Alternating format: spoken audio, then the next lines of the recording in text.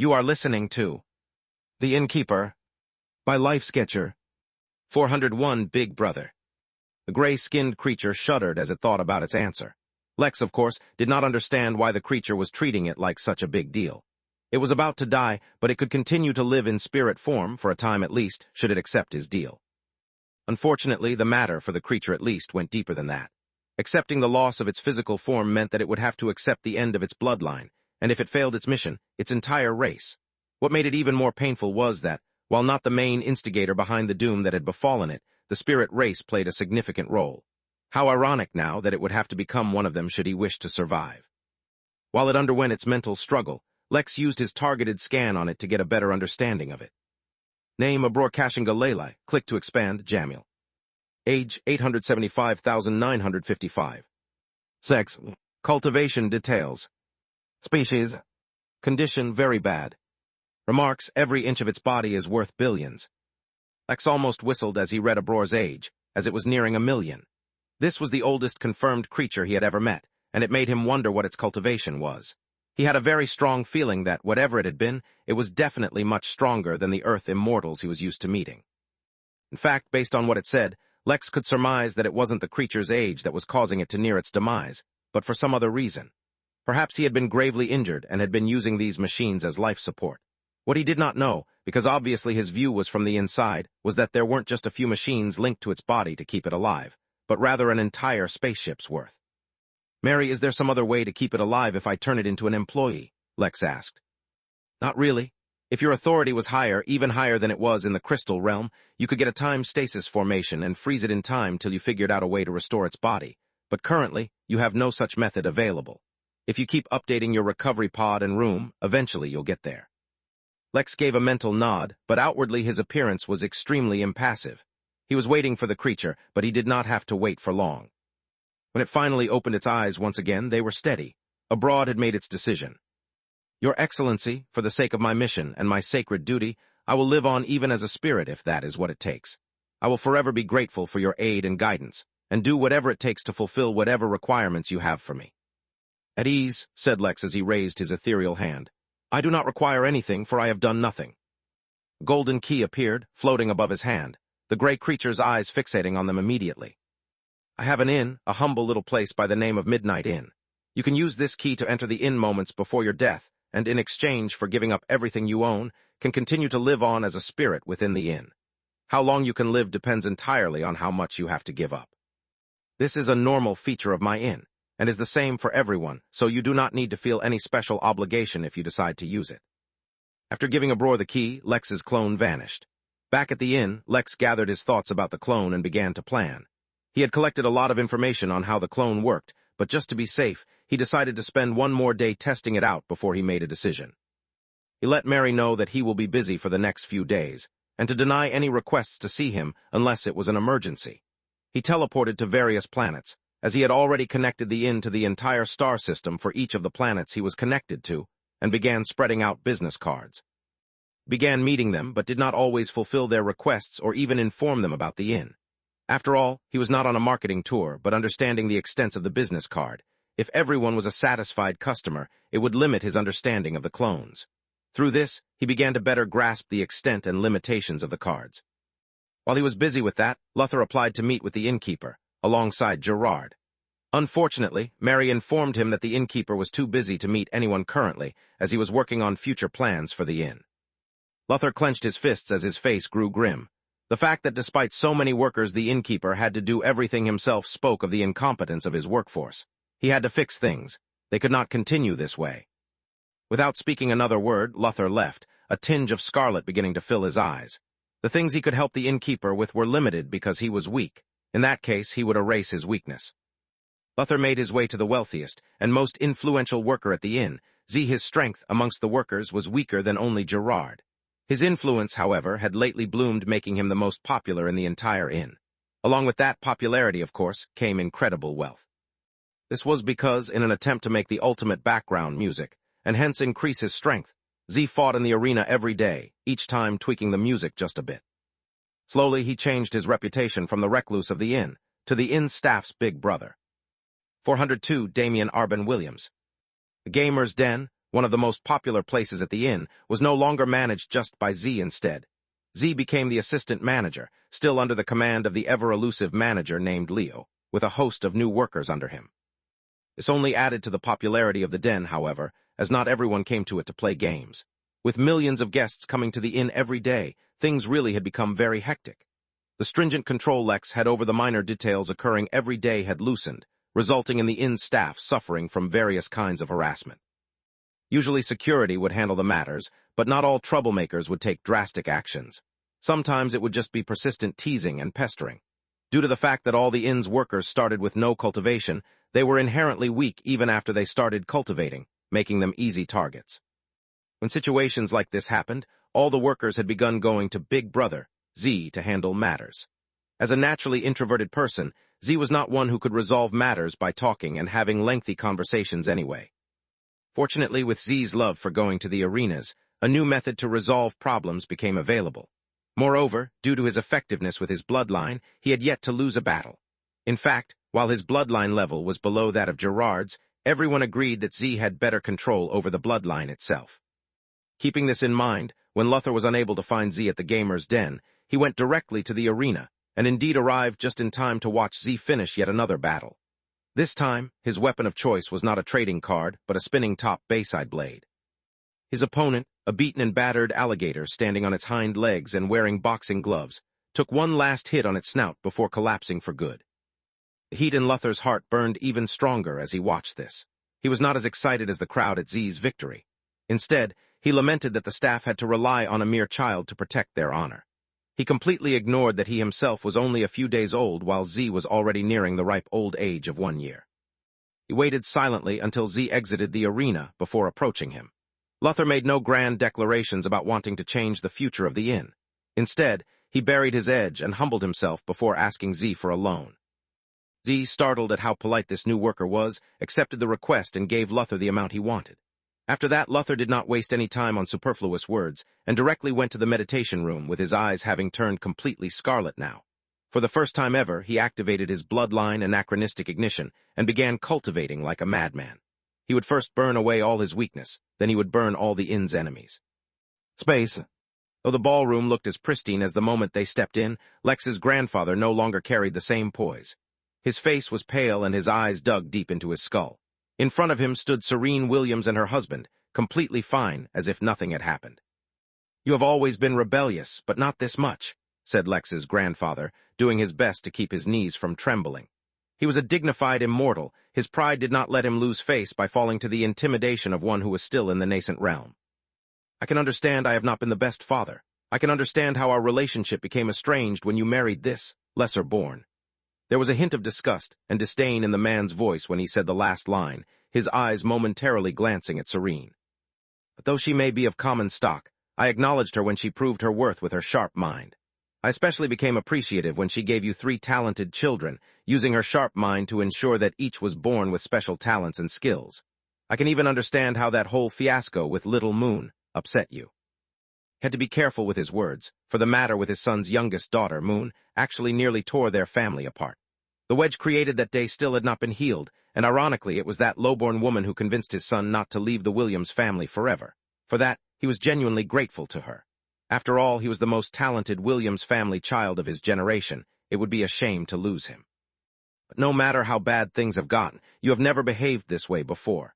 Even going as far as hiding the existence of your son for 2 decades, depriving him of his family heritage.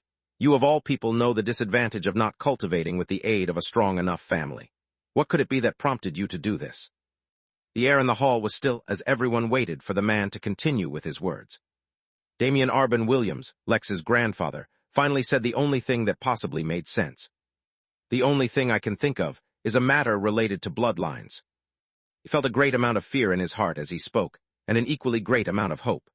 The Williams family had a great history, and should have been one of the top 4 families of the Jotun Empire, directly alongside the prestigious Butt family which Naaman Butt belonged to, under only the royal family. While the Williams family shared a sufficiently powerful background, there was one major flaw that prevented them from ever reaching that status. Other than the founder of the Williams family, one of the 4 advisors to King Jotun himself, no one from their family had been able to unlock the bloodline their family carried. "It does not matter," Lex's father replied, after slashing one more time and cutting yet another hole in space. You have already seen what my sword can do. Search for my son and I will personally end the Williams family, the Yaughton agenda be damned. The couple exited through the slashed space, leaving behind an utterly confused old man. But though the old man was confused, he was not poltroon. Hidden deep in his exhausted eyes was ambition. The fact that his grandchild had been hidden from him meant that there was something special about him, and Damien was not about to let that go. 403 Midnight Newsletter. Lex dismissed the last of his clones and sat with his back to his chair, letting out a deep sigh. One unexpected, but somehow predictable, result of using consciousness clones was severe mental exhaustion. Even if it was as if he had another brain functioning independently, the energy for all that processing still derived from his original body and soul. Not to mention that he had been using multiple clones, sometimes even at the same time, to check whether that was possible or not. As a result, he had been completely exhausted. It was not a big deal, for he had more than a whole day before the assembly began. What he had to decide now was whether or not he would attend, for if he missed this one, he would have to wait 100 years for the next one. Before making complicated decisions like that, he needed to get some rest. Instead of directly sleeping, Lex first teleported to his own home within the inn, which was in a space cut off from the main inn. Removing most of his clothes, Lex slowly immersed himself in the hot tub and let out a soft groan as he felt the warm water massage his skin. Strange thing that had happened to him since his upgrade was, most hot things just felt warm to him. Even if he put his hand in an open flame, for a very long time it would only seem warm. Only when the temperature was close to his limit would he begin to feel that it was hot instead of warm. Not that any of that mattered, for right now Lex was in a mood to relax. After a short dip, he got out of the hot tub and put on his bathroom set and let it cleanse his body of all fatigue, as well as filth. Not bothering to change, Lex then walked into the meditation room, sat down, and began cultivating. Sleep would help him recover, there was no doubt about it, but meditating and cultivating would help put him in the right state of mind for what lay ahead. Considering he was at the peak of the Foundation realm as it was, all cultivating would do was push him towards the Golden Core realm. But it was not an automatic transition, so until he chose to initiate it himself, cultivating would only end up refilling his reserve of spirit energy and refreshing him. It did not take long, approximately 6 hours, before Lex stopped his cultivation, for he was completely refreshed. Since he had not been drained beyond normal, or been injured in some way, such a normal way of recovering was more than enough to bring him back to his peak state. Now Lex had a decision to make, but he received a notification that the inn upgrade to merge with the Hanali portal was complete, and only required him to make a few additions. Lex had put off dealing with inn-related stuff for now, but this was a simple enough task that he didn't mind doing it. The Hanali portal was similar to the internet, and spanned the entire known universe in the Origin realm. It was maintained not by the Hanali themselves, but by the members of the Hanali Alliance. This statement in itself brought Lex a lot of confusion, since if the entire Origin realm was under the Hanali purview, shouldn't the entire universe be considered as a part of the known universe? Of course, in this regard the universe was only referring to the Origin realm itself. But regardless, coming back to the portal, entering it required a few things first. A person who was entering the portal for the first time had to go to what was called a registration point and log in from there. This was because they would take all kinds of information and enter it into the portal. Once that was done, a person could interact with the portal as simply as by giving it a verbal command, regardless of whether you had a log-in device or not. Of course, such interactions were extremely limited in capability. The proper way of logging in was with a login device. This could be a simple computer to let you access the information, or a complete VR immersion kit to let you enter the virtual landscape of the portal. Once logged in, there were still a few restrictions, such as the inability to hide your identity from the portal, but otherwise it was an open world for you to do as you please. The exact details Lex was not aware of, since the information he got from the system was only related to setting up a registration point and an access point, as well as the very basics of the portal. After thinking about how to set it up for a bit, Lex decided to put down the registration point on one of the branches off Main Street, but created multiple access points throughout the inn. The thing about access points was that it contained both complete immersive VR kits, as well as simple access points. Of course, considering the size of his inn and the number of his guests, he had to create enough access points to accommodate a large number of people entering. He'd check it out when he had the time. For now, he turned his attention back to the assembly. Even if he decided to go, there was one issue he had to overcome and had been unable to experiment with. To activate the business card, someone needed to channel energy into it, but once the clone was summoned, it was unable to move. Did that also mean it was unable to teleport? Within the inn, he was able to teleport his clone anywhere without it disappearing, but he did not know if the same would hold true for teleporting the clone to the assembly. Everything was so risky, and now he had to face a battle between his heart, which wanted to go, and his brain, which said waiting 100 years was not a big deal since now he was a cultivator. Space. William Bentham was feeling good. Things had only gone from bad to better over the last 1 year, and not only was his cultivation recovering rapidly, his business was taking off. His secret society, the Rose Society, was gaining influence faster than anyone could imagine, and the best part was, due to the various business deals he had operating through the inn, no one could trace his income. That meant the Rose Society had no money trail anyone could use to trace it back to him. What others didn't know was that soon he would even receive an entire spaceship. He could use that to transport the rehabilitated workforce from Earth to another planet and start a colony on a new world. Of course, such a deal hadn't been without costs, but nothing was without price. He could afford to pay it, so long as it helped him achieve his dreams. If there was one thing he regretted, it was that his own children hadn't helped at all in his new growth, and instead it was Hera who had helped him. The one bet she had taken so long ago, of not taking $1 million for the key and invested in him instead, was paying off big time now. Not only was leading one of the most successful startups in history, she had now become a cultivator as well. Yes, all was good. Just as Will was losing himself in his thoughts, sipping a cup of warm tea, something suddenly appeared on the table in front of him. Curious, he looked over and discovered a newsletter. To be more specific, he found the Midnight Inn newsletter. Surprised, as well as thoroughly exhilarated, he plucked it off the table and began to read. Oddly enough, on the entire page filled with interesting news not only about the inn but the universe at large, Will's eyes were directed instead to a small little corner of the page with a segment called Ask Rachel.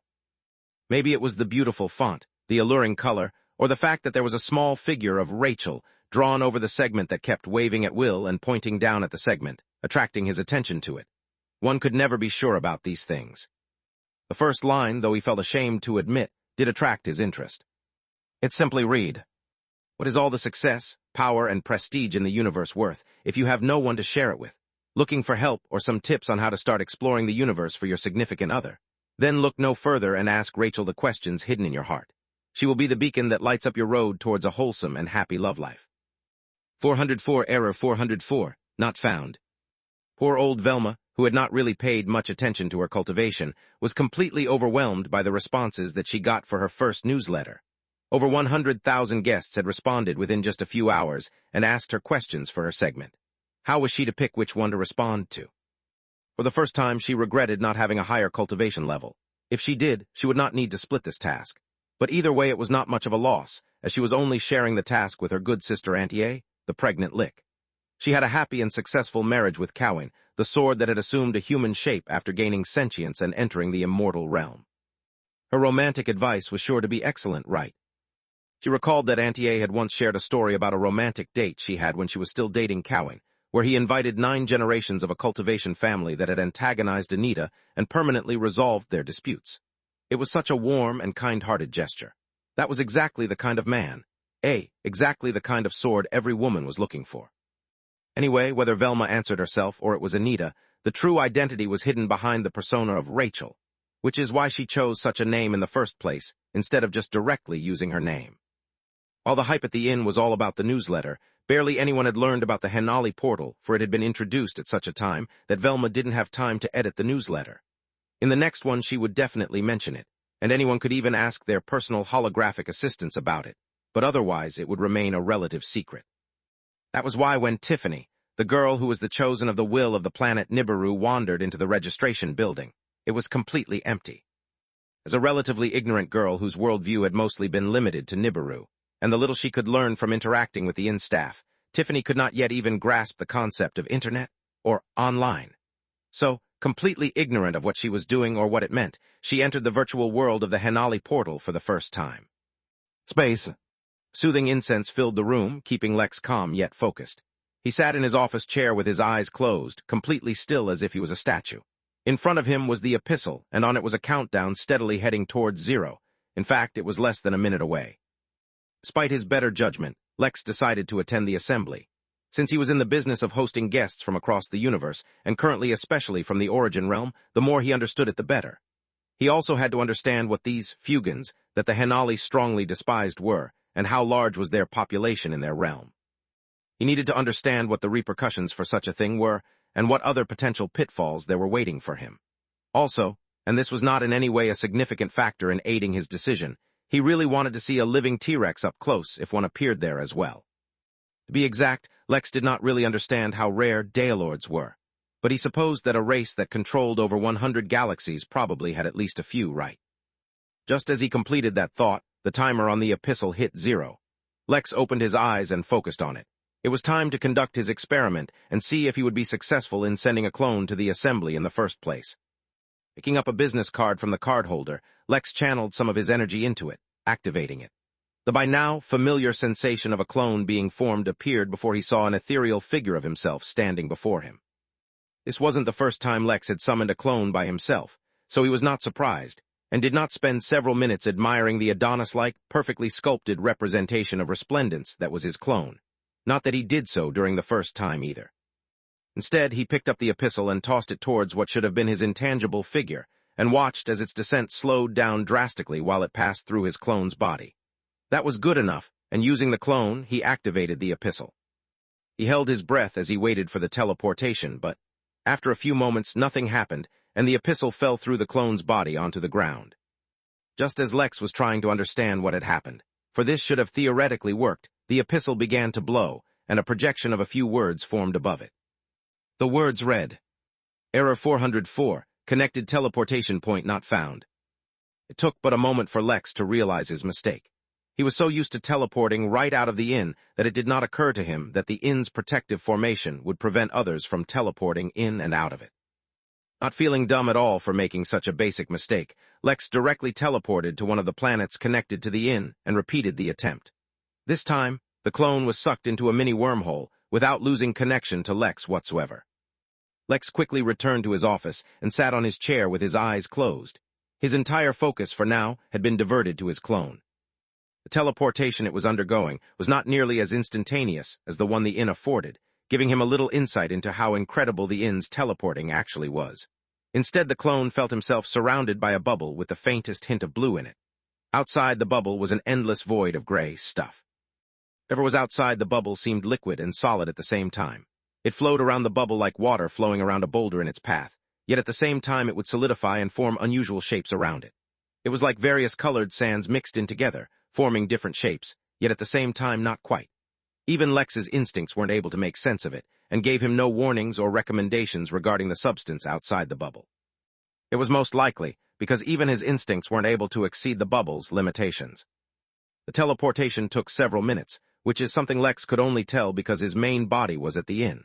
Otherwise, within that strange gray space, even time seemed somewhat abstract. When the teleportation ended, Lex's extremely focused mind picked up various bits of information all at once. Firstly, he was in a room that strongly reminded him of the U.S. Congress, but instead of getting a single chair, he had an entire booth. Though he was in the form of a consciousness clone, he could tell that the booth was filled with such excruciatingly, beautifully pure spirit energy that he had never felt anything like it. At the same time, he knew that if his real body had appeared here, neither the lotus on his back nor the system's ability to absorb energy would have been enough to prevent his body from being overloaded with what was surely the pinnacle of all energies, and exploding as a result. Even as merely a clone of his consciousness, he had been influenced by the energy, resulting in him feeling such immense, orgasmic pleasure that it nearly drove him insane. Had he not entered the overdrive state before sending his clone away, it would have taken him a long time to recover. Fortunately, he had made sufficient preparations. Moreover, the extreme control his host attire gave him over his expressions somehow extended to his clone, so even in the brief moment of near insanity, he had kept his expression placid. The second thing he noticed was that while the room was large, it was not nearly as big as he had been expecting, considering this was a gathering that invited all those that had entered the Daelord realm in the Origin realm. In fact, there were probably less than 50 booths altogether. Moreover, even of the existing booths, very few were actually occupied, though he was not able to actually see into the booths that were occupied. This was probably one of the safety measures to ensure anonymity. Well, to be more specific, he could not see in most of the occupied booths. This was because the third thing he noticed was a very familiar figure. It was the Devil Balaam. 405 Challen. Hall Lex was in was large and majestic, with every inch of it covered in an intricate pattern carved directly into the very walls of the hall itself. The lighting was a dim yellow, as if a chandelier hung over the hall, filled with old incandescent bulbs. Yet if one were to look directly above, they would see what looked like a miniature version of a star, wrapped in and hung by what seemed an ornamental chain. Something about the scene was unusual, but even in his overdrive state, Lex found it difficult to focus on any one thing for too long, due to the crashing waves of pleasure the energy kept giving him. He could have sworn that if it weren't for the perfect control his suit afforded him, he would occasionally moan from pleasure. Looked around his booth, straining his mind to see if there was anything he could use to control and reduce the amount of energy, but he saw none. If things continued at this pace, he would be mentally exhausted long before anything substantial happens. For a meeting that was only held once a century, Lex assumed that it would last, at the very minimum, a few days if not weeks. Now it seemed like Lex wouldn't even be able to last the first hour. Nothing was happening yet, or at least no one was talking where Lex could hear, which meant that Lex was exerting himself constantly just to stay sane, and not even hear anything relevant. In fact, he couldn't even spend time trying to observe the other Daylords. For the moment he looked at the devil who he already knew, the man that was Loretta's dad, and thought of his name, the devil reacted and looked directly towards Lex. Lex's mental state was too strained to pick up any details of his expression and detect whether there was curiosity or recognition in the gaze. It took all his strength just to stop thinking about him. Lex was in a strange situation, where it would take all of his strength to focus on one thing, due to the distraction created by the energy, while he would also need all of his energy to stop thinking about a certain thing. To reduce the strain on his mind, he allowed himself to relax a little while until nothing important was happening, and let his gaze wander the hall. 13 of the booths were hazy, meaning that 13 other guests were here keeping their identities hidden, while only 5 of them didn't care at all and let their appearance be shown to all. Other than the devil, there was another humanoid being. She was an angel of otherworldly beauty, with a bearing truly surpassing that of mere mortals. From that one time, the representatives came to send an invite to the inn. Lex knew of a small list of other humanoid beings that existed in the universe, which is why Lex thought that the woman was an angelic beauty. It was because she was literally an angel. One of the other beings that were present in though was somehow extremely massive and small at the same time. He was small because he fit perfectly in the booth that was the same size as the others, but when Lex passed his gaze over him, the image in his mind was so vast Lex could not begin to comprehend its size. The being was a beast of some kind, and that was all Lex could determine. As for the remaining 2, Lex's feeble mind could not comprehend what kind of existences they were. Sight was almost as intoxicating as the pleasure provided by the energy, and as he had loosened the reins on his self-control, Lex quickly lost himself in a daze. There seemed to be no end as the swirls went from one to another, a never-ending weave forming immaculate shapes. In fact, it was so perfect Lex began to imagine that they were a physical representation of the universe, and through that, he began to see odd shapes and began hearing weird sounds. Despite his best efforts, his feeble mind could no longer tolerate it, and he began to hallucinate. He began to imagine that the patterns were coming to life, and taking the shape of the characters he used in his arrays. Only, these characters were 100 million times more complex than any character he had ever seen or used, and just perceiving them subject him to untold pressures. Colors began to lose meaning to Lex and bled into sound. Then his sense of touch mixed into the pot, and somehow, his sense of taste as well. All his senses were going haywire as Lex experienced a trip worse and more vivid than any drug Earth had to offer. By now, his overdrive state had completely collapsed, and even Lex's main consciousness had entered into a trance alongside his clone. Let alone participate in the assembly, Lex could not even tolerate a wisp of his consciousness being in the room where the assembly was held. In fact, it was a testament to not only the immense strength of his mind, but the regal embrace as well that he had been exposed to an environment suited to perfectly host Daylords, and he had not completely collapsed. In a very accurate way, Lex was now subject to the kind of pressure low-level cultivators usually experience around cultivators with levels much higher than their own, except that this time the system was no protecting him since this was not inside the inn. The craziest part was that Lex's consciousness clone had not even absorbed any of the energy that it was submerged in, only exposed to it. Outside his booth, exactly 1 minute had passed.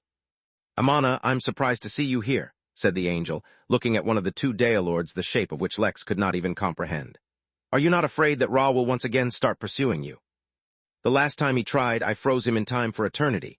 Had it not been for Balam, that is where he would remain," replied Amana, showing complete disregard for this Ra that was being referenced. "My sincerest apologies, Goddess Amana," Balloon said with a casual smile, "but we devils are businessmen. For a sufficient price, anything is negotiable. In fact, I believe even your sons have availed some of our services." The devil's reputation was spread not only in the Origin realm, but many others as well.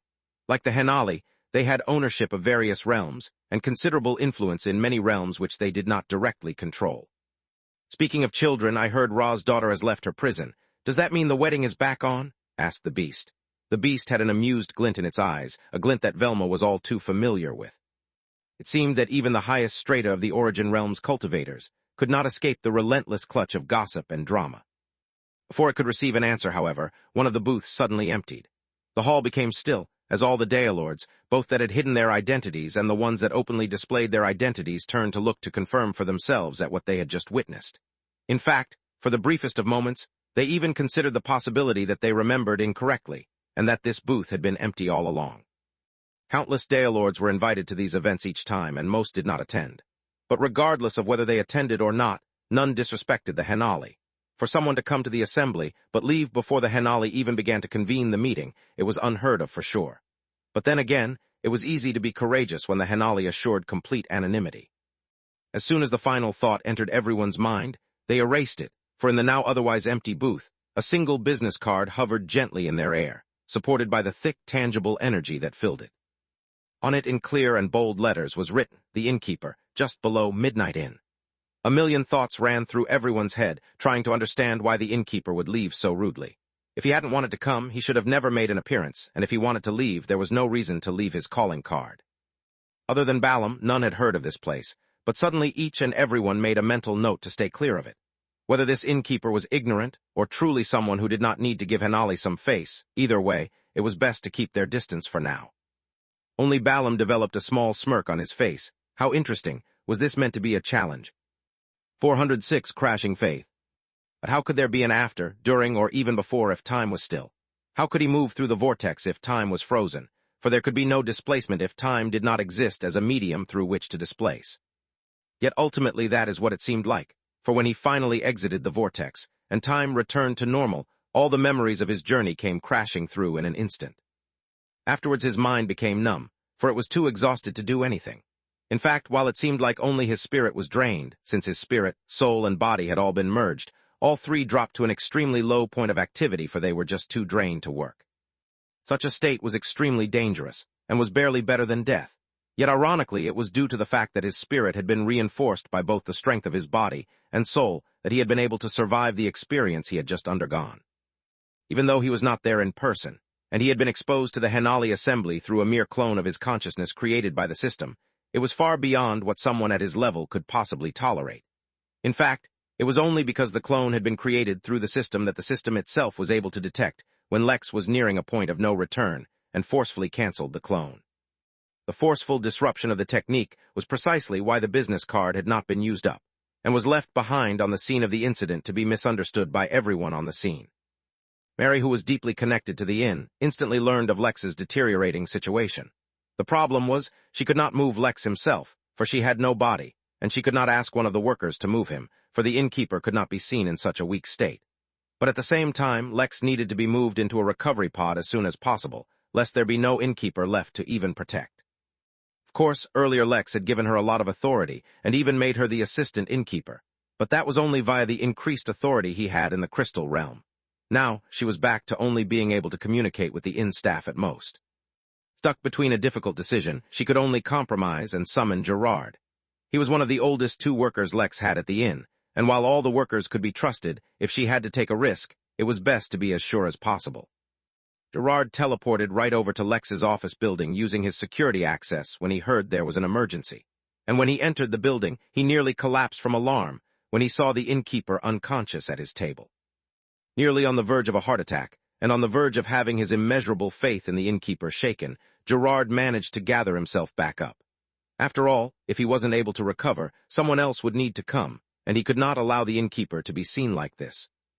As quickly yet gently as possible, Gerard lifted the innkeeper from his seat and teleported to the recovery room. With the absolute utmost speed he could conjure, he took the innkeeper to the recovery pod before anyone could see who he was carrying.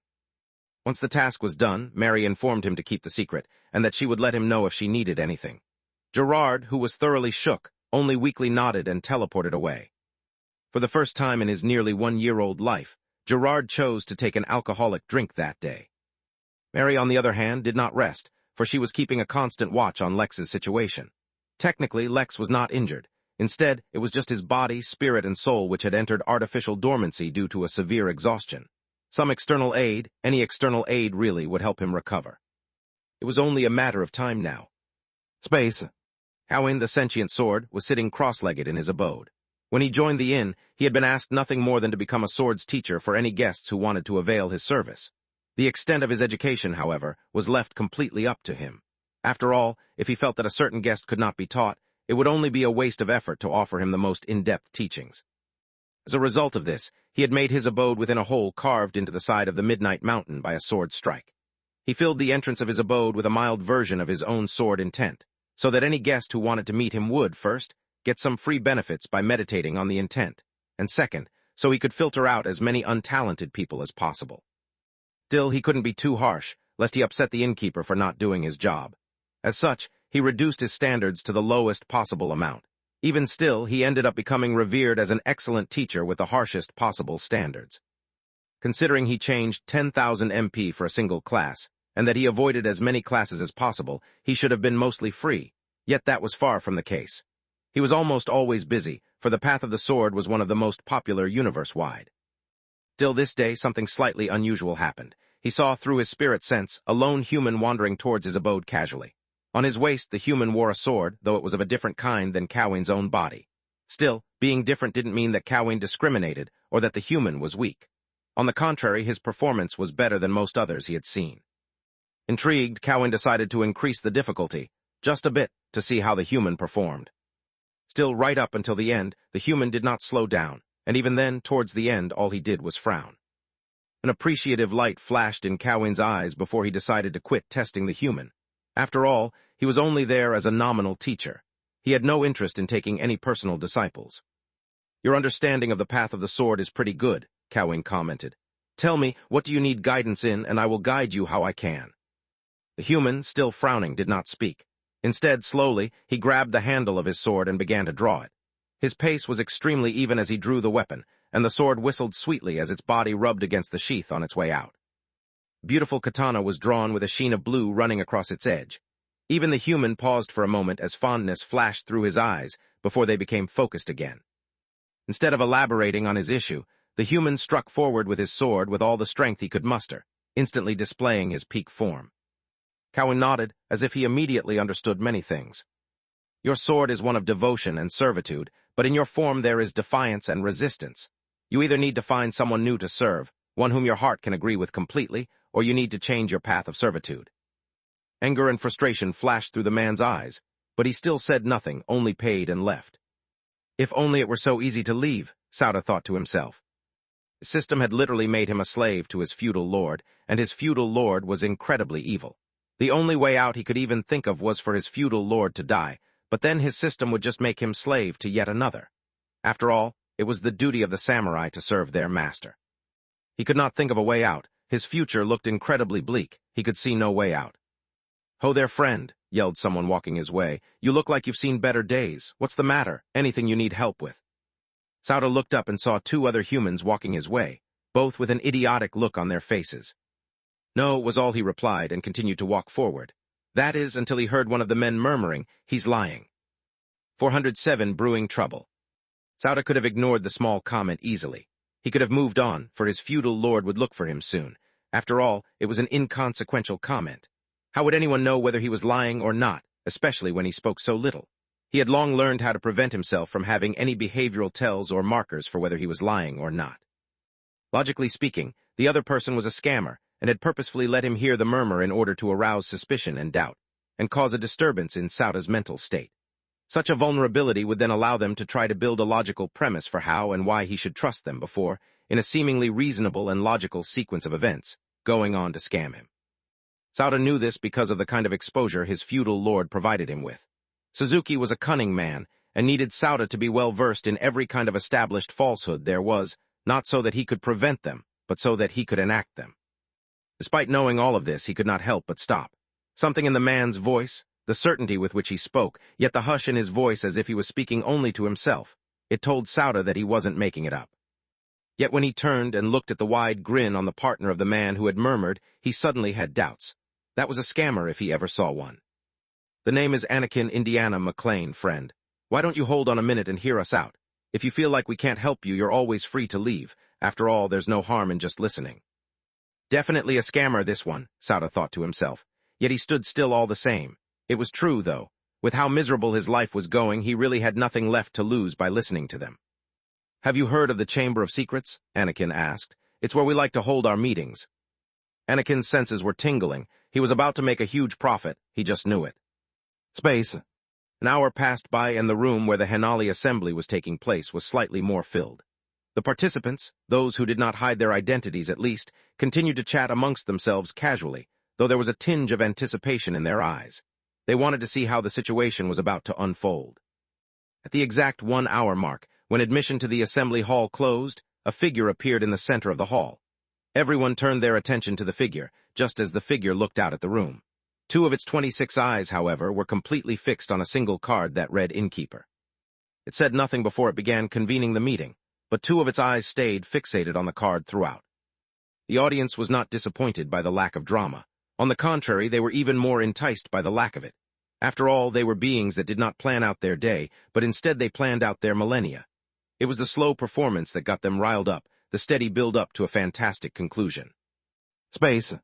At the same time as the Henali assembly, which was being held by the highest, most echelon of the realm, another assembly was being held. This time there was no Henali member to oversee the assembly, only their chosen representative this time. Thus, presiding over this joint session that included the recognized empires, races, and organizations, was a member of a race called the Starguard. A being made up of pure fire, its strength was extremely formidable. At the same time, however, the Emperor of the Jotun Empire, who was sitting in the assembly, had never even heard of the Starguard race. He was seated in one of the middle sections of the room and even near the top, even though the human race was considered, in general, much weaker than many of the races that sat even below the Emperor. It could not be helped, for he was not seated arbitrarily. He was seated according to the social rank of humans in the origin realm, which, based on common sense, should have been quite low. This was because the status of a race was not determined by how large their population was, how developed their cultivation system was, or what kind of military might they held as a race. Instead, it was determined by the single strongest member of their race. As far as the human race was concerned, in the entire realm, there was none stronger or with a higher cultivation level than him. Moreover, he was not the kind of ruler who sat on a bejeweled throne and passed down orders from behind safe havens. No, the Emperor was a man so fierce that, besides being a ruler of one of the largest human empires in the realm, he had been hired as a personal envoy by the Henali. In a realm that did not naturally allow beings touching the Tao to be born, he was near what should have been the natural apex. His rule began with, and continued on while in the midst of eternal war. It was not his own innate logistical prowess that allowed the empire to flourish.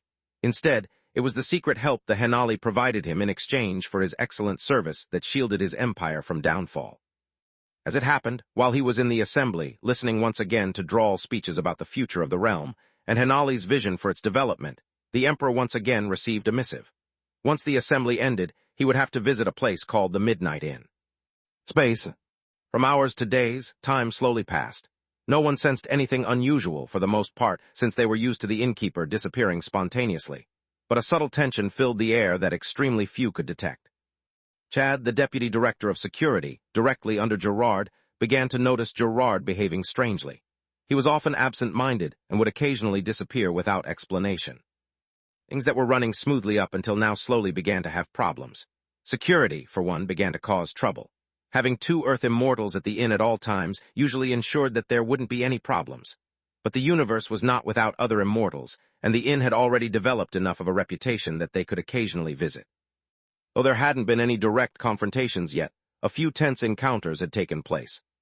What was strange, though, was that while usually Mary gave excellent orders to deal with the situation, this time she was being hesitant and kept moving towards tolerating as much as possible. Another issue was logistics. With an increased number of workers, everything originally ran very smoothly. After all, the system itself took care of so many things. But with no clear upper management, and Mary herself acting out of sorts, alongside the innkeeper's absence, many of the workers had to resolve their own issues. This often resulted in clashes or misunderstandings. For most guests, this was not a big deal, but for some of the older or more observant guests, this was a huge anomaly. The number of devils at the inn had also increased lately, and while they created no problems themselves, they sent silent reports of everything that occurred in extensive detail. Who or why they were sending these reports to was a mystery, but they were not subtle at all with their actions. As if to make things worse, a few days later, in the X-14 star system, a huge, extremely coordinated battle took place that spanned multiple planets. The Dmitri family, despite being caught off guard, somehow managed to repel the attackers, with rumors abound that someone named Tetsuya played a significant role in resolving the attacks. Yet the real issue that came to light was that the attackers all snuck onto the planets, and would then teleport to the inn until the right time. Then, when given the order, they would return to the planets and launch an attack. This information spread very quickly and painted the Midnight Inn in a very bad light, yet somehow that attracted even more guests. Mary was alarmed, for this was not what the inn was supposed to represent, yet it was clear that people were abusing the system's capabilities while not breaking any of the inn's rules. 100 more minor issues were popping up. The latest of which was happening today, on the day of Harry and Haley's wedding. A group of party crashers had barged in, and the situation was looking like it was deteriorating fast. 408 too ugly to describe. Harry and Haley had been planning their wedding for a while by their own standards. It had been a few months, and honestly, they could not wait any longer. To be honest, there was no real need to either. Due to the sensitivity of sharing his identity, Harry was not intending on inviting any of his friends from Earth to the wedding. Not that he returned to Earth much at all these days, but that did not change the fact that he did not want his identity disclosed. What if someone targeted his friends to reach him? He'd seen enough movies to know that greedy people could do anything. Haley, as well, did not want to invite anyone from her planet. In fact, she was even reluctant to return at all. She could not imagine going back to the ridiculously difficult and tedious life she had lived previously. Though she always knew she was being overworked, she had no idea just how much of a terrible life she was living till she saw the living standard at the inn. Still, while they had no invites from their own planets, they both had made plenty of friends with their identities at the inn. Just coordinating and inviting all of them was a hassle. Another reason Harry delayed was that he was secretly hoping the innkeeper would also become free by then to attend his wedding, or possibly even officiate it. Unfortunately, on the morning of his wedding, the assistant innkeeper told him that the innkeeper had important business which kept him busy. There was a tinge of disappointment in Harry's heart, but he suppressed it. It made sense, after all. The innkeeper was an important man. He had better things to be doing than attending his employees' weddings. Harry had rented out the entire Midnight Manor for the wedding despite the fact that there were perhaps a little over 100 guests at most. For some people that number may be huge, and for others it was small. For Harry, an orphan with no contacts of friends other than the ones he worked his behind off for, and for Haley, a simple farmer girl previously, the number of guests was massive, and something they were very prideful of. The guests contained, other than some of Harry's colleagues, some of his regular customers, friends he'd made at the inn, as well as many of the contestants from Lady Cosmos who became friends with Haley. It was an absolute ball, since the wedding style they had opted for was a merger between traditional Western weddings and those from Haley's world. Yet while they were dancing and singing and playing wedding games, things instantly went from perfectly joyous to deathly still. A small group of guests from the race known as Gelati were at the inn, and happened to be nearby the manor. Moreover, while they had not come to the inn with devious intentions, when they saw Jill, the winner of the Lady Cosmos competition, attending a function at the manor, things instantly deteriorated. The Midnight Inn's security room immediately picked up their malicious intentions, but there were 4 of them, and all of them were in the immortal realm or greater. The security personnel did not even have time to register the situation and try and attempt to resolve the situation before the 4 of them crashed the wedding with their auras full on display. The strongest known members of the Midnight Inn were Cowan and Anita, who were both at the Earth immortal realm. They were extremely competent, but even so they could not go 2 against 4, especially when some of them seemed to be at an even higher cultivation realm.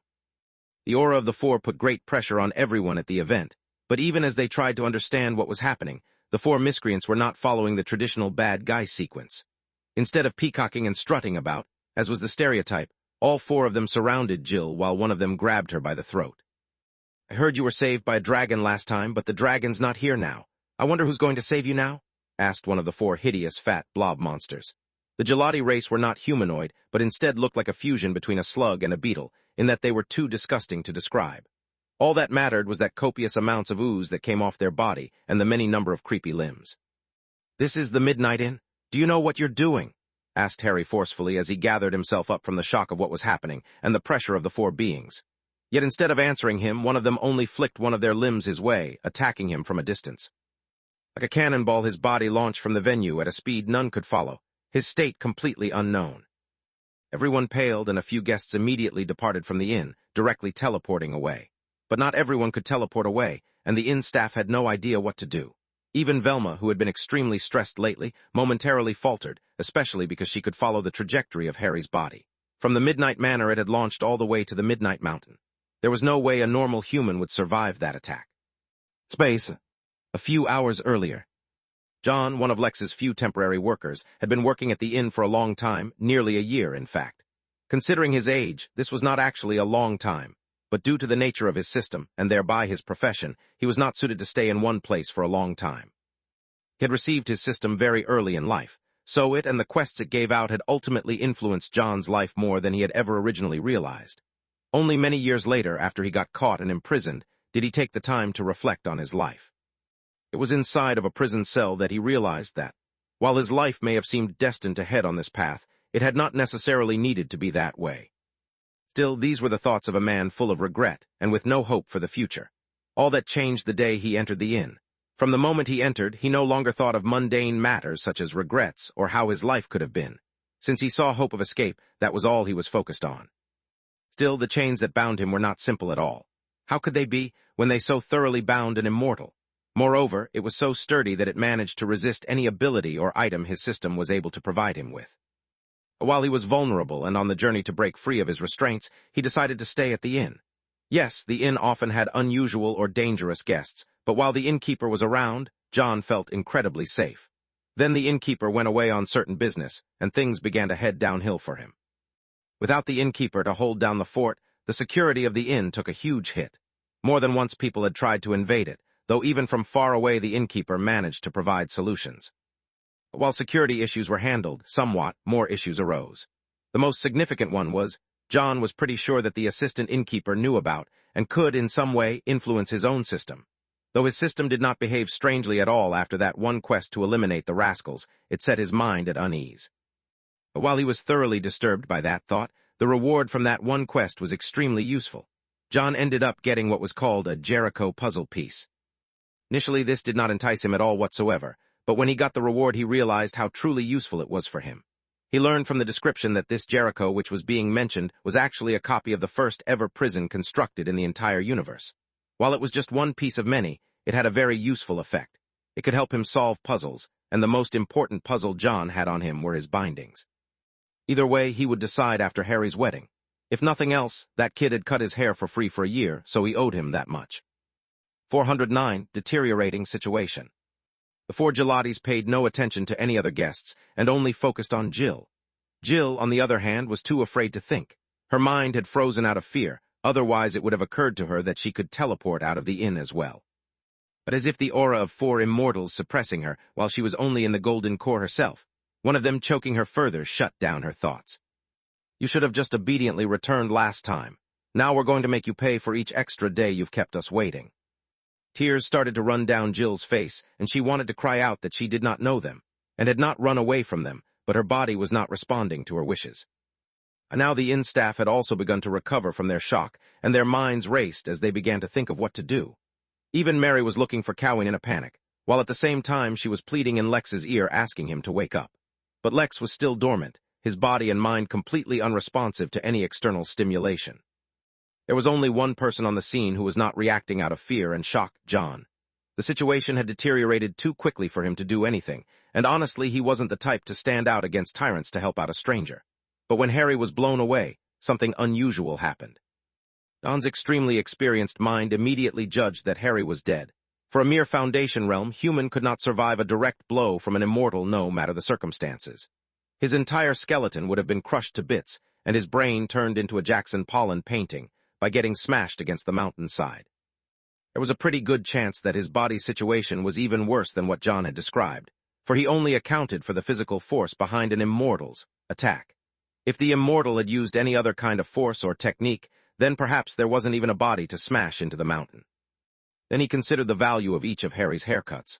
Considering that during his haircut he would nourish and relax, and sometimes even reinvigorate the soul, his haircuts were not cheap. Then he considered how long they had known each other. It was hard to determine, since John had not been keeping count of the exact number of weeks, but let's say they had known each other for 45 weeks. That 45 haircuts, each one worth a lot. After some mental arithmetic, his valuation for the haircuts, when rounded off, came out to be exactly worth 4 immortal bodies. "Payment accepted, initiate task," said John, though for some reason no one heard his voice. Yet in his eyes the time seemed to slow down, and the 4 immortals surrounding Jill were targeted in red. Since his system was an assassination system, it, of course, helped him immensely in carrying out assassinations. Creating the most efficient strategy for him was but one of its many abilities. Raising his cultivation whenever he assassinated someone with a higher cultivation level than him was another. One of his favorite ways in which the system helped, though, was when it taught him incredible attacks. The cultivation world, at least for immortals, was quite different from lower levels. Things such as techniques and weapons, while helpful, took a supplementary role, while the main source of an immortal's strength were an immortal's own tenets. The attacks an immortal could use were also based on those tenets. John, though, as a system wielder, had a bit of a hack, which was that the system could automatically teach him incredibly powerful attacks that had nothing to do with his own tenets.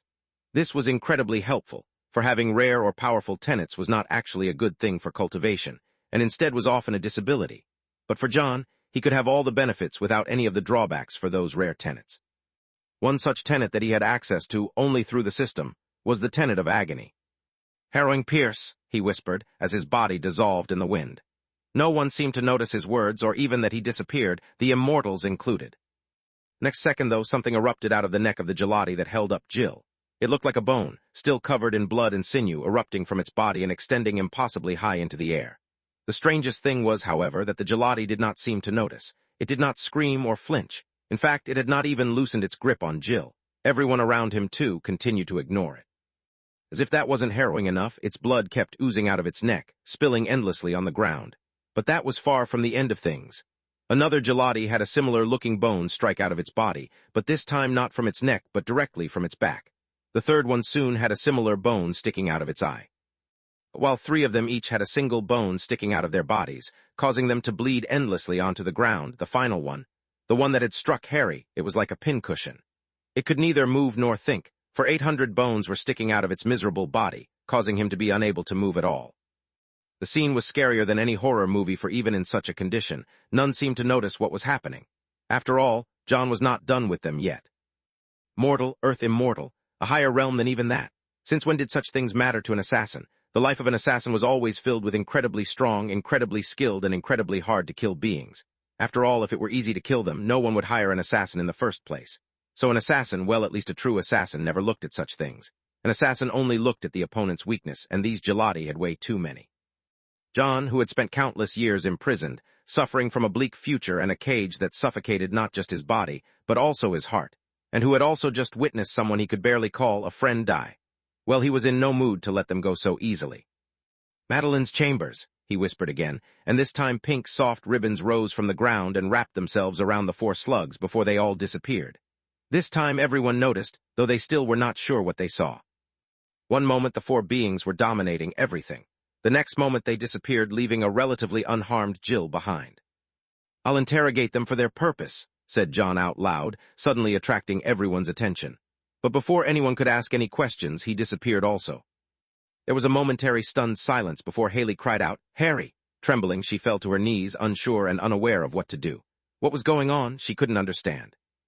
One moment it was the happiest day of her life. The next, everything had been ruined. The culprits had also somehow disappeared, though there was a vague premonition in her mind that they would very much regret their actions, but she did not care about that. She only wanted Harry back. Where had he disappeared to? Mary, who quickly regained her focus after seeing John act, immediately summoned Gerard and told him to teleport Harry to the recovery room. Gerard, who had just teleported to the scene of the crime, quickly teleported away again. Before anyone could see what happened to him, the old man put his hand on what looked like a meat bag and teleported away. In a very rare occurrence, the recovery room began operating the recovery pod and the organic reconstruction room at the same time, immediately beginning to reconstruct Harry's body. The fact that this was being done, despite all odds, meant that Harry was somehow still alive, though no one could yet understand how or why.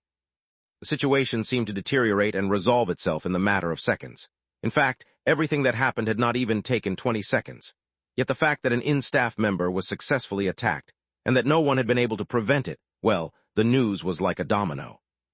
The news spread like wildfire, and suddenly the fire of greed was lit in a lot of eyes. The method for the Midnight Inn's instantaneous teleportation from any planet ever, it was too valuable, and many began to have a few ideas. It did not take long, in fact. Only a few hours later in the main arena inside the village, the champion loudly and proudly challenged the innkeeper to a fight. That is, if the innkeeper was not afraid. At the same time, for the first time ever, elsewhere in the inn, someone was trying to kidnap one of the inn employees. 410 war. Everyone was on edge, for usually when an issue arose, even if the innkeeper did not return, he at least passed a few orders that would, to some degree, resolve all dangers. Now, however, not only was the innkeeper not returning, but he had passed no new orders. If Luther were not inside an extended cultivation retreat, to be disturbed only if the innkeeper summoned him, he would have been disgusted by the staff's reaction. They were there to ease the burdens of the innkeeper, not to become his new burdens. Still, while the staff did not have the same level of determination, they were not pushovers. Security had been ramped up to the maximum, and no one was taking a single moment lightly. The 4 Gelatis had been banned from leaving the inn by Gerard using his authority as the head of security. This gave John as much time as he wanted to conduct a thorough investigation of their motives. The fact that he had to pass 2 of the Gelatis to the Galactic Sovereign Turtle as fertilizers was an unfortunate failure on his part, for his extensive enthusiasm for conducting his interrogation was too much for them to handle. Fortunately, 2 still remained to resolve all doubts relating to this matter. Jill had been placed in protective custody, meaning she had been given a small house which had a defensive formation others could not enter at all without her permission, free of charge. Of course, it was not free at the moment, since none of them could make that decision on Lex's behalf, but the staff were pooling their MP to pay for it, and once Lex awoke, Mary would take the payment from him. In the security room, it was all hands on deck, as everyone was paying the maximum amount of attention possible to anyone exhibiting any kind of malicious intent at all. Even Cowan was on duty at the security room for now, so that the moment an issue arose that was even slightly beyond the scope of ordinary guards, he would handle it. With all this going on, it need not be said that Harry's wedding and any other unnecessary event had been put off for now.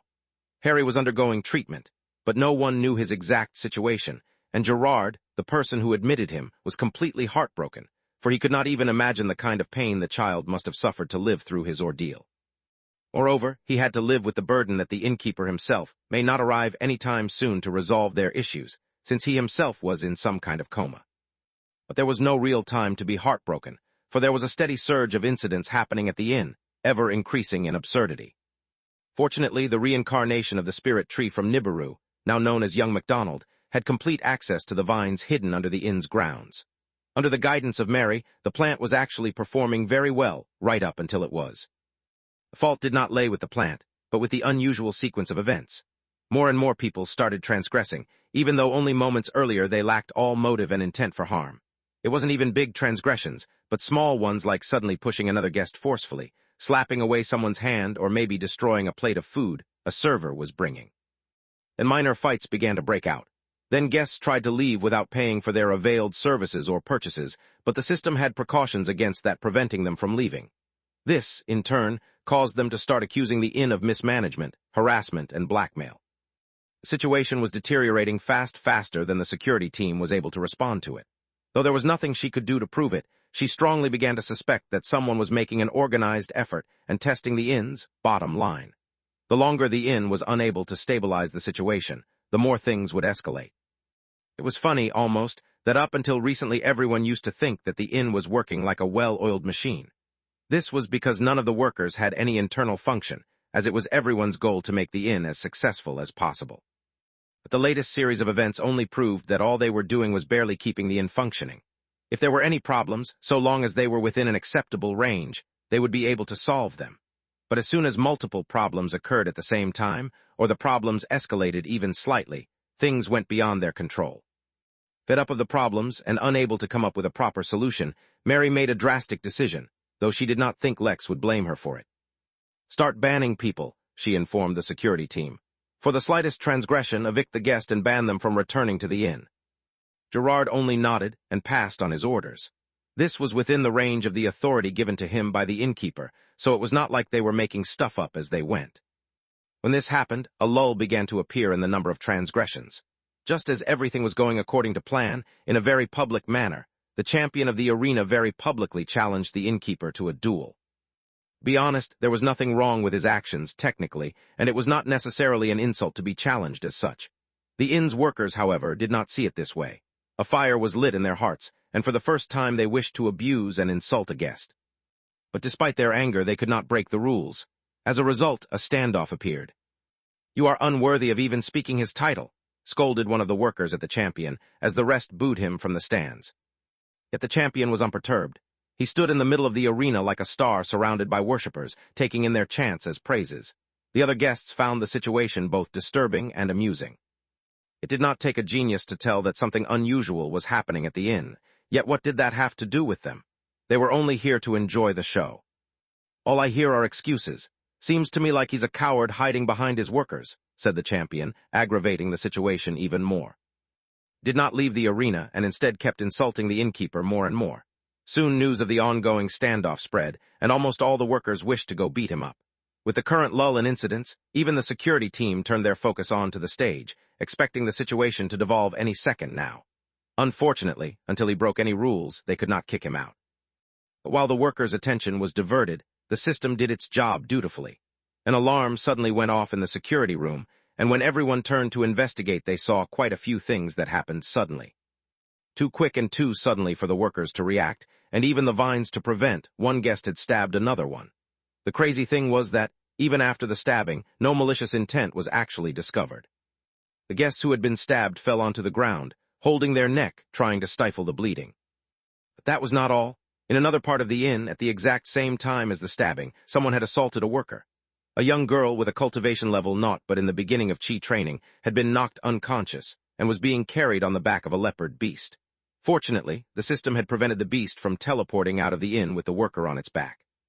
In another part of the inn, another guest had tried to sneak into the greenhouse and steal things, but fortunately the domain of the sovereign turtle was not so easily penetrated, and the guest had been caught. Last but definitely not the least, and possibly even the worst, someone had set off a gas bomb at the Midnight Manor. A dense brown smoke began spreading quickly, turning anyone exposed to it deathly sick. Time seemed to slow down in Mary's eyes as everyone reacted immediately. Even Cowan went out this time to destroy the smoke covering the manor. But Mary focused on none of that as she came to a conclusion. Someone had declared war on the inn. 411 nap. A million thoughts ran through Mary's mind as she concluded that someone was orchestrating an attack at the inn, and after concluding that the inn was in a weakened state, they had increased the severity of their attacks. Even worse was the fact that they could not conclude how they were able to circumvent the system's maliciousness detector, or who exactly was even behind the attack. This was because everyone involved in breaking the system's rules or attracting the workers' attention seemed to have nothing in common, race included. Was it some kind of mind control? If that was the case, they had to have been mind-controlled before they even entered the inn, for if someone attempted such a thing while being here, the system would detect it. Yet the guests who were acting out had all been here for various lengths of time, some even for a few months already. If that was the case, the schemer must have been planning things for a while now. In that case, why would they begin now? Was it coincidental? Did they notice the slight difference in how Mary was giving out orders due to her mental stress? Or did they know something about the innkeeper's actions or whereabouts? It had only been a few seconds, yet all three situations that occurred had already been resolved. The guest who was stabbed had been admitted into a recovery pod, while the assailant was ganged up on by numerous guards from the security team, taking him down. The leopard that had tried to kidnap the worker was, well, Mary would have preferred if it had been captured alive, but the security team was already extremely tense. Watching one of their own being attacked like that, well, let's just say not enough of the leopard was left even for fertilizer. Ironically, right before its death, the leopard tried to use Beyond the Grave to give up its entire wealth and continue to live at the inn as a spirit. Unfortunately, the moment it broke the rules, all services had been suspended for it. Midnight Manor had been dealt with by Cowan. With its aura alone, it eradicated the smoke itself and crippled the person who set off the bomb. The security team rushed to the manor quickly to send everyone into recovery pods. The fact that guests were getting hurt was already bad enough for the inn's reputation, but if they allowed a guest to die, although in the grand scheme of things, it would still not hurt the inn too much, it would seriously affect the innkeeper, for he really cared about such things. There was a momentary respite, but by now Mary knew that this was not the end of things. The only way to really deal with this matter would be to wake Lex up. Mind raced as she thought of ways to wake him up. For that, it was first important to understand what exactly happened to him. While Mary was merged with the system, and sometimes knew more than Lex about matters related to the system, it was only because the system itself shared such information with her. Without the system volunteering the information, she had no way of discovering things on her own. For example, she could not use the status panel that Lex often used. If she did, she would have been able to view Lex's status to determine what his actual diagnosis was. Without it, however, she could only speculate based on what she knew. Lex had fallen into a coma when he sent his consciousness clone away to the Henali assembly. Theoretically, Lex should not have been exhausted at all by the use of the clone, since the energy required to keep the clone running was provided by the system, and by the ambient spiritual energy it absorbed. The only part of Lex that was, in any way, tied to the clone was his consciousness. That should have made it so that Lex would remain safe no matter what happened to his clone. Even if it was destroyed, Lex would, at most, be slightly injured. This was because normally he would suffer from soul damage, but with his unique cultivation, it would bring him no real harm. He would heal from it eventually. Whatever happened to him had affected him greatly. She had no way of knowing that it was not his soul that suffered damage, but that his spirit was drained so much beyond what he could tolerate, it ended up weakening his body and soul as well. His heartbeat slowed and his brain activity dropped, right up until he was barely a feather's touch away from death. It was not actual harm he suffered, but that he was just really drained. One might think that a solution to this was just to pump him full of energy, and that would take care of everything. But that was not true, for not only did he need to regain energy, his body needed to digest it and distribute it to all parts equally. It was like saying an exhausted mortal should be fed 10,000 calories, and that would rejuvenate him. Not only was that not accurate, for his body could only absorb so much food and energy at a given time, alongside which he needed rest to recover, but doing so would probably harm him as well. Of course, the cultivation world was far from simple. There was no doubt that there were various forms of energy available, some so nourishing that Lex would be able to absorb and digest them immediately.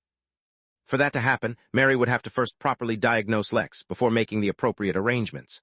Unfortunately, even after spending so much time, she was unable to say what was wrong with Lex confidently. She did, however, think of a possible solution that might work. No, it would definitely work, after all. Lex's cultivation level was very low. That made it easy for him to get harmed, yes, but it also made it relatively easy to heal him. She swept her mind through the inn and, unfortunately, noticed 7 more issues that had cropped up in the time she was thinking. Unfortunately, they were getting worse. More and more guests were being harmed.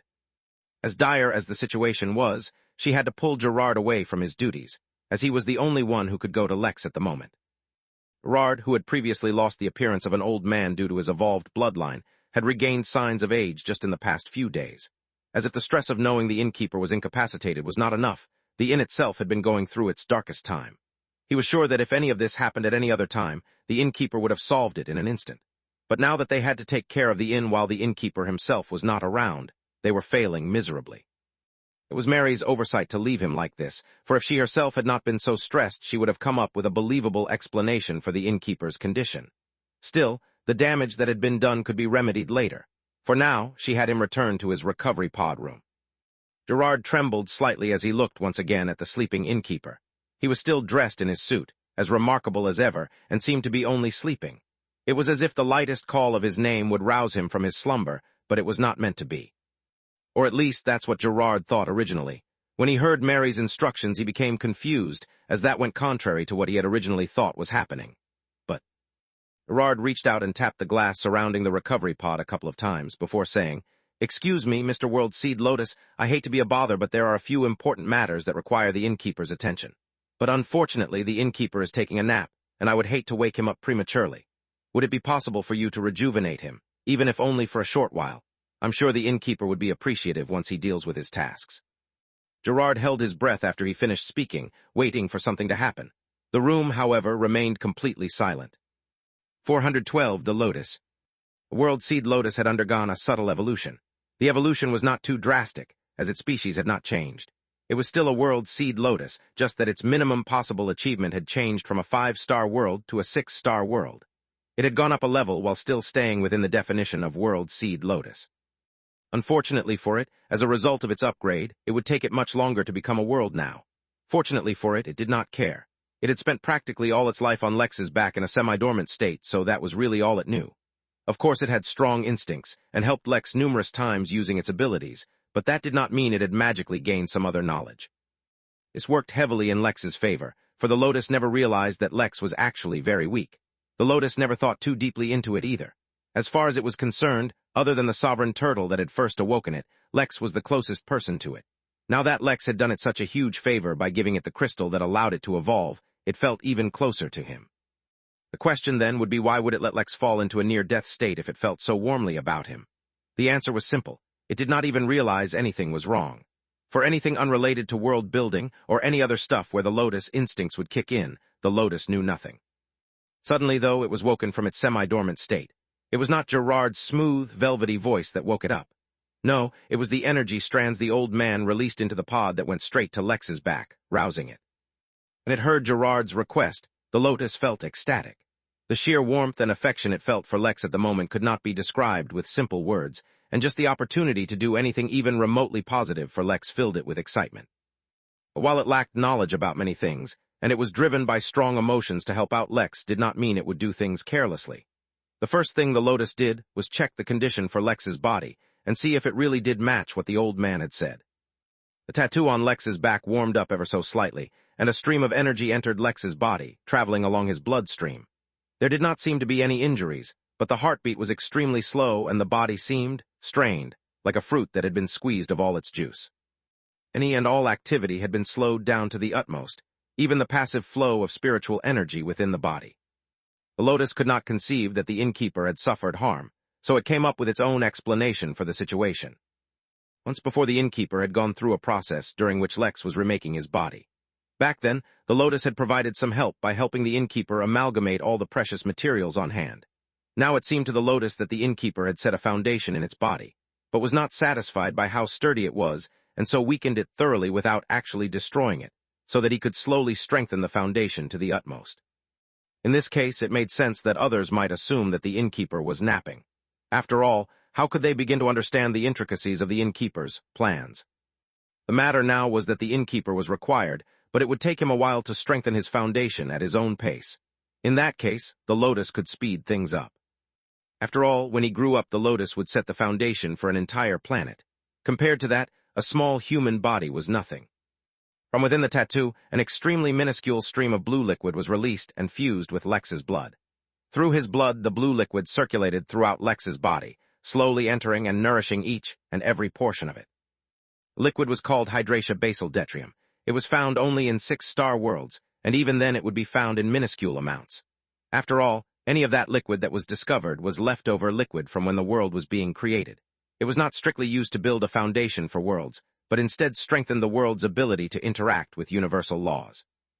It was only after the blue liquid completely merged with Lex that the Lotus started releasing a warm stream of energy into Lex's body to nourish it, flood it with vitality, and build a foundation strong enough to rival a planet. The sequence of events in this situation was very important, for now that Lex had absorbed Hydratia Basaldetrium and strengthened his foundation afterwards, the ability to interact with laws easily became a part of Lex's foundation. All this took a few minutes, during which Gerard was waiting with gritted teeth. He could not detect any difference in the Innkeeper, but Mary told him to wait patiently. He could not even tell if his attempt had even produced any effects, but until otherwise instructed, he could do nothing. His nervousness was only exacerbated by his knowledge of everything that was happening outside. By now, things had escalated by another notch, and there was a group of people outright fighting the inn's security team. Moreover, one by one, their numbers were ever increasing. Full-on panic had started to spread.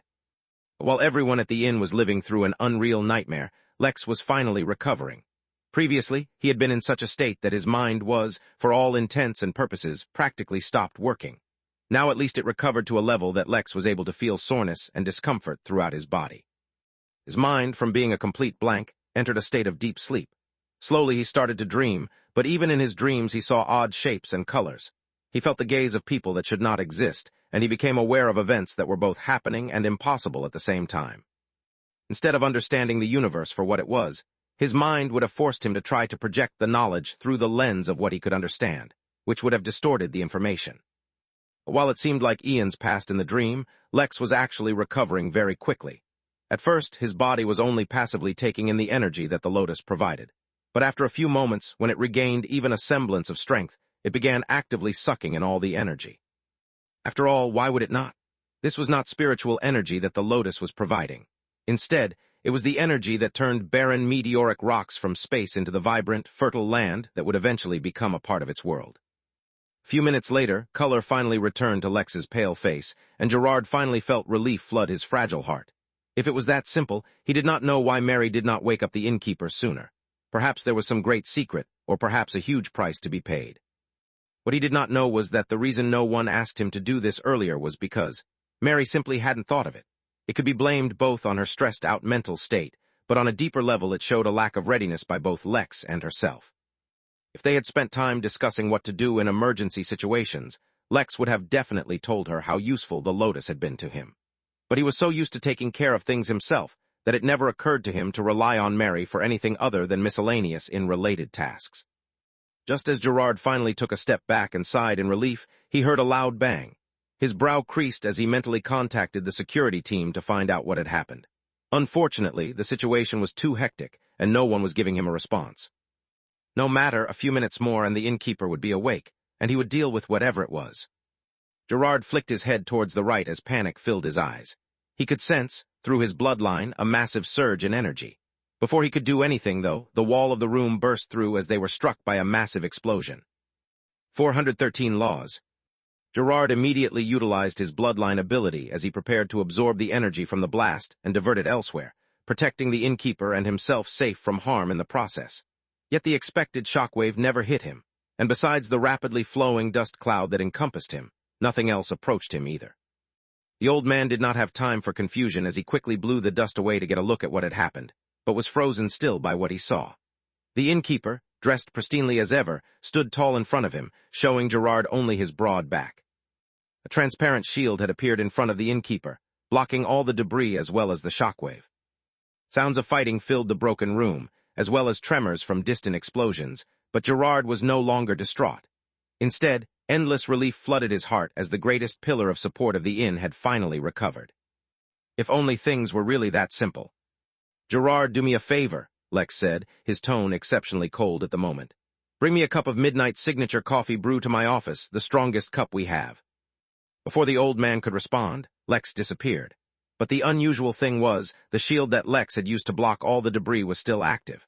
Gerard thought nothing of it, for he never even considered thinking about the innkeeper's abilities or the scope of them. Yet the truth was, instead of using some system-related ability, due to the strong sense of urgency he felt flood him through his instincts, the moment Lex woke up he teleported and used Talk to the Hand to block the incoming blast. That in itself was not strange, for Lex had strong instincts and an equally impressive reaction time. The strange thing was, he never actually extended his hand to put up the shield. Talk to the Hand was a technique that put up a invisible shield parallel to the palm of his hand. He had managed to improve the technique previously to merge two of the techniques to strengthen the shield by using both hands. Yet now, he had deployed the technique without using his hands at all. Moreover, this was not a simple explosion that he had so effortlessly blocked. But all of this would remain unnoticed, for to Gerard they were nothing but normal, while Lex himself was in an abnormal state himself.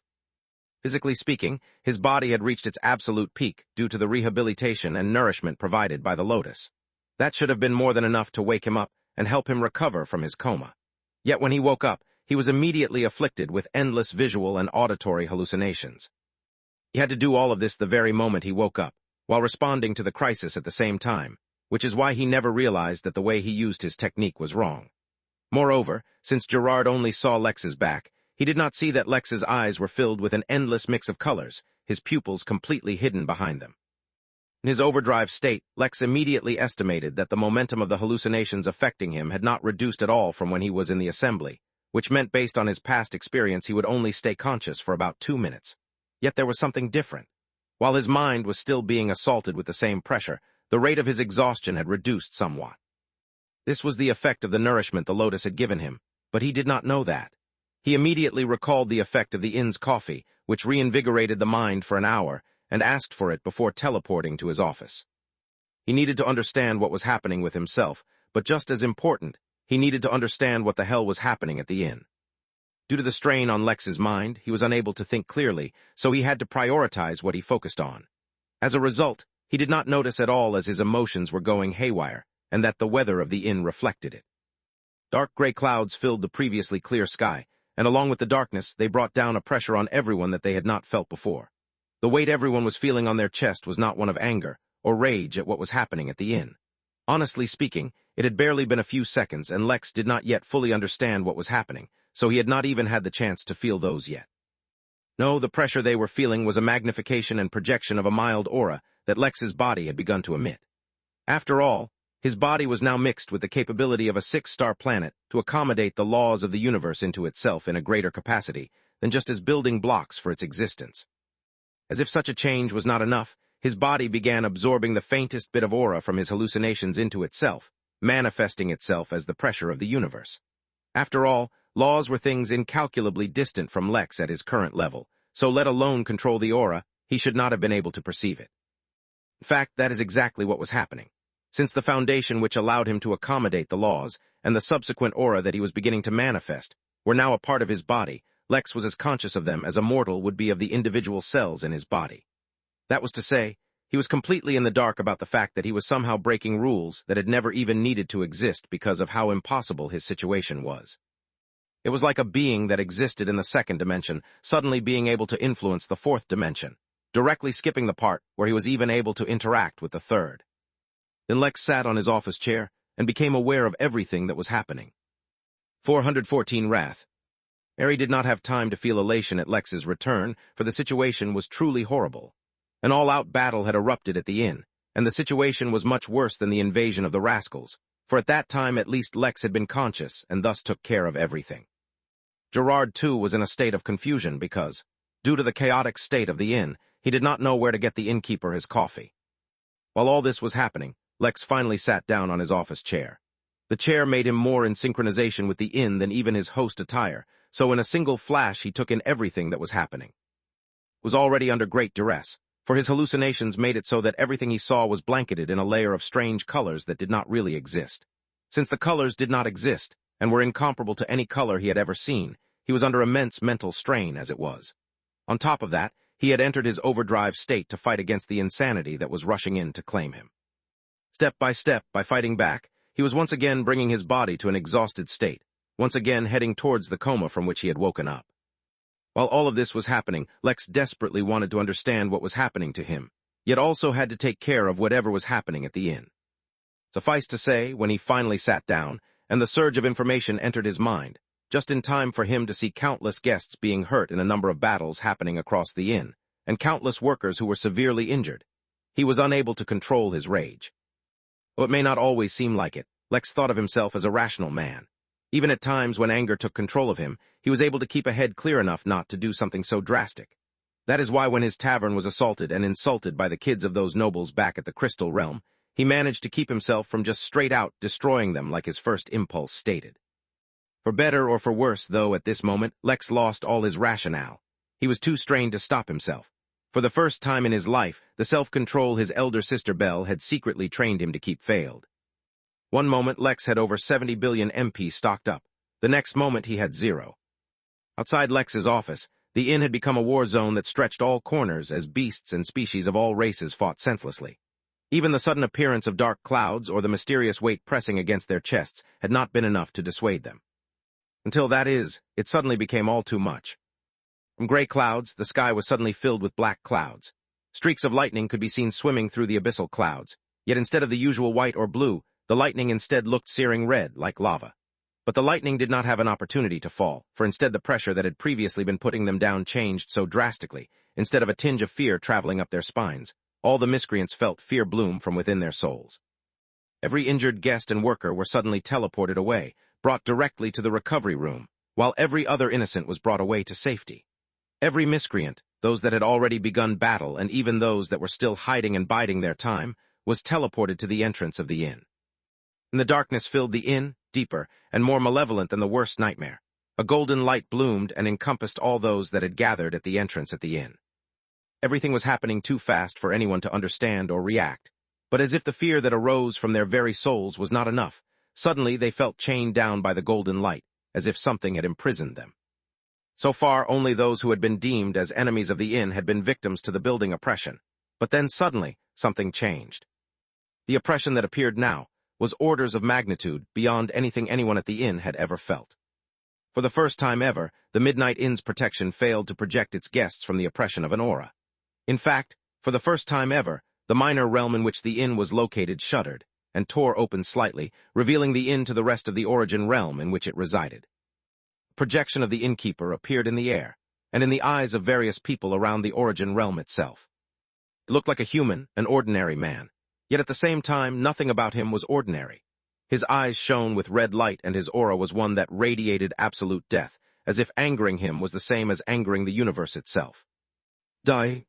The word echoed throughout the inn, as well as the origin realm, before the figure threw out the small knife. Then there was chaos. Similar to the way Lex employed talk to the hand in a new way, without understanding what he was really doing, Lex used his 1-minute butter knife token to use the strongest version of the butter knife to attack in a way he did not even know was possible. Instead of an enemy, he attacked a line of karma. He attacked everyone and everything associated with the attack on the inn. The result, well before he could really see the results, Lex teleported back into a recovery pod with a sticky note on it that read, "Next time you wake me up, have my coffee ready. 415 the universe as my oyster, A as my toast." The 1-minute butter knife token allowed Lex to use the butter knife at its full strength for a duration of 1 minute. Perhaps if he had used it as a sword or dagger instead of throwing it, he would have had access to it for the full minute instead of a single attack. Yet it did not matter, for the damage he did with that single attack was far greater than anything he could have achieved by simply swinging it around. All those who had attacked the inn, or were secretly planning on attacking the inn, had been gathered by him in one location, not so that he could attack them, but so that they would not cause trouble. This raised the question of how Lex knew who the people were who intended to cause trouble when even the system failed to detect their malicious intent. The truth was, he was not detecting malicious intent, but his eyes saw them connected by karma. Of course, Lex had no idea what karma was or how it worked. But in his semi-sane state, his subconscious mind was playing as much of an important role as his conscious mind. Once in that location, they had been subjected to various pressures, auras, and finally, a strange and new formation. This formation was what sucked up all of Lex's MP down to the last, yet other than a strange, ethereal binding sensation, it did not seem to do anything else. Lex, however, did not care about what these people felt. He only cared about venting his rage, and so he gave in to his most bestial urge for death and destruction. He used the butter knife in the way his instincts told him would be most useful. While all the energy for the attack should have come from the knife itself, something about how he aimed sucked up all the energy out of Lex. So, with the last of his sanity, he teleported back to the recovery pod, put up the sticky note, requested the Lotus to help him once again, and allowed himself to fall back into a coma. This all happened instantaneously, and no one noticed it happen, for they were all focused on the fallout from the Innkeeper's attack. If one were to say it was devastating, it would be an underestimation, but if one were to say it underwhelming, they would also not be wrong. Within the inn, all the targets simply died. There was no explosion, no torture, no burning or ripping their bodies to shreds. One moment they existed, and the next their very existence was wiped. In fact, even the memory of what they looked like or who they were seemed to be erased from existence. So to the onlookers, it seemed only like the Innkeeper told the group to die, and then they did. It was that simple. But the thing was, Lex did not aim for the targets who attacked the inn. He attacked everyone and everything in existence which had something to do with the attack on the inn. As such, the energy from the knife killed all the targets at the inn with extreme ease and simplicity. Then it had to target the rest of the universe. For that, the energy from the attack had to first escape the inn. The small rip in the fabric of reality that exposed the Midnight Inn from within its minor realm to the rest of the origin realm suddenly became a bottleneck for the energy to escape. Earthquakes, airquakes, cracks in reality, and the bending of space between the two realms itself all seemed to happen all at once. The sound of a billion explosions rocked the inn, and despite the lack of air, carried through the void of space, crushing all meteors and space debris in its path. That was only a result of the energy escaping the inn. Space itself began to ripple as more and more energy seemed to disappear, forming new tiers everywhere. Minor realms began to rain down through the ripples in space, spreading through hundreds of galaxies within mere seconds. Mortals found it beyond their comprehension, and simply fainted from the overload of what they were watching. Earth immortals, barely counting as immortals, were somewhat about to keep themselves awake if they tried, but never had they felt more insignificant. Those even stronger than Earth immortals, they were not looking at the dissipating energy or ripples in space. Instead, their eyes looked out into the distance as they traced where the energy flowed to. Never before had such a scene been witnessed, at least in the origin realm. Perhaps they would never get a chance to see it again either. For a short moment, all living entities within a billion nearby galaxies froze as they were affected by the last of the energy that left the inn. And the minor realm surrounding the Midnight Inn closed once again, as if it was never there, and the energy that defied common sense also seemed to vanish. But those who were strong enough to follow the flow of energy knew it did not vanish. No, instead it was wreaking havoc on an unprecedented scale. Space. Sitting in his divine palace, Ra, the father of creation and also Bastet, had his eyes closed as he tried to track down his daughter. She was extremely naughty and purposefully kept destroying his plans all because he sold her into a marriage she didn't want. It was the height of immaturity, in his opinion. He could not vent his anger on the stupid human race, whom he had passed his daughter to and asked to keep her in a dead zone so she may not escape. After all, the Henali looked upon the humans with great care simply because one of their prized pets was a human. Instead, he found a way to vent on an organization called the Midnight Inn, which had apparently played a part in helping his daughter escape, supposedly. Honestly speaking, he did not give it much thought at all, and simply passed the task to one of his underlings. As a god, he could not be expected to do tedious things such as revenge by himself. Ra, the god with the body of a human and the head of a hawk, was just as arrogant as he was lazy, and was just as lazy as he was amorous. But the arrogant god went from being focused on locating his daughter to screaming in fear and anger in a single heartbeat. A blinding golden light encompassed his fist and he punched forward, clashing against an unknown force. The impact from the explosion destroyed the divine palace. In fact, it destroyed the whole planet where the palace was located. Yet Ra only seemed to suffer from a burnt hand, yet the expression on the deity's face was beyond simple anger as it suffered the greatest loss it had faced in its entire existence. It was not his burnt hand that was a loss, but his divinity which seemed to be dwindling. No, this was too dangerous. Though he could not understand what was happening, he had to defend his divinity at all costs. The god disappeared. Space. Egypt, Earth. In a rather luxurious apartment, a small group was kneeling and worshipping a picture that looked like a deity with the face of a hawk. On their knees, they hummed and prayed. They were one of the last few remnants of a religion thought lost to the ages. Suddenly in their minds, they heard a voice telling them to die. Then there was nothing, not even dust. They had simply ceased to exist. Space. Throughout the origin realm, from small groups to countries to planets to star systems and even galaxies, anything and everything that had any direct affiliation with the sincere worship of Ra suffered from a mysterious and devastating attack. There was no place safe, no place where they could hide. Wherever the followers of the god existed was exactly the place that became most dangerous for them. This phenomenon was not slow or gradual, for within a few seconds, billions of years of hard work vanished. Even the religion itself seemed to vanish in some places, alongside tools and records of worship. Ra began to appear in his temples in person for the first time in eternity, but it was pointless, for he never reached anywhere in time. An utter hopelessness gripped him when he lost more than 50% of his divinity in the blink of an eye and forced him to make a difficult decision. For a single second, Ra hesitated more, but that single second cost him 8% more divinity, so he lost all hesitation and did something taboo for a deity. He killed all of his worshippers across the universe himself in an ultimate sacrifice, squeezing their existence of any divinity he could scrounge up, before vanishing himself as well. He did not know what just happened, but he would get his revenge one day. For now, though, he had to hide before his daughter realized how weak he had become. 416 Hearth. Just as instantaneously as the energy had appeared, it vanished. People across the realm stopped spontaneously disappearing, and an entire major religion that had once dominated the origin realm seemed to disappear from existence. Not everyone realized instantly what happened. Depending on their strength and cultivation, it took them a few hours to a few days to possibly even a few months or years. For most beings, though, the actual purpose of the event, which was quickly being titled as the interstellar wave, eluded them. Instead, they were focused on the secondary repercussions of what happened. Though the distortions in space stopped as soon as the energy vanished, the effects that they already had were far from over. The movement path of an estimated 1 billion galaxies was severely compromised, and even more were suffering from mild deviations. The few strands of energy that escaped the attack dispersed into the universe and gave birth to a phenomenon of a bountiful harvest. Planets quickly started rising in their star ranks, though quick was only a relative term, and treasures that were so rare they had no names began to form. A time of rapid growth suddenly overcame the few galaxies that had been the closest in contact with the energy. But while that growth brought with it prosperity, it also brought greed and war.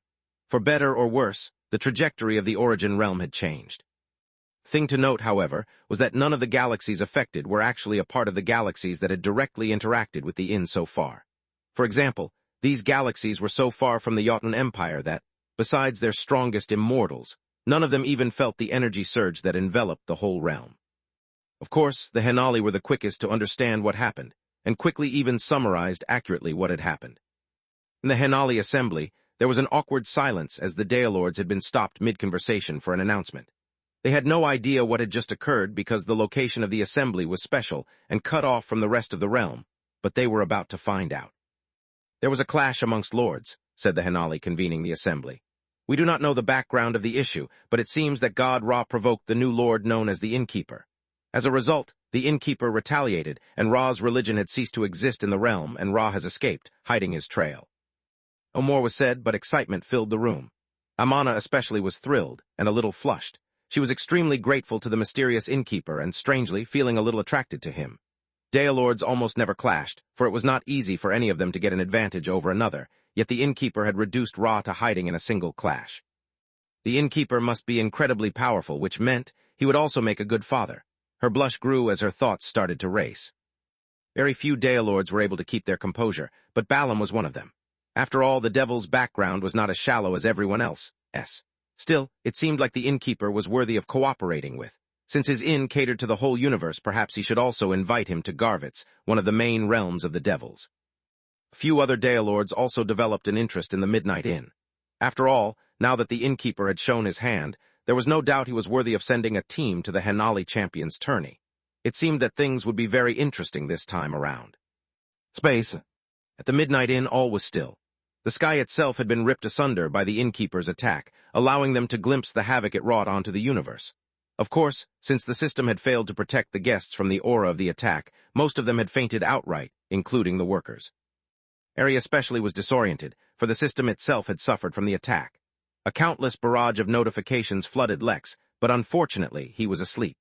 This time, though, he would wake up soon, as he had already informed the Lotus of the kind of aid he wanted, though Lex himself was disoriented when he gave the instructions, so it was unknown what his exact purpose was. Still, a few managed to stay awake, and as soon as the rip in the sky healed and the dark clouds over the inn dispersed, they began working. After all, they had already suffered a huge blow to their credibility. It would be a massive shame if the remaining guests woke up and found themselves on the floor. Nita summoned an army of undead, still looking beautiful and magnificent instead of ugly and decaying, and had them start working. As the workers began waking up, they helped as well. Moreover, while the guests who had been here for the chaos had been affected, as the inn had over time developed some prestige, more and more guests came every few minutes. Soon, the inn seemed to be returning towards operating normally. Lex hadn't had time to clean up the inn, but the workers quickly began getting to it.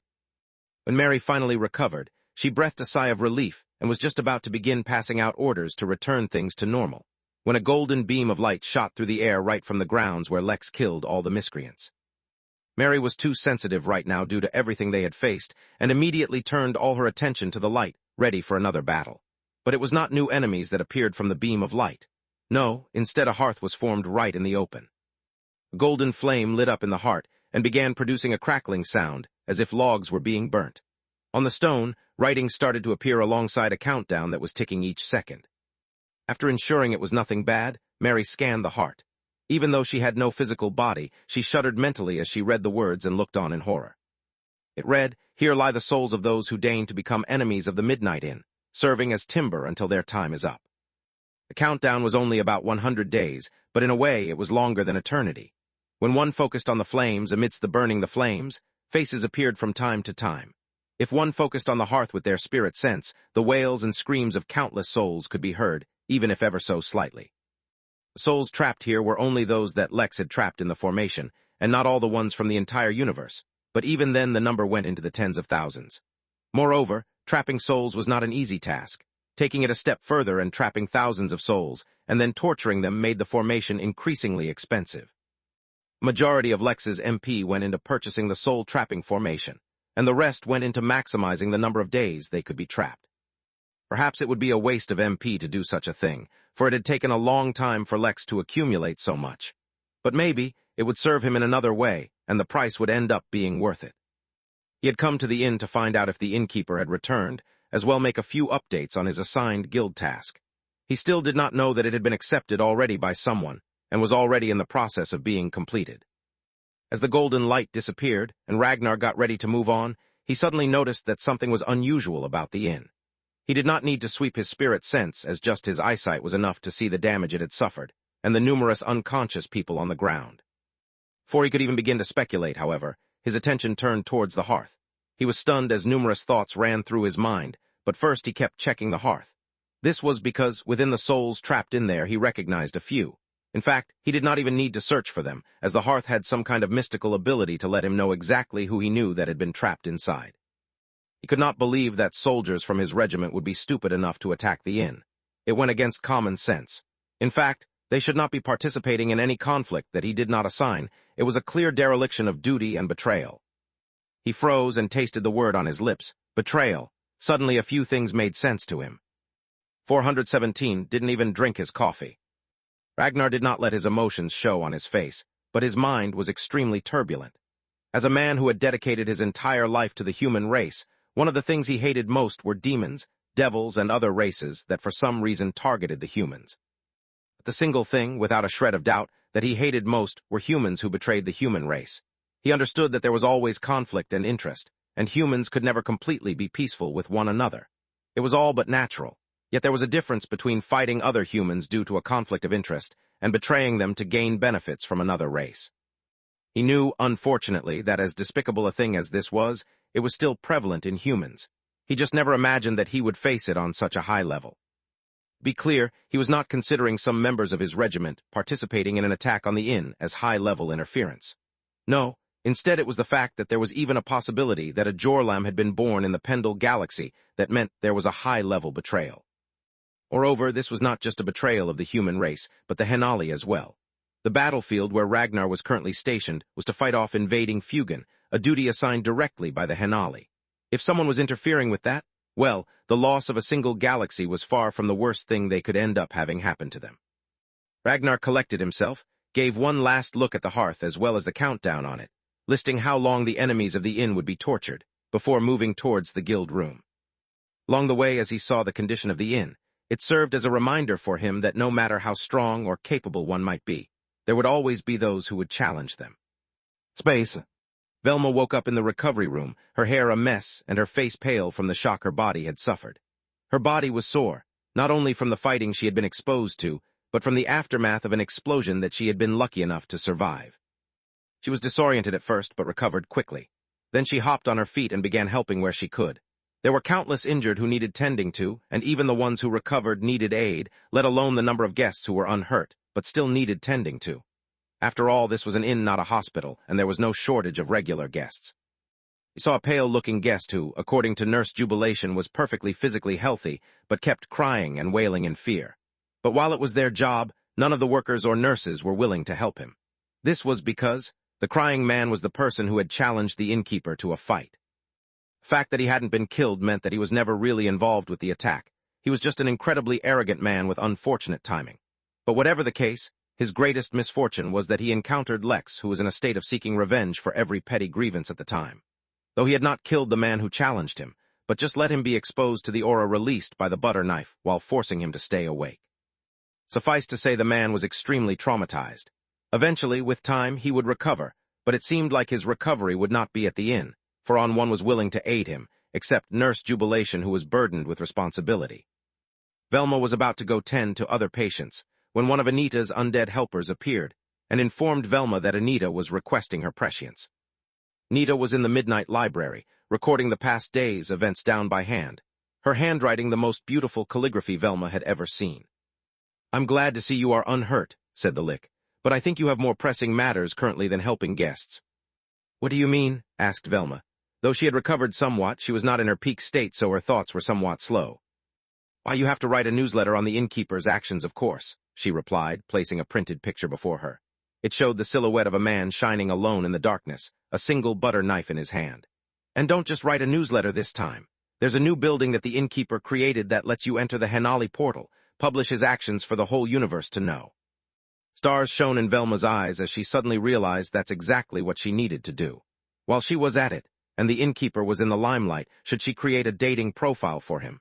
After all, she'd never heard of a Mrs. Innkeeper yet. Space. Lex's sleeping body looked even more withered than the first time it had been out into the recovery room, but that was to be expected.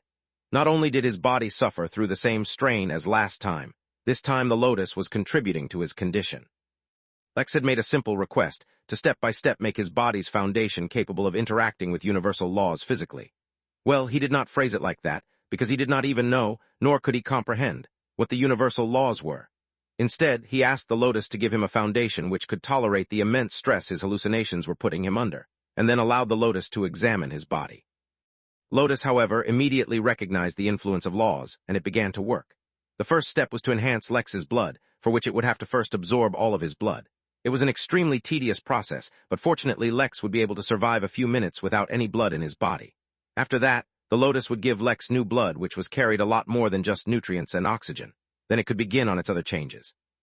It was a little hard to fulfill such a request without any materials on hand, but it would do what it could. Space. Lothar stood silently in front of the recovery pod which contained Harry's body. He had never met Harry, for his time at the inn was too short. In fact, not only had he not met a majority of the workers, he had missed out most of the battle that had taken place, simply because he was in training and did not know about it. Make matters worse, when he did learn about the battle, he had been too pathetically weak to do anything. He could only watch helplessly as the inn was destroyed around him. Then, when everything seemed to be at its worst, the Innkeeper arrived, like heroes from the legends of old. His fury was the fury of the universe, and his wrath had rained down swiftly on his enemies, yet the Innkeeper had left just as swiftly. Lothar heard a rumor that the reason the Innkeeper had not helped at first, and had disappeared as quickly as he appeared, was because he was taking care of incredibly important matters. They were so important, in fact, that the Innkeeper could not even stick around to drink the coffee he had requested from Gerard, apparently. When Lothar heard such a thing, he had never felt more ashamed in his few weeks-long life. The Innkeeper was working tirelessly to deliver the universe the ultimate hoteling experience, and here they were, unable to even deliver coffee on time. But no amount of frustration would help, and no amount of anger would suddenly make things better. He needed to spend some time studying, learning how best he could help the inn. For that, he had discovered a new facility, the Henali portal. Without saying a single word, Lothar left the recovery pod and made his way to register for the portal. The universe had bested the inn today, though it could not best the Innkeeper. But such a day would never come again. A golf cart, an incredibly upgraded golf cart, pulled up beside Lothar as he was walking. Gerard, who was in the driver's seat, signaled Lothar to get in. "I've been talking to some of the fellas. Everyone feels the same way. We're too weak." Lothar said nothing. He had no words left in him right now. "To be honest, we can't be blamed. We've been trained to be hosts, not fighters. But that doesn't mean we can't change. I remember the little lass Velma told me about a rumor once about a place that can train people to become strong. I don't know if the place is true, but apparently there is a trial you can take to enter. I'm going to start searching for the trial. If you're interested, once I find the trial, you can come as well." "What's the place called?" Lothar finally asked hoarsely. "Ventura. 418 JFK bonus chapter. Origin realm, blue planet. On a planet remarkably similar to Earth, but not at all Earth, where all people, regardless of how they were named, were not actual people from Earth, a young boy was running for his life, a dark and mysterious figure chasing behind him. Even if it were not early morning, there would be few people around to save the lad, for the hills he was running in were far from any city or town. Even if he were near a town, rural Massachusetts was such that he could run all day and night, and not run into another person. As if that would have changed anything, though. From the day that wretched prophecy came out, the boy's life had been a living hell. Yes, prophecy, for unlike Earth, where cultivators had just become common knowledge, on Blue Planet cultivation had been the norm for a long time. Deep within the sacred halls of Congress, where hidden powers lie dormant, the Speaker of the House spoke a prophecy that was not in any way ambiguous or contrived, and directly named him John Fake Kennedy, a.k.a. John F. Kennedy, the chosen one who would bring about world peace, and more importantly, named him as the inheritor for the sacred treasure with the power to control millions of souls, the Super Bowl. P letter 1C, P D letter 1C, a crackoi letter 1D0F, Nui circumflex 1, SO grave M. Vladimir Kardashian, a public figure, singer, and fashion icon, did not care about right or wrong, for he had an army of brainwashed fans who would literally sell their own organs and fight to the death at his behest. With influence like his, even if he were convicted of any crimes, he would at most get a light slap on the wrist. In that case, what did he have to fear? He outright sent his own assistant, Dwayne the Boulder, a champion of illegal and underground fighting, to go and crush the young J. Fake K. Just as the boy was running out of energy, and it seemed like the prophecy would not come to fruition, a golden door appeared directly in the boy's path. It was too close. He did not even have time to stop. Instinctively, he closed his eyes as he expected to crash, but instead of hitting the mysterious door, he fell forward into a field or grass. Confused, he looked around and found himself in a completely unfamiliar environment. The air smelled clean and fresh, and the grass was green and vibrant. There were no hills nearby, instead only open plains as well as a road that seemed to lead towards a small town in the distance. Nearby, there was a welcoming hearth lit with a small warm fire and a countdown. In the back of his mind, Fake gave an approving nod to the countdown. It was always smart to set a reminder for when tinder needed to be added to a flame. Not letting himself be too distracted, Fake quickly turned to look back, but discovered that Dwayne the boulder was nowhere in sight. It seemed like he really had been teleported somewhere. Fake was not alarmed at this realization. After all, as the child of prophecy and destined savior of the world, didn't it make sense if he stumbled across countless lucky encounters that not only kept him alive, but made him stronger? What Fake did not realize was how lucky he really was. The golden door that he stumbled through was a random golden door that spawned through the inn's new interrealm feature that would allow golden doors to spawn randomly anywhere in the entire realm. The fact that this door opened on a planet, and then specifically right in front of Fake, was so statistically improbable it could only be described as lucky. Fake was thoroughly exhausted, so he let himself rest a few moments and catch his breath before he got up to explore his new terrain, but he suddenly felt something tickling on his red shell. He looked down and saw that multiple strains of grass had bound themselves together to make a thick whip, which they were using to attract his attention. He looked down. The grass started angrily moving about as if to tell him to move his massive, fat body, for he was crushing the grass. "Oh, sorry," said Fake as he awkwardly moved away. After a few steps, the grass seemed to calm down. Apparently, the patch he stood on had gained sentience, but not all the grass was sentient. Fake breathed a sigh of relief and wiped his forehead with his red claw. There was nothing unusual about this action, for Fake was not a human, he was a crabman. This was due to the fact that Blue Planet had nothing in common with Earth, besides a few odd coincidences like names, historical events, geography, art, and such. Yes, Blue Planet was a planet inhabited by crab people who were mostly divided. If there was only a single thing in history that had managed to unify the crab people of Blue Planet throughout their history, it was their Lord and Savior, MC Donalda. But even that unity lasted only briefly, as soon wars started over the correct pronunciation of Donalda, with most conventional historians going with the original British pronunciation, but modern generations preferring to add their spin to it. Regardless, this would be a thing of the past once Fake brought about world peace. For now, though, he had to get a better understanding of this new place he was in. As if triggered by his thought, a small projection of another crabman appeared before him, and started introducing this place as the Midnight Inn. Apparently it was a hotel, and the best part was he didn't need to pay directly, for the hotel would somehow go and collect the payments themselves so long as he had the necessary wealth located anywhere in the universe. "Can I get a tour of the place?" Fake asked the projection. "Oh, but I'm really tired from running. Do you have any vehicles that can pick me up?" "Not a problem," the projection answered. "A golf cart has been sent your way." Fake thanked the projection and waited. To be honest, he did not have the energy to run around as he had a very low cultivation level. In fact, despite his cultivation, his strength at the moment was actually below what humans considered as mortals who never cultivated. This was because crab people had a lower starting point than even humans. Soon, Fake saw a small yet magnificent vehicle hurtling his way, driven by an unusual-looking lady. In fact, the driver was very ordinary, but Fake had never seen humans before, so she looked strange to him. Fake was not racist and did not object to a human guide taking him around the inn. In fact, they got along pretty well and became fast friends. Pamela, the golf cart driver, told Fake all kinds of interesting tidbits about the inn as the drove past all the major attractions. From the village to the massive mountain, to Main Street, and even the manor, Fake saw it all, though it took a few hours to cover everything. While Fake liked the inn well enough, his heart truly leaped out of his chest when he saw the lazy river. A relatively small river with gently flowing water, with plastic donuts and small rowing boats carrying guests down with the water, was extremely attractive to Fake.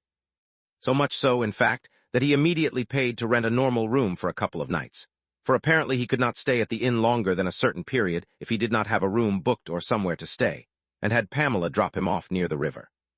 Wasting no time, Fake made himself cozy by grabbing an empty plastic donut that was floating by and setting himself in it.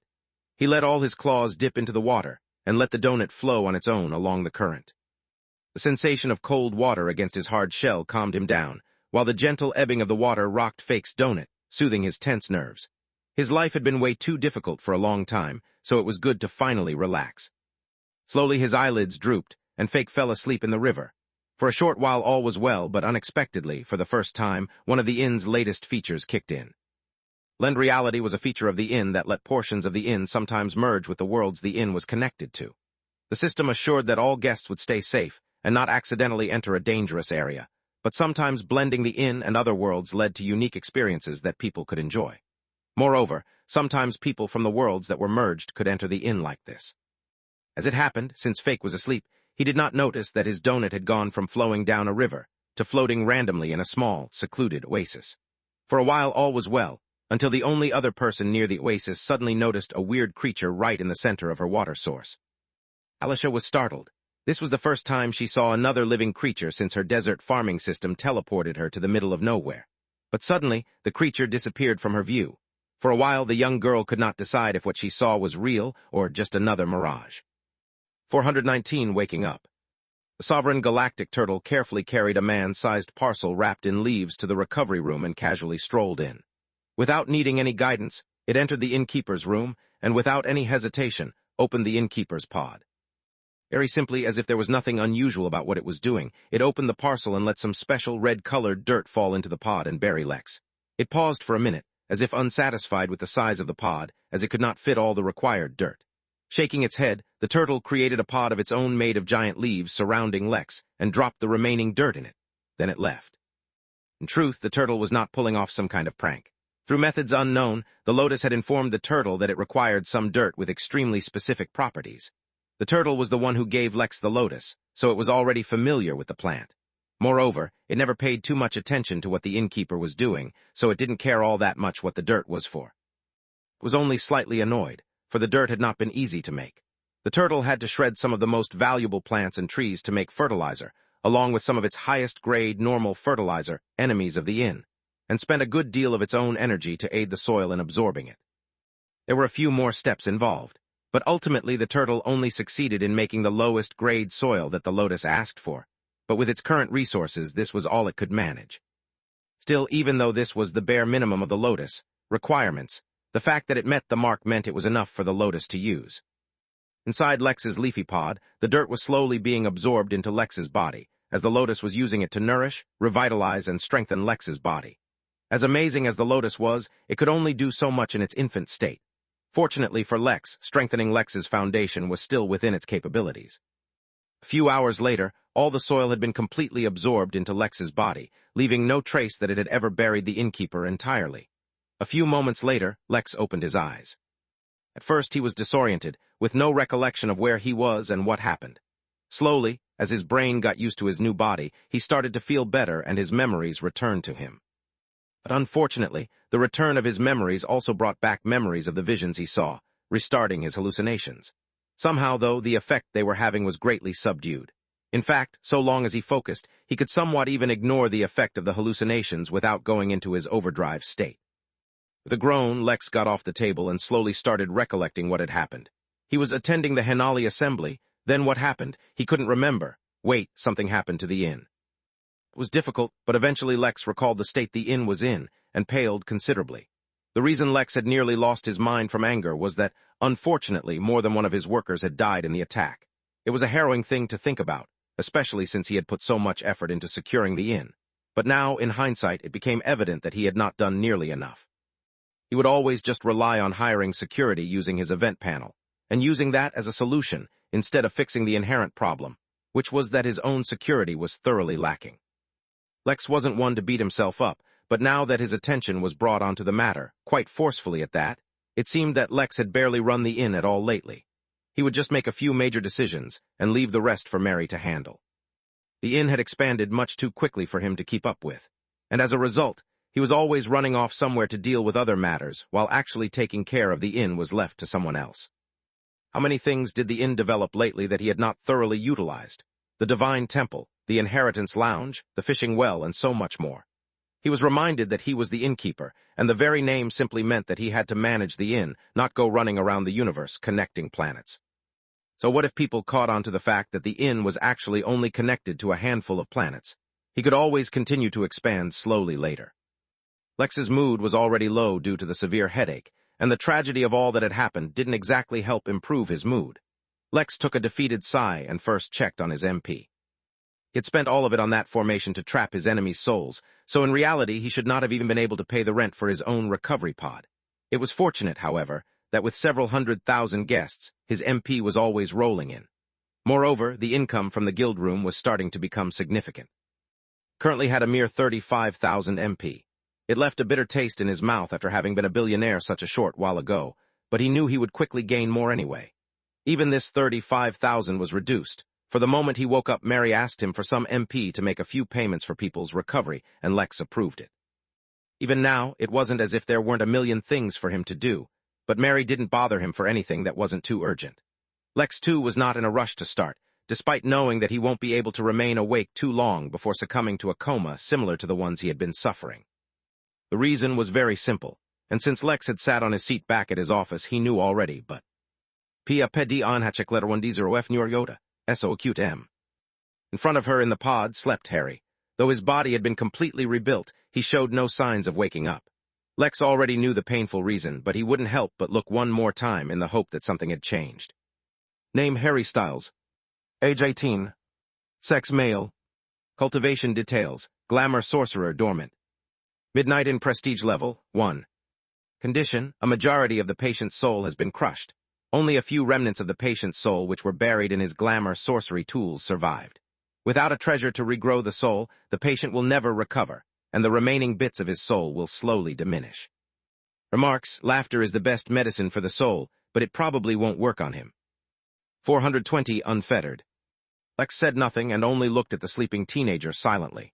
On the day of his own wedding, he had taken a risk, not for his own sake, but for the sake of the inn, and this was the return that he got. Standing there in front of Harry, it would have been very easy for Lex to start feeling pathetic and wallow in his failures. But for better or for worse, self-pity was not in Lex's nature. Looking at Harry, Lex's mood did not get lower, but instead his thoughts cleared up. Come hell or high water, he would repay Harry. He also looked at Haley. When Lex heard news that Harry was getting married, he could only think of his own single status, but in truth, he had been extremely happy for him. He imagined how wonderful a life this new couple would have, living in the safest, most magical place in the universe. He owed them both for not being able to deliver on that fantasy. His fists tightened. He owed them. Lex disappeared once again, having not said a single word. Haley, who had been sleeping next to the pod, never even knew that the innkeeper had visited. In a way, it was for the best.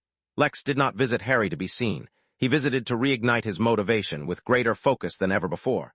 He needed it if he was going to overcome his own shortcomings. In fact, there was actually a reason why Lex had been behaving so erratically, though he had tried hard not to admit it. He tried to keep himself so helplessly busy and keep his mind endlessly occupied so that he would never think about it. But the truth was, deep down inside, he had already realized that something was amiss. Be specific, on the day his tumor was removed, Lex already noticed an anomaly in his family's behavior. Later on, he got many more hints that everything was not as it seemed, yet he went out of his way to ignore it. Not only did he do his best not to think about them, he kept suppressing all his memories of his life back on Earth so that he would stop recalling the obvious flaws in their behaviors. But as his cultivation grew and his mind became more agile, Lex had to work even harder to keep himself occupied, for his mind just kept on picking up clues that he had tried so hard to ignore. As a result, he ended up spending less time on the inn, for it would not give him the same sense of urgency that being on various planets, exposed to danger, did. But he could not afford to continue on like this any longer, so he had to admit it. His family was keeping secrets from him, and in fact had been behaving in such a way that they made him keep a distance from them while thinking it was his own idea.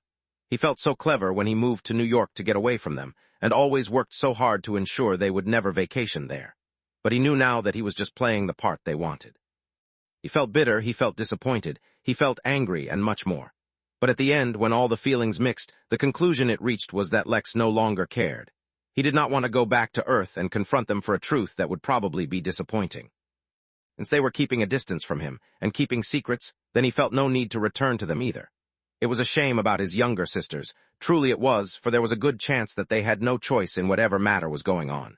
But no one alive could ever force Belle to do what she didn't want to do, so he knew that she was definitely complicit. No matter what the secret was, or what the reasoning behind it, since they chose to keep him at an arm's length, he would do the same. It was not an easy decision, and one he had been avoiding, for he knew that if he ever confronted the truth, this is probably what he would end up doing. But he could no longer afford to be distracted, so this was a truth he had to face, and a decision he had to make. In a way, since he decided to cut off ties with his family, for now at least, Lex felt a burden ease. As a normal human being who loved his family, this was not an easy decision, but whether it already existed, or it had been nurtured during his time as the innkeeper, Lex had a bit of pride that he wasn't willing to give up. Thus, ultimately, this was the only choice. After all, why should he spend his time caring about the people who tried their best to keep him at a distance, when he had people right in front of him who put their lives on the line just for his reputation?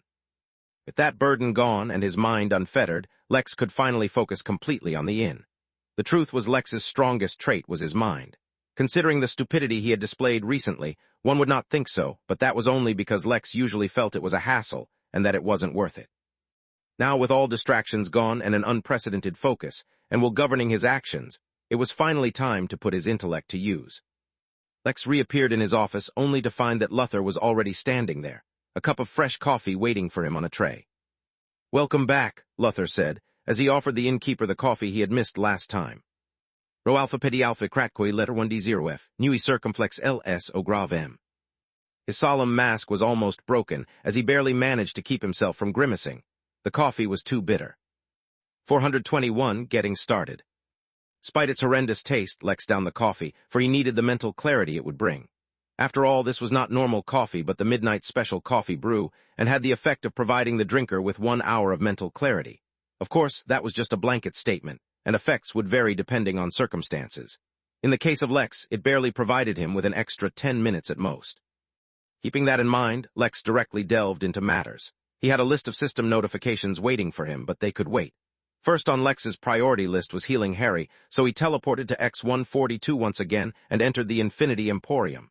Powell Grant greeted him once again with a big smile, but Lex had no time. "Show me the strongest soul-healing medicine you have," said Lex. "It should also be extremely gentle so that it can be used on even weak people." Powell, as a great salesman, immediately noticed that Lex was not in the mood for the usual banter that they enjoyed, and so immediately showed him the list. Lex was a rank 9 member of the Emporium, and though the items on sale were of all ranks, Lex didn't even bother looking below rank 7. P alpha pedi alpha nachek letter 1d0f New Yoda, so acute M. Powell, who by now practically worshipped Lex as his best and favorite guest, once again broke out in a massive smile.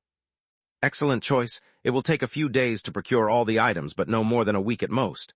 How do you intend to pay?" "With valuable information," Lex replied hurriedly. At this moment, there was another consideration that Lex had to take into account.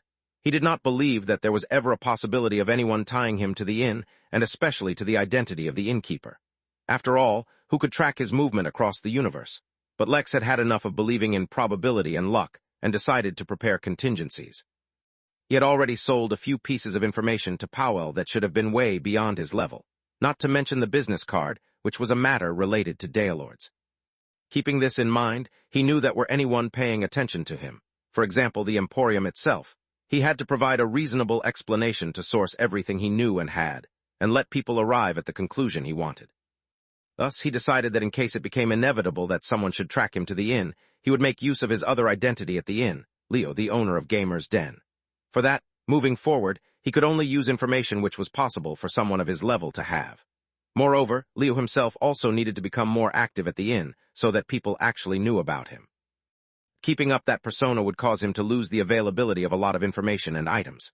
So, while selling sensitive information, such as the identity of the owner of the person who launched the attack that shook the realm, would give him a lot of profit, he had to maintain the mentality of an employee. An inn employee would never purposefully reveal details about the innkeeper, so Lex must also never do the same. But then, at the same time, he could use common information from the inn and sell that.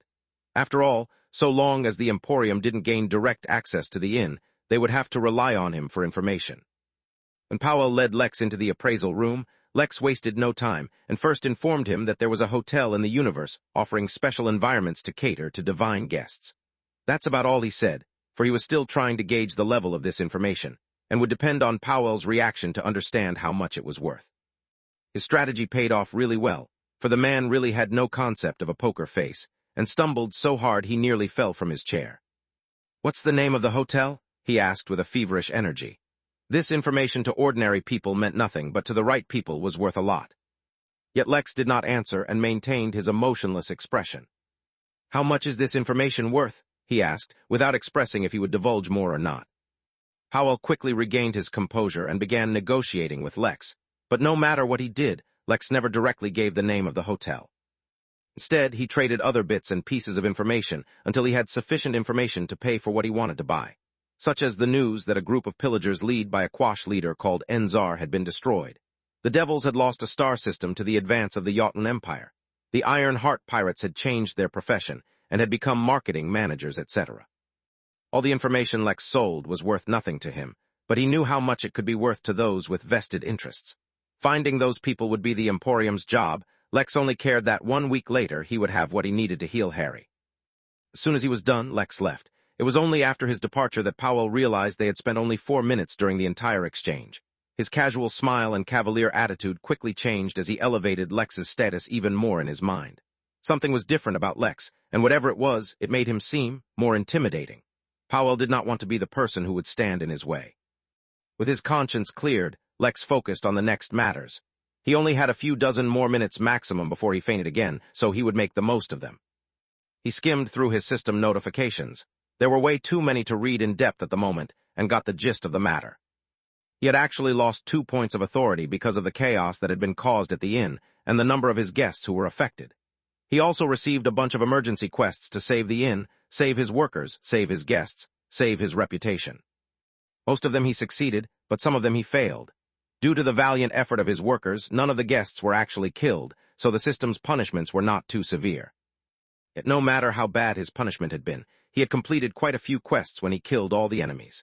Moreover, as a result of his attack on the entire realm, as well as his act of making a demonstration of his enemies and burning their souls, the reputation of the inn had been elevated so much that he regained the 2 points of authority he lost, and in fact even gained 2 more, alongside a few other rewards. Lex did not have the time to go through them in excruciating detail, so once he confirmed that he had no impending urgent quest, he turned his attention to the rules of the inn. There were aspects of the system he still could not control yet, such as the appearance of the golden doors randomly, yet in other areas he had great control.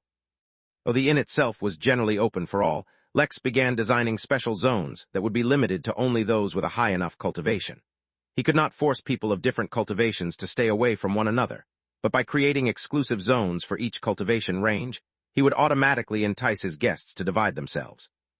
While this was not a perfect solution, his goal was to reduce the number of weak and strong cultivators mingling, so that if anything ever went wrong, the amount of collateral damage would be reduced to a minimum. Also, while it was not a perfect solution, until he got something figured out, he would have to continue relying on external security. As such, he began planning a long-term event that would allow him to keep sufficient guards around for a long time. He also had to allocate a sufficient budget. As for what the event was, he had the perfect idea. After all, the event itself didn't matter to Lex as much as the duration and security of it. He was just using another loophole in the system. How was he supposed to know that the lame event that he was planning would set off a storm, and kick off a new hobby for all the secluded cultivators of the Origin realm? He anticipated that it would take him only a few successful deals through the guild room before he had enough MP to pay for security. Then he would begin his next plans. In the last minute before he fell back asleep, he scanned the inn one more time to check if he missed something, and found something interesting. Aegis had finally come to the inn to investigate, and alongside him was Roland, the young entrepreneur. More importantly, in the new live map function he had unlocked recently, Roland was colored yellow, meaning he was an excellent candidate for an employee. 422. Manipulation. Live map function was yet again another new function that Lex had recently gained.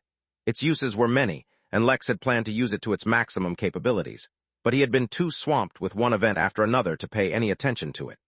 Even now, the only reason he paid attention to it was due to the fact that he was focused on Aegis and Roland to begin with. Lex was curious why the map colored Roland, the young entrepreneur who sold newspapers with a gang of kids, yellow as a prospective employee rather than Aegis. But he did not have time to ponder. He felt that he would fall asleep at any moment, so he made his move. Space. As an immortal, Aegis was able to sense many more things than cultivators below his level. Even among immortals, he barely met anyone who was as talented as himself, not to mention skilled. Therefore, the moment he arrived at the Midnight Inn, he instantly knew that Lex had not lied to him. This place, it really was a different realm than his own. P alpha pedi alpha kratkoi letter 1d0f nui circumflex 1, so grave m. Back in the crystal realm, anyone who reached the realm of Earth Immortal would be able to sense it. Growing one's cultivation realm after reaching the Earth Immortal realm was not only incredibly difficult because of the high realm level alone. The realm itself put some kind of pressure on all immortals, slowing their growth. Sometimes, either through odd circumstances or through ridiculous talent, there were a few who reached the peak of the Earth immortal realm and even managed to surpass it. When that happened, they would get ejected from the Earth realm forcibly. This was an incredibly rare occasion to begin with, which is why the knowledge that the Earth immortal realm was not the end of cultivation was already firmly in the realm of hearsay, in the crystal realm at least. As for what happened after they reached that realm, and were ejected, was the subject of endless speculation amongst the few who were in the know. Due to his position, Aegis knew one of the rumors suspected to be the truth, which was that once someone surpassed the Earth immortal realm, they were sent to another realm called the Ascension realm. But again, the concept of realms was too vague for him to understand completely. Yet now, here he was, at the midnight in another realm. Moreover, he had even brought along the small kid from the tavern along with him. What was the name of this realm? Could it be owned by this inn? Would that make it the Midnight Realm? He was lost in his thoughts as he looked around to take in the sights, when someone suddenly teleported in front of him. The man was dressed exceptionally well, and the aura he projected was one of great power and authority. He just got the same feeling from his father, but for some reason, he had a feeling that even his father could not match up to him. Moreover, the man was radiating an aura of the deeper laws that was so intense, it almost caused him to have to close his eyes. Unbeknownst to him, this was the aura from the hallucinations that his body had begun to absorb. Since Aegis would not be harmed by the aura, the system did not filter it out, but since Roland would not be able to handle it, the system employed its usual protective feature to protect him from suffering due to the aura. A few thoughts ran through Aegis' mind as he quickly surmised who this might be, and had only just thought of how to react when the innkeeper would ask him about joining, when the man looked directly past him and at Roland. "Dear guest, allow me to introduce myself. I am the innkeeper, the owner of this humble establishment. I hope you enjoy your stay at my inn and make the most of our numerous services. If you find the inn agreeable and think that you may want to pursue a future alongside us, then please make use of this key. It will allow you to take a simple trial, and if you are able to pass, you will have the honor of joining the Midnight family. Your skills and excellent attitude will be greatly appreciated here at the Midnight Inn." Roland, who grabbed the key from the innkeeper's hand, was looking up at the man with his mouth hung open. He was not expecting to receive a job offer, especially for a place as incredible as this. While Aegis was still able to calmly take in everything the inn had to offer, Roland, as a young man, was much more impressionable. But at this moment, more shocked than Roland was Aegis. He was the one who came to the inn to check out if he wanted to work here, but he had been completely ignored in favor of a small kid. "Innkeeper, it is an honor to meet you. My name is," began Aegis when he noticed Roland was too shocked to reply, but was interrupted by the innkeeper. "Are you wondering why I am offering the kid a job while ignoring you?" The innkeeper, who had been smiling warmly at Roland, looked at Aegis with an uninterested and bland look. "Very simple. The kid is exceptionally talented and motivated, making the most of every situation. He also put on an excellent display of not losing himself to despair when all hope seemed to be lost, never forgetting to keep the calm for his followers. You, on the other hand, are an overgrown child with daddy issues and a penchant for throwing tantrums. You're so oblivious to everything that isn't about yourself, you do not even see what is truly happening in your own world. I will not retract the opportunity you have received, but consider for a moment if you can provide anything other than your strength. And if it's a matter of strength, I have no shortage of people to choose from." Lex may have sounded harsh, but he understood Aegis well enough now that he knew if he paid him too much information or gave him too much favor, he would fall into the same category of everyone who worshipped him for his talent all his life. Instead, by challenging him and belittling his existence to nothing more than hired muscle, he challenged Aegis to prove him wrong.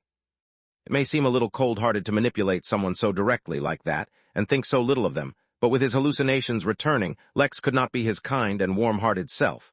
He was barely keeping his sanity. He could not distract himself with thoughts like empathy. In fact, before Aegis had a chance to respond, the innkeeper disappeared. In truth, he had returned to his recovery pod, but to Aegis, it seemed like the innkeeper truly thought too little of him. In truth, Aegis felt offended by how he had been so directly belittled, but at the same time, he was shocked by the man's aura, as well as how easily he had been able to read Aegis' thoughts. He also felt a strong inclination to prove the man wrong. Despite becoming an immortal, he could do nothing about the fact that at the end of the day he was human, and human emotions were easily manipulated. Had this been anywhere else, Aegis would not have been so easily fooled. He was still an immortal after all. Unfortunately, how could he challenge Lex right in the Midnight Inn? None of his senses worked properly on him. The two of them spent a couple of days at the inn, taking in everything the inn had to offer. Amazed by the magical land, Roland was unable to stop himself from crushing the platinum key and starting his trial. Besides, he had nothing left for himself at the Crystal Realm anyway. He just, on the other hand, returned to the Crystal Realm. Whether he accepted the job or not, he would prove that he was not worthless by having Zagan use the Platinum Key. But at the same time, the Innkeeper's remark about how he was oblivious to the truth of his own world struck him hard. He was not stupid. He knew his father was keeping secrets from him. He just never cared. But what if it was not just his father, but all the races? He recalled that Lex had also asked him some questions relating to the Craven. He never cared before, but he had to prove to himself that he wasn't worthless. If he was ignorant before, it was because he didn't care, but now that he cared, he would definitely find out. Unbeknownst to him, even this action of his was playing right into Lex's hands. 423, Lonely at the top bonus chapter. Lex had once again fallen asleep, and this time the Lotus was having a little more trouble helping him lay the necessary foundation for his body. The Lotus itself was an infant, after all, and the more it raised Lex's foundation, the harder it became to further improve it. Last time it had to ask the turtle for some extremely fertile soil, while this time the Lotus used up all the divine essence that had been collected by the divine boulder core, the core being the small pebble that Lex had found back in the Crystal Realm that greatly increased his strength. Lex always assumed that the essence could no longer assist him, but the essence was literally something used by divine beings. How could it be so straightforward? The reason why Lex could no longer gain benefits from it was that he had tempered all his skin with it, strengthening it while also making it non-permeable to the essence. P alpha pedi alpha kratkoi letter 1d0f nui circumflex 1, so grave m. The gist of it was taking a lot longer to help Lex wake up this time compared to the last couple of times. Space, physical universe, or rather the physical origin realm, was a vast and wonderful place. The possibilities were endless, and it was filled with strange and mesmerizing visages. Yet only the lucky or the worthy ever had a chance to bear witness to it. Fortunately, there was another place where even the mundane could experience the full glory of everything the physical plane had to offer. This mystical place was known as the Henali Portal. All one needed to do was scan their body, and then use any of the VR immersion devices to enter the portal with their mind, and live in the alternate reality, which was the Henali Portal. The size of the portal was incalculable, for no one had ever discovered the borders of this place. Unlike the physical place, which existed as planets, star systems, and galaxies, the portal existed only as one continuous plane. Each galaxy that was connected to the Henali portal would receive a plot of land proportional to the size of their galaxy, where they would hold their sovereignty. If the galaxy had an owner, for example, the Jotun Empire, then anyone entering the virtual plot of land would require an online visa. The visa thing sucked, but that was veering off into the political side of the portal. Basically, the portal was massive, and in fact, the definition of the known universe that was commonly used in the origin realm referred to the area of the realm which had been connected by the portal. Other races could only explore how vast the origin realm was by the number of connected galaxies. Besides them, only the Henali truly knew how expansive the origin realm was, but they could not be bothered to lay out the portal themselves, so they had members of the Alliance doing it. Predictably, one of the most popular forms of entertainment in the portal was fighting. Since the fighters would not really die in real life, many people used the ultra-realism of the portal to hone their skills and contest against strong opponents. In one such place in an unnamed galaxy in a private room, a Marzu, also known as T-Rex, a Bunair, a race of sentient beetles, and an Ulin, a humanoid race with bronze-colored skin and majestic antlers, were sitting together. All three females were spectating a battle royale and casually chatting amongst one another. This, for them, was a very common get-together.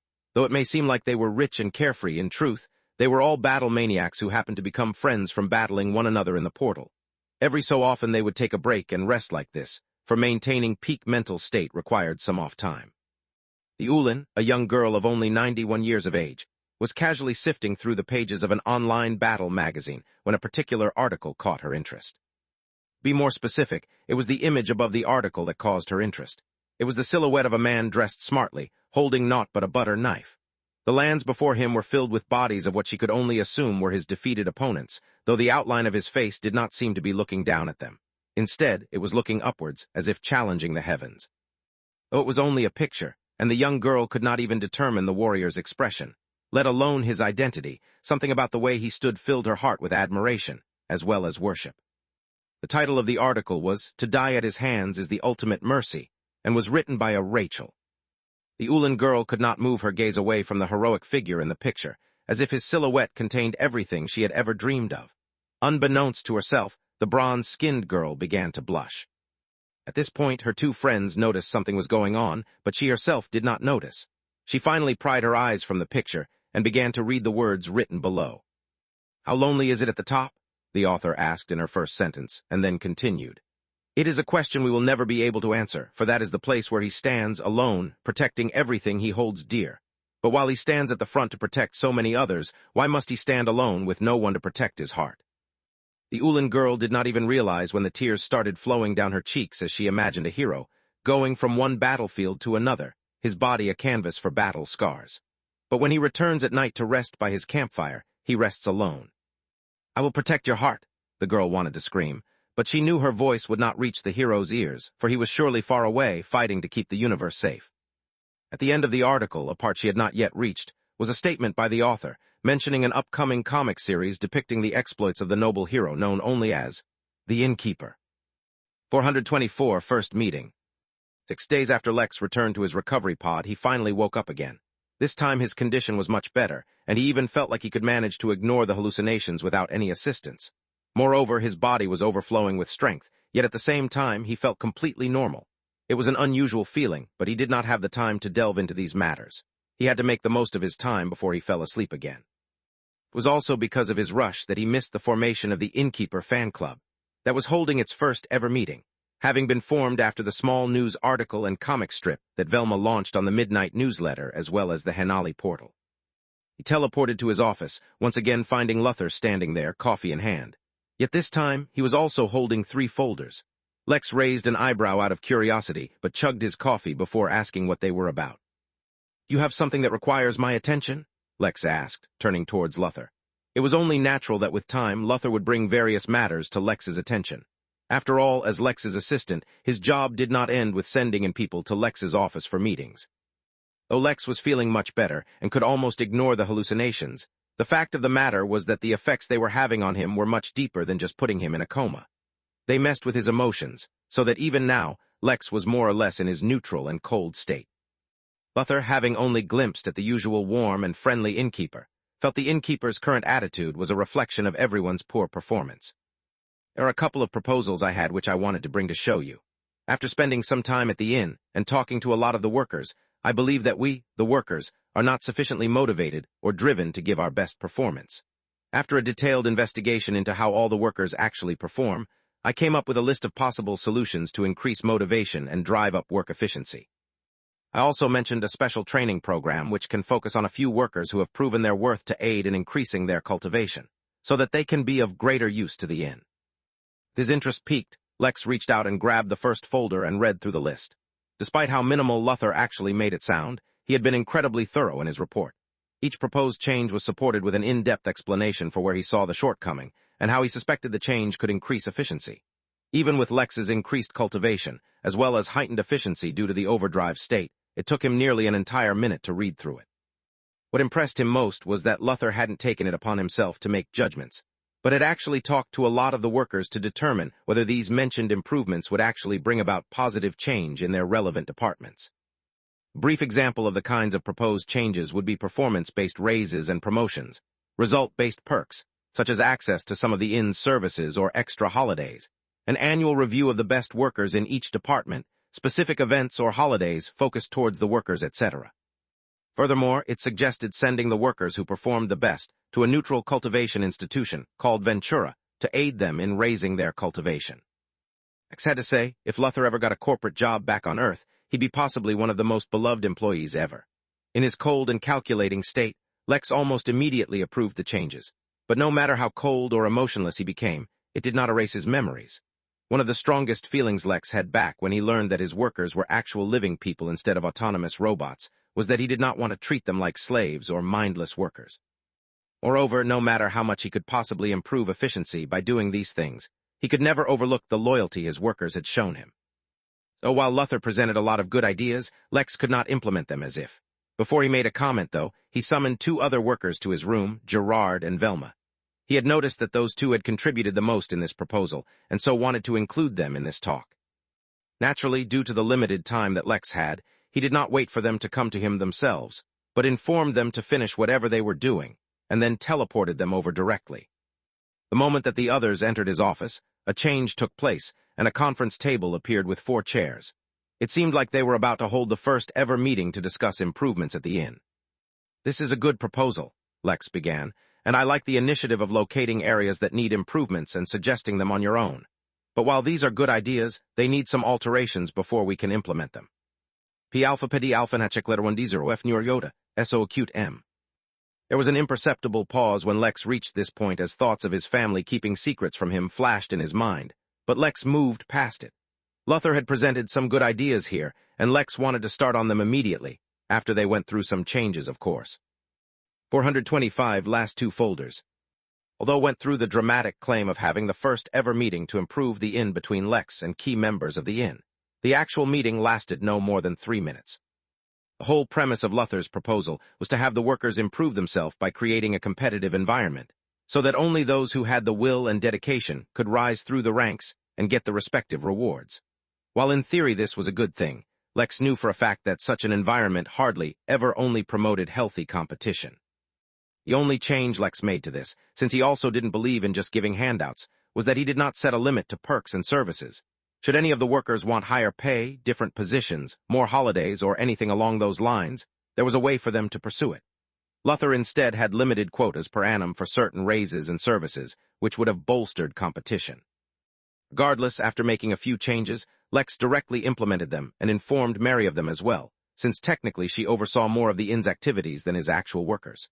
He was looking forward to the day he could give her an actual physical body so she could also join the inn and actually spend time with everyone. All Mary had told him, for now, was that once his authority was high enough he would gain that option eventually. Once that was concluded, Lex turned to the matter of sending his workers outside the inn to train. Once his authority was high enough to teleport people outside the inn wherever he wished he could do this, since his workers weren't actually limited to only existing in the inn space. Still, even if he could do this right now, he still wouldn't. P alpha pedi alpha nachek letter 1d0 f newer, so acute m. While on the surface it seems like a good idea to send workers out to raise their cultivation, and this Ventura organization may have a reputation of being neutral, there are some things you do hoping to rely on the mercy of others. All the workers, even the seemingly ordinary ones, have unordinary talent and very powerful bloodlines they can unlock. Once or twice might be fine, but once workers start going to an external organization and they notice the trend of so many people with the exact same bloodline, it may eventually give birth to greed in their hearts. So the workers can only train at the inn. While this is slow for now, eventually the inn will continue to improve, and the training you receive will be no less than any other establishment. "Give me for being impatient," Luther said, bowing. He suddenly felt ashamed for planning so many things on his own without gaining the innkeeper's approval first. The innkeeper clearly had a keener insight into the machinations of the universe than himself, so relying on him would not lead him astray. Fortunately, the innkeeper had not punished him, but instead guided him on which direction to focus future suggestions. "What are the other folders?" Lex asked. Luther promptly handed Lex the next one, which detailed his suggestions for things to add to the inn, as well as a few proposed changes to the security protocols. These Lex read a bit more thoroughly, for the idea of creating a prison or dungeon and then holding those who transgressed was extremely serious. It felt like a huge decision, and yet it was not, for he had been doing it for a while already. In his emotionless state, there was no room for false modesty. It was a simple truth that the inn was his home, and that while he would be warm and friendly to most, to those who meant him harm, Lex should not be lenient. The inclination to not harm someone, or at least not be so harsh, was something nurtured by living in civilized society, where freedom and safety were the foundations of civilization. But while all countries touted the call of human rights and peace, one needs but to open a history book to remember the foundation for a nation where these ideals could be peddled was built through war. But at the same time, there was no need to be so ostentatious while doing these things. Lex approved them, but did not immediately implement them. This was simply because he did not have the MP to spare at the moment. He asked for the last folder, but was surprised when he saw Luther's awkward appearance. Hesitantly, the assistant handed Lex the final folder. This one was thin. In fact, it was only a single page. It was a proposal for funeral proceedings for the workers that died. Lex's host attire made it so that Lex had absolute control over all his actions, small or big. So it was a conscious decision when Lex let out a sigh and sat down on his chair. Without making a single change to the existing plans, Lex made a single addition and approved it. This proposal was not from Luther, but a joint suggestion from all the workers. They did not wish to be buried at the inn, for this was the place they cherished with all their heart. They did not want a cemetery in this place. Instead, Those chose for their fallen brothers and sisters, as well as for themselves should they die, to be cremated and have their ashes spread across the inn. The only addition Lex made was a monument, simple and unassuming, found in a lost corner somewhere in the inn, with the names of the workers who passed and a little about them. Suddenly, Lex felt a strange exhaustion grip his body. Then he made a decision. 426 The long lost Leo. Lex had been extremely focused on taking care of the inn as much as he possibly could in the few moments of lucidity he had every time he woke up. But he had other plans as well which were just as important. One of them was bringing Leo, the owner of the Gamer's Den, back. After all, if anyone ever guessed that Lex worked at the inn, he would use Leo to explain that identity. Now was a good time to make his comeback, and he intended to come back in spectacular fashion. He scanned the inn once and instantly picked on something interesting. After learning the details surrounding what was happening, Lex couldn't help but be amazed. Sometimes, things just aligned up too perfectly. He teleported away. Space. I told you for the last time I can't fight any nascent realm cultivators, said Z in an exasperated tone.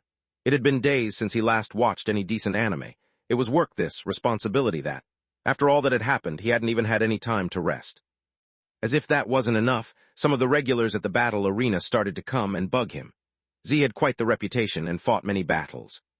But while he had a near-perfect win streak, it was within limits. He could not fight nascent soul cultivators, as he could barely fight against golden core cultivators if he used all his strength and bloodline abilities. Yet those regulars did not seem to care, as they kept trying to convince him. After all, it was just a little gambling. The good thing about the inn was that the fights weren't to the death, unless stated in the beginning, so there was no farm. The recovery pod had been good enough to heal all combat wounds so far. Think of it as training. Come on, chap, if you only ever fight easy opponents, how will you ever grow? Even defeat can teach a valuable lesson. If you think it's easy, you fight them, said Z one more time. Though they were annoyingly persistent, at least they weren't insulting or blackmailing him into fighting, which is why he kept tolerating them. Otherwise, all he needed to do was tell old man Gerard they were bothering him, and they would be taken care of. Security had been very strict about safety lately. Come now, don't be like that. Just one fight. Think about how impressive you'll look in front of all the ladies. Z sighed and was about to respond again, when he heard a voice that he hadn't heard in a long, long time. Stop bothering my cute little employee. If you want someone to fight, I'll do it. Z and the men begging him to fight all looked over to see Leo. He was dressed very casually in a black t-shirt and blue jeans, and the expression he wore was that of a smug smile. Since he was wearing Clark Kent glasses, he was in disguise, but it only changed his appearance without changing too many details. Yet despite how ordinary he seemed, for some reason the feeling Z got was not casual whatsoever. Instead, he felt that right now, Leo was very, very dangerous. The system was suppressing the aura of his laws, since no one here was an immortal and could not tolerate it without getting hurt. But the natural intimidation carried by Lex's body was allowed to flow freely. He looked athletic, but his body was not bulging with muscles like that of bodybuilders, or, in some cases, body cultivators. Yet that did not mean that the strength of his body was not completely overwhelming. Lex released his Foundation Realm aura to show them that he wasn't too strong either. Since he scanned the inn, he knew that there was a group of gamblers who had gathered together to try and get Z to fight a nascent realm fighter. They didn't have malicious intentions, or else the system would detect it. They were just ordinary gamblers who had been blinded by Z's endless victories and wanted to bet big. After all, they had yet to see him fail so far, so they believed he was capable of anything. Lex decided to make use of the crowd's attention to declare his return. Who are you? One of the gamblers asked. Unlike Z, who was honed in battle, they did not pick up on Leo's dangerous aura at all. Leo, I'm Z's boss, and... He disappeared from right in front of them and reappeared in the arena. All the screens in the arena, as well as everywhere else in the village, turned to show Leo standing in the arena alone, his aura on full blast. I'll accept as many challengers as you want, nascent realm and below. You can come at me together, but you only have 60 seconds, as I'll stop accepting challengers after that. I'll personally put up a pot of 50,000 MP. Anyone who beats me can get it. P alpha pedi alpha kratkoi letter 1d0 f nui circumflex, eso grave m. 60 seconds was not a lot of time, yet the incentive of 50,000 MP was enough to cause people to run, especially when Lex was displaying his Foundation Realm cultivation. Within 1 minute, over 300 contestants entered the ring, all of them in the nascent realm, and over 10,000 people placed bets on how many seconds Leo would survive the fight. As soon as the 60 seconds was over, the fight began and the desperate contestants didn't hesitate to attack Lex. After all, based on logic, whoever struck first would be the winner to 50,000 MP. But from start to finish, Lex did not move. Instead, below his feet, a massive array started to form. Yet because it was on the ground, no one noticed. They only watched as the first attack approached Lex and then landed. Immediately, it was followed by hundreds more. All the attacks landed within 1 second, and everyone stopped as they began looking around, waiting for the winner to be declared. Yet the declaration didn't come. Instead, when the smoke cleared, they found Leo standing still, completely unharmed. This time, instead of a technique, he had used an array to defend himself. Now he would also use an array to attack. The sky suddenly darkened, casting a large shadow over the arena. When everyone looked up, they saw an array several times the size of the arena itself, floating up in the sky, gathering energy.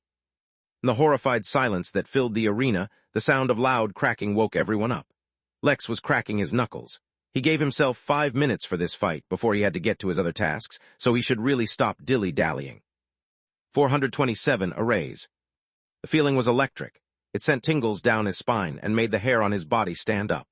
The heat from 300 nascent-level cultivators' bodies filled the arena air, yet Lex felt as fresh and awake as if he was breathing in crisp air up in the mountains.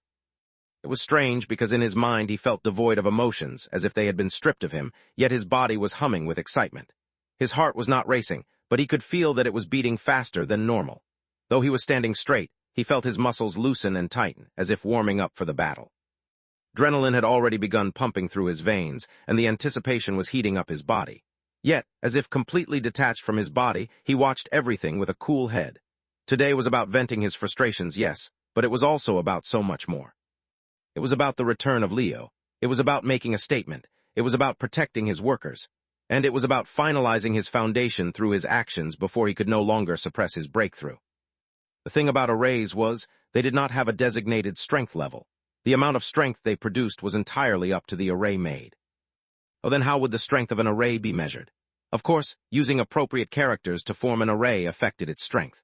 Moreover, the characters naturally occurred in space and directly produced results from the universe itself for simply existing, so the better, or rather, more appropriate character one used, the stronger the array would be. Another metric to measure the strength of an array was usually the size or complexity. But this too was not always the case, for an ingenious array could provide the same feedback as a large, more complex array. All in all, there were no firm rules to declare how an array could be strengthened, and unlike formations, which had clearly marked levels to denote their strength, arrays had none. Still, it was not hard for Lex to come up with ingenious ways to use arrays. His background in programming helped, to a degree, and his understanding of science also played a role.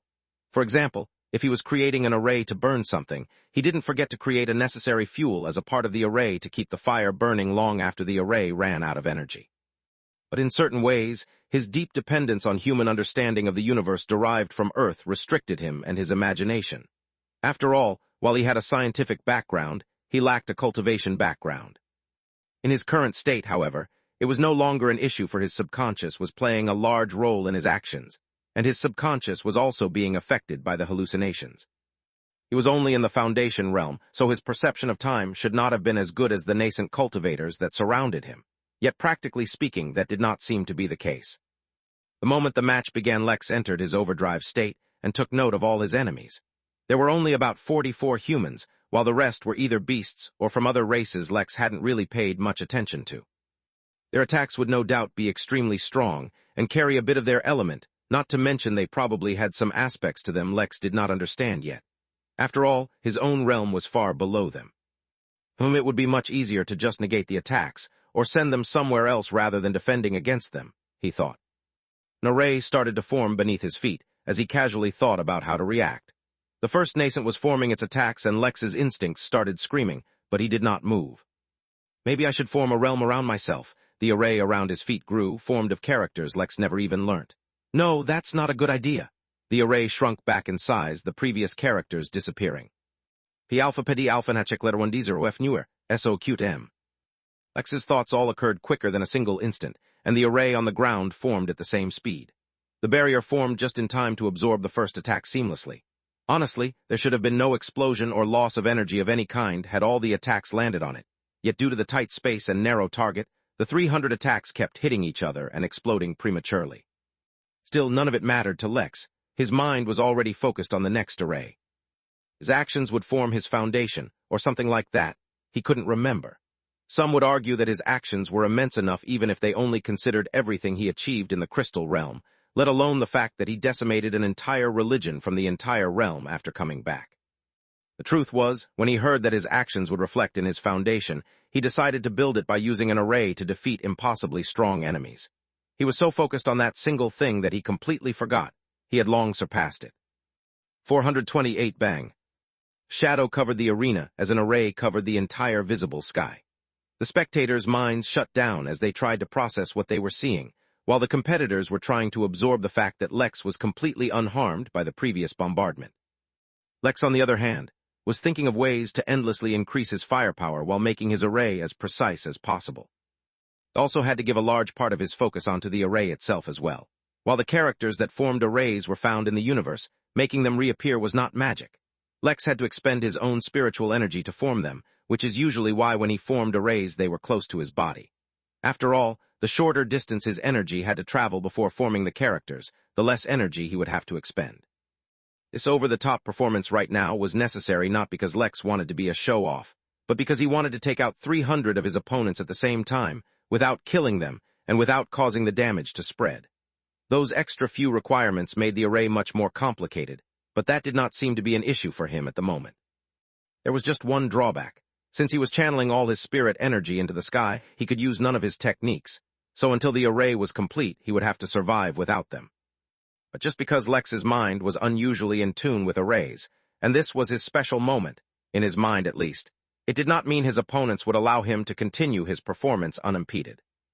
One of the beasts recovered from the shock and dashed towards Lex to attack him up close and personal. It did not understand what was happening and did not care. One solid hit was all it would take to end the fight. A massive toad appeared before Lex and smashed down hard. Bang. Space. Bang. The body flew out and crashed into a pile of corpses, but it moved instantaneously and did not take any time to rest. He couldn't. Even the briefest of moments for respite could spell the end for him, since on this galactic battlefield, Alexander Morrison was nothing more than cannon fodder. His peak golden core realm strength placed him on the lower end of the spectrum on this battlefield, and he should not have been so deep behind enemy lines. But who cared about such things during war? Through twists of fate, various coincidences, and a lot of bad luck, Alexander found himself facing death at every corner, and now it was his job to make it out alive. Behind him, 4 others moved with remarkable cohesion and supported each other to the utmost to survive the onslaught. They were Alexander's team, and he was their captain. Oddly enough, his was the only team that hadn't suffered a single death so far, but it was not a coincidence. Alexander used every ounce of his skill, strength, technique, and resources to make sure that none of them would die. Often enough, he intercepted attacks that would have killed them and suffered the damage in their stead to keep them alive. And he assumed he was just an emotional leader. But the truth was, out here, he was so outclassed in every sense that if his team suffered even the slightest drop in strength, they would not be able to survive. To live, he had to keep his team alive so they could support him, and to keep them alive he had to face every danger that came their way. But it could not be helped. He was not a lucky protagonist who would get saved every time he encountered danger, nor was he the golden child of destiny. Out here, in the battlefield between humans and Fugans, he was not even qualified to be a foot soldier. It would take his whole team to fight a single enemy. But as he gathered his energy and dodged more attacks, the look in his eyes was not one of a wounded animal or a desperate man. The look in his eyes was one of hunger. He was hungry to grow stronger, and not just by breaking through a higher realm. He would be the best of the best. P alpha pedi alpha nachek letter 1 d0 f newer, so cute m. Bang. Space. Bang. Aegis' body smashed deep into a mountain. The armor he had been wearing had crumbled away. No, it had crumbled and then pressed into Aegis' body. But Aegis himself did not seem to notice. He gathered strength in his body, the mountain breaking around him, and pushed himself into the sky. Surrounding him were hundreds of monsters, all of them immortals. All of them had hidden in the dark corners of the realm for millions of years to achieve the strength they had now. So why would they besiege him now? It was because of the blue crystal essence in the necklace around his neck. He brought it out to attract Zagan, but he would have to fend off waves of other monsters till Zagan arrived. But he was not afraid. They called him the strongest in his generation, but how could they not hear the insult in that statement? He was not satisfied with just his generation. He would be the strongest of all generations. The Crown Prince zoomed off to punch a monster the size of Mount Everest in the face. Bang. Space. The competitors were not only attacking Lex, they were even fighting with each other to get a chance to land a hit on Lex. They had no cooperation or cohesion, but that only worked in Lex's favor. After all, he just had to survive long enough for his array to be completed. It was much easier said than done, for not a single spot of his body remained uncovered in blood. As strong as his instincts were, he was not able to avoid all attacks effortlessly. Yet that did not matter, for Regal Embrace was finally showing what it was worth. Directly or indirectly, he had suffered hundreds of attacks already in the last 4 minutes, but while he suffered numerous wounds, not a single bone in his body broke. A cat the size of a house appeared before Lex and tried to stab him with its claws but missed. It wasn't because Lex dodged, but because Lex stopped running altogether, which caused the cat to misjudge where to attack. This could also count as dodging, but the reason it did not count as such. He looked up at the sky with a bloody grin. The array was glowing, and it began to rumble. Thunder rumbled in the sky then. In an instant, 300 golden bolts of lightning struck down from the sky, landing on all the contestants without missing a single one. Bang! 429 threat backfires. Could one quantify an attack that was powerful enough to completely and safely defeat a nascent realm cultivator, human, beast, or otherwise, without actually killing them? It had to be remembered that the rebels on Earth had to plan for decades, and resort to nuclear and hydrogen bombs to threaten merely 5 nascent-level cultivators, all of whom were stuck at the very start of that realm. Yet now Lex was facing 300 of them. In fact, he had taken their beating not only without dying, but without breaking a bone. Sure, the interference from the other competitors made it so none of them were really able to focus on Lex properly, but he took a beating nonetheless. Of course, the fact that the Lotus had been basically re-establishing his foundation again and again, and in the process nourishing his body, also played a significant role in his survival. Now, as if facing such an army was already not tough enough, Lex only had arrays as a viable option to do enough damage to counter them. In theory, arrays could be endlessly powerful. Theoretically, if a Chi training cultivator were given an unlimited supply of energy, they could eventually construct an array massive and complex enough to unleash attacks far more powerful than even nuclear bombs. But in practicality, it was far from so simple. The first issue was that an array had to be drawn using spiritual energy. The supply of energy in the entire array, and each individual character, needed to be steady, and it also needed a constant until the array itself was formed. Now, as if that was not enough, the theory behind the array needed to be correct, but more than that, each character had to be the absolute perfect one to corroborate its behavior according to that theory. There were hundreds of characters for fire, and each of them behaved differently. There were hundreds for air, hundreds for water, hundreds for abstract concepts like beauty, love, hate, anger, and so much more. If the purpose of the array was to fuel the fire with oxygen, you would use a different kind of character, and if the purpose of the array was to birth a single ember, a different character would be used. The more characters were used, the more the chance of contradictions forming there were. It had to be remembered that even an array gone wrong could fuel itself from energy from the universe. More than once Lex had formed arrays that collapsed, which resulted in explosions. In fact, Lex had even used failed arrays as last-minute desperate attacks back in the Crystal Realm when he faced the Craven. Though based on Lex's understanding of arrays, it was even possible to form an array that had the strength of a Daelord. Practically, though, he would need a mind powerful enough to comprehend and calculate arrays and characters on such a level. As for his accomplishments at the moment, even he was not fully conscious of the fact that he had no idea how he was doing these things, though he himself was ultimately generating the ideas for what kinds of arrays to use. Lex did not have a clear understanding of how much damage needed to be dealt to defeat these opponents, so he did not think in terms of damage. First, he needed his attack to be fast enough so that they cannot dodge, regardless of their cultivation or race, hence he chose lightning. But it was not traditional lightning damage that he was relying on to defeat them. No, it occurred to him that he could replicate the unconscious state if he could temporarily disconnect the soul from the spirit. As it happened, there happened to be a kind of lightning with that kind of affinity. Moreover, quite conveniently for the motif of the inn, it was golden in color. The bang, the lightning struck, but instead of a devastating explosion, the only thing that occurred was all the competitors collapsed on the ground. Their eyes were still open, and their bodies were unhurt, but they lay on the ground as unresponsive as corpses. There were no wild cheers from the crowd, for with this unexpected victory, almost all of them had lost some MP gambling. Only the craziest gamblers who were hoping for a miracle bet on Leo ended up winning, but even they forgot to cheer. That was because the sight was too horrifying. In the arena stood a man, drenched in his own blood, smiling at them with pearly white teeth showing. All around him lay the bodies of his enemies. Even when the announcer declared Leo the winner, he didn't really move, and swept his gaze over the crowds until he found the few specific fellows who had been bugging Z. P alpha pedi alpha kratkoi letter 1d0f nui circumflex, eso grave m. There were no threats in Lex's words, and at most there was a slight admonishment. Yet the spectators didn't feel that way, especially the folks Lex had been looking at. They completely forgot that they had lost their money. They forgot everything. The single thought in their minds was, forget Z, they had to bet on this Leo in the future. Lex did not know what was going on through their heads as he teleported out of the arena and disappeared.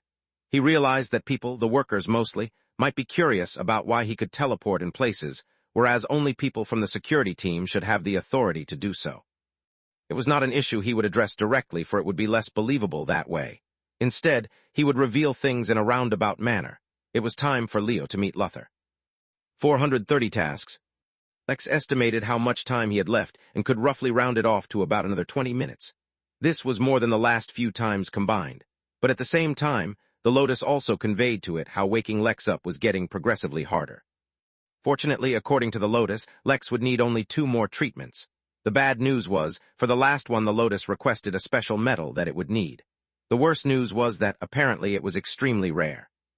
Considering that Lex had just made 100,000 MP off of the gamblers who bet against his victory, as well as another 43,000 MP during the time he was asleep, his income was going up, but it might not be enough to purchase it in the guild room. Well, it was lucky that Lex had to make a trip to the Emporium anyway, so he made a small detour before meeting Luther. The first batch of materials Lex had bought from the Emporium had arrived, though, unfortunately, Lex had arrived 1 day too early to receive the items necessary to heal Harry. Accepting everything in his new spatial bangle, Lex went right to business. I have a special request that might be slightly hard to find. I'm not entirely sure about its availability. If it's available in any market, we'll find it. Just tell me what you need, said Powell with his signature grin. He was practically in love with Lex by now. Lex alone had been responsible for more commissions than Powell had received in his entire career otherwise. If he had a daughter, he'd be trying to set them up. It's a metal called Enti's core. I need about 1 gram of it. Powell's grin froze and a difficult expression appeared on his face. He did not immediately reply but checked his catalog. A few moments later he shook his head. P alpha pedi alpha nachekletter 1d0 f newer, so cute m. Powell, Lex said very calmly, and looked at the man directly in his eyes.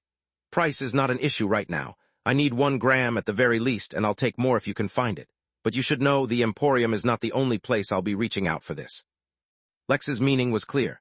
They had a great relationship so far, and although Lex had been paid for everything, the Emporium had been the one gaining from their trades. Now it was time for them to step up. Powell's expression turned solemn, and he nodded. That was enough for now. Lex quickly returned to the inn, donned his Clark Kent glasses, and set up a meeting with Luther and Velma through Mary. Both of them were surprised that they had been requested for, but it wasn't the innkeeper who was requesting them. They could not imagine who else could have Mary act on their behalf, and they were even more surprised when they reached the private room Lex had got to see, Leo. Velma knew who he was, but Luther had never even heard of him. 100 questions ran through his head, but Leo was on a tight schedule, so he didn't have time to let things play out slowly.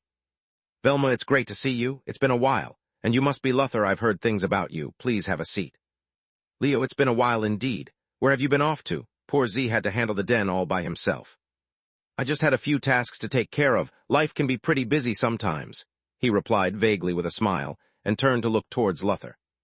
I'm sure you're wondering why I've called you here or even who I am. Let me just quickly introduce myself. Officially, I'm Leo, owner of the Gamer's Den on Main Street. But on the side, I also run a few miscellaneous errands for the Innkeeper now and again. His last statement startled the two, as Leo's tone and general mystique indicated a relationship with the Innkeeper that was hidden. Why would the Innkeeper require such a thing? They did not even entertain the thought that he was lying for a second, for the Innkeeper was not one that could casually be lied about. But as I said, I've been very busy lately and I can't do all the necessary tasks myself.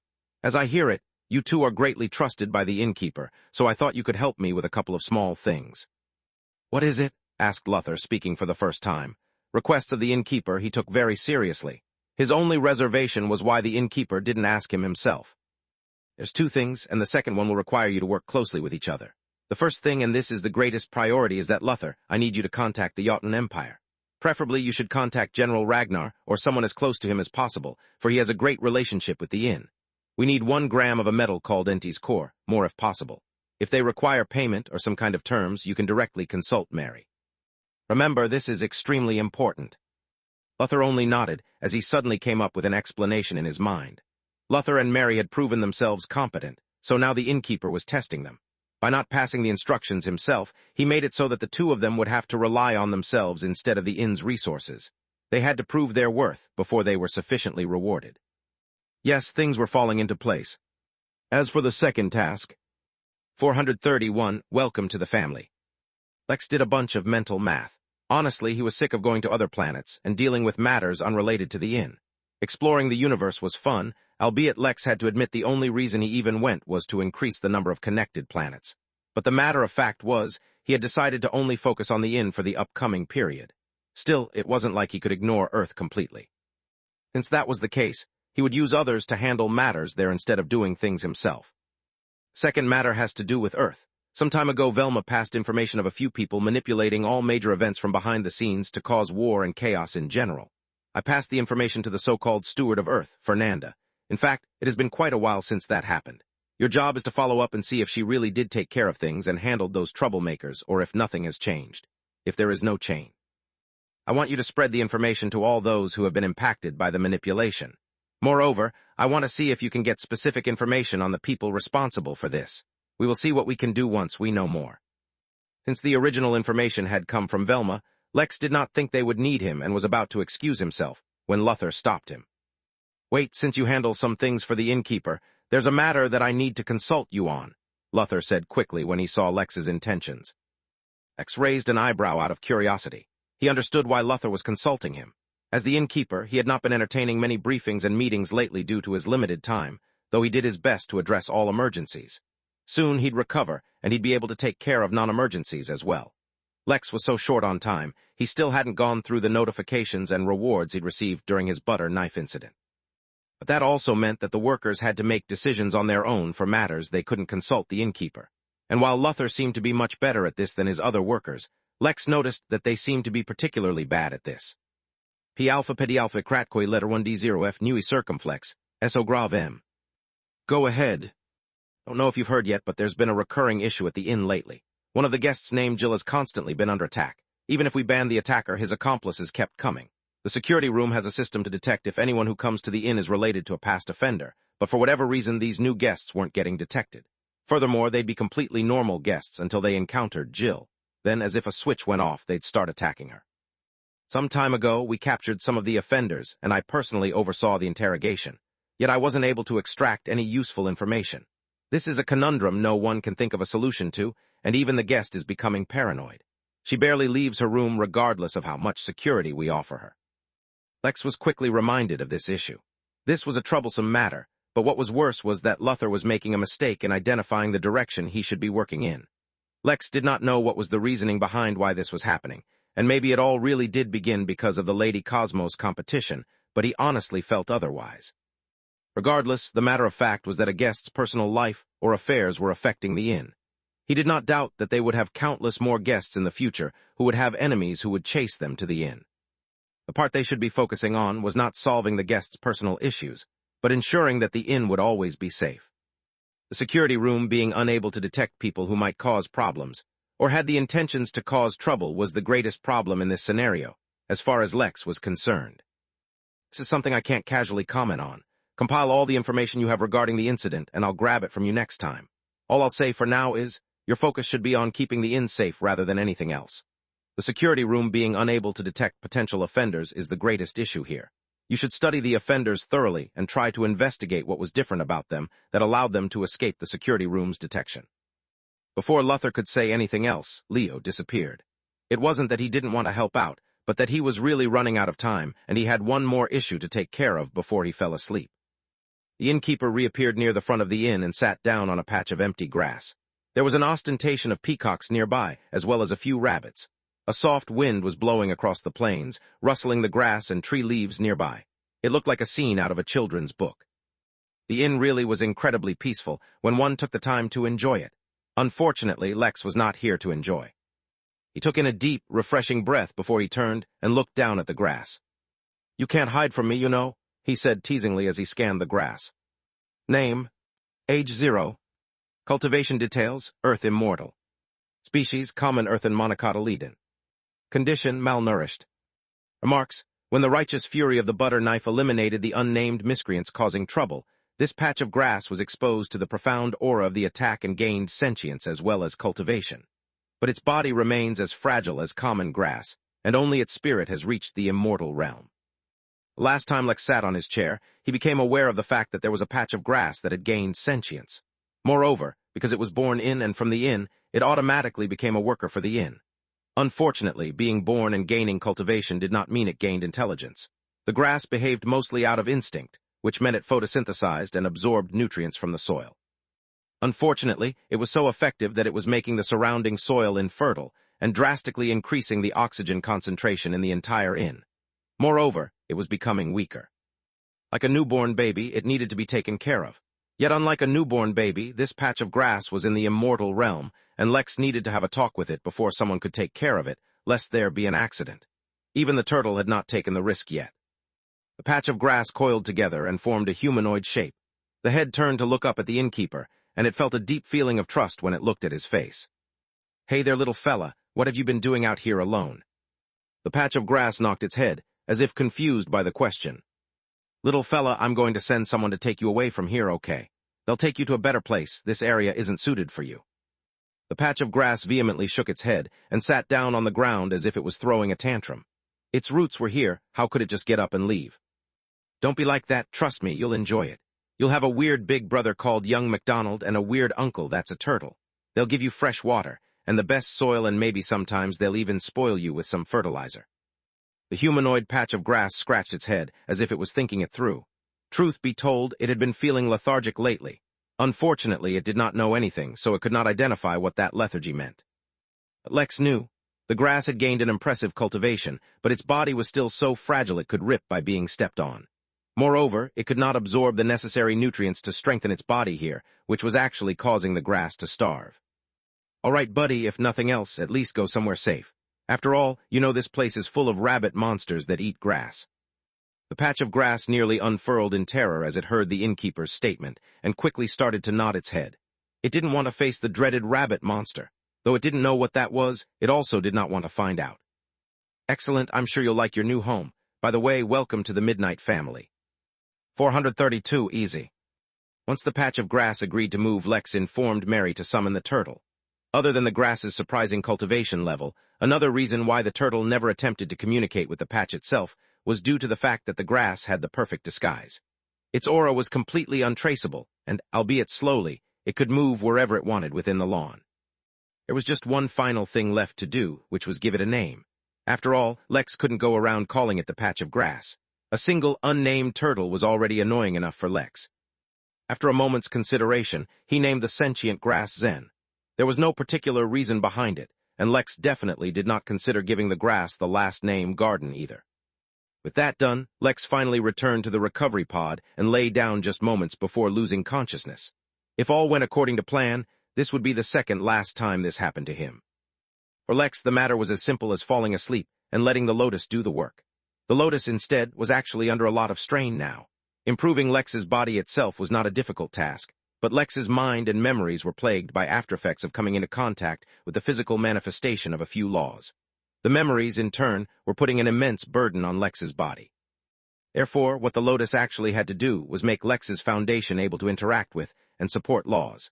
This was incredibly difficult, and the lotus was actually running out items to use to improve Lex's body in such a way. Divine Essence was one of the greatest shortcuts one could use to interact with laws, but it had used up the entire available supply at the inn last time. This time, it was forced to use the last remaining item available at the inn that could do such a thing, and it was beyond precious. It was the final seed out of 3 rare seeds that Lex got. The seed, if it had been allowed to grow, would have produced a plant much like itself.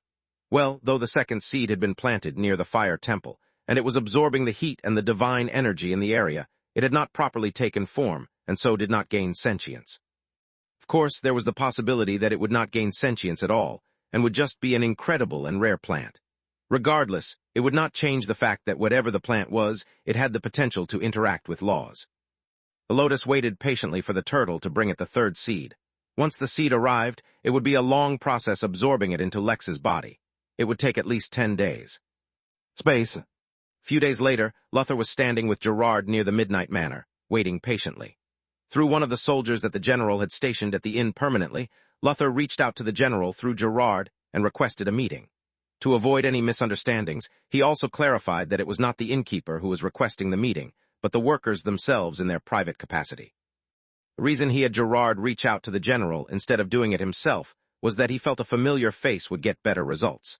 Moreover, It was important to clarify that they were the ones requesting the meeting instead of the innkeeper, as they did not want to use the inn's influence to coerce the general. Such tactics would build a bad impression of them. Of course, since it was them requesting the meeting, they were prepared to hear that it had been rejected, or that the general sent his assistant instead. Fortunately, as it happened, the general had to meet the person who was completing the tasks he'd put up in the guild room, so he had to come to the inn anyway. Of course, Luther did not know that. He was under immense pressure thinking that the general was coming due to their request.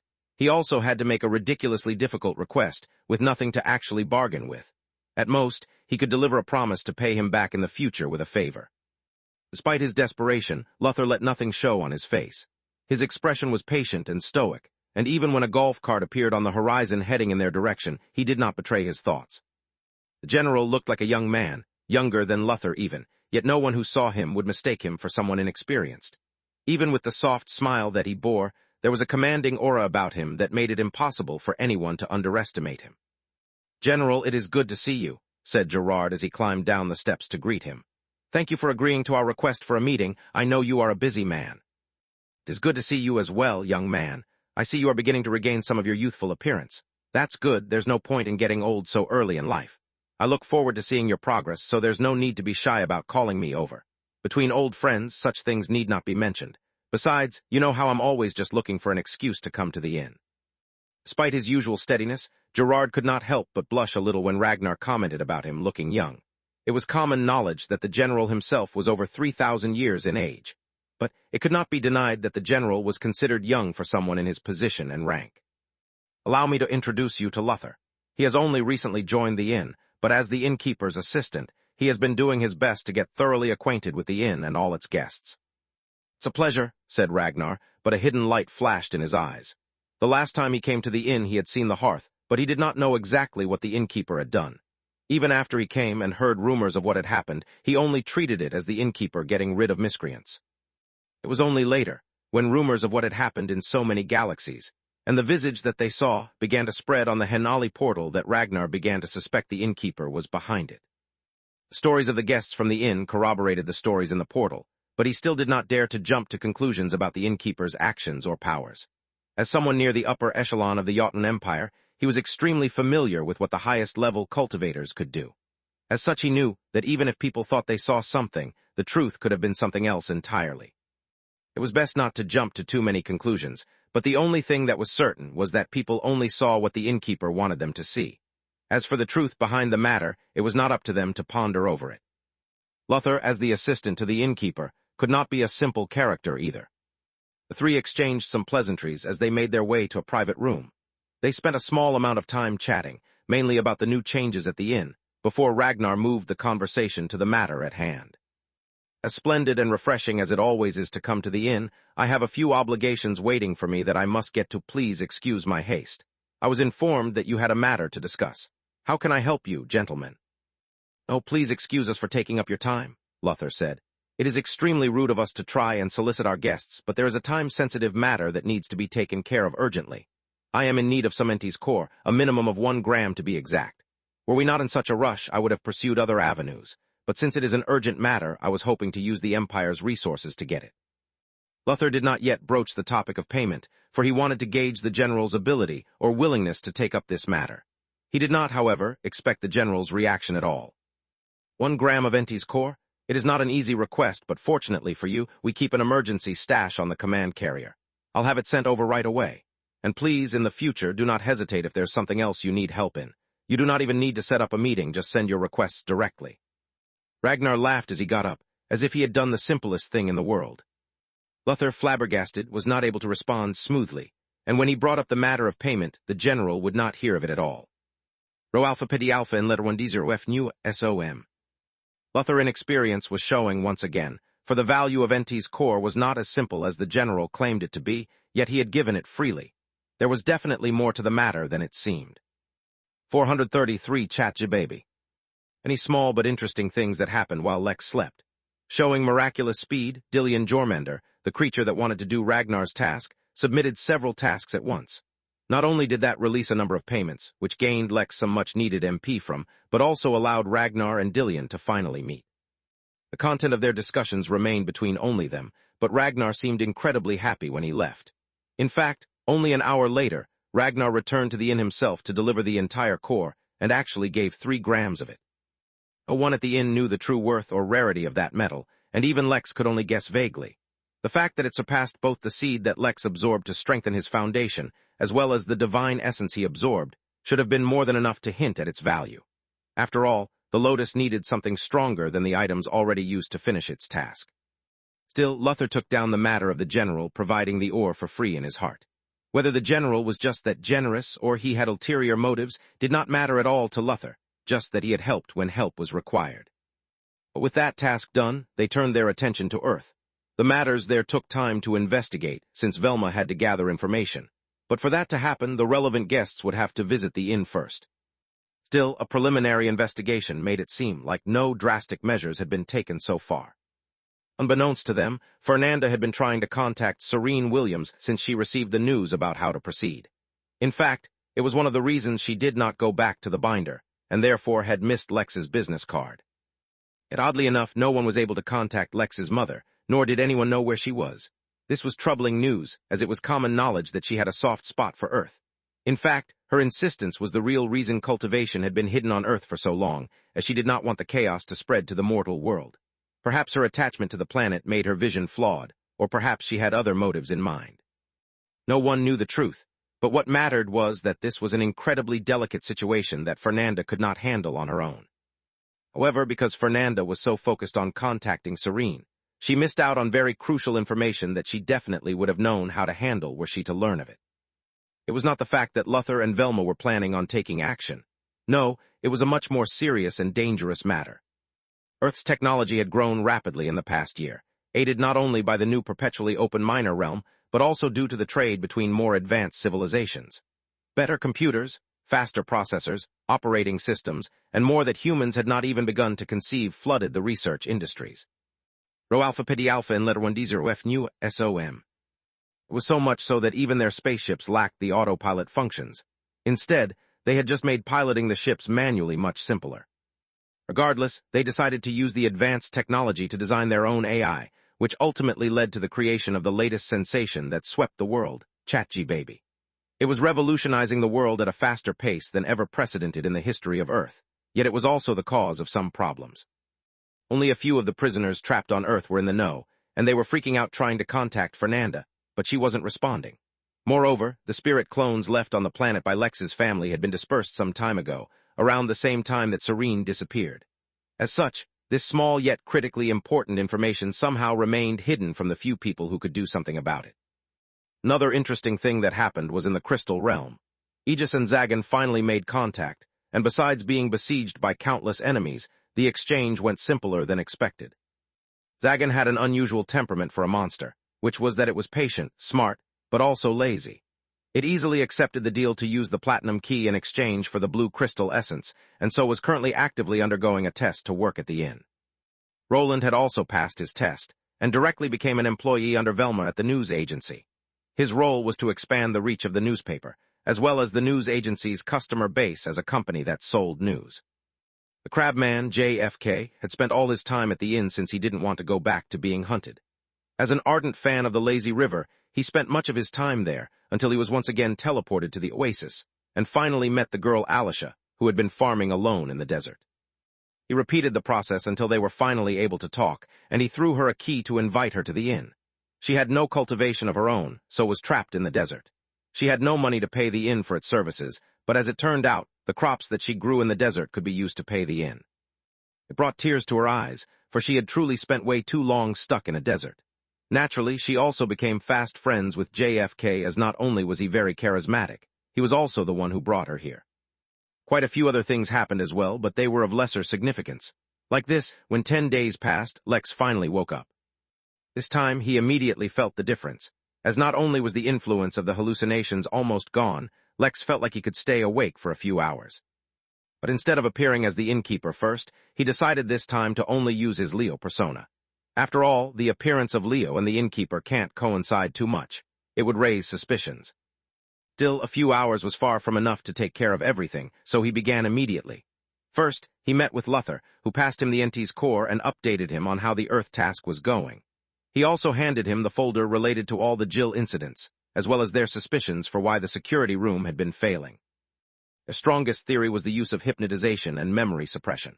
After all, if the miscreants were hypnotized to act a certain way when they encounter certain triggers before they entered the inn, they would not exhibit any malicious intentions. It was the same with memory suppression. If their memories were suppressed or locked, only to be unlocked when encountering a certain trigger, it would prevent them from having any dubious thoughts or intentions the entire time. The theory was honestly quite good, and Lex would need to think of a way around these loopholes. Once he was done with that, Lex returned to the gamer's den and made sure to be seen by as many people as possible. It was important to keep his persona as Leo believable, so not only did he have to build and maintain his social relations, he had to act in accordance to Leo's interests.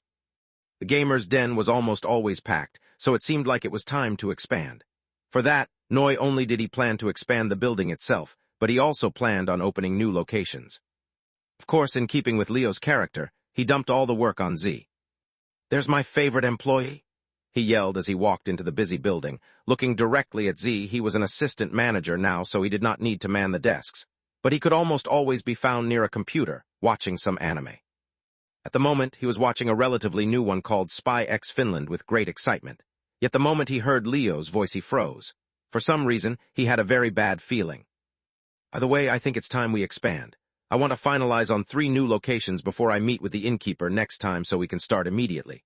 But I've been away from the inn for too long, you know. So why don't go pick some nice locations for me and let me know. I'm going next door to Battle Axe to meet up with John. It's been a while since I met the guy." With that short visit, Leo had exited the shop already. To be clear, this was not Lex's attitude. He was just faithfully playing the role of Leo, that's it. 434 Notifications. Chapter 434 Notifications. Lex's meeting with John was not all too special. Leo and John did not have a particularly deep bond, and the fact that Leo had been absent for so long didn't help either. But John treated Leo with professional courtesy. He had amassed a good amount of MP, and had even become free from his restraints. That meant he had regained a lot of freedom, but that left him with the decision of what to do in the future. He could go back to assassination and continue to raise his cultivation using the system. In fact, it was all but guaranteed that he would do that. But he could not make himself leave the inn until Harry recovered either. He also recalled that a long time back, the innkeeper offered him a job as well. Did not know if he wanted that either. Currently, the most coherent plan he was able to muster was to resume his assassinations gig and use the Henali portal as the only way to assign him tasks. He could perform assassinations and use the inn as his permanent home or hideout. His identity at the inn had existed long enough to keep it from having any association with his real identity, so the plan was almost perfect.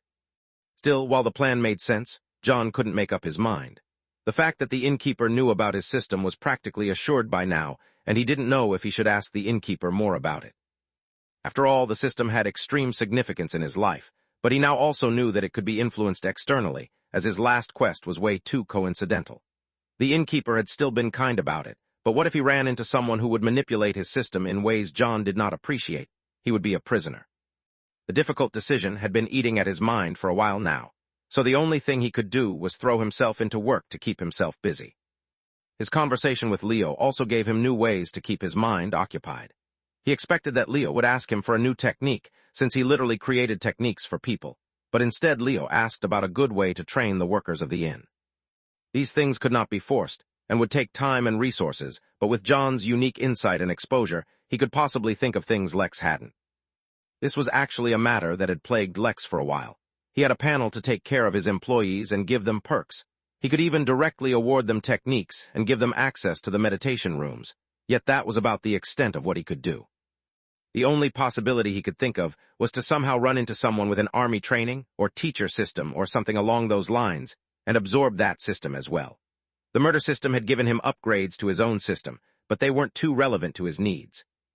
Murder upgrade, which would allow him to learn the techniques or skills of someone stronger than him if he killed them outside of the inn, was not really something Lex saw improving his situation anytime soon. In fact, the upgrade had not even been triggered when he used the butter knife to slay countless people in and out of the inn, for he himself had been inside the inn at the time. The upgrade required him to kill those stronger than him while being outside the inn for it to work.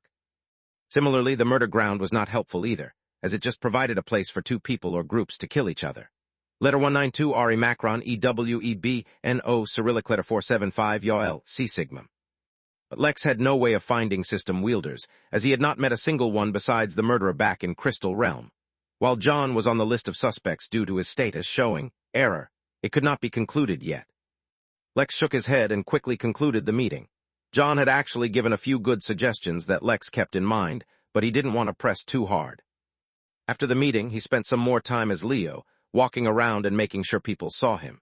He even encountered a unique new guest from a race called Crabman. Once he did the rounds, he teleported away and gathered whatever divine essence the inn had in a special container, then went to the Infinity Emporium. As expected, after the amount of pressure that Lex put on him, Powell had managed to procure some Enti's core, though he merely had 1.2 grams. Lex paid him using the divine essence.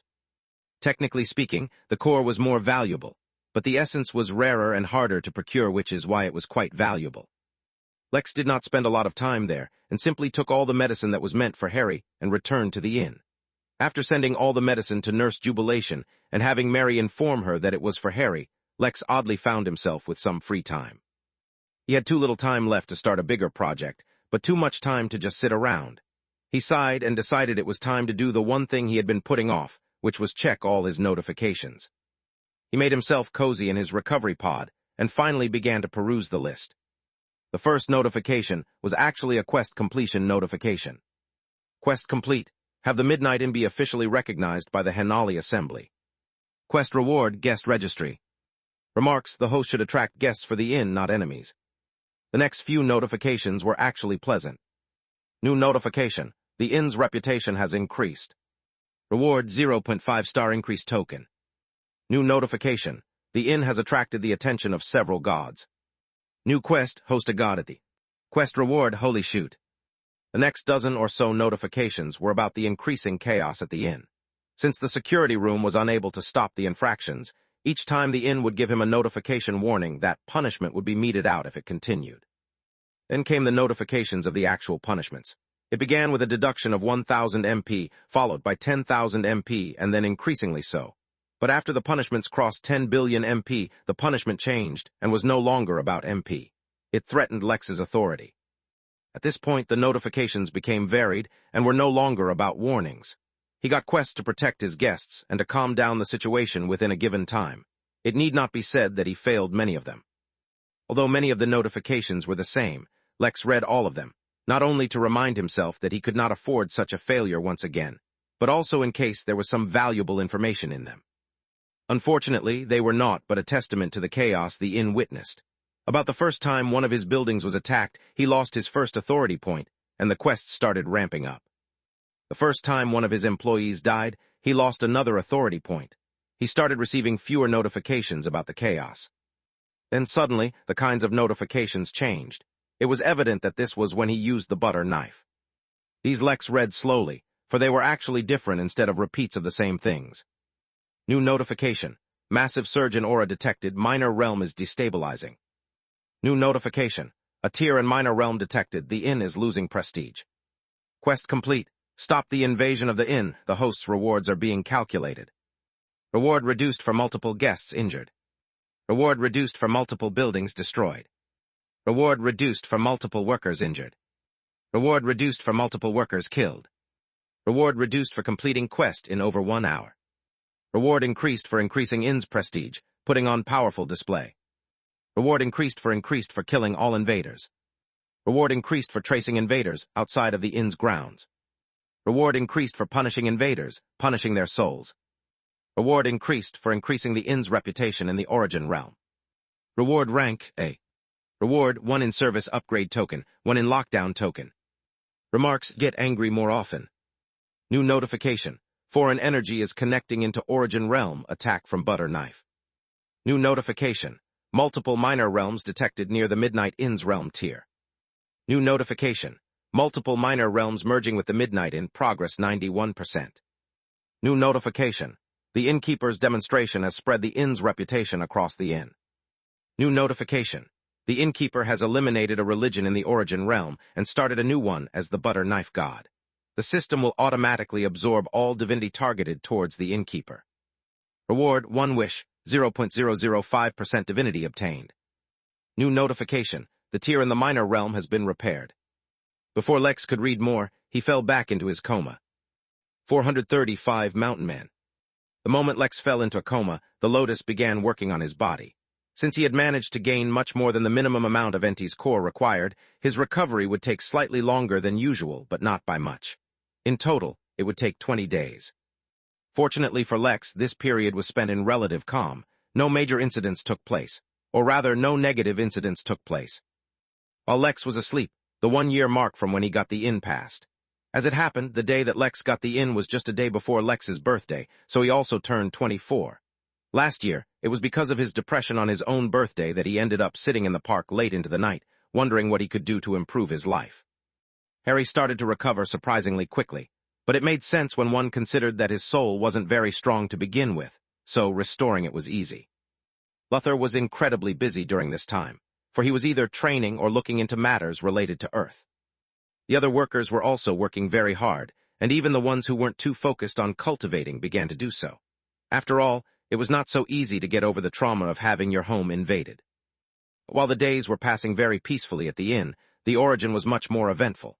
Just because Lex's attack had ended did not mean its repercussions were over. In fact, they were only just beginning.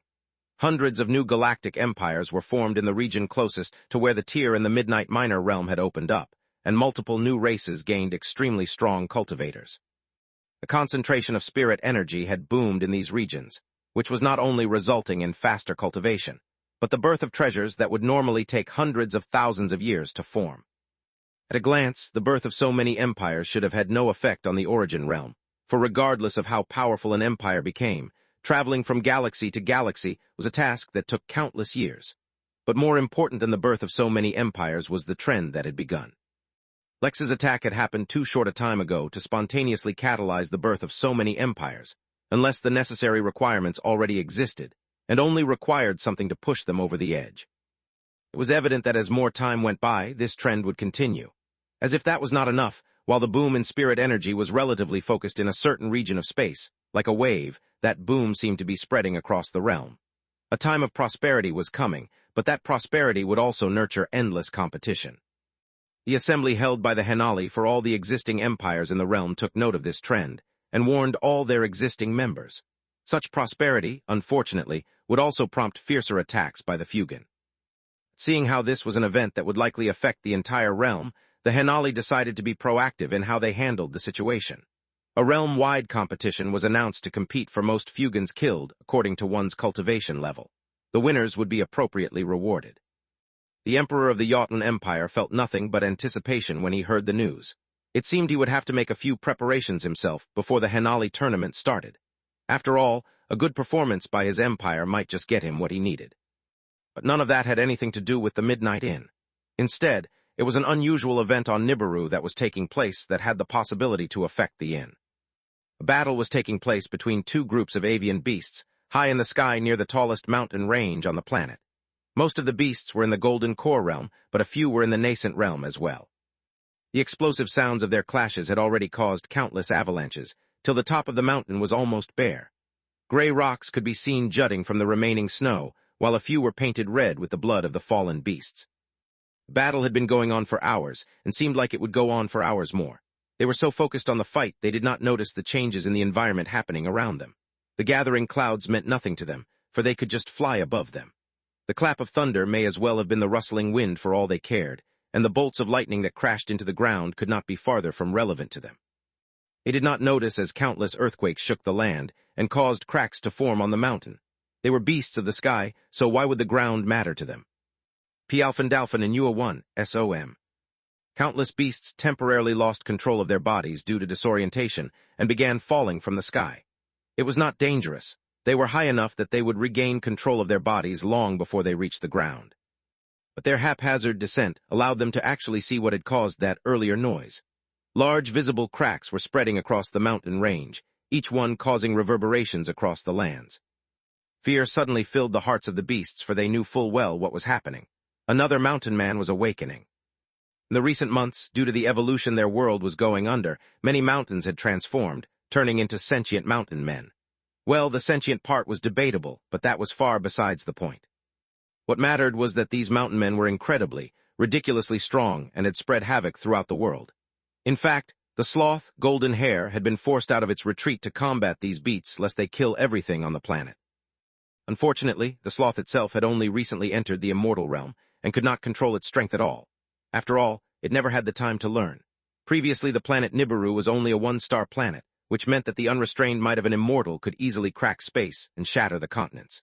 It was only now that the planet's star was in the process of elevating that it had the opportunity to try and learn about its strength, instead of simply slumbering. All of this did not mean that the sloth had been unable to defeat the sentient mountains. No, what it really meant was that their clashes had caused untold destruction, and had resulted in the death of countless beasts that were in the vicinity. Now, if a mountain of this caliber were to birth mountain men, at least a dozen of them would be born. Such a force, it was impossible to guess how long it would take the sloth to settle the matter. The moments the falling beasts regained control over their bodies, they began escaping. In the face of certain death, territorial disputes were nothing, especially when the terrain itself was coming to life. Countless stampedes occurred, until they eventually reached a size large enough to be called a beast flood, all escaping the mountain range. As a result, a few hours later, not a single soul was around to see when the mountain gained life. But instead of giving birth to multiple mountain men, only one, massive mountain man was born. Moving its rocky body, the creature broke its hand free from the depths of the continent and slowly pushed up its humanoid body.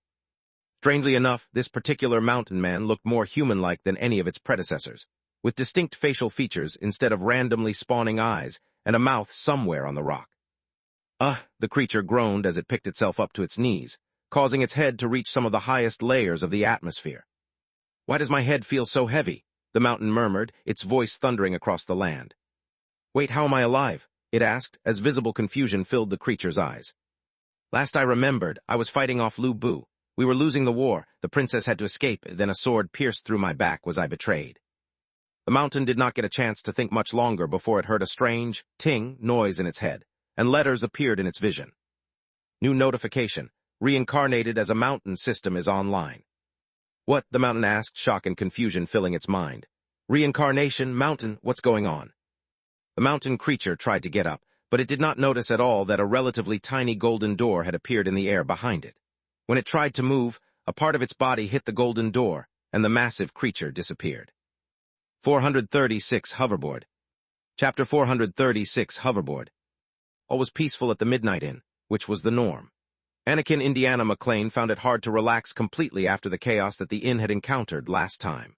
But in his humble opinion, the innkeeper was very clear about his displeasure by ripping the universe itself to attack every bad guy and their mother, not to mention damning the souls of the attackers to endless soul torture. Now, Anakin wasn't a man who condones violence, no sir. But it made him feel somewhat special that the hotel owner would go as far as creating a mini-hell in the form of a hearth to dissuade anyone from attacking again. Honestly, Anakin even considered asking the man for an autograph. Unfortunately, Anakin had been much too busy to waste time lately. The strange grandpa who visits him in his dreams had been very unhappy that Anakin hadn't been cultivating his special darkness affinity, so to appease the old man, he had been dutifully cultivating in the meditation rooms. As if that wasn't enough, his new scam his new business of taking advantage of Naman's ability to detect lies, had made him very popular. It wasn't anything official, but many women secretly brought their boyfriends to him without letting on what they were doing to test if the boys truly loved them. At first, Naman felt hesitant to use his ability like this, but all it took was the attention of one heartbroken girl to change Naman's mind. Teenagers really were easy to get along with. Of course, he had found bigger clients too. Currently, opposite to Anakin sat his latest client, Sauda. Their discussion had been conducted in the Chamber of Secrets, so he did not remember Swa's secret, but he knew for a fact that Sauda needed someone to die. To be specific, a Mr. Suzuki had to die. How such a horrible, nefarious, and insidious task was completely outside of Anakin's domain, for he had never killed a pet goldfish, let alone a human, which is why opposite to him also sat Larry. They were just having a conversation about how Suzuki had been hired to kill Larry. What Larry did with that information was completely and totally up to him, as Anakin had in no way exaggerated Suzuki's motivations and dedication to completing the task. Yes, it was a perfectly normal, calm, and peaceful day within which Anakin was just having a normal conversation, with no otherwise strange occurrences at all. The wind was blowing, the birds were singing, the sun was shining. One moment the group of earthlings had been sitting out in the garden, sipping some coladas. The next, a massive shadow had appeared all around them. The change was too sudden for it to be a cloud, and the size of the shadow covered not only them, but a massive area. The trio looked up to see a massive spaceship. The metallic structure extended for hundreds of miles, yet it floated effortlessly in the air. In fact, the flying city above the village almost bumped into the massive ship, but quickly adjusted its path to dodge it. Up in the air, the entity known as a Bror, which had been relying on the spaceship to keep its body alive, had finally arrived at the inn. It needed to complete some final tasks before it made the transition to existing as a spirit. Though a Bror was stuck inside the ship, it had access to all of the ship's sensors, and so could sense the entirety of the inn. In fact, even the formation surrounding the greenhouse could not deter its vision, revealing everything to it. At a glance, a Bror felt quite disappointed. The inn was too small, and it detected few, if any, beings of considerable strength. But then, it began to notice a few minor details. Due to the realm it used to have, as well as the extremely advanced technology that made up its ship, its knowledge was far beyond ordinary cultivators. It immediately noticed multiple sources of divine energy, as well as the numerous signatures of extremely potent bloodlines, not to mention the destiny shield. Bror let out a mental sigh. To be honest, it did not matter whether this place was impressive or not. It was the only choice it had left. It had long noticed the small hologram of its original species that appeared in the ship's bridge, ready to provide information once a Bror was ready to interact. The being strengthened its resolve, and was about to ask the hologram about completing a few final requests before it took advantage of the beyond the grave function of the inn, when its sensors detected a new being which had teleported near it. Compared to the ship, the new being was small. That did not change the fact that the mountain man was over 20 miles tall. While the ship was technically longer than the mountain man, it was horizontal, and its length was parallel to the ground. The mountain man, instead, was standing vertically, and so its head went far beyond anything else in the inn. As if that sight was not enough, the mountain man had teleported while moving. It was already not used to its massive body, and the ground moving from right under its feet caused the creature to trip terribly, ultimately landing on the ship. Anakin repeatedly rubbed his eyes, and he tried to clear his vision, but no matter what he did, the image did not change. "Guys, I think I had too much Saturn cake," Anakin said lightly. "I must be hallucinating or something. I swear I can see a giant man made out of rocks on a a giant rock man on a hoverboard that looks like a spaceship. My compliments to the chef who baked that cake." "It's not the cake," said Larry, whose eyes were gleaming. He absorbed precious metals to grow stronger, and the hoverboard in the air felt more precious to him than anything he had ever felt in his entire life. 437 Paternal Instincts. Chapter 437, Paternal Instincts. The entire inn, staff and guests included, came to a standstill as they watched the magnificent sight. Even calling it a scene out of a movie would be inaccurate, for even movies hardly ever depicted something as bizarre as what they were seeing. But while many were mesmerized, some were silently preparing to escape. They had no idea what this was, and the memory of the recent attack was too fresh. Regardless, no matter who it was, everyone in the inn was frozen still, as this was a scene they wanted to remember. Bror himself was stunned. He did not know what to do or how to respond. Were he in his prime, he would have squatted the mountain man on top of him into mountain paste. But not only was he at the inn, where he didn't know if responding violently would affect his request for the beyond the grave service, he honestly barely had any strength. The ship itself had attack functions as well, but 99% of its energy was diverted towards keeping a Bror alive, and the remaining 1% was focused towards keeping the ship running. There was literally nothing he could do. He was literally helpless. But the situation did not stay like that for long. "My apologies," the mountain man said awkwardly. It was as if the being was not used to using its mouth, which it was not. In fact, this was literally the first time it was using this body, and it had no idea how to move at all. When it tried to move an arm, its leg moved, and when it tried to move its leg, its hips thrust forward. Eventually, the mountain man fell off the ship, but before it could crush anyone, Cowan appeared below it and froze it in the air. The workers were much more vigilant now, so even if the security room did not spot an issue, they themselves were always on the lookout for a problematic situation. "Do you need any help?" he asked. He did not detect that the giant rock man was trying to hurt anyone, but that it was completely helpless. Aye, the creature did not know how to respond. Everything was happening too quickly and suddenly. It had not had time to wrap its head around its last memories of being at war, let alone even begin to understand what kind of body it had. As if that wasn't enough, the so-called system kept giving it notifications. It was too much. "Relax, calm down, buddy, it's all right," said Cowan in a soothing voice as he moved the mountain to a portion of the inn with no people and set him down. In close to 50 years, Cowan and Anita were going to be parents, so they had been nurturing their paternal instincts. Watching the massive, helpless, sentient rock kicked Cowan into father mode, and he began to soothe it, not only with his voice, but by using his spirit to alleviate the stress it was suffering from. "Calm down," he repeated over and over, his voice tinged with a sedative technique, until finally the mountain man calmed down. "You're at the Midnight Inn," Cowan informed, his tiny body floating in front of the massive face. "This is a safe place where no one will hurt you. It's an inn that caters to guests from all over the universe, so you're welcome here." The mountain man did not entirely understand Cowan's words, for it had no concept of what the universe was. In its previous life, it had lived in a massive country, with no cultivation and civilization equivalent to Earth's Middle Ages. Everything that was happening was truly too insane for it to comprehend. In the sky, Abror finally calmed down when it understood the situation. Much life itself, the living mountain was a guest. For some odd reason, he found that thought strangely relaxing. He diverted his attention back to his personal hologram. He didn't have much time. It was best to be as quick as possible. "I have with me a member of my race. Can I pay for his stay on his behalf?" Abror asked through a speaker. "Yes, if the guest is willing, you can pay for his stay," the hologram answered simply. Abror had to be very selective with how much he paid.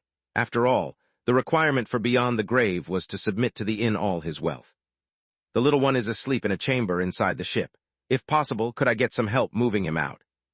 "It should not be a problem," the hologram answered, and forwarded the request to Mary.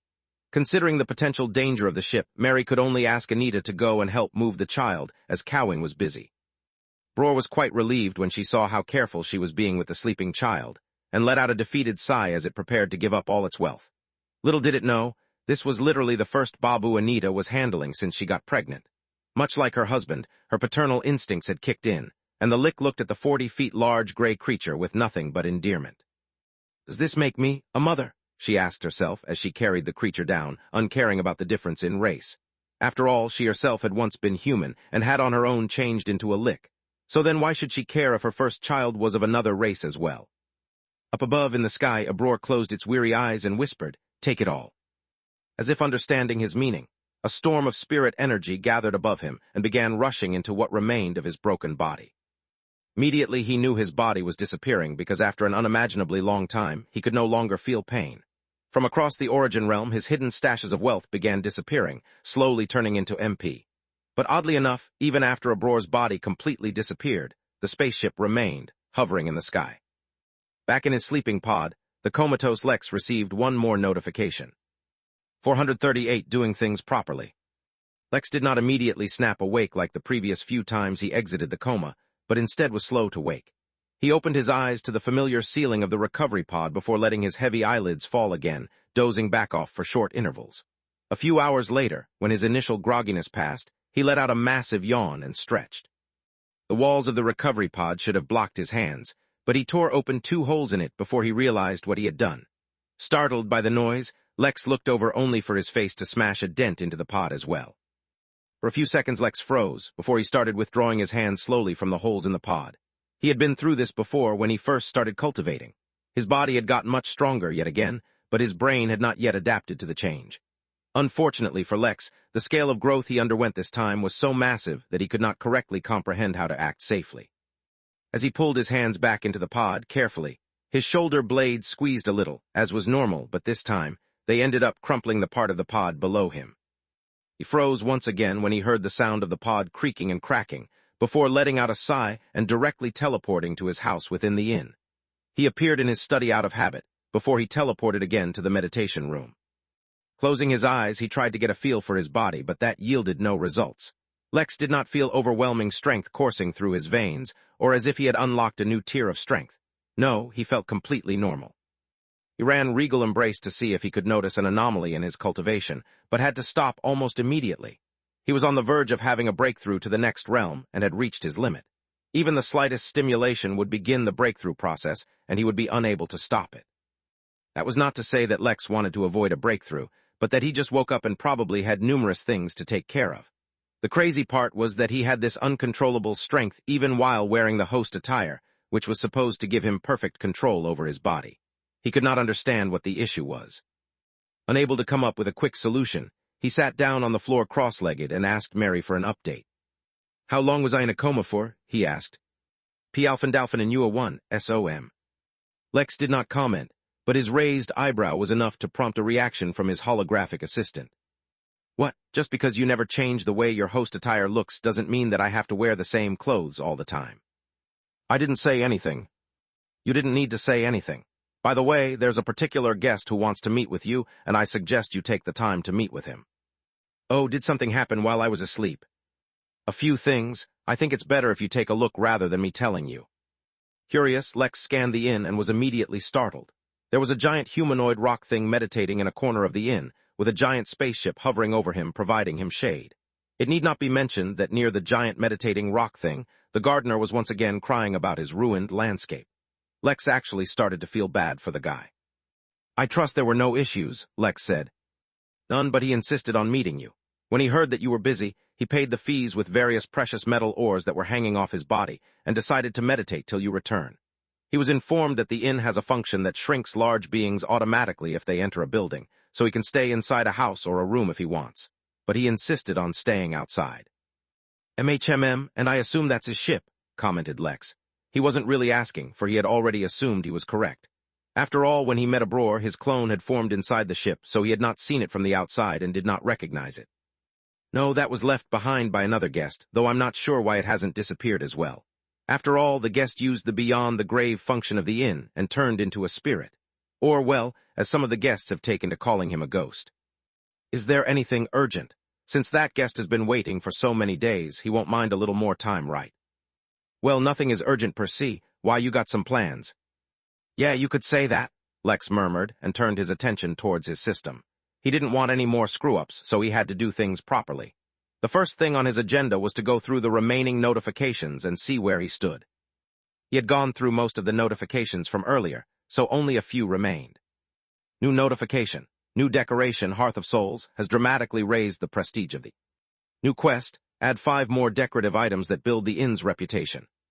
Quest reward, subject to host performance. New notification. You have been Innkeeper for 1 year. Reward, commemorative fridge magnet. New notification. One of your guests has used Beyond the Grave and has become a fixed resident of the inn for 13,000 bridged years. All excess MP converted into energy to retain the spirit. New notification. A guest has made a net payment of over 1 trillion MP, 1 trillion MP. Unlocking token shop. New notification. A guest has made a payment with an item worth over 1 trillion MP.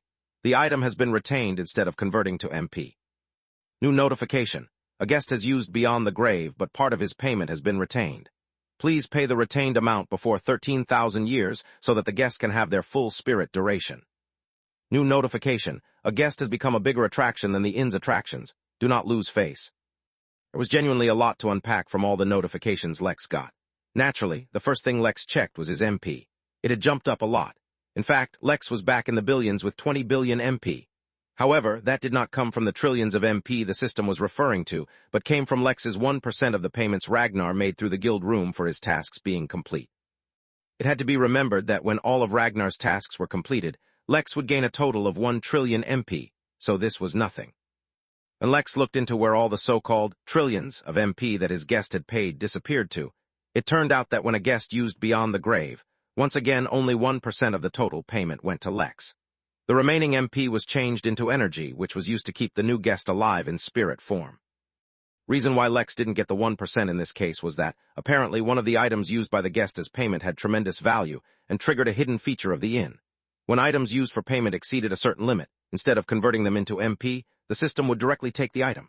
So now Lex had a spaceship, apparently. At the same time, he owed that guest the MP equivalent of that ship, minus the 1% he would have gotten from the total payment.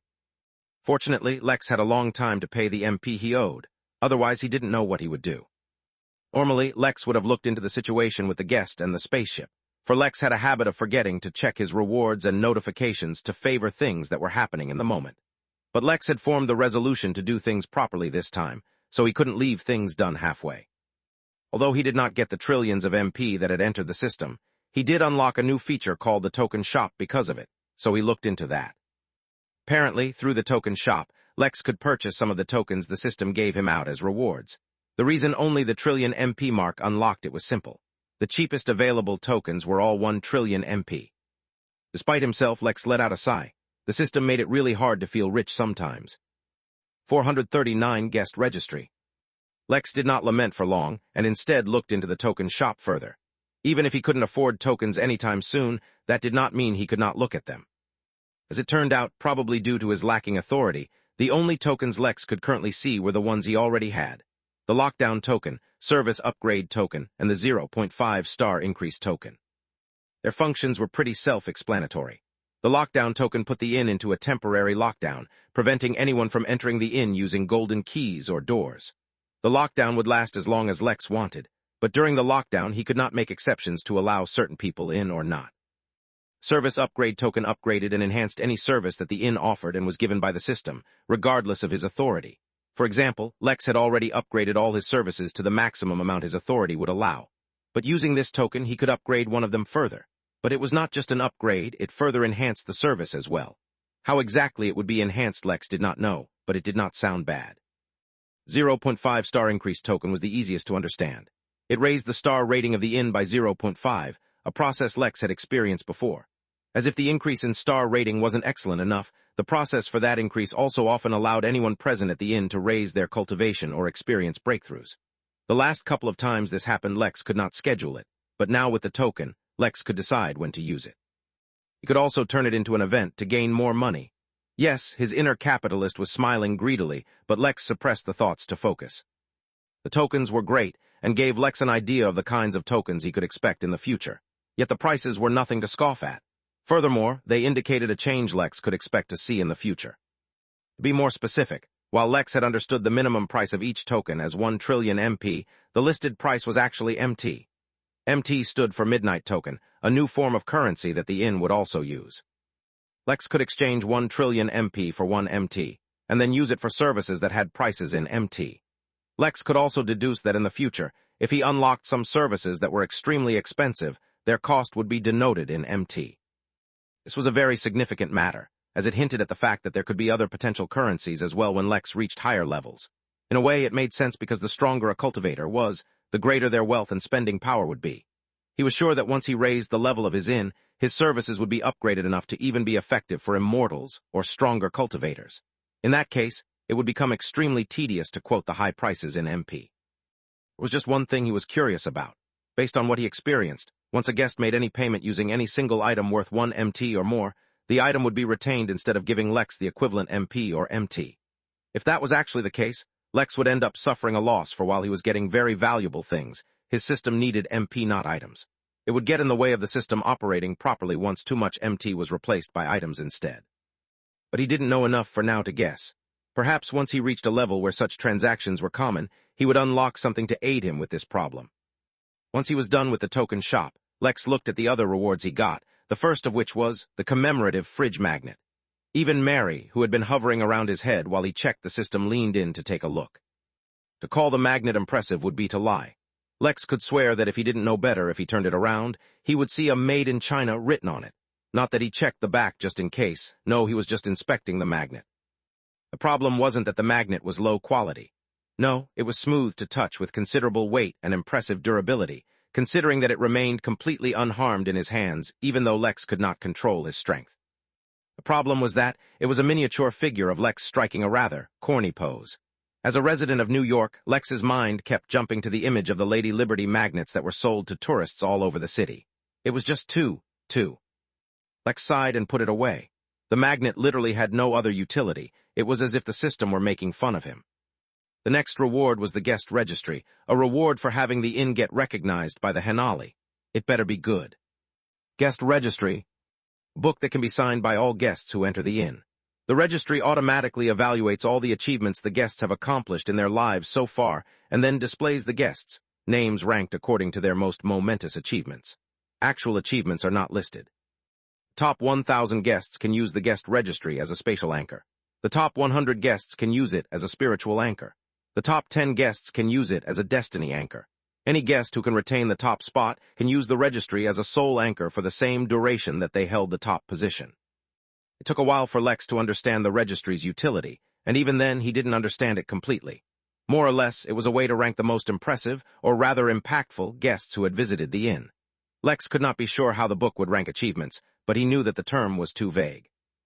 Person scrounging up ingredients and cooking a meal could be considered an achievement based on his wealth or circumstances, while being elected president of a country was also an achievement. Clearly, one of those was more impressive than the other, but the point was evident. Achievements was too vague a term. Heck, even genocidal maniacs could consider their work as achievements. Moreover, the inn did not provide any detail or clarity on what the purpose of these anchors were. Lex could venture a few guesses, but there was a more practical way of finding out. Lex summoned the registry, and a large, hardback book with beautiful gold illustrations on it appeared in front of Lex. It was thick, predictably, and the pages produced a satisfying and smooth creasing sound as Lex looked through them. Only taking a brief moment to appreciate the book, Lex quickly turned to the matter at hand and signed his name, Lex Williams. For a moment, nothing happened. He almost thought that the book wouldn't work on him for some reason, but then the name disappeared, and the book automatically flipped to a new page where Lex's name was written in the most beautiful calligraphy he had ever seen. In front of his name was a bold one. The moment Lex laid his eyes on the name, he felt a strange connection develop with the book, and then another, followed by two more. Since currently he was the top name, he qualified for all four of the anchors the book allowed. Yet even as he felt the anchors form, he did not completely understand what all of them did. The spatial anchor was evident. Lex developed a strange sense for the location of the book, as if he could find it even with his eyes closed. Based on that, he suspected that whoever had that anchor would always be able to find the book, even if they were not in the realm. Lex knew that the system would not allow for such a blatant security flaw, so he suspected that instead of letting those with the anchors locate the minor realm where the inn was hidden, it would allow them to travel directly to the inn without the use of a golden key. The spiritual anchor was strange. When Lex closed his eyes, he could envision the book, and that provided him with some sort of comfort, yet that seemed to be it. He was sure there was more to it, but it would be up to him to figure out the details. Rho alpha pedi alpha letter 1d0 f nu som. The soul anchor, however, was extremely remarkable, so much so that Lex was tempted to never unveil the book at all and keep its benefits to himself. 440 anchors. Lex gulped as he eyed the book with intense greed. This was not the kind of greed that one could shrug off, and Lex had felt it only once before when he encountered the bangle of Narn, a bangle which had an entire galaxy within, with all of its resources available to any who wore it. Back then, accepting the bangle would have put Lex at great risk, which caused him to hesitate in accepting it. Yet now, there weren't any risks. But the feeling did not last long, for the system, quite unprompted, provided him with a clear explanation of how the last anchor worked. Basically, anyone who had a soul anchor in this book could find a way to continue living, even if someone murdered their body. It was basically the same method that Harry used to survive his attack. Although his body had been destroyed beyond the point where it could allow him to live, causing his soul to scatter, bits of his soul were retained in his equipment. Using those bits, Harry had been allowed to live on until Lex could provide him with medicine to heal and regrow his soul properly.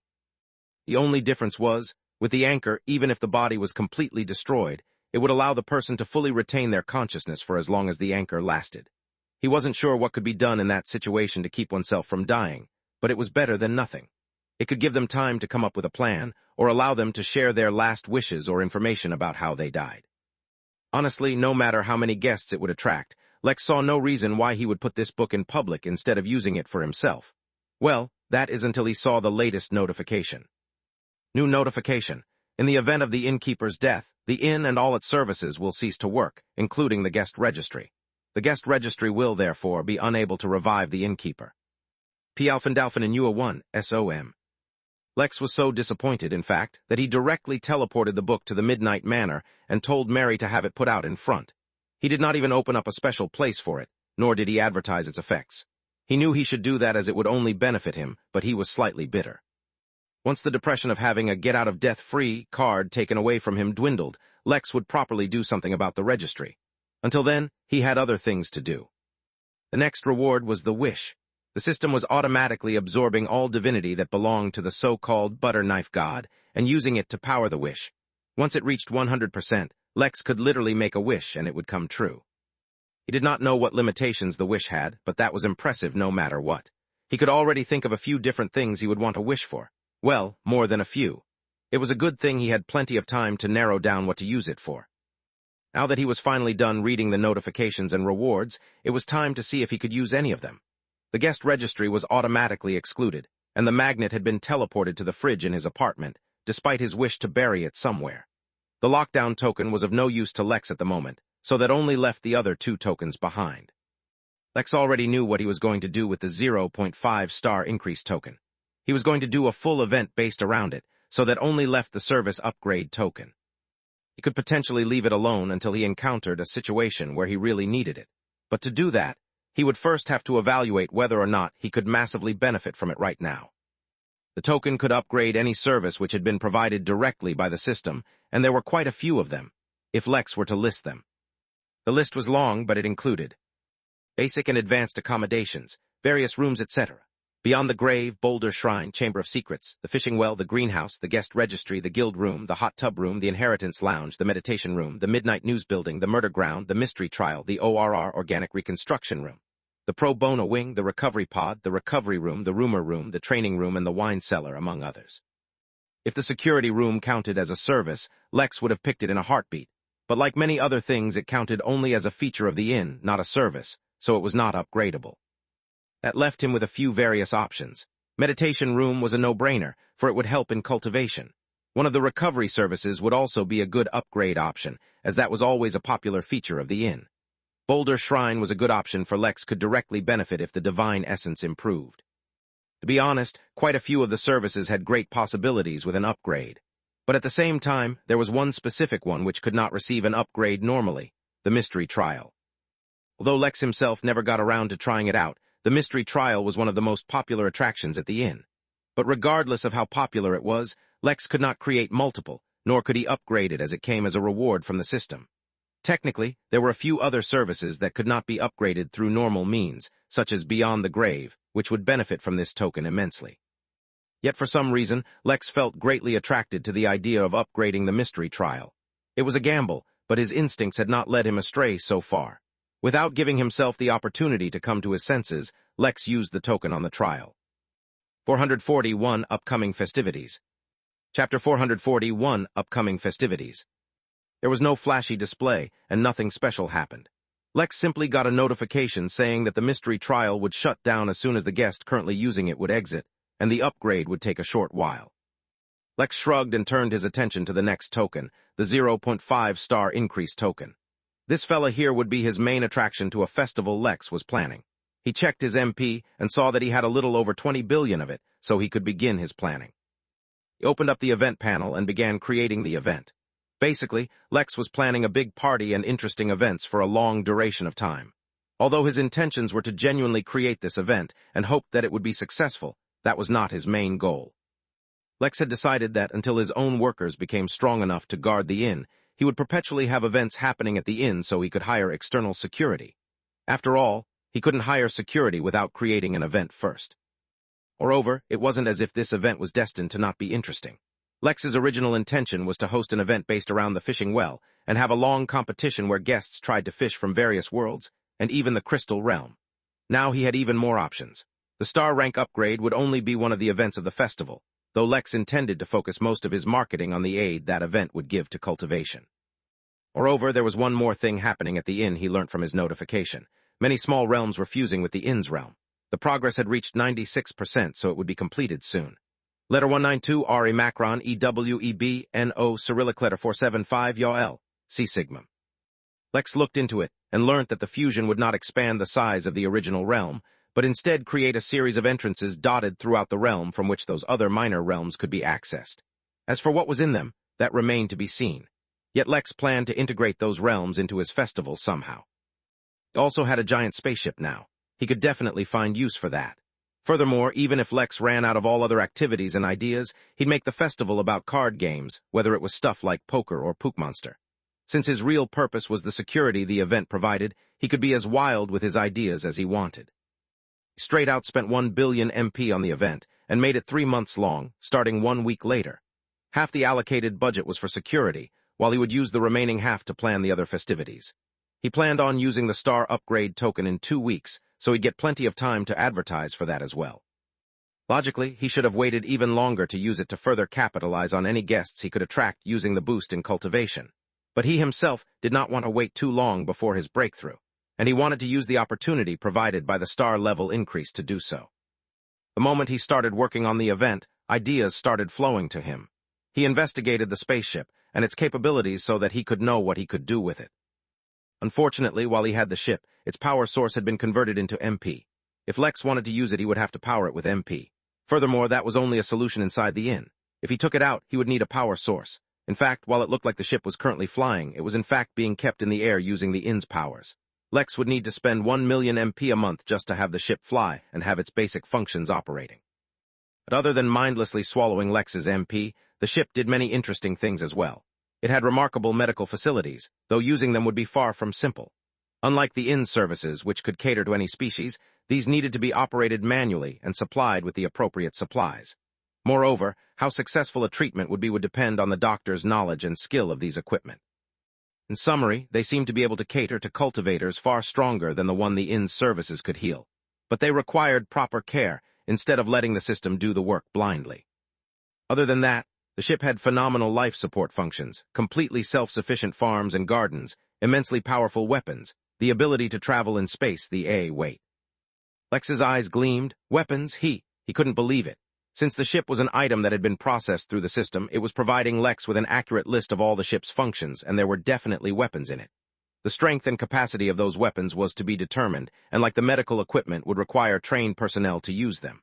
But it was still better than nothing. Various ideas ran through Lex's head. Using the weapons also required proper ammunition, so it wasn't as if they could be used immediately, but this would serve him well. He made a mental note to find the new spirit that had become a resident of the inn and ask him in detail about the ship, using his Leo identity, of course.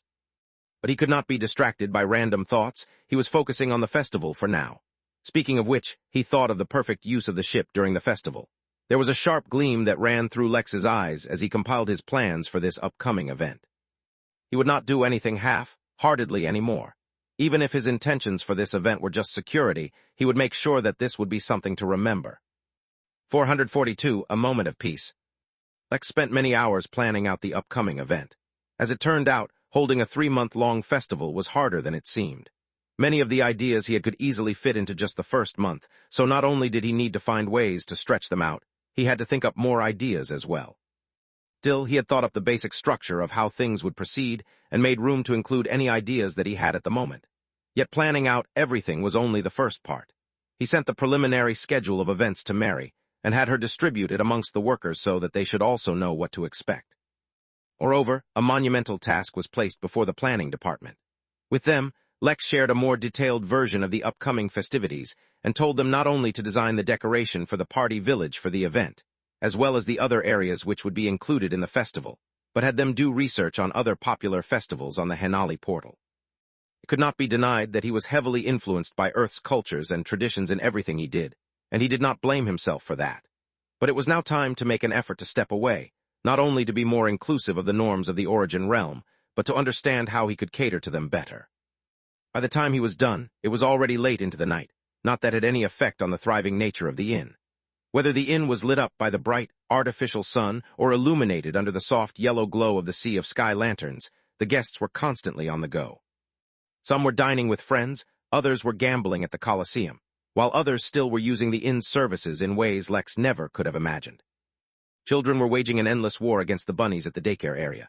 A crabman and a lonely desert farmer girl were falling in love by the lazy river. A patch of sentient grass and its older brother, a vine that extended under the entire inn, were spying on different guests, learning about the universe. In a giant floating sphere of water that Lex had created above the Colosseum, a host of aquatic beasts were playing a game they called Blitzsphere. It was basically underwater rugby. It was very soothing to watch, and Lex took a few moments to enjoy it.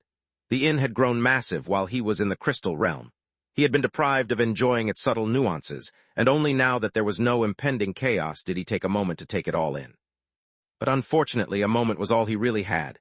He was a busy man, and the inn wouldn't run itself. Well, actually it would, but Lex still had work to do. "Tell me about the giant that wants to meet me," Lex said to Mary. "You didn't explain what happened." Rho Alpha Pity Alpha and letter 1D0 F Nu SOM. Afterwards it began asking Cowan a bunch of questions, mostly because it did not understand most things. It did not know what the universe was, so when the inn was introduced as a hotel for the universe, it was confused. So when Cowan started explaining to it what planets, star systems, and galaxies were, it immediately asked if it was possible to meet the owner or creator of the inn. It was very adamant, so far as declaring eternal servitude if the owner could grant him a wish. "I'm not sure what this wish is or what it wants, but a massive creature like that is hard to ignore. If he becomes an employee, he could be very useful, at least I think so. But it really depends on what it wants. Based on how it's been behaving, it seems like the creature is just beginning to learn how to use its body. If I had to guess, I would say it's a newborn, and if that's the case, it'll be even easier for it to get adjusted to the inn." Lex nodded and scanned the creature, only to receive a surprise. Name %error%end. Age %error%end. Sex %error%end. Cultivation details, %error %end. Species, %error %end. Midnight in prestige level, 1. Remarks, this guest looks like he's really hard-headed. After a very, very long time, Lex encountered another guest with various errors showing up when it scanned them. Lex's leading suspicion was that people who had errors were actually system wielders. If that was true, then this would be an amazing opportunity for Lex to ascertain the truth about it, if Mary's guess about it being a newborn were true. He hadn't forgotten that system wielders could steal each other's systems to strengthen their own, the way he had done. If that was the case, this could also be a trap. But inside the inn, Lex feared no traps, so to him, this was an important opportunity to learn the truth. If he could prove the error message was the sign of a system user, he would have finally discovered a way to discover system users. After making sure to calm down his thoughts, Lex teleported over. His confidence did not make him overlook the fact that when Mary told him that only a system was another system's weakness, it worked both for him and against him. He was fully cognizant of the fact that anything could happen when facing a system wielder, so he entered his overdrive state before teleporting over. While it looked like Lex was going for a simple meeting, he was going over with a mindset ready for war. 443 emotions. The ever-constant breeze was blowing gently over and around the rocky creature. The meadow where the creature sat in meditation was far away from the populated areas of the inn, and so was devoid of the hustle and bustle of the populace. Instead, only the sounds of nature accompanied it. Though the creature did not technically have ears, it could hear any sound that touched its rocky body. So it was not an exaggeration to say that it listened with its entire body the sound of the rustling grass, the whisper of the wind, the flapping of birds, wings, and the cooing of the many doves that sat all over its rocky body. The creature did not have skin, yet it was very sensitive to the cool clouds that swam past its body. It did not have a nose, yet it could smell nature around in ways that it did not realize. There were other senses the creature had not had in its previous life, yet he felt them now. He felt the peace around him, felt the beauty awash him, felt life itself giving him a new chance that it had never even imagined. Yet for all the fortunes it had, how could it get over, in a single moment, all the lingering attachments of his previous life? With its eyes closed, it could remember clearly the summer days it spent in its previous life that were nowhere near as comfortable as the meadow it now inhabited. Yet it would trade this comfort in a single beat of a heart it no longer had, for the company it had kept in those days had been lost to it forever. In this field it had seen flowers of immeasurable beauty, yet the creature only recalled a spring it had once spent in a dirty village, pretending to be a commoner alongside the princess who he was sworn to protect. Even beaten and battered by the ordeals of life, with dirt on her face and sweat on her brow, she was more beautiful than any visage the universe could offer. What was the point of a second chance, when he was still attached to his failures in the first one? How could he satisfy the demands of the system that gave him new life, when the pain of defeat filled every fiber of his being? Again and again, its last moments in its previous life played in its mind. The nation was at war, the enemy was close at hand, they had prepared for battle, but everything went wrong too suddenly. Lu Bu had appeared to kill the princess within the safety of her own home, the guards were all dead, chaos had erupted. The creature remembered holding off the enemies to allow the princess a chance to escape, yet a blade had run through his heart, piercing him from the back. What had happened? Who had betrayed him? What became of the princess? For all the strength and might this new body contained, the creature suffered only through an anguished lament that it could not shed tears so that it may express some of its pain. I was told you wanted to meet with me. I hope this isn't a bad time. A voice cut through the silence of the night, and with a jolt woke the creature from its desperate thoughts. When the creature opened its eyes, it saw a man in the air in front of its face, as if he was standing in the clouds. His voice had not startled the creature despite its suddenness, but rather woken it up from its depression and washed it clean of the negative emotions that had a hold on it. Seeing that the creature was not responding, Lex continued. Oh, I suppose I forgot to introduce myself. I am the innkeeper, the owner of this humble establishment. I hope you have been finding your stay at the inn to your liking. The creature shook its head forlornly and said, I cannot enjoy much of anything right now. Oh, is something wrong? The creature did not reply immediately and only looked at the innkeeper, a mental struggle going on in its head. It was not inexperienced or stupid. It knew that some things should be kept to itself. But it was desperate, and that desperation slowly overwhelmed the parts of its rational mind that told it to keep its secrets close to itself.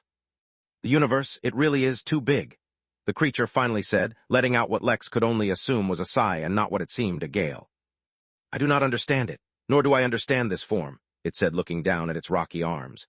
It is beyond me and what I thought was possible, yet I am alive and in need of answers. I was hoping that you, as someone who wields enormous strength and has created something so grand, could provide me with some answers. Lex looked into those earnest, rocky eyes. This, was not what he was expecting. Even though the shape was different, in those eyes he saw a pain that was all too human. I can only say that I will try my best to answer your questions. If your questions are sensitive, would you like to go somewhere more private before we have our discussion? The creature nodded, and before it could get up to move, Lex teleported both of them to his office. During the midnight games, Lex added a feature to the inn that allowed creatures that were massive to shrink down in size automatically when they tried to enter buildings, so that they too could use all the inn's facilities. Otherwise, if Lex had to recreate every facility for every sized being, it would end up being quite tedious. "This is my second life," the creature began, getting right into the thick of things. 444 Reincarnation. Chapter 444 Reincarnation. The entire inn seemed to notice that the giant mountain creature had spontaneously disappeared. The disappearance itself had quite a mixed reaction, for some guests were relieved while others were disappointed. They were either afraid the creature would go on a rampage, or wanted the opportunity to take a picture in front of it. Most, though, didn't care one way or another what happened to it, as they thought it was quite normal to see unusual beings at the inn. Only a short while ago, there had been a dragon living at the inn. But the creature in question itself did not care what people thought about its disappearance, nor did Lex, the person responsible for teleporting it away. The creature instead was solely focused on his story, while Lex had his entire focus on not losing his cool. The host attire was once again showing its worth by preventing Lex from showing his real emotions on his face when he heard what the creature had to say. "This is my second life," the creature began. "In my first life, I was just a normal human, a soldier working for his country. I lived, I fought, I died in that country without ever experiencing something so strange as the universe. But when I died, I don't remember what happened. All I knew was that one moment I was dying, the next moment I was waking up with my face buried in the ground. When I picked myself up, I had become this monster." "Are you sure you didn't have any strange, unexplainable encounters in your previous life, such as some kind of magic jewelry, or discovering an ancient treasure, or entering a strange domain? Maybe you had a dream that did not really feel like a dream." Lex was asking a question, not because he was familiar with reincarnation. He was not. It was something he had not considered too seriously, but now, with his knowledge, he knew that it was only a matter of preserving the soul. Well, there were probably a few extra steps involved that Lex didn't know, but basically he had seen enough to believe it. No, instead, the reason he asked was that he clearly remembered how significant the event of receiving a system was for himself. He had been literally assaulted by a shooting star, after all. He was searching for any similarities whatsoever to his own experience to determine if a system was involved. This was but one of the multiple strategies he had thought of. No, I don't think so. I mean, I don't remember. I was not superstitious in my past life, so even if I did have a strange dream or encountered something unusual, I would have believed it to be a scam or trickery and would not have paid it much mind." The creature paused to see if the innkeeper had any more questions, but he didn't. It continued. The only problem was, it didn't know how to say what it wanted. What the thing?" The creature became flustered, unable to form the question that he wanted. "Do you want to ask how this happened?" Lex asked gently. "Or perhaps is there something you want?" "No, I don't want anything. No, I mean, yes, I do want something, but that's not it. Was it even real? My past life, everything I remember, did it even happen? Can I go back somehow?" The last question was uttered using all of the creature's strength. For in its heart, metaphorically speaking, for it did not have a heart, the creature already suspected an answer. Lex contemplated his words carefully before he spoke. "Do you have a name?" he asked first, his voice calm but gentle. The question also woke the creature up from its stupor, reminding it that it had yet to introduce itself. "Mingjai, in my last life I was called Mingjai." "Well, Mingjai, I'm sure everything seems very different to you right now. But as strange and fantastical as it is, some things will stay the same. Like I'm sure you know from your previous life, nothing happens without a reason. Crops will grow if you tend to them and will die if you ignore them. Gems and precious stones can become valuable if polished, or become nothing more than a pretty rock in a child's collection if ignored. Light comes when the sun rises, and darkness falls as the sun sets. If you eat, you will satiate your hunger, and if you do not, you will starve. Some causes and effects are more complicated than the examples I have stated, but the principle remains the same. Believe it or not, even as vast as the universe is, reincarnation is not so simple a matter, especially with one's memories of the past. So if this happened, then it was not an accident. It happened for some reason." Lex paused. He had been building up to a second probe about the system, but his own speech resulted in him having a realization about something completely unrelated. Everything has a reason, whether you understood it or not. Mingjai, however, mistook his pause as the innkeeper having completed what he wanted to say. "Are you saying that I reincarnated for some reason, to fulfill some grand purpose? Was it perhaps the will of God?" "Whether there is a purpose or not, only you can decide that. As for gods, I wouldn't put too much stock in them. No, what I meant was, since your question is about your reincarnation, to get an answer, we need to understand how it is you reincarnated. For like I said, it is no common ordeal. Only then can we begin to answer questions like if it's possible for you to go back to your world. Though one thing, unfortunately, is almost certain. Even if you find a way to return to your own world, you will not be able to return to your old life. After all, we cannot even say for certain how much time has passed since you died. 445. The Way of the Systems. Jai was not shocked by what he heard. After all, he had already had a long time to think about things before the innkeeper arrived. It was easy to assume that he reincarnated the moment he died, for it had felt that way to him. But with this matter, he was really out of his scope. While it was a possibility that not much time had passed, it was equally possible, and even more likely, that at least some time had elapsed between him dying and reincarnating. Unfortunately, the mere fact that there was a possibility that not much time had elapsed gave Ming Jai hope, and that hope prevented him from moving on. The innkeeper said that the answer to his questions lay in finding the reason for his reincarnation, but to him it wasn't really a mystery. Although he did not understand where it came from, or even what its purpose was, his system literally called itself the Reincarnated as a Mountain system. This system, whatever it was, had directly resulted in his reincarnation. Moreover, it was giving him strange objectives, such as finding an optimal place to lay its foundation. Should he tell the innkeeper about it? If we figure out how it happened, even if I can't go back to the way things were, can I at least find a way to go back to that planet? Lex paused and thought carefully about what he should say. The conversation veered into domains that he knew little about. After all, how was he supposed to trace what planet Ming Jai was from? Sure, given time, Lex would spread the read far and wide. But how far was the planet that Ming Jai was from? If he had to rely on chance, how long would it take? It is not so straightforward. After all, we do not even know what planet you are from or where it is. I'll be honest with you, going back will not be a simple thing. But if my suspicions are correct, it's not the place that you long for, is it? Ming Jai did not answer, but the answer was certain. I'll be direct with you, going back or finding the people you're searching for will not be easy. In fact, even if there is an opportunity, the only way you'll seize it is by becoming stronger, much stronger. Rho alpha pidi alpha and letter 1 D0 F nu SOM. These were things that Lex couldn't possibly know, at least for the moment. But as time went by and he grew stronger and his reach expanded, he was sure he would come in contact with them. So it wouldn't necessarily be a lie if Lex said that one day he could provide Ming Jai with the answers he wanted.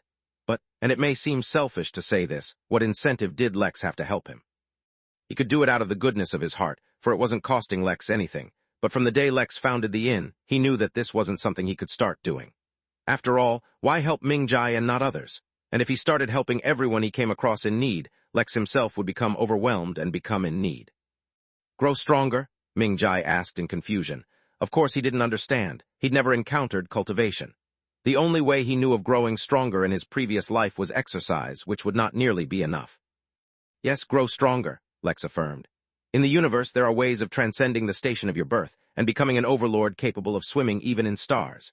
It is known as cultivation, and it is a path open for the smallest of ants to the simplest of humans, though finding a suitable path may be harder for some than others. If you discover what caused your reincarnation, you could potentially also embark on the cultivation path. Lex paused and looked at Ming Jai in the eyes as he absorbed the information he was providing. Of course, if you follow the path set for you through your reincarnation, it may lead you in a direction unfit for your goals. After all, what you want is the strength to look for your loved ones, but what the system wants may be something else. Lex observed Ming Jai carefully as he spoke. This was yet another one of his probes. If Ming Jai really was a system wielder, the mention of a system may alarm him and cause a reaction, or may even make him think systems were common knowledge and may openly admit to it. It was a vulnerability he possessed due to his lack of experience and knowledge of the universe. Yet if he was not a system wielder, Lex could easily explain that by system he was referring to the cycle that caused his reincarnation. After all, there was a very real possibility that this had nothing to do with a system. Lex still did not truly understand the depths of the universe, as had become evident by his recent failures. This was not the last probe that Lex had planned, but was definitely one of the more direct ones. Time seemed to slow down for him as he waited for a reaction. Ming Jai did not disappoint. He had been looking down at his hands, lost in thought, but the mention of system caused face to snap up, locking eyes with the innkeeper. Chapter 446, Spreading News. Lex and Ming Jai were having a conversation in his office. News of the upcoming event had already begun to spread. How could it not, when Lex himself set all the gears in motion? He paid for the event, activated the marketing, informed the workers, and distributed responsibilities. But while all the responsibilities and tasks should have gone to his workers, there was one exception that also received orders, albeit in a more roundabout manner than the workers themselves. The cold, dark void of space, a massive vessel moved silently in a straight line. This was an unusually empty region of space. There were no star systems nearby, no asteroids or space rocks, nothing. In fact, this particular region of space was far from everything and near nothing. Even when commuting to regions of space beyond it, there was no reason for a ship to roam these parts without using hyperspeed. All common sense indicated that there was no reason for this ship to be here, yet it moved forward with purpose. It was a large vessel, and a keen observer would notice the signs of it being freshly minted. It wasn't just the smooth and clean exterior that had not seen hundreds of years of age that gave away the vessel's age, but also the distinct lack of disturbance it created in the surrounding spirit energy, as thin as it was. This wasn't really modern technology, just that as a ship aged it would become harder and harder to maintain it regardless of the resources one had. Some deterioration in performance was unavoidable. On the bridge, the commander of this ship wore an extremely grim expression, and though he had his arms folded behind his back in a seemingly casual manner, his fists had been clenched tight. Silently and without warning, the ship crossed an invisible veil and disappeared from view to the rest of the universe. Within the veil, though, was a massive space station the size of a small moon. Hundreds of vessels had been parked wherever they found free terminals, and thousands more seemed to hover in space waiting for their turn. But the new vessel did not wait for a turn, and immediately went to a specific terminal that nobody else seemed to venture near. In the vacuum, it was impossible for noise to travel, yet a buzz seemed to fill the area nonetheless as everyone's eyes turned to the ship, and in hushed tones whispered, "Booty has returned." Yes, First Mate Booty of the Iron Heart pirates, who had been rumored to have left the pirating life behind to instead become a marketing agent, had voluntarily returned home. This was bound to create a buzz, after all, who didn't know that First Mate Booty was the captain's favorite. Yet the news of his betrayal had not had any reaction whatsoever. Now his return sprouted only new rumors. What was really going on? Booty cared for none of it. He only looked forward as he stood still on a Segway that seemed to lead him deep inside Heart Station. Eventually he arrived in a dark room where he stepped off and bowed towards the darkness, his suede jacket pressing firmly against his chest. "You have finally returned. Are you here to take my head?" "Never, Captain," Booty shouted, sweat pouring down his pale face. "Then why have you returned? I thought you left the pirating life behind. You were too good for it, anyway. Letter 1D4A9, letter 1D5C8, letter 1D4CB, letter 1D4F5, letter 1D41EXT. Letter 1D5F0, letter 1D45C, letter 1D46. Captain, I brought news. There's finally hope for you to enter the immortal realm." Golden Key appeared in Booty's hands as he began to explain about the upcoming festival, and more importantly about the star rank increase. Due to his excellent performance in marketing previously, Lex made a special mention to his workers to give the job to Booty again. Little did he know that instead of spreading the news, he had returned to the real captain of the Iron Heart pirates. She sat in the darkness, hidden from view. Her identity had to remain a secret at all costs. As if being a pirate wasn't enough, if people were to learn who the captain was, there would be no sanctuary left where the Jotun Empire had influence. In another part of space, a devil appeared in front of Loretta, sharing the same news. A breakthrough in cultivation was too great an attraction to overlook. Elsewhere, Ragnar was reading an emergency report. For once, hesitation appeared in his eyes. If he had a breakthrough, he'd be in closed cultivation for months, if not years. Was this really the time? In a med center on the galactic battlefield, an injured Alexander received new orders. His efforts had paid off. The Empire would invest in him and help him recultivate from scratch, and his new journey would begin at the inn. In the Crystal Realm, Roland returned to share the news with Aegis. No matter what his personal decision was, this was not something he should overlook. On Earth, the Oracle Vera Joel was desperate to find a way to return to the inn, but her jailers had finally caught on and regularly searched her, and others to make sure they had no keys. But how could she explain that for her? It was not just about gaining an opportunity, but escaping a catastrophe. If only her visions were more regular. In the realm Garvitz, some devils had returned to provide a report.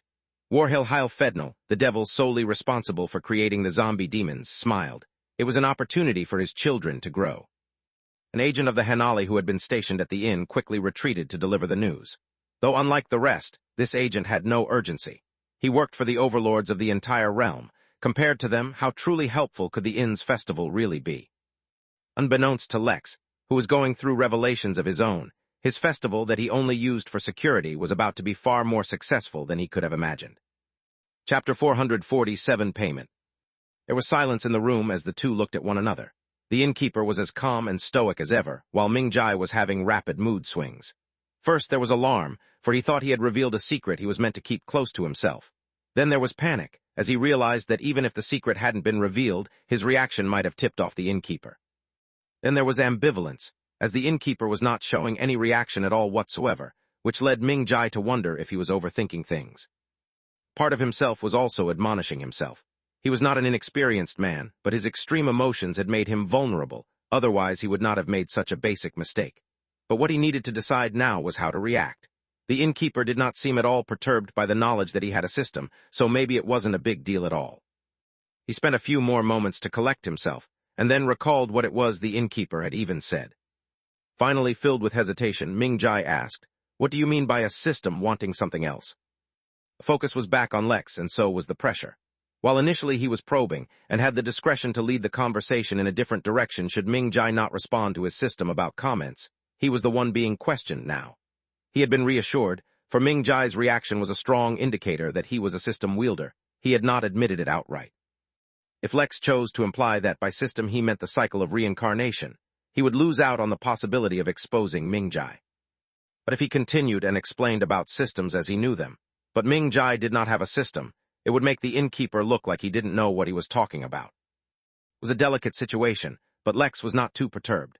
The reason was simple. He would only need to care what his perception was if they were conversing as equals, which they were not. Ming Jai was an uninformed, lost soul, while the innkeeper was a mysterious and powerful entity. Even if the conversation went in a direction that might make the innkeeper look imperceptive, he could spin the conversation by saying Ming Jai was too low-level to understand what he meant. Systems are interesting entities. They wield enormous power and even provide unimaginable assistance to their wielders. But, and this is the important part, to gain that assistance, you have to play by the system's rules. You have to follow the direction they set, and march according to their beat if you want their rewards. If you want to retain control or even your identity, you have to be very careful about how you play along. Letter 1D490, Letter 1D4B1, Letter 1D5C5XT, Letter 1D402, Letter 1D4A, Letter 1D4DC. Lex paused to see if Ming Jai had anything to say, but the mountain man was silently absorbing all that Lex had said, so he continued. Of course, having a system is not in of itself a bad thing. Like I said, as long as they are used carefully, they can provide you with immense shortcuts, and that can be the key to your growth. If you want to cultivate without it, you will have to search for a cultivation method for your new species first. It shouldn't be too hard, I'm sure it exists, and you could even use the inn's services to look for one. But how much you'd have to spend to successfully find one, and moreover find one that is actually stable and even suits you, is a question you'd have to discover the answer for on your own. Lex was extremely tempted to directly ask, or at least hint at his curiosity at what Ming Jai's system was. But he had to remind himself that he had to maintain an aloof image. Systems were beneath him. The innkeeper had no need for systems. That was the image he had to maintain. Ming Jai ran through all the various options in his head. Without the system, he might not be able to get a suitable cultivation technique, whereas with the system he could cultivate, but would have to act according to the system's requirements. After a while, Ming Jai asked, "Is there a way for me to turn back into a human?" Lex was genuinely stumped by the question. Was changing species even possible? Well, actually, Ming Jai had accomplished it somehow, so surely it was. That is not so simple. But like I told you before, once you grow stronger and your cultivation reaches a high enough level, you'll be able to do things you can't even imagine right now. What if I give up my system? Will that change me back? Pure excitement ran through Lex's mind as he finally got the confirmation he was looking for, but his expression was still the same. Do you have reason to believe that your system is what's keeping you in your current form? Yes, it's called the reincarnated as a mountain system. What if I get rid of it? What if I give it to you? Can I turn back into a human? Ming Jai didn't know the worth of a system, but since it had immense power, it was surely valuable. If he could give the system as payment for the innkeeper's help, that would make things incredibly convenient. Besides, since it would take growing stronger to get what he wanted, wasn't an easier solution to just ask someone who is already strong for help? And who better than this mysterious innkeeper to ask for help? He was ready to give up on all his shortcuts if that's what it took. Lex, on the other hand, did not respond immediately. The temptation to absorb another system was great, but he couldn't bring himself to kill an innocent man just to get it. If he was giving it of his own accord, however. Mary, can I take his system without killing him? Chapter 448, Secrets. Mary, can I take his system without killing him? Lex asked mentally as he observed Ming Jai. If the system has not fused with his soul yet, it should technically be possible to extract it without killing him, but you would have to check his soul for that first. For he continued, Lex used his connection to the inn delivered through the chair to scan the library of the inn. The first batch of techniques had been delivered by the Infinity Emporium, and Lex looked through them for any and all soul-related techniques. Though they were not many in quantity, it was only a relative number. He easily found quite a few he could use right now if he learned them, and even more that would become available to him once he reached the Golden Core realm. It was not a big deal if Lex had Ming-Jai wait a bit before answering him, but the more important question to answer was, assume we can extract the system, will it turn him back into a human? It's not a question that I can easily answer, but based on the name of the system, it only helped him reincarnate as a mountain and is not keeping him in that state. Based on that logic, even if the system is removed, he should stay in his current form. That's what I feared. Lex reached the same conclusion on his own, but he wanted to ask Mary anyway in case she knew something more about systems. Although he had gotten an answer, Lex did not rush to reply to Ming-Jai. He was considering the possibility of another option. The result of his previous risk with the Henali had made him reluctant to take risky actions. Yet at the same time, only by taking risks could he get maximum rewards. Mary, if I make him my employee, can I make his system a subsidiary of mine? Moreover, will he be able to find out that I have a system? Him becoming an employee will have no effect on his system whatsoever. But there is a chance that his system will have a reaction to your system, the way yours shows error messages apparently for other system users.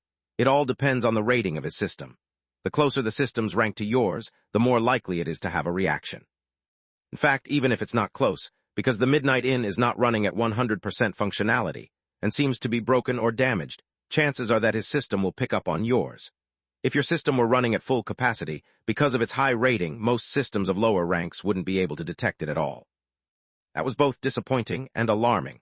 It was disappointing because Lex really wanted to upgrade his system further somehow, but he didn't want to get into the business of killing innocent people. It was alarming because John was a system user and had been at the inn for a long time. He didn't know if it was such a good idea to continue having him work here if it could endanger Lex's own secrets. But first he had to deal with the matter at hand. A few moments had passed since Ming-Jai asked the question, and he was waiting anxiously for a reply. Most likely, Lex finally began to reply slowly, even if the system is removed, you will stay as you are. That is because the system was only responsible for reincarnating you like this, not keeping you this way. Ming-Jai was disappointed, because it seemed like the only possible option for him would be to follow along with his system. Going along with your system does not have to be a bad thing, Lex said, changing the conversation. Since he couldn't get the system, he had to make sure to build a relationship so he could keep a tab on Ming-Jai. You just have to be careful how you interpret the direction it's taking you in. They can be more flexible than they seem. I will only give you 2 pieces of advice. First, do not be impatient. I don't doubt that you're in a hurry to grow stronger to achieve your goals, but cultivation is not a path that can be tread lightly. A single mistake can cost you immensely. Second, do not share the knowledge of your system with anyone. They are not as common as you may think, and not everyone will be as disinterested as I. Thank you, I will keep your advice and your guidance in mind, replied Ming-Jai as he stood up. Even he understood that their conversation was at an end. What he needed to do now, before making any decisions, was take some time and calm down. He needed his emotions to stabilize so that he wouldn't make any rash decisions. Lex teleported him out to a secluded spot, though he was still visible from far and wide. Lex had to absorb all the new information he just received and decide how he would use it in the future. But first, he sat and mused over the recent realization he had. While explaining things to Ming-Jai, in particular when he was mentioning that everything happens for a reason, even if you may not be able to understand the reasons, a random thought occurred to Lex. What if him getting the system was not as random as it appeared? Well, the truth was, Lex didn't actually believe for even a second that the system which could cause teleportations across the universe would stall and accidentally fall to him. But this time his thoughts went further. What if the secret his family was keeping was the reason the system had fallen, or perhaps even chosen him? This was wild speculation, for he didn't expect his family to have too large of a secret. He imagined something more along the lines of him not being their actual child, and his parents being forced to adopt him for various reasons or something like that. But what if it was? He knew it was pointless asking Mary, for she would only say he didn't have the authority to know. But he began to wonder nonetheless. Letter 1D490, letter 1D4B1, letter 1D5C5XD, letter 1D402, letter 1D4A, letter 1D4DC. Chapter 449, Manipulating the System. Lex sat in his office ruminating over the system's intentions. He had not lied when he told Ming-Jai that he had to be careful about following the system's direction, for the system would endlessly push him towards its own goals. But Lex had experienced first at how getting in over his head had caused him problems. Other than that, he also thought about the problem regarding his family. He was more than inclined to just ignore them, but just because he ignored them did not mean any problems they could cause would ignore him. Yet at the same time, he was not in the mood to go face them or investigate himself. He also didn't want to use his resources at the inn to investigate, because he did not know if the system had any relation to them. It was a headache all around. Come to think of it, it had been many months since he last saw or even spoke to his family. He was sure that they would have noticed his absence by now and would have picked up his anomalous behavior as of late. Going back now might lead to a confrontation, which was a separate issue. In the end, he sighed. This was not an issue he would solve any time soon. He also didn't want to discuss it with Mary. It wasn't that he didn't trust her, but he felt talking to her about any suspicions he had regarding the system would be redundant. He'd heard the answer she'd given enough times to know how that would end. Instead, he turned his attention to the next issue on the list. It was one that had plagued the inn for a long time, but one he didn't get around to solving, not only because he was extremely busy, but because there wasn't a clear solution to it either. Mary, I'm sure you already know this, but people have been using the inn's teleportation ability to cause a lot of harm. How can we fix this? Gaining control over the teleportation function of the system requires a higher authority, she said, with a hint of desperation in her voice. You can't wait for a higher authority, Lex said as he perused the system interface. Criminals and terrorists are using the teleportation feature in sensitive areas, using the inn as a hideout, and then teleporting back at the most inopportune moments to cause chaos. If this kind of behavior is allowed to continue, it will not only ruin the inn's reputation, but earn us a lot of unnecessary enemies. More than Mary's reply, Lex waited in anticipation for a system notification. He had long noticed how the system had a tendency to react to his conversations as long as they had anything to do with the inn, but this was the first time he was actively trying to use it for his direct benefit. The system, fortunately, stayed true to its previously set pattern. Letter 1 D490, letter 1 D4B1, letter 1 D5C5 XT, letter 1 D402, letter 1 D4A, letter 1 D4DC. New quest, the host's attention to detail has spotted problematic behavior with some guests. Devise a holistic solution to the given problem. Rewards, temporary authority to adjust teleporting permission, fruit knife upgrade material. Remarks, some people with great attention to detail would also notice themselves having horrendous hairstyles. Rather than stressing about how, think of possible solutions first.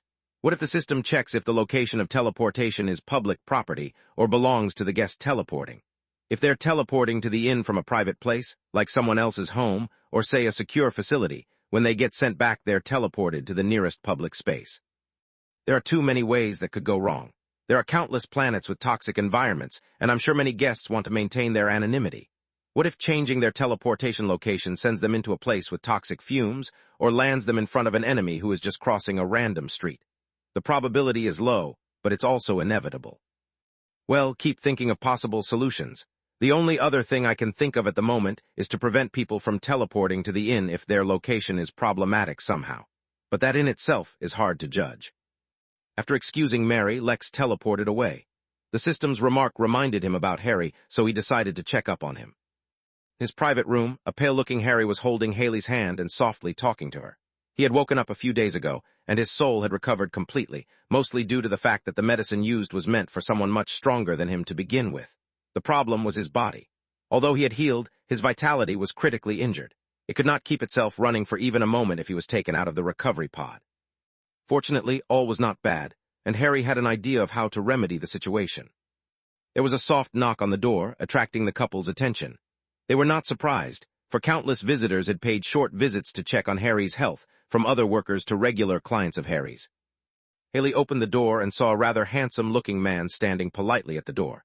She did not recognize him as the innkeeper, for she had not seen him before, but she invited him in, nonetheless. "My apologies for my late arrival," the innkeeper said as he walked in the room. "I believe I also still owe you a wedding present." "Innkeeper?" Harry was startled and tried to get up, but the innkeeper quickly dissuaded him. "Don't get up, you need to rest. I came to check up on your condition. I'm very ashamed that you had to suffer such grievous wounds at the inn." No, it's not your fault, and you don't have anything to be ashamed of. If anything, I should be grateful. Nurse Jubilation informed me of how you personally had some medicine for me sent over." "It seems I did not send over enough medicine," the innkeeper mentioned as he observed Harry's weak physical condition. "Worry not, I will have something arranged. You'll be back to full health in no time." "No, innkeeper, you don't need to do that. In fact, I have been meaning to reach out to you myself. I want to build a Serenity Pond. It's something I learned about from the sorcery heritage you provided me with. With it, I'll be able to overcome my current situation on my own, and then I can even use it as a service I offer to guests. Say nothing of it. I'll send Luther over, and you need only inform him of what you need. Thank you, Innkeeper. I'll prepare the list immediately. Be sure to rest well and recover quickly. You have done a great service to the inn. Once you've completely healed, I'll deliver your wedding present to you. You can look forward to it. Lex left immediately after. He could tell that his presence was forcing Harry to be more energetic than he could afford, and he did not miss picking up on the faint disapproval Haley felt for him. She did not show it, and had only silently stood in the corner while they talked, but could Lex be unable to detect it? Even if it wasn't for his incredible senses, the host attire made him even more sensitive to anything that was happening at the inn. Well, he couldn't blame her. Not only had he missed their wedding, but Harry had nearly died protecting his inn. It was only natural to develop a negative opinion about him. That was not taking into consideration the fact that whoever liked their spouse's boss. He sent Luther a message to have him collect the list from Harry and help him wherever he could, before he scanned the inn for the next target he wanted to meet. While Ming Jai had attracted a lot of attention, and may seem like the most noteworthy guest that had arrived during his previous coma, there was one more guest that required his attention, the new spirit. Not only did Lex want to greet this new permanent resident of the inn, he even needed his help to figure out how to control the spaceship. Speaking of which, he should probably hire a permanent crew for the ship who can specialize in how to use it. He looked up at the massive ship and wondered how many people it would take to run that thing. It was several hundred miles just in length, and covered almost the entire length of the inn with its shadow. Lex shook his head and hired a single new worker for now, the person who would captain the ship. "Cirque reporting for duty, sir," said a tall, pale man with dark hair who appeared next to Lex. "Cirque, you'll be captain of that ship up there," Lex said, pointing up in the sky. "Now come on, you'll need to learn how to use it." Chapter 450, Tuition Fee. Beyond the grave was an extremely broken ability that the inn had gained, in Lex's opinion at least. While it did not completely revive a dying person, it allowed them to continue to exist, at least in some form, for a limited duration of time. When Lex first read about it, one of the fears he had was that once this became widely known, the inn would have more ghosts than actual guests. After all, people die every day, and if they discover a way to continue to live, even if it was for a short time, he expected many people would avail it. Yet his worries seemed unlikely, at least for the moment. This was due to the fact that the only guest who had used the ability so far had spent an enormous amount of money, a truly stupendous amount, and gotten 13,000 years. Most people, even if they were considered wealthy, probably could not match the wealth of this guest, so the amount of time they would stay would be relatively short. Still, this increased the pressure on Lex to yet again increase the size of the inn, and maybe create a specific zone that would attract his spirit residents, for he couldn't really force his guests to stay in a specific area. For that, first, he had to learn about spirits. Fortunately, the inn was now connected to the Henali portal, which had allowed him to conduct a search earlier on. The first thing that came to one's mind when someone said the term spirit was one of the three fundamental aspects of living beings. Spirit, when mentioned in the context of living beings in general, is what provides them with the ability to think and behave in certain ways. So then, what does it mean to exist as a spirit or be from the spirit race? The answer was closer to Lex's original assumption of ghosts than he had originally realized. Spirits or the spirit race was a generic term used for beings which only had a soul and spirit, but no body. There were further specifications, for not all spirits were the same or had the same attributes. But as far as the inn's ability was concerned, it referred to the most common kind of spirit. They had no real shape, and were most commonly perceived as being balls of translucent sentient energy. Various professions such as oracles, prophets, mystics, and such often communicated with spirits for various tasks, for their ability to interact with energy without the energy changing form due to passing through a body gave them special insight and abilities. Generally, they could pass through any physical barriers, as they were nothing more than an accumulated clump of energy. They communicate telepathically, though they could still hear what other beings were saying due to the disturbance their voices caused in the ambient energy. They did not have the typical senses of touch, sight, hearing, etc., but rather a collection of their own senses based on energy fluctuations. Different spirits were formed of different energy types, and usually stayed in areas dense with that specific kind of energy. Lex revised all this information in his mind as he scanned the inn for the new spirit, and found it in an extremely remote corner of the inn. In fact, let alone guests, there weren't even any birds or small animals in the area. Clearly he wanted to be alone, but Lex couldn't afford to wait, so he would have to intrude. He and Cirque teleported away, appearing at a patch of open area lacking most trees and bushes. It was just grass and some wild flowers, far from any road or path. A grayish translucent ball was hovering in the air just above the ground, not moving at all. Lex scanned the ball to see what he could learn about the guest. Name Abror Kashinga Lelai. Click to expand, Jamil. Age 0. Cultivation details, none. Species spirit. Midnight in prestige level, 1. Remarks once a giant gray thing, now not a thing at all. Still gray, though. Lex was surprised, but not by much. He had been expecting Abror to show up at some point, and even suspected that he was the one who might have arrived. He just didn't expect that unusually sentimental guy to be so wealthy. I'm glad to see you could make it, said Lex, although it's quite unfortunate that you were brought to such a state to begin with. I must do what is necessary for my race, my former race, Abror replied, his voice echoing in both Lex's and Cirque's mind. At least this way I can also watch over one of the few remaining members of my race as it grows.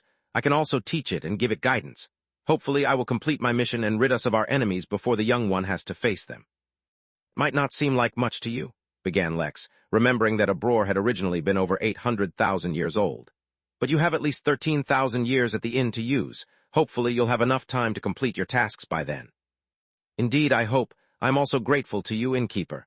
Were it not for your guidance, I would not have even had this refuge. I hope you find the inn to your liking during your stay. We have many activities going on here all the time, so I'm sure you'll be entertained. I also plan on adding some features to better cater to spirits soon.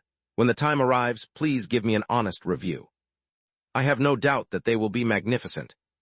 I will try, replied Lex with a smile. I hate to bother you when you have just arrived, but I was wondering if I could get some of your assistance with a matter. Please do not hesitate to pass orders. I have yet to fully repay you for your grace of extending my life.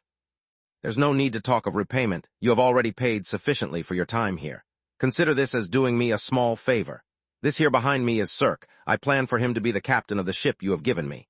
I would appreciate it if you could teach him as much as possible about the ship. Consider it done. I will oversee his education myself, and will assist him until he is completely proficient in every aspect of the ship. Excellent, if possible, teach him as much as possible about the basics as you can in a week. I'm planning on using the ship during an event, though don't worry too much as the ship's involvement will be minimal. At the same time, I'm sending you some MP as well. Since you're going to be living here, and there's a festival coming up, you'll need it. Send Abror 200 million MP, for now. While it may seem like an absurd amount, it had to be remembered that Abror was basically teaching Cirque how to pilot a massive spaceship. Lex honestly expected it to be a few years before a crew was ready to properly pilot the thing, so this was only the beginning.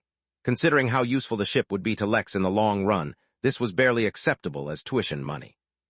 Lex was about to continue the conversation, but something happened which caused Lex to apologize promptly and teleport away.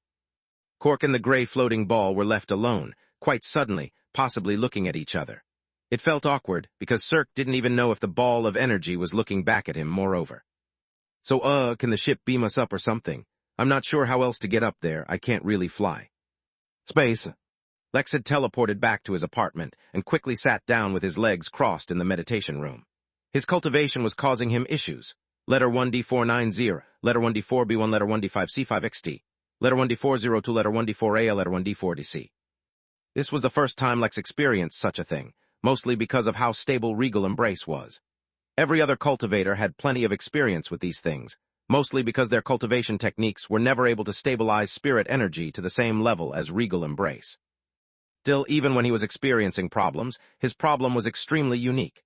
His body and foundation were too exquisite, naturally pushing his cultivation to the next level. Sure, Lex could break through right now, and it would be a smooth breakthrough, but his instincts told him that breaking through when the star rating is being increased will benefit him greatly. So while other cultivators struggled to maintain their cultivation and keep it from causing problems within their bodies, Lex had to struggle with his cultivation to keep it from naturally increasing. It was a lot harder than imagined, and left Lex physically and mentally exhausted. He had to wait 2 more weeks before he could break through, and something told him it would be a long wait. Chapter 451, 1 week. Following week was both extremely long and unbelievably short for Lex. The system took care of so many aspects of each event for Lex that he really had no trouble hosting an event, yet at the same time that ease is what got in the way of making an event perfect. Since Lex, as well as all the workers, were so used to the system doing all the work, they never really put any thought into putting in that extra bit of effort to push them from great to mind-blowing. This time, though, Lex wanted to focus on not only all the small details to make it perfect, he had to make sure there were no issues either. Moreover, while a grand spectacle was good to amuse large crowds, he wanted his guests to experience being personally involved as well. The first thing that was required was the planning division's research on events in the origin realm. As it turned out, due to the nature of cultivation and the longevity that it brings, all events were usually paced out and happened over long periods of time. Moreover, there was a clear period of momentum that the festival would build up during that long time, culminating in the perfect finale. In an ideal scenario, that grand finale should have been the peak of the festival, but for various reasons Lex could not afford to do that. Still, all was not at a loss, for Lex still found a way to spin things. The idea of an event, or a festival focused around cultivation, was not new, and while all the events in them had to do with distributing cultivation resources and breakthrough opportunities, in contrast to Lex's event that was full of carnival-style activities, they also had a clear pattern Lex could follow. The higher the cultivation, the longer period each person would spend in retreat after each breakthrough. In that case, a 3-month event was ideal. In fact, it could even be longer depending on cultivation levels. There were precedents for events that lasted years and even decades. Of course, they also had a long waiting time, so that everyone could adequately prepare for them. With that in mind, Lex started designing various abodes for the perfect cultivation retreats. Normally, a meditation room would suffice, but when spending weeks or even months in retreat, it was common to have a larger area, even a mansion that afforded both an ideal cultivation environment as well as a peaceful and calm ambience to soothe the mind. The planning division brought Lex hundreds of examples, and he began working on them immediately. One of the more popular options was a cultivation cave, for whatever reason. Built into the side of a mountain, it gave the illusion of a sturdy and secure base where one can retreat without worry. While the interior was well designed for functionality and comfort, from the outside its entrance would be completely hidden. Letter 1D490, letter 1D4B1, letter 1D5C5XT, letter 1D402, letter 1D4AA, letter 1D4DC. Not only did Lex design them, he designed multiple iterations of them so that guests could choose whatever layout they preferred. Next were mansions with thick boundary walls and multiple gardens and courtyards inside, filled with fruit trees and beautiful flowers. Penthouses were also pretty popular. Lex did not want to build multiple high-rises just to build penthouses, so he directly created penthouses in the sky at various levels. Not only were they filled with high-tech equipment and luxuries, they could be turned invisible from the outside. There were dozens more abode styles such as on the ground, underneath the ground, in the water, camouflaged, moving, etc. that Lex designed. They also provided Lex with a newer understanding of common cultivators, which was that they were an insecure bunch. He couldn't blame them. He himself was always worried about being attacked as well. Maybe they were not so different. While doing this, Lex also increased the size of the inn by a massive 100,000 acres for 1 billion MP. While the newly added land was mostly empty, it was not going to be that way for long. Lex added rolling hills, plains, plateaus, lakes, and more. The massive size of land seemed pretty small when he started adding such massive physical features, but he had to do the bare minimum. That was because, soon, the new minor realms would finish attaching to the Midnight Inn. Lex had already checked what the result of that would be. Their physical land would not get added to the inn, nor would they become domains of the inn. Instead, an opening to each minor realm would randomly become available throughout the inn. Lex did not know the exact number of minor realms, but he suspected they should be less than 100,000, right? That way, there would be one opening every few acres, which would be enough for a secret hunt. While Lex would not be able to control the minor realms, he would have perfect control over their entrances. Therefore, his plan was to keep them shut and slowly start opening them when he started an event where guests would be allowed to explore the minor realms, at their own risk of course. But first, they would have to look for the entrances, which Lex planned on hiding. While he was at it, Lex hid numerous treasures and small rewards all across the inn's terrain. The last time he did this, Lex could hide naught but bottles of Botlam Dew and a few other rewards. Now, however, Lex hid anything and everything available. From weapons to foods to MP packets to special tokens that awarded free stays at the various rooms the inn had available to more, Lex turned the inn into a massive treasure hoard. Of course, these treasures he hid a little more carefully. He wouldn't tell anyone about them either. Luck would play a role in deciding who got what. While doing all of this, Lex had to combat his own progressing cultivation, and it was definitely a battle. It was in those moments where he learned the meaning of desperation. It reminded him of an old memory, where he needed to use the restroom really badly, but there was none available for another 10 minutes. Each and every second back then had lasted an eternity, so much so that Lex was still traumatized by the event. Now, he was going through another version of that. Chapter 452, Decor. The preparations for the festival went far beyond preparing a few abodes and expanding the regions, speaking of which. He allocated a 100 acres flat lands far from all current attractions, and gave it exclusively to the gardener so he could finally complete his landscaping artwork. Of the numerous other tasks, both minor and significant, that Lex did, decorating the inn was one which required more of Lex's time than anything. The inn had to look both festive yet at the same time calming and beautiful. Making the inn look mirthful was obviously important, for the festivities would feel incomplete otherwise. Yet, since cultivation was a big theme as well, an environment which soothed the mind was imperative. After all, cultivation, while sometimes comfortable and relaxing, could also be strenuous and overwhelming. As such, it was extremely important to maintain a calm and collected state of mind. While most of that work would obviously be undertaken by the cultivator themselves, creating an environment conducive to the task was the bare minimum one could do. As such, they decided that dense population areas would be decorated according to the ongoing activities, but the further one got from places such as the village and Main Street, the more soothing the environment would be. This was the area where the planning division's prowess showed. While Lex would have ended up recreating decor derived from earthen culture, they incorporated ideas from multiple planets. Lights were hung up across buildings, though they were not connected through wires or actually connected to the buildings. Using some advanced technology from the Vegas planets, an invisible pathway was laid out over all the buildings along which the colorful lights flowed like water traveling down a stream. Only, they were not limited to just different colors. Beautiful designs and patterns were intricately formed, changing at random as they traveled across the buildings and streets. Immersive tags were created which would be passed out to the guests, and depending on where they were and what activities they were watching or participating in, they would see different decor and hear different music. Two people standing side by side who were focused on separate events would have differing experiences in every sense. Recalling some of his education from back at the academy at the Crystal Realm, Lex knew that even spirit energy could have different accents or scents, and enhance a person's aura and presence, though usually it was something that had to be consciously cultivated. He integrated that feature into each and every part of the inn, so each place would genuinely feel unique in every sense.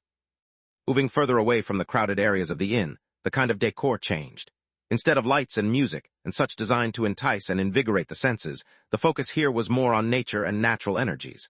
Letter 1D490, letter 1D4B1, letter 1D5C5XT, letter 1D402, letter 1D4AL, letter 1D4DC. Lex was once again limited in his ideas, which included planting blooming cherry blossom and almond trees. Entire fields with trees full of pink and white flowers filled the inn. Jasmine shrubs were planted in the wild and near winding paths, filling the inn with their pleasant scent. The planning division, who had obviously done their research, took things a step further and gave Lex a list of other flora to add. An entire forest of trees with purple crystal leaves appeared, which grew gems and diamonds instead of fruits. Massive flowers that were taller than trees with stems thicker than an ordinary man were grown, dotting the landscape. These flowers, which looked awfully similar to sunflowers, grew leaves in a peculiar spiraling design around the stem, acting as a staircase for anyone to climb the top.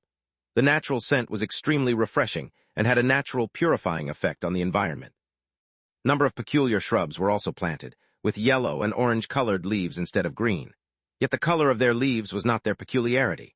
No, instead, at night the shrubs would shrink and absorb all their leaves until they formed the shape of a random animal, after which the shrub would relocate. Furthermore, upon the request of the division, despite Lex's reluctance, he added a number of insects to the inn. Although previously he had stuck to butterflies since they were obviously beautiful, this time he added a list of insects which, surprisingly, immediately made the inn better. Honeybees and ladybugs Lex was familiar with, but the rest were small and beautiful critters that came from various other planets. They did not look creepy, but instead took the shape of fairies, of flowers, of orbs of light, and more. As if that was not enough, the way they interacted with the plants released a natural accent into the surrounding spiritual energy, hinting at the fact that the inn was finally developing an ecosystem that was not completely dependent on the system itself. Of course, none of these plants or insects just randomly appeared.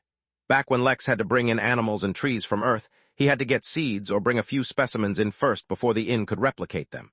It was the same now as well, the only difference being the use of the guild room made it, so he didn't have to source these things himself. Which was good, because even all of these were just some of the things that went into the preparation for the event.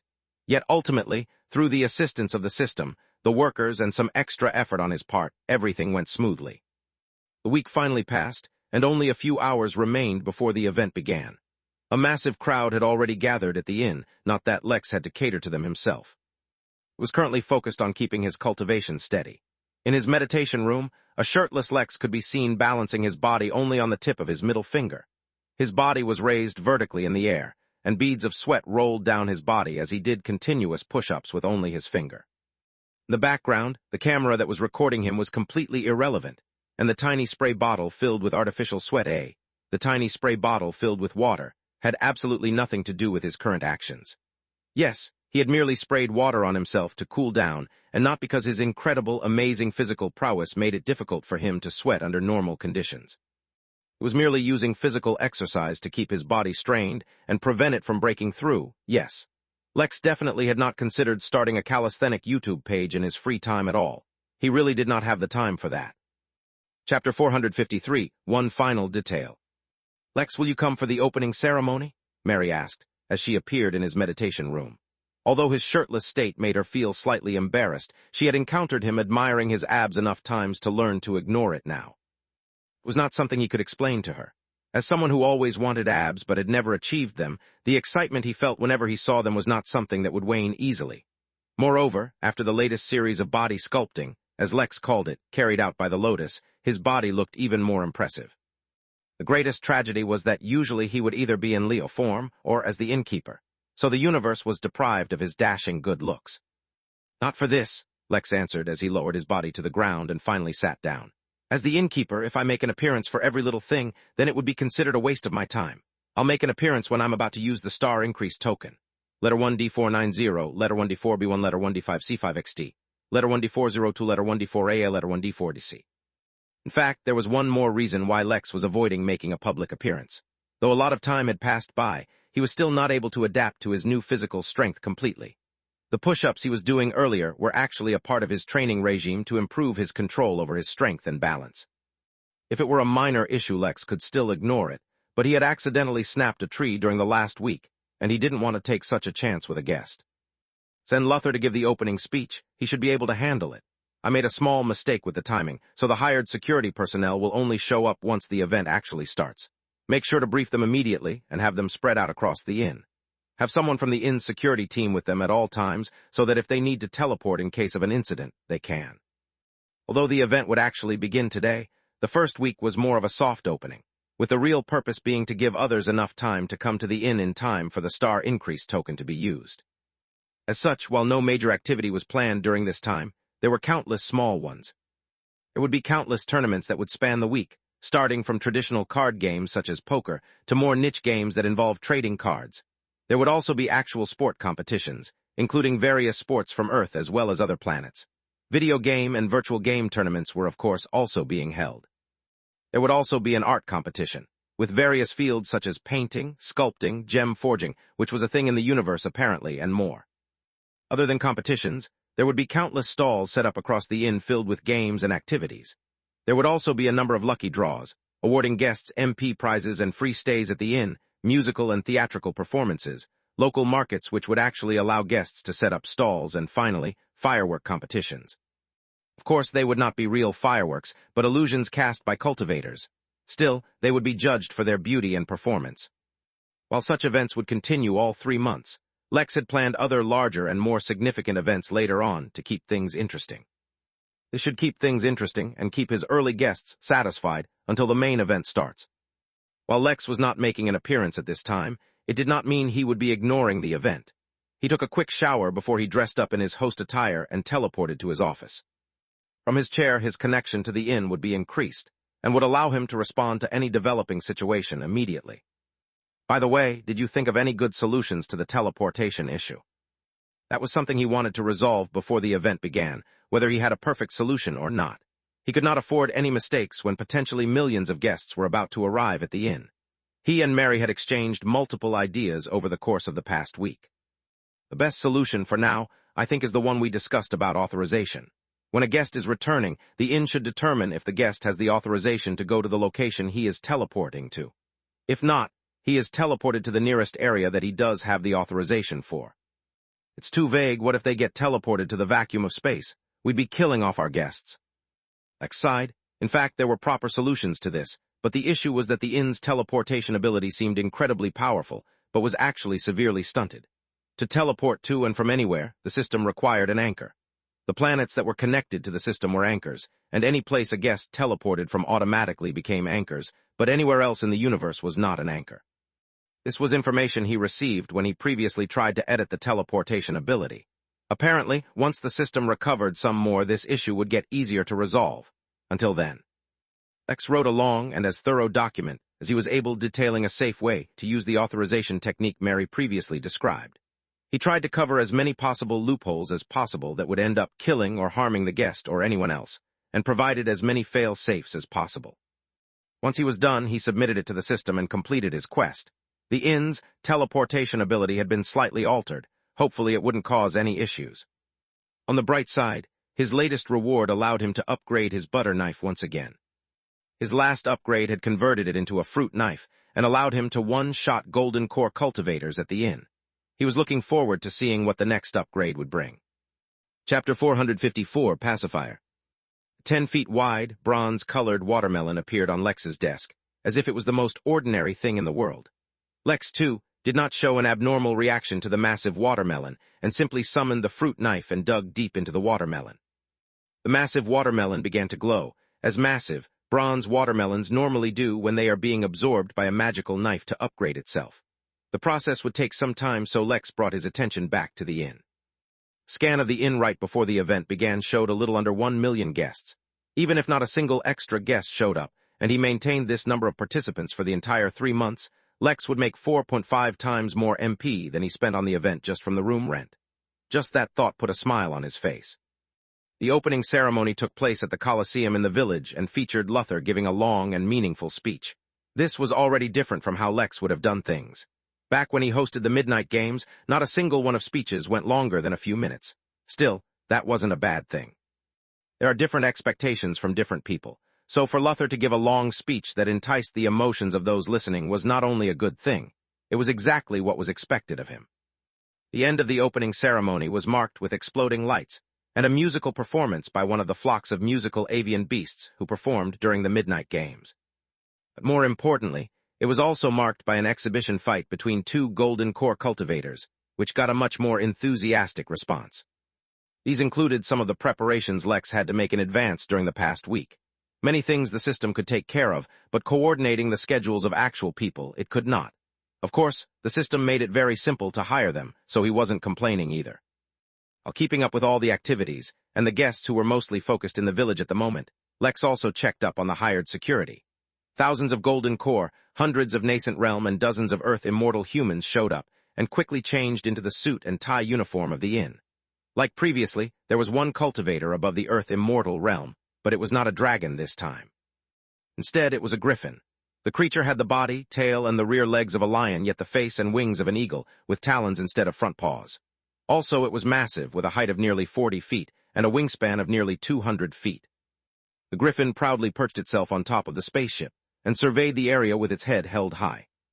Lex was genuinely impressed, and even wondered for a moment where these hired guards came from. Perhaps he'd ask them using his Leo persona later, but for now he continued to survey the inn. Some familiar faces that he hadn't seen in a while started popping up. Alexander reappeared, though he was seriously injured and went directly into the recovery pod. Lex did not fail to notice that Alexander's cultivation had regressed, and he was once again in the Chi training realm. It was unusual, and Lex even thought something went wrong, but he did not look upset or alarmed. He also saw Chen Li and Lily, as well as Blaine and Iris. Chen and Blaine were some of Lex's oldest guests, and in fact had arrived at the inn being dragged in by a zombie.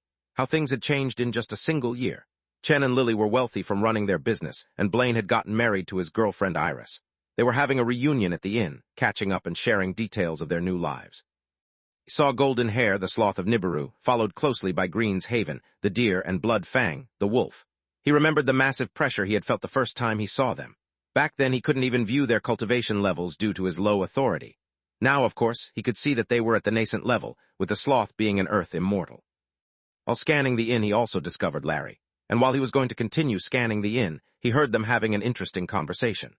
Larry was sitting next to a few other guys, planning how to kill someone called Suzuki, letter 1D490, letter 1D4B1, letter 1D5C5XT, letter 1D402, letter 1D4A, letter 1D4DC.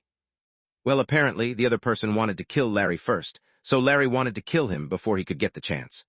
The problem was the guy in question had a very powerful follower who always obeyed his orders, and it was difficult to find him alone.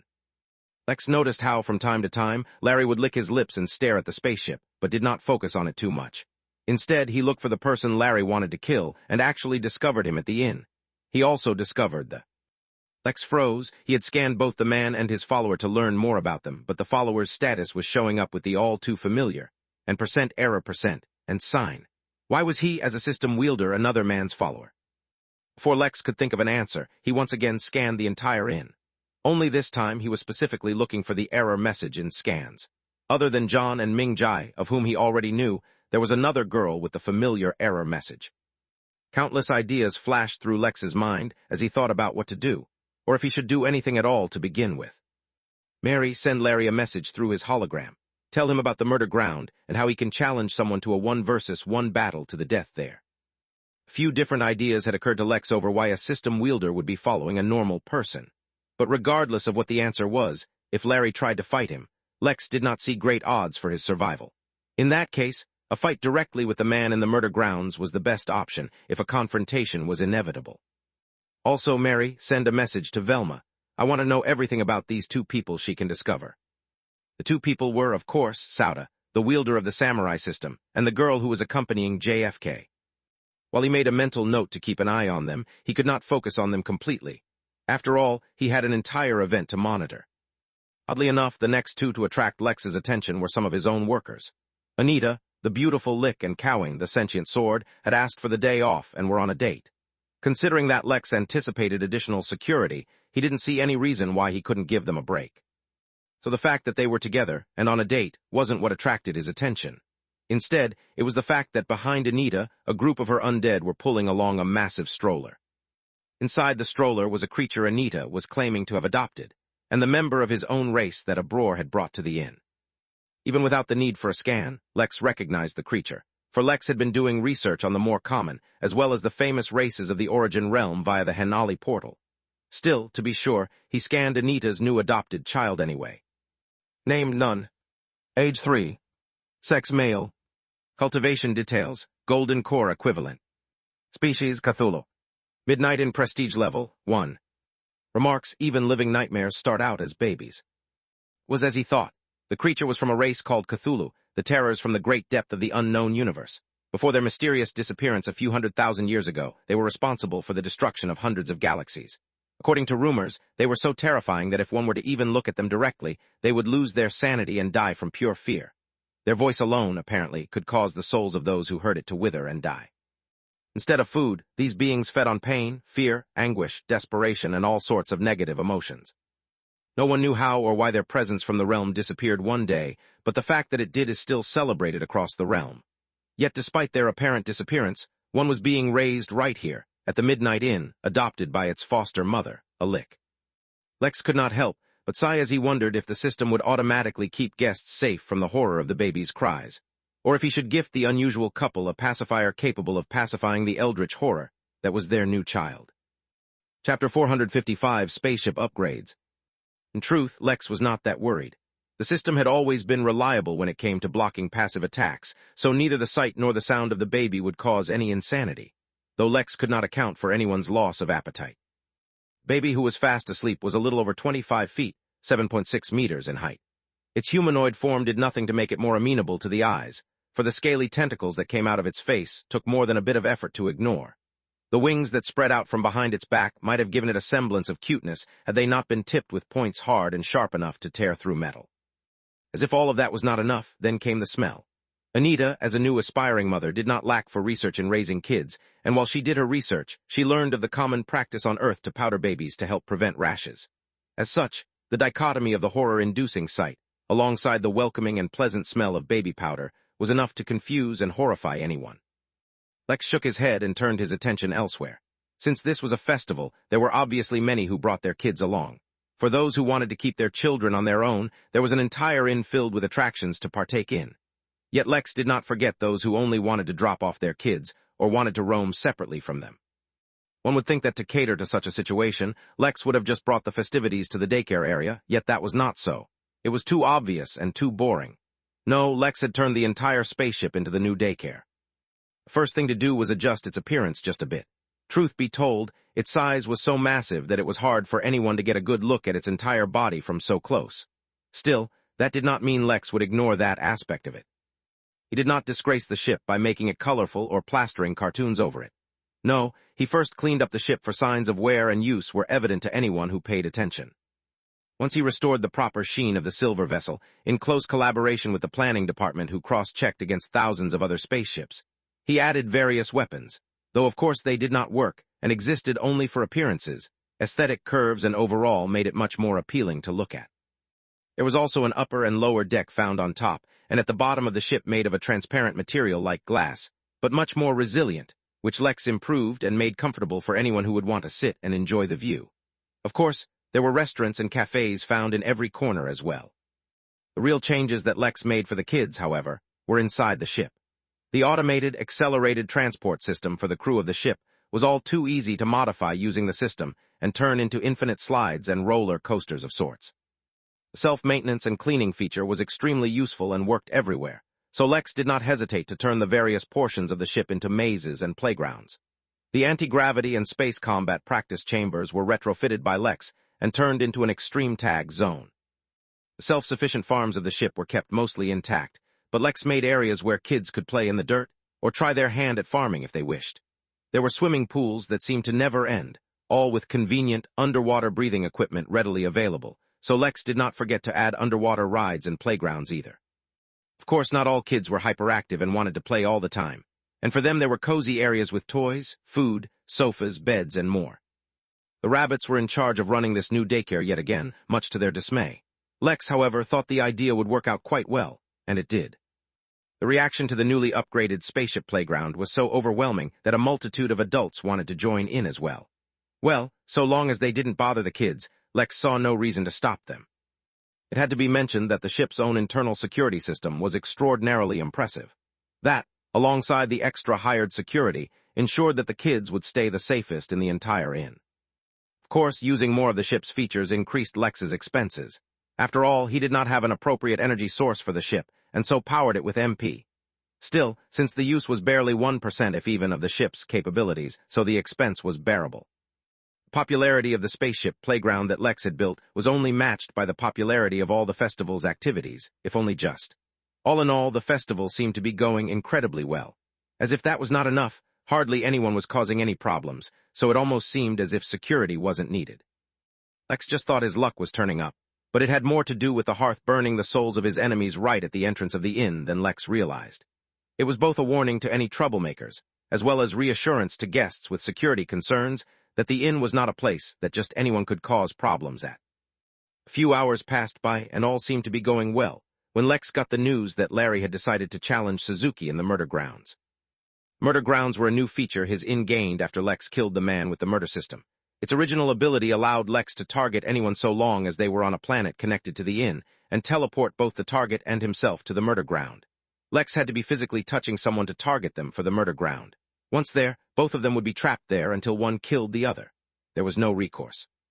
But it had gained an additional feature, which allowed Lex to rent the murder ground out so that anyone with a feud had a neutral location to resolve it. The concept was the same, and neither party would be able to leave until the other died. In the case of renting it out, entire armies could be brought in instead of just a one versus one. Of course, when renting, both parties had to consent to using it. Lex scanned the inn and found Larry confronting Suzuki in public. A few people had stopped to watch the drama, though most seemed to be passing them by. "Oh, come now, Mr. Larry. Is there a need to go so far? I told you we both have much to gain. I have a lead on your family, and you can help me pursue my own goals if you help me with that. Why are you letting rumors spread by some strangers get in between such a lucrative deal? You don't need to give me a speech. You just need to tell me if you accept. You'll never get a chance such as this to fight me again. Of course, the only premise is you'll have to fight me yourself instead of relying on that lackey of yours." Larry naturally would not make such drastic decisions if he only had to rely on the information given to him by Anakin. It was just that, once Anakin gave him the information about Suzuki, it was easy for Larry to verify it on his own. After all, Larry himself was more than just adept at using computers and had access to all sorts of networks and databases. Suzuki finally stopped smiling and looked at him with a semblance of irritation. This one stupid bounty that he had accepted had taken up months of his time. Moreover, he saw no other method to resolve it any time soon either, for Larry either kept hiding at the inn or in King Marlowe's house. Both were places where he could not afford to make a move. "Fine brat, I accept your challenge." Small digital window appeared in front of both of them, detailing the rules of the murder grounds and asking them if they were sure they agreed. After they both selected yes, they received another prompt, asking if they wanted their match to be streamed live. Without hesitation, both of them selected no. Suzuki wanted to keep his identity and occupation secret, while Larry had secrets of his own to keep. After that, both of them were teleported away. Of course, Lex could still view their battle himself and saw that they had both appeared in a familiar set of ruins. In fact, not only was it familiar, the damage from Lex's battle with the murderer was still there. The two did not waste time sightseeing and immediately began their battle, and one of them had an immense advantage right from the get-go. Lex's eyes widened as he struggled to understand what he was seeing. Letter 1 D490, letter 1 D4 B1, letter 1 D5 C5 XT, letter 1 D402, letter 1 D4A, letter 1 D4 DC. Chapter 456, It's a Party. It was not the fact that Larry was in the Golden Core realm that surprised Lex, although that in itself was an achievement beyond unbelievable. After all, Lex himself had a cheat-like system and access to multiple worlds and realms and beings of unimaginable power, yet he himself was only now about to enter that realm. Yet Larry, who did not have a system and was trapped on Earth, except when he was at the inn, had somehow surpassed his speed. In fact, not only was his speed in reaching the realm remarkable, based on the fight, Lex could tell that his cultivation was not shallow either. He possessed strength that could not be achieved by someone who had only rushed his way through cultivation using resources. Was also not surprised at the enhancements Suzuki displayed on his body. Sure, he was not expecting that Suzuki's hand was a prosthetic, and that it quickly and conveniently turned into some kind of energy machine gun fueled by spirit energy. The blue light in his eyes and him jumping dozens of feet in the air also insinuated that there might be more technological advancements hidden in his body, or just that he had strange techniques. No, what surprised Lex was Larry's fighting style. First of all, he was taking all the attacks without any indication of wanting to dodge at all. That was something Lex should be doing, considering his overwhelming confidence in his defense, yet Larry was behaving the same. The barrage of green energy balls that were slamming onto his body had eviscerated his clothes, but did nothing to a single one of his hairs.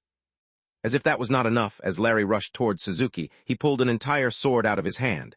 Literally. Using his right hand, he touched his left, and when he pulled his right hand back, a full-length sword started coming right out of the palm of his hand.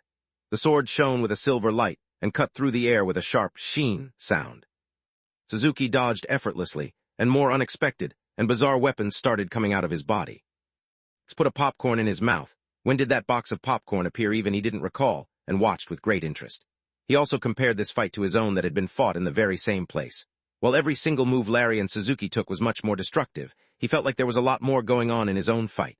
From strange mind tricks to illusory attacks to the weird luck that the murderer had, there was a lot going on that Lex had to overcome. Comparatively, this fight was more straightforward, even if each attack packed much more strength. Lex wanted to lament the difficulty of fighting a system wielder, but he knew that he should not underestimate others either. He recalled the numerous abilities and techniques Alexander put on display back at the Midnight Games when he himself was only in the Foundation realm as well. Lex was not ashamed to admit that even now he probably knew fewer techniques than Alexander. It couldn't be helped. Lex had only been cultivating for a year while everyone else had a huge head start on him. Soon the pattern of the fight changed from Larry trying to get close and attacking, to Suzuki maintaining a distance and attacking from range. Larry finally suffered an attack which managed to wound him, though not by much. Still, it was unusual for Larry wasn't bleeding even if his skin had been torn open. Just as Lex was wondering why that was, Larry did the thing that had truly blown Lex's mind. He took out a commemorative coin that Lex had distributed during the Midnight Games, made of a rare metal that was not too valuable, but would preserve the token for a very long time. Then he threw the coin in his mouth and swallowed it. A few moments later, his wound started healing. Letter 1 D490, letter 1 D4B1, letter 1 D5 C5 XT, letter 1 D402, letter 1 D4A, letter 1 D4 DC.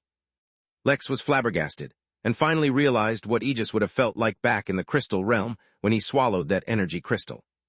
After a while, Lex had to divert his attention from the fight. It was clear that it would go on for a long time, and Lex had to keep an eye on the inn as well. Not that anything was going horribly wrong, but Lex would rather not wait before something went wrong to give his attention. Slowly, the hours rolled by. Lex noticed a few guests from the crystal realm as well, such as the sentinels or poliods.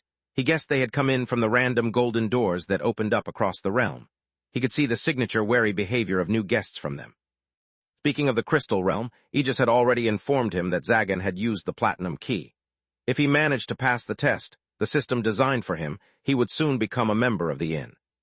Still, Aegis himself had not decided whether or not he wanted to join the inn yet, and Lex couldn't be bothered by that. What he had been doing was bringing others to the Midnight Inn one by one. That had obviously included the Noel family. It should not have been such a big concern for Lex. After all, the Midnight Tavern had already attracted an unnecessary amount of attention, so even if the Noel family made the connection between the two, it did not matter. No, the real reason Lex was slightly perturbed by the presence of the Noel family was that their daughter, Greta Noel, and now the recently unaffiliated P-Vardy party had also come to the inn. Greta had joined the poker tournament and was a natural at it, although she insisted on playing strip poker. God only knew how she came up with the idea, for it shouldn't have been something that existed in the crystal realm. Moreover, while the inn itself was not enforcing the rules of strip poker, the inn also couldn't stop guests if they decided to take a few articles of clothing off. The previously extremely intense and very popular poker tournament had become even more popular, though there was a distinct lack of tension. How could anyone be tense when a group of old men in their boxers, accompanied by beasts who would shed a portion of their fur every time they lost? On the other side of the table, Greta, who was unnaturally skilled at the game, was over-encumbered by the stacks of clothing she had won since, for some reason, she insisted on wearing all her winnings. She also had people lining up to win her hand in marriage, pending approval from her father, but to prove themselves, they had to complete a list of trials that she set. Lex remembered that he had been warned about P-Vardy's sister back in the Crystal Realm, so he had a lot of guards stationed nearby in case she caused problems. But these were not problems he was equipped to handle. She was also selling the right to name one of her fingers through an informal auction. What did that even mean, and why was the highest bid already in the hundreds of thousands of MP? Well, none of it was against the rules, so Lex could only look away. But the problem with looking away was that he would end up looking at the 300,000 people long conga line being led by an inebriated P-Vardy. Again, it was not against the rules. It was just that it created a logistical problem, which was that the unnecessarily long line was blocking numerous roads, buildings, and most importantly, bathrooms. How did he even build a line this long? The festival hadn't even been going on for a day. A part of Lex felt he should consider himself lucky that this was the only problem he was having. In fact, he even calmed down. It really was a good thing. Then his heart dropped as he saw Brandon Morrison, his wife Audrey, as well as Marlowe and his wife getting ready to join. Lex sighed and closed his eyes. Well, it is a festival after all. He shouldn't blame people for partying, and it wasn't as if one can be expected to party within limits, just as long as they don't start fighting anyone randomly. Lex decided to look away and focus on something else. He noticed that the number of devils at the inn was at an all-time high. Oddly enough, despite the bias that Lex had for them, they had never caused Lex any problems. That was contrary to what one would expect from a race that controlled demons and used entire planets as farms for resources that could only be nurtured through death and destruction. He hoped that wouldn't change now, and that they would continue to ignore the fact that Lex had personally aided in the loss of some of their planet farms. Chapter 457, 20 mil. Despite Lex's numerous concerns, the festival did not devolve into complete chaos with the inclusion of the various maniacal guests. Though Lex did quickly learn that cultivators' capacity for partying was much longer and harder than ordinary folk, something he should have expected. The fact that Lex now had a selection of various drinks due to the addition of the Midnight Tavern did not do anything to calm the situation down either. Though Lex was raking an MP, so what was the harm? Round the night of the second day, the mystery trial finally finished updating. The process was marked by an unusual phenomenon of golden light shining down from the heavens, right onto the door. Although that was not something Lex had planned, everyone assumed that it was a part of the festival. The mystery trial could now accommodate more than one guest at a time, which greatly increased the number of people who could have access to it. Previously, only on average 10 to 11 people could use it during the day, due to which, while it was almost always in use, its contribution to the MP income was minimal. The only other change it underwent was an enhancement on its already existing ability to train people's best skill. It was something Lex himself had never tried yet, and that made him wonder what his best skill was. He would think about trying it himself once the pressure from his impending breakthrough went down. Letter 1D490, letter 1D4B1, letter 1D5C5XT, letter 1D402, letter 1D4AL, letter 1D4DC. Besides the mystery trial, another thing that attracted a lot of attention was the guest registry. Although Lex had claimed that he would ignore it till he felt better, he was taking everything much more seriously now. As such, while he did not create a separate area for it and left it at the Midnight Manor, he spread information about it among his guests via the workers and holograms. There was just one minor issue that he had not anticipated. Despite thousands of guests already signing it, his name was still on top. Lex had, of course, anticipated the exposure his name would get due to him already signing it, but it never occurred to him that his name might remain on top. After all, while he had quite a few accomplishments under his belt, he was merely 24 years old. With guests who lived well into the thousands of years, as well as cultivators from across the realms, he did not think his achievements would hold any measure. Unfortunately, no matter who else signed, his name remained firmly on top.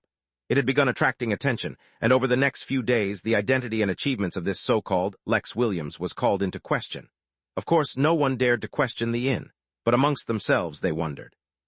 Even Marlowe, who had signed it and was currently in the top 10, wondered if this was the same Lex as the one he knew. It seemed unlikely. After all, despite his many other achievements, the only reason Marlowe was in the top 10 was because of him achieving a status as a prime. He had embarked on a new cultivation journey, different from one anyone else he knew had ever faced. Give a better idea of how great an achievement this was, Brandon Morrison, Alexander's grandfather and the person who brought the Morrison family to its current height, was not even in the top 10,000 signatories. He literally owned the planet of Mars, yet that achievement could not even get him close to the top. Lex could not help but think that establishing the Midnight Inn was being counted as his achievement and keeping him on top. If that was the case, he could not see anyone replacing his name any time soon. This could have some problems. Besides that, on the 6th day, the battle between Larry and Suzuki finally ended. Larry's condition was far from ideal. He was missing his left arm, though he still wasn't bleeding. He didn't even go to the recovery pod and instead began chomping down on a few metallic items. This wasn't the first time Lex had seen this peculiarity, to be honest. The first time was when Lex left Larry a golden key, and only a short while later, he suffered from an assassination attempt. Back then, under the guidance of the system, Lex had fed Larry the metal casings of his bullet from the heavy Harley, since that was the only precious metal he had at the time. The scope of this ability really bewildered Lex. The craziest thing was that Lex could confirm that Larry was still a human despite his oddities. He sincerely wondered if he could get the same ability. Not that Lex was weak by any measure, but healing was a persistent issue with him. While for the moment he had the Lotus to help him in that regard, he did not want to rely on someone else forever. But that would all come later. As the days passed, Lex's attention was increasingly on the 7th and most important day, at least for himself. He had even made regular appearances as Leo during this time to make sure people see him, but as the end of the first week approached, he stopped doing everything else and focused only on this. He informed all the security to be extra cautious, and even summoned over 50,000 additional security personnel, only this time they were mortals. This was in case everyone else was forced into a state of breakthrough in their cultivation. The Griffin assured him that it would be fine, but Lex didn't want to take a chance. After all, during the last week, the number of guests at the inn had surpassed 20 million. That wasn't even the greatest issue. The most common guest at the inn was no longer human. Instead, they were devils.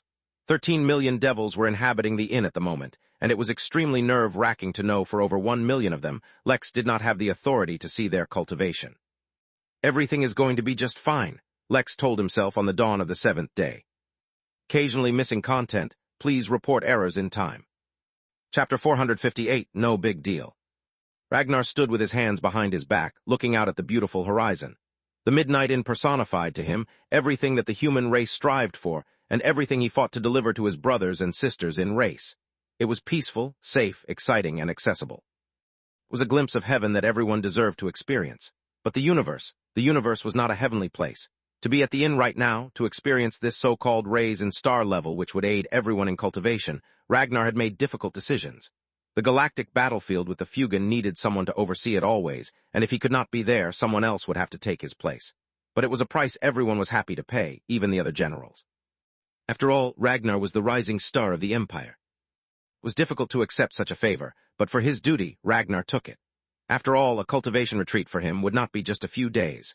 Months was the absolute minimum time he would need. Letter 1D4A9, Letter 1D45C, Letter 1D415, Letter 1D4F5XT, Letter 1D5C7, Letter 1D4D4T. He had planned on coming to the inn and stabilizing his mood to ready himself for the impending cultivation retreat. Yet this beautiful piece of heaven did not provide him with the peace he was expecting. Instead, a field of enemies revealed itself. Devils filled the grounds of the inn as far as the eye could see, all of them taunting him by keeping their humanoid shape. Devils, for reasons he did not understand, had two forms. One was their original, true form. The other was remarkably close to humans, with only minor additions or changes here and there, in the form of wings, horns, tails, etc. Ragnar had dedicated his life to fighting demons, yet he never forgot that demons were only the devil's slaves.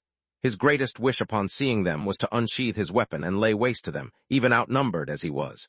Yet he knew that this was not the place. It was not fear of failure that stayed his hand, but the knowledge that if he made an enemy of the Innkeeper, the human race would lose a valuable ally. Oh, he stood silently on a hill, reigning in his volcanic rage, and watched silently as evil incarnate roamed the land freely. One by one, his soldiers also stood behind him until an entire battalion appeared behind him. They said nothing. They did nothing, but just standing together was enough. It was a show of force, a show of pride. The devils did not pay much attention to Ragnar, for the most part. They had been extremely well behaved at the inn. In fact, many of them wished wholeheartedly to become even better friends with the Innkeeper. After all, the access the inn would give them to the people of the entire universe was far beyond anything they could achieve on their own.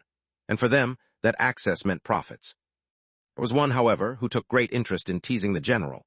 Warhill grabbed a lawn chair and sat down directly beside the general, his thin black tail holding a glass of pina colada so that he could sip it. He didn't even say anything. Just his presence was enough to irritate this fearless human, and he knew it. How funny would he be if this hero of the Empire died during a tribulation because he was too irritated to focus? Not that the Empire was too important to the devils. They dealt with multiple realms, so how could a small empire only a few galaxies wide even be worthy of their interest? The Empire was only qualified to fight the demons, not them. Even that was not more than moderate amusement. Finally, around noon, something changed. A projection of the Innkeeper appeared in front of everyone, alongside a holographic prompt. It read, "Would you like to enter a personal cultivation abode before the star rank is raised?" Ragnar did not immediately respond, and instead turned to look at Warhill. "After this is over, catch me outside, how about that?" he said, looking the devil straight in the eyes. He had no fear of their racial superiority. Humans may lack their advantages and have a lower starting point, but there was a ceiling restricting how strong they could grow. "Certainly," Warhill responded, but Ragnar had already disappeared by then.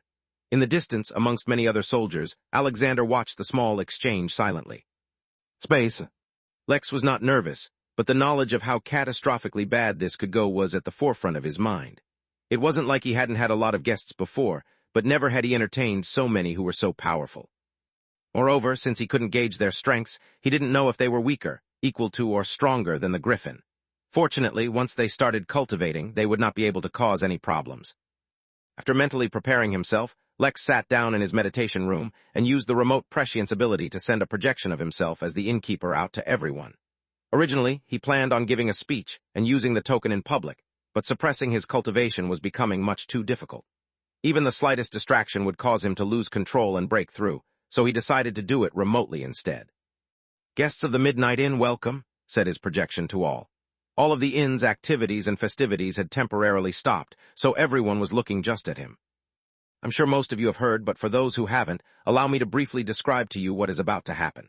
From time to time, I like to raise the level of the inn. This, in of itself, is not a big deal, but many of my guests seem to enjoy the experience and gain much from it. So, allow me to share this experience with you. And if you enjoy it, remember to patronize the inn more often in the future." He did not elaborate too much, for he wanted to maintain the perception that this was no big deal to him. Yes, no big deal. After one final scan of the inn, Lex crushed his 0.5 star rank increase token. Chapter 459, The Chain.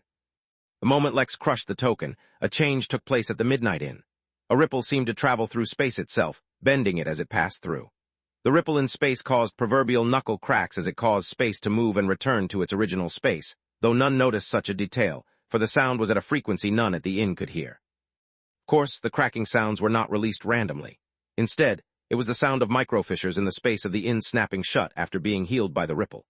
They had been caused by the massive tear that the inn suffered from due to the attack of the butter knife, and were left behind because the system had been unable to repair them directly. Yet now, through an indirect result of the rise in star level, the space at the inn had been repaired. While this was one of many ethereal changes that the inn underwent that nobody noticed, there were a few changes everyone noticed. The most widely noticed change was a ripple of spirit energy that flowed through the inn, which happened to take place at the same time as the ripple through the inn. The stronger cultivators felt the nature of the energy change. It was like a window being opened in a stale room, finally allowing fresh air to flow in.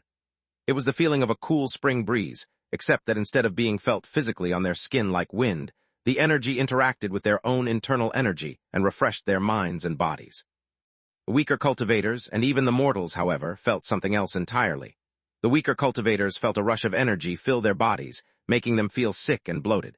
It was too much too quickly, so much so that they completely lost control over their own energies. They did not even have time to feel alarm, for the energy immediately began displacing the energy within their own bodies. It did not disperse their cultivation, no. Instead, it changed the very energy that made up their cultivation, improving it, strengthening it. Across the board, every single one of them immediately felt their cultivation was much stronger and stabler, even if it had not improved yet. Of course, that was still to come. Alexander was amongst them. He had reached the Chi training stage right now, as he was rebuilding his cultivation according to guidance by the Jotun Empire's secret techniques. He was supposed to have been phenomenally strong in his current state, even as it was, yet he improved nonetheless. Mortals, though, went through the most drastic change. Whether it was the guards that Lex had hired, the entourage accompanying more successful people, or the kids in the spaceship who had yet to come of age to cultivate, all of them underwent extreme makeovers. The wave of spirit energy hit them hard, as if it were a physical sensation, and immediately flooded them with the feeling of nausea. Jimmy, the kid who discovered the first ever golden key dropped by Lex, and Layla, the daughter of the governor of Vegas Minima, who were the leaders of their gang of kids, had been playing together when the feeling hit them. They went pale all of a sudden, and the immense buildup of nausea completely overwhelmed their senses. They dropped to their knees as they lost strength in their limbs and immediately began throwing up. Partially digested food, blood, pus, and strange black materials came out in their vomit, but it also drained them completely from their energies. The kids collapsed, having been knocked unconscious, but the changes to their bodies did not stop just because they were not awake. Though they suddenly looked frail and starved, the fat on their bones having dissolved, leaving them in a skinny, bony appearance, an unusual strength began to fill them right after they were filled with weakness. It did not develop muscles as their flesh seemed to fill back into the way it originally was, and their skins retained their softness, yet the strength that was filling their bodies was very real. Many kids who suffered from various inborn diseases and allergies would awake to find them gone. Others who had minor physical and mental defects would discover that they could think clearly, and that their bodies performed better than they ever even dreamed. The mortals who were adults did not have changes that were as drastic, and they were not knocked unconscious, but they underwent some changes nonetheless. Even the normal, common animals that inhabited the inn underwent a cleansing process. Back when the inn underwent its first advancement in star ratings, Lex too had been a mortal, but he hadn't undergone any such experience, so he could never have imagined such a thing would happen now. The reason was, back then, the star rating was going from 1 to 1.5. Now it was going from 2 to 2.5. Although both were representing the same numerical change from their respective starting points, the actual change was far from being on the same scale. The one vine, growing on the cliffside near the pool of lava, also underwent changes and began growing in the direction of the temple. While the change in spirit energy was the most obvious and felt by the most people, it was by no means the most impactful. After all, it had to be remembered that while all the guests at the inn wrought numerous benefits due to the increase in star rating, it was the inn itself that was the primary beneficiary. In the same way that the space itself of the inn had been strengthened, so too had many other aspects of it. The light itself that shone all around the inn took on a deeper nature, as if something extra had been added to it. All the greenery took on deeper colors, the ground became firmer, if that made sense, and the air became cleaner. While all the humans shed visible impurities and unnatural oddities from their bodies, so too did the inn shed, though its impurities were harder to detect. The immortals at the inn could not notice what exactly changed, but nonetheless, they felt that something grand and mysterious had happened. A strange light flashed through Loretta's eyes, the daughter of Balaam, though her thoughts remained a mystery. Something that the immortals did notice, however, and the thing that was responsible for spontaneously triggering everyone's increase in cultivation, was a ripple through the laws that manifested within the inn. Based on their cultivation, they were able to witness a deeper or shallower change in the laws, but they all felt the change to some extent. Point that had caused much curiosity for the past couple of weeks about the inn's claim of the increase in star rating was how it would actually aid them in cultivation. Even if there was a wave of pure spiritual energy, it could at most be perceived that it would have some effect on those with a lower cultivation. Yet from the nascent realm onwards, the nature of cultivation changed, and it was no longer about absorbing more or purer spiritual energy. So how then would the change in rating affect them? The answer was clear now. It was never about the increase in spiritual energy, though a shallow perception of the change may make it appear that way. From the get-go, everything was about the laws. There were other changes that all took place at the same time as well, but neither the mortals, nor the common cultivators, nor the immortals noticed. For within a few seconds of the change happening, every living being at the inn had been occupied by the state of a breakthrough in one way or another. Letter 1D4A9, Letter 1D45C, Letter 1D415, Letter 1D4F5XT, Letter 1D5C7, Letter 1D4D4T.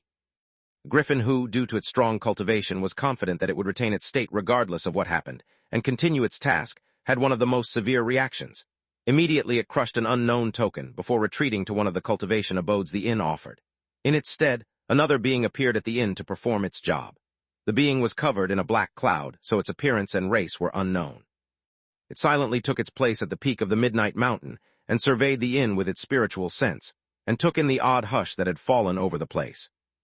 It was an unusual silence, matched only by the strange stillness that had inhabited the inn. After all, whether it was the guards, the guests, or the workers, all had retreated to a cultivation abode. The mortals who had experienced the change were still there, but they were currently too exhausted to do anything. The being in the cloud wondered what had happened. After all, by summoning it to replace it, the griffin had betrayed its contract and would have to pay heavy reparations. Only Mary was left beside the mysterious figure to watch over the inn, though she was hidden from all. From a short, blissful time, nothing happened at the inn. Then, the guests who had missed the timing for the change started appearing at the inn, though they were destined to be disappointed. Not only would they not experience the breakthrough, they would have to wait a bit before some workers got free to help them. Chapter 460, differing from the norm. For a majority of the guests at the inn, their change of breakthrough did not last long. From a few minutes in the case of mortals, to a few hours at most, ranging from body tempering to chi training. Though the mortals had, overall, gained in strength, they were too exhausted and drained at the moment to do much of anything. Most of them retreated to their rooms to sleep, while a few who had not booked a room had to retreat from the inn. The kids on the spaceship had fallen asleep right where they fell. Considering the severe lack of personnel at the inn, it would have been extremely unsanitary if they remained where they were, for all of them had thrown up right there. Fortunately, the ship's cleaning function was exemplary, and far surpassed something mundane, like vacuuming robots. In a few minutes, the kids, though still asleep randomly all over the ship, were as clean and spotless as when they arrived at the ship, though it was a shame no one was around to see how it happened. Soon, the numerous rabbits aboard the ship recovered, and began moving the children into the napping stations. The thousands of mortal guards Lex had hired, under the assumption that they would be the most helpful, for he did not imagine that mortals would also be affected, were thoroughly weakened and exhausted. But they quickly injected themselves with stimulants and forced themselves to perform their duties. Though they were all excited about the changes in their body, their job came first. The quickest to recover after them were the inn's workers, whether they were mortal or cultivators. From the moment of their creation they were inside the inn, and everything they ate and drank also came from the inn. They were safe from any pollution and impurities the outside world threatened, and so the changes they went through were less drastic. Letter 1D4N and Letter 1D45C, Letter 1D415, Letter 1D4F5XT, Letter 1D5C7, Letter 1D4D4T. Most of them had also been cultivating as well anyway. Though not everyone was as adept or successful as Gerard or Z with this recent upgrade, most had firmly reached the peak of body tempering or entered chi training. It could be imagined how in a few decades at most, all of these workers would become an extremely powerful force, but that was for the future. Speaking of Gerard and Z, both were undergoing breakthroughs as well, though in ways that were completely unexpected. Instead of raising his cultivation, Gerard's bloodline was experiencing another change. His previous advancement already made it so that he could face nascent cultivators back in the chi training realm. It was completely impossible to predict how his latest advancement would affect him. Z, on the other hand, was experiencing an epiphany. While he had a minor breakthrough in his cultivation, a majority of the change he experienced was in his mindset. He had been busy contemplating a new, secret ultimate attack when the change happened. As it happened, the change was just the spark of inspiration he needed, launching him into a profound state of discovery and creation, where he could make his ultimate attack according to his desires. Bror, the spirit and newest permanent resident of the inn, also experienced an evolution, one completely unlike he had ever known. It was a shame that he lost all the senses he had with his previous cultivation, or else he could have gained even more. Whether it was the baby Ch Thulhu, Antie, Cowing, the galactic sovereign turtle, Ragnar, and all the rest, everyone was caught up in their own experience. Yet oddly enough, even with realms much higher than the Earth immortal realm, none went through the level of change that Lex was experiencing. The moment he crushed the token and the change happened, he finally stopped suppressing his breakthrough and let it happen. The result was an instantaneous eruption of spirit energy within his body, which was then, immediately after, replaced by an imperceptibly purer form of energy, before a vortex formed around Lex's body, rapidly absorbing all the surrounding energy. Lex became a bystander as the process happened, for the force of his breakthrough was so massive, should he try to influence it at all, it would only result in injuring him. For humans, cultivation up until the foundation realm had all been about preparing the body for the cultivation journey ahead. From body tempering, which strengthened the body from the inside to sustain the pressure and influence of external spirit energy, to chi tempering, which pushed the body's limits over and over again, one chi strand at a time, until the body was capable of holding streams of energy, until the foundation realm, which used all the energy to turn the body into a foundation that can support all future cultivation realms. These few realms, despite their seemingly weak power, could be said to be the most important cultivation realms a human would go through, because they would directly determine how high a cultivation realm that person could achieve. Even the slightest flaw in any of these realms would drastically affect the peak a human could reach. That was largely one of the reasons Alexander was cultivating once again, as well as the reason Lex's mother had his father cultivate from the beginning again as well. Oh, if these three realms could be described as setting the stage for the future, the next three realms of Golden Core, Nascent, and Earth Immortal could be loosely described as rapidly transforming a cultivator's strength and turning them into a higher form of living being. Of course, this was only a loose description, as more than just that happened at each successive realm, for they involved far more than just that. Still, to the common man, the deeper intricacies did not matter, as even the more obvious and immediate changes were enough to consume all that they could conceive. After all, it had to be remembered, on a planet like Earth with incredible weapons of mass destruction, it was still Golden Core cultivators who were considered the peak of society, and it was the Nascents who controlled the entire planet. The change that the Golden Core realm brought was that, once the body had a strong enough foundation to support it, it began to concentrate spirit energy not across the entire body, but in one specific core. Just because the area that the energy occupied was smaller did not in any way mean that the energy was less in quantity or concentration than the rest of the body. In fact, it was quite the opposite.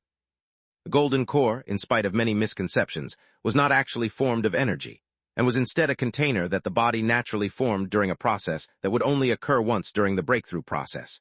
Since it only ever happened once, damage to the core was one of the most difficult things to cure within the cultivation journey. This was because of how unique the Golden Core really was. Not only did it store a massive amount of spirit energy that was dozens of times more in quantity than the Foundation realm even as early as just the beginning of the Golden Core realm, but further influenced that spirit energy in a way that had only barely begun in the previous realms. Stored spirit energy took upon any affinities that the cultivator or cultivation technique imbued, and turned that energy into a unique state owned only by the cultivator. By doing this, it also further evolved it from the most basic and lowest level spiritual energy which could be commonly found across the universe. This was the first step the cultivator truly took towards higher forms of energy than just the common spirit energy. Of course, due to the nature of this energy being superior to ambient spiritual energy, it made cultivation much more difficult as well. After all, if previously a cultivator took in 2 units of energy from the atmosphere and was able to retain 1 unit of it within his body, allowing the rest to escape back into the atmosphere, now the cultivator would have to absorb anywhere from 10 to 100 units of spiritual energy just to be able to convert it into 1 unit of energy that was kept within his body. The units mentioned here are any generic measurement, meant only as an example to show the drastic scale of change that occurred. This was in an ordinary state of events. So then, how was Lex's situation different from the norm, so much so that it eclipsed the change experienced by every other cultivator in the entire realm? It was simple. Normally, the Golden Core was formed naturally by the cultivator's body during the breakthrough, and the formation was fueled by the energy being absorbed by the body. But due to the fact that Lex's foundation, and thus his body, contained physical manifestations of laws, as well as the fact that there was a massive shift in laws taking place at the inn at the moment of breakthrough, not only was Lex's breakthrough absorbing spiritual energy to fuel the formation of his core, it was also absorbing laws. This was a change Lex was much too low-leveled to influence at all, or even notice for that matter. The rest of the inn, as well as the origin realm, however, definitely noticed. Chapter 461, Golden Key. Letter 1d4 and letter 1d4 5c, letter 1d4 15, letter 1d4 f5 xt, letter 1d5 c7, letter 1d4 d4t. Like I said, the true cause and effects of the matter are being investigated, the Henali said. A very serious look adorned its black, rectangular face. Only 6 of its 26 eyes were on its face, framed right above a mouth filled with rows of sharp teeth, while the rest of its eyes were hidden across its body. Its face was attached to its body through a short, thin neck. The body itself was massive, with a majority of its scales hidden behind the soft cloth robe it had adorned. 8 legs kept it standing, with 2 sets of 4 legs protruding from the left and right of its torso. A tail, much longer and thicker than the width of its legs, came out from the back of its robe and hung directly over the Henali, making it look like an oversized scorpion without the actual pincers. But regardless of what the result of the investigation may be, it can be confirmed that as of now, the attack on Ra does not seem to have resulted in any long-term adverse effects on the origin realm. In fact, due to the rich nature of the energy that was dispersed into the realm, it has even sped up the growth of the realm. Preliminary investigations reveal that the realm may mature billions of years ahead of schedule. So does that mean there will be no punishment? Asked a random Daelord. Instead, it sounds like there should be a prize for speeding up the maturing process. The remainder of the Henali assembly awaited the response. It was a rule that Daelords could not casually release their might in the origin realm, or else they would be punished by the Henali. Even if they had to fight, they would have to ensure that their strength would not adversely affect the realm. After all, the origin realm was still not capable of handling the might of Daelords, since it technically wasn't capable of giving birth to any Daelords. All the Daelords in this realm were either guests from other realms, or had their strength raised artificially through special means. No, regardless of whether the result was good or bad, there will definitely be a punishment. It has just yet to be decided if the one receiving the punishment should be Ra, or the one responsible for the attack. We allow Daelords into our realm so that they can benefit from an immature realm, in exchange for a small fee. Someone at the assembly scoffed at the mention of the fee being small. But that does not mean we can allow them to interfere with its natural progression. Once might be a lucky event, and if it is let go, it will only encourage others to try the same, in the long run. The Henali that was speaking paused when another being suddenly teleported inside the assembly. Henali assembly was held in a special arena, cut off from the rest of the origin realm. It was an extremely secure location under the control of the Henali, which allowed them to host many prestigious guests, the various Daelords being amongst them. But the secure nature of the location meant that no one could teleport in or out once the session was called into motion, unless it was an emergency. This assembly had already been interrupted once, an almost unprecedented feat, so that information about the attack on Ra could be shared amongst those attending. This second interruption was genuinely unprecedented in the history of the origin realm. As soon as the teleportation was finished, another Henali appeared, seemingly perfectly identical to the first. It was a common trait amongst Henali. Those not of the race would have a difficult time distinguishing amongst them based solely on appearance. "Someone is resonating with the laws of the realm," the newcomer announced loudly. "What do you mean?" the convener of the assembly asked, bewildered by the statement. "I mean exactly what I said. Someone or something is having a breakthrough, and that breakthrough is resonating with the laws of the entire realm." "But that's impossible. The realm is not mature enough to birth a Daelord," the convener exclaimed. "I'm not here to argue with you, I'm only here to tell you what's happening. The resonance can be felt throughout the entire realm. Its repercussions cannot be predicted. Attempts to divine the identity of the entity responsible are being blocked. Whoever is doing this has destiny-level protection to keep them from being divined, which means they've obviously been planning this for eons." Silence fell across the hall as everyone tried to guess what this meant. Everyone wondered what the identity of the person responsible was. Even Balam was unsure if he should attribute this latest development to the Innkeeper, for it was just too bizarre. Only one thing was certain. If the being responsible for this was a Fugan, this could be the build-up for a full-on realm war. Space. Back at the Midnight Inn, the few guests who had recovered and the new guests who had arrived at the inn all were looking up at the sky in awe. There was no sun, no clouds, no sky, only a golden hue that stretched as far as the eye could see. If it was just a matter of different lighting, everyone may not have been so captivated by it. Instead, the golden hue radiated a majestic aura that not only overwhelmed anyone and everyone exposed to it, it made them feel oddly connected to it, as if the aura had come from within them, but at the same time was something that endlessly surpassed them. Truth be told, the guests who were exposed, one and all, could not fully comprehend the majesty of the aura, for it far surpassed what their minds were capable of comprehending. Outside the inn, in the rest of the origin realm, however, there were many who could make a few guesses, but even they only saw an obscure golden hue. After all, no matter how much they stretched their spiritual senses, they were too close to it to see the full image. It would take someone to look at the entire origin realm all at once to notice that the hue that had enveloped the entire realm was actually in the shape of a golden key. Chapter 462, Affinities.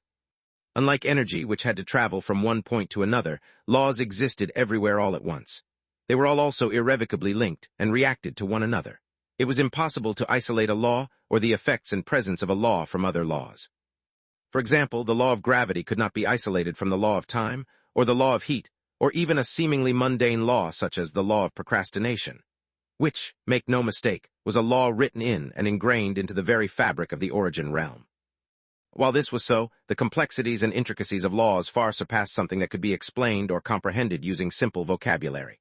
As such, whether it was the Henali, the Daelords, the gods, the oracles, the system wielders, the gifted, or even the sovereigns, none could comprehend the golden hue that had lit up the realm.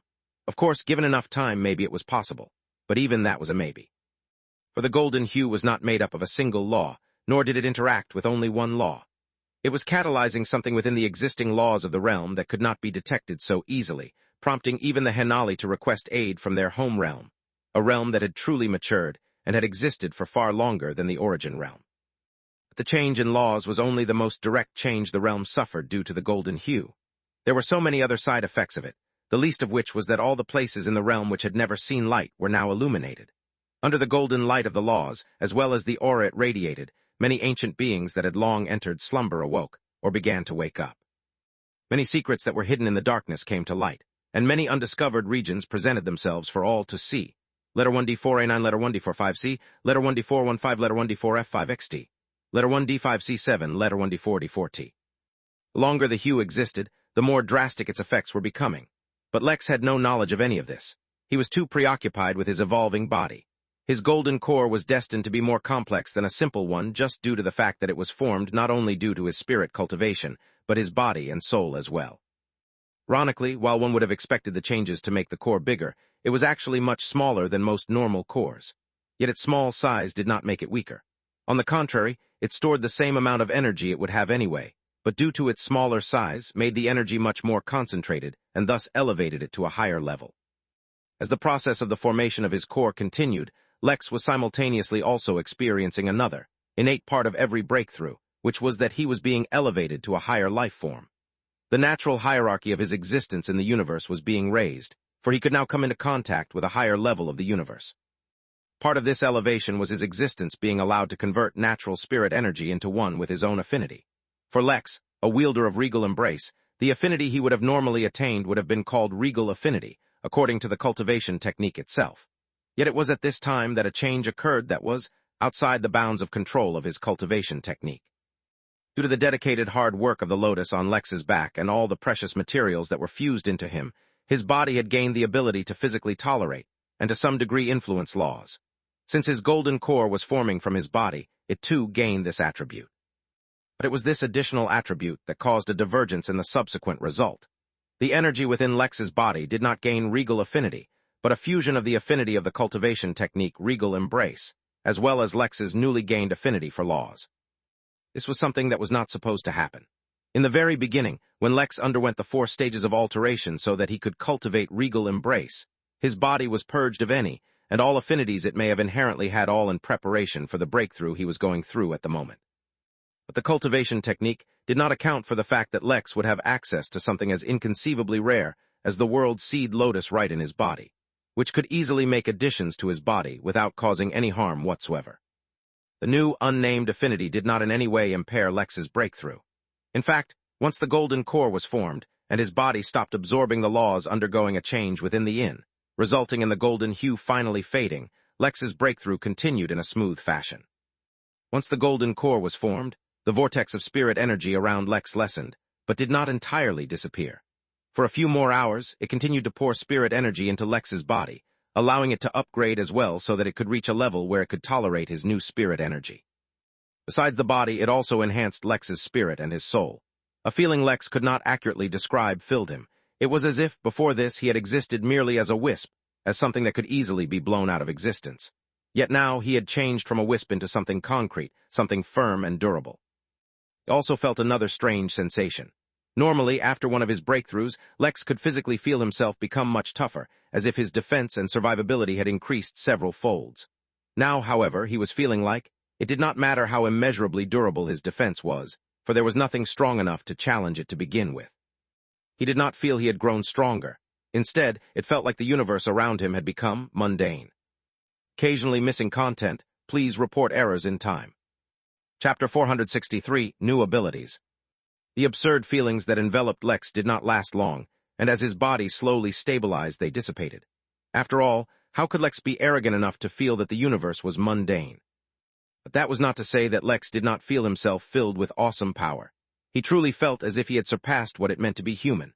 The urge of common protagonists to punch a random rock to test out his strength filled him, but there were no rocks available in his meditation room. That could be fixed easily. He summoned a massive 20 feet 6 meters large boulder and placed it right in front of himself. Before acting cool and actually punching it, Lex rubbed his hand on it to feel the cold, firm surface. But things did not go according to plan.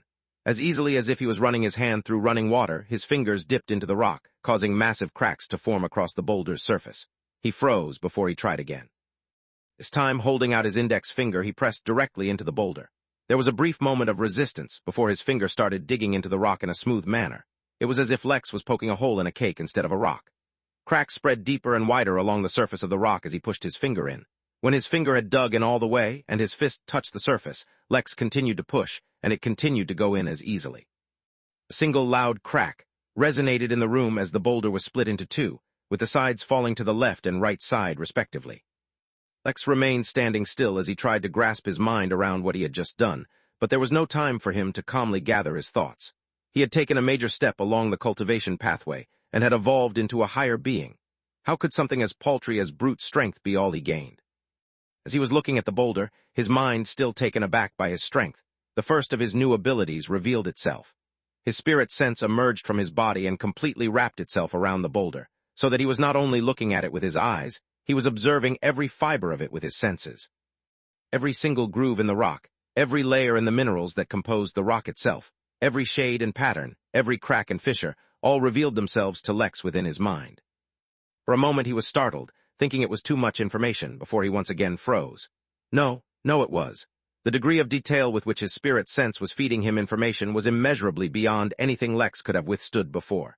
Having so much information actively in his thoughts all at the same time would have caused him to nearly collapse. His brain would have been working in overdrive, his blood pumping like he was running a marathon, and his spirit energy draining as if through an open faucet to support his mind, containing so much information all at the same time. Yet now, he barely felt the amount of detail worthy of notice. Thought ran through his mind, wondering just how complex an array he could create now that his mind was capable of holding so much more information.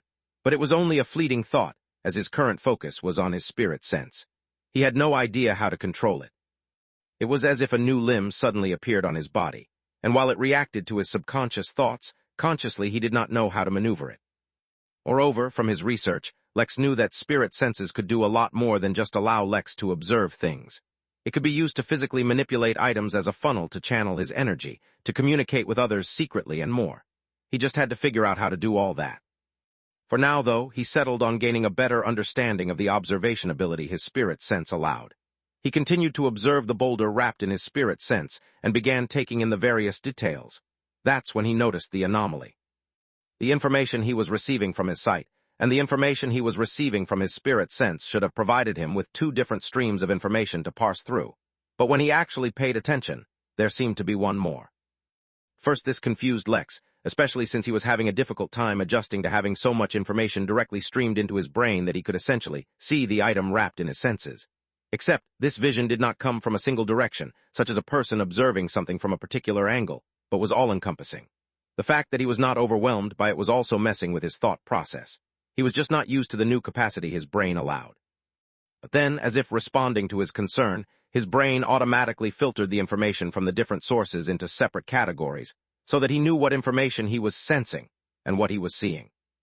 It was then that he realized that his vision seemed to be providing him with two different feedbacks. One was looking at everything at surface value, the way normal vision worked, and the other was looking at something more ethereal. He closed his left eye and discovered that the ethereal vision disappeared, leaving only the boulder in his sight. Then he reopened the left and closed the right, and finally figured out the source of the extra information. The only problem was he could not understand what he was seeing. He saw a boulder, but somehow he also saw through it.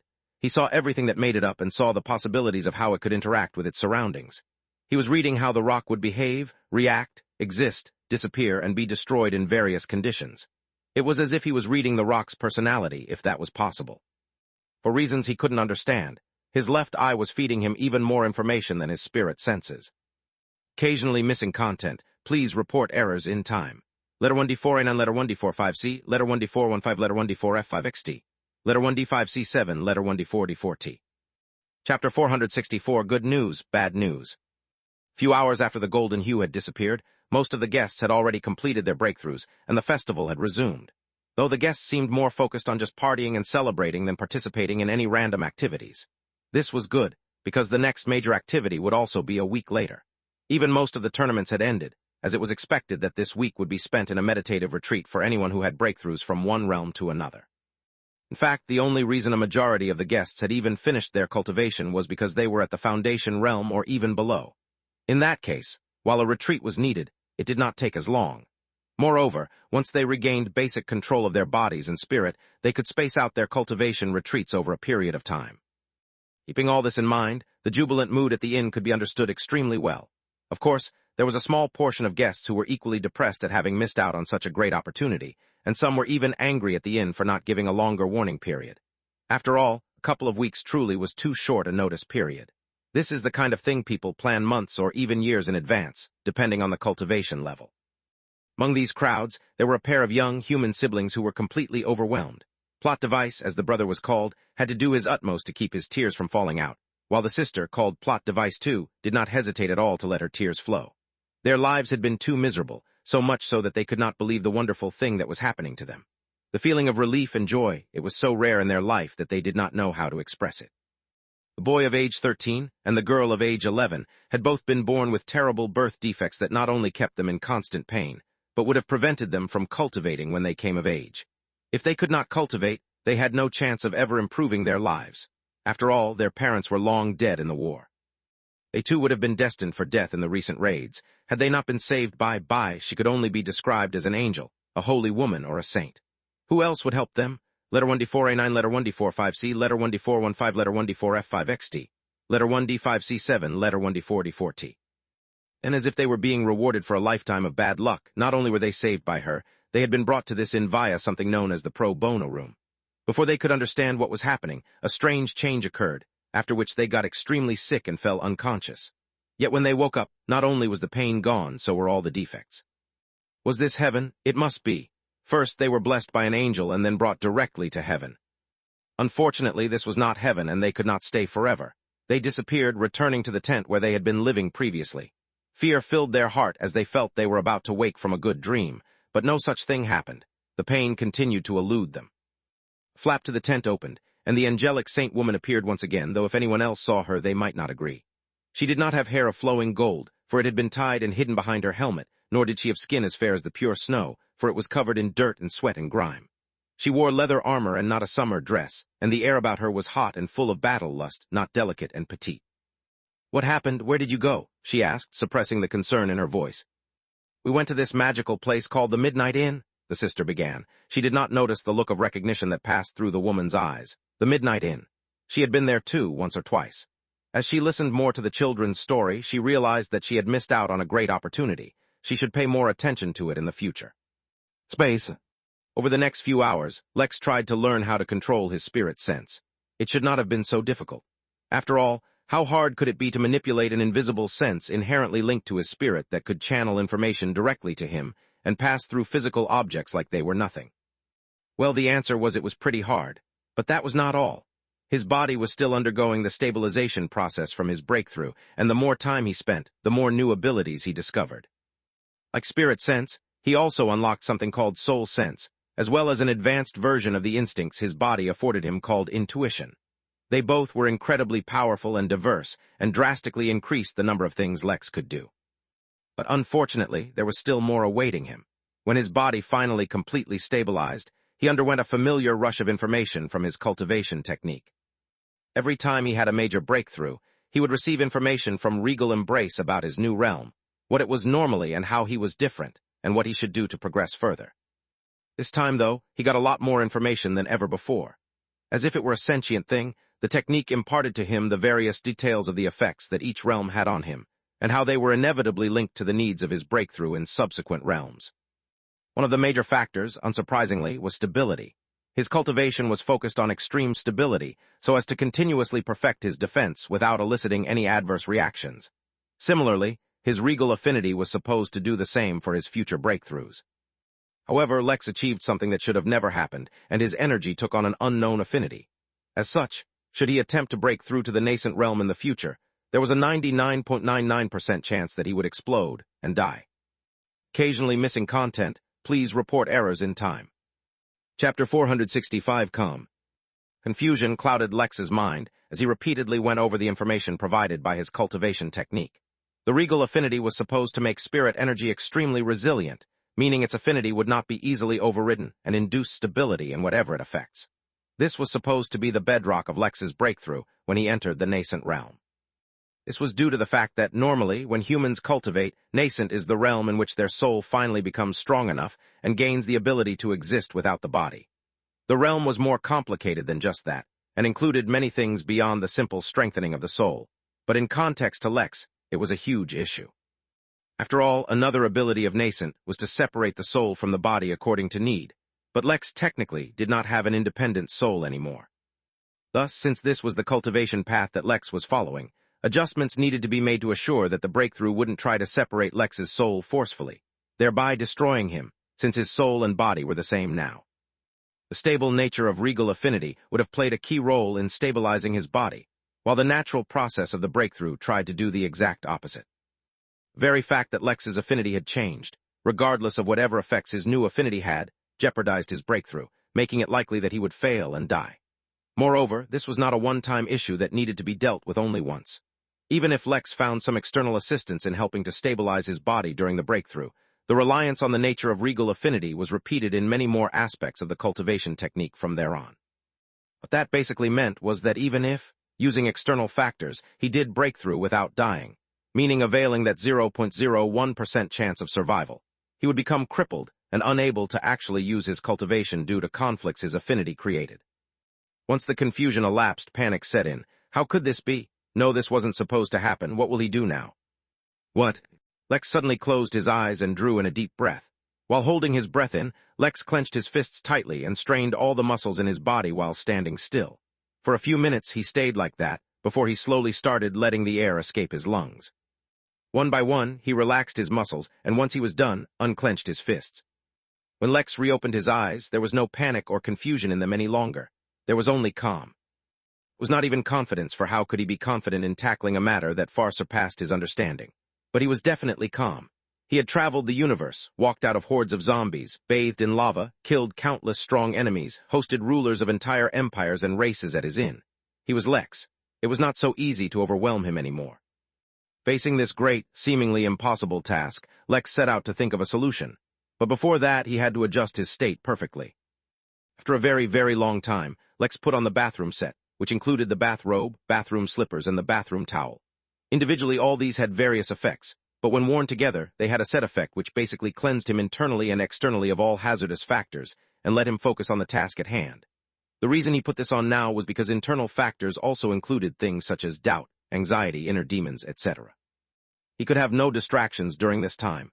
He could not afford to make a mistake regarding such a sensitive issue. He reviewed all the available information that he had from the very beginning. First, regal embrace was a unique cultivation technique, meaning that no one else in the universe had ever practiced it before, nor would they ever do so again. That was not a part of the cultivation technique's description, but a requirement of his reward back then. He recalled that the regal embrace was a part of someone's collection. A certain being somewhere in the universe had it. He had not thought about it again since then, but the insinuation of that information was great. If there was a cultivation technique that blatantly said it had the strongest defense in the entire universe, yet the owner only kept it as a part of his collection, then what did the owner cultivate? In fact, now that he was recalling the matter, even Mo's blessing, which was described as having the strongest attack in the universe, was also a part of a being's collection. There existed the possibility that these were two different beings, but Lex thought it was unlikely. Regardless of whatever the being in question cultivated, the fact that it existed in his collection and was not generated by the system gave Lex a lot of assurance.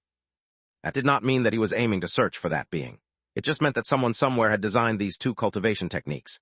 If there were beings capable of designing his cultivation technique, there were surely beings capable of altering it as well to help him. Moreover, with the Midnight Inn, he was uniquely equipped to search the entire universe for those skilled in created cultivation techniques. Come to think of it, John himself created spiritual techniques based on his customers' requests. Lex wondered if his system was some kind of academic system, capable of designing techniques. It seemed he would have to put questioning John on his agenda. Focusing back on the matter at hand, Lex identified a few key things he had to do now. First of all, while he could not break through the realm, he was free to grow within the Golden Core realm, so he would do that. Next, Lex would begin doing research into cultivation techniques and how they were designed. Other than that, he would also have to begin doing research on people or entities skilled in creating or altering cultivation techniques. How he would ensure their trust once he found someone potentially skilled enough was also an issue he would have to look into. These were the key things in regards to focusing on regaining his cultivation path. Other than these, Lex also had to spend some time familiarizing himself with his new abilities. Letter 1D4A9, Letter 1D45C, Letter 1D415, Letter 1D4F5XT, Letter 1D5C7, Letter 1D4D4T. While Regal Embrace gave a brief description of what Soul Sense did, Lex did not understand it completely. Intuition, on the other hand, had it in its very nature to allow Lex to understand completely what it did. Yes, Soul and Spirit senses were extremely cool. In fact, technically speaking, all three abilities were probably different but equal in their potential. But damn was Intuition impressive. Lex already knew it would be his favorite. It was a much more advanced version of the instincts he had already been using, except that he could freely direct it towards whatever he wanted. Moreover, it made him extremely sensitive to anything at all that had to do with him. If he was sitting in a room of 1,000 people, and a single one of them thought of Lex's name, his intuition would be able to detect it. The range of his ability was limited, for now, but in all things related to Lex, his intuition was going to play a huge role. Space. Primary realm Gaia's graveyard. In the center of this zone, which was acknowledged as the largest death zone in the entire universe by some, was a cozy little wooden hut. Well, it was not wood but the flesh of Gaia, but as the originator of the Tao of wood, it could be considered the same thing. The hut itself did not seem very impressive and had only one bedroom, one library, one vault, and one study.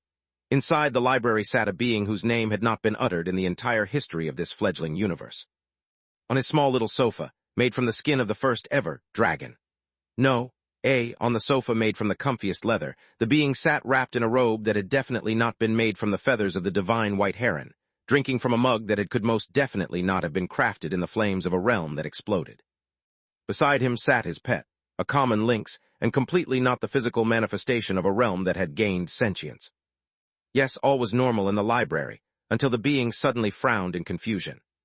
Someone surpassed the regal heritage. In this universe, how is that even possible? The confusion in his eyes turned to intrigue as his eyes moved, as if he was reading something written on air.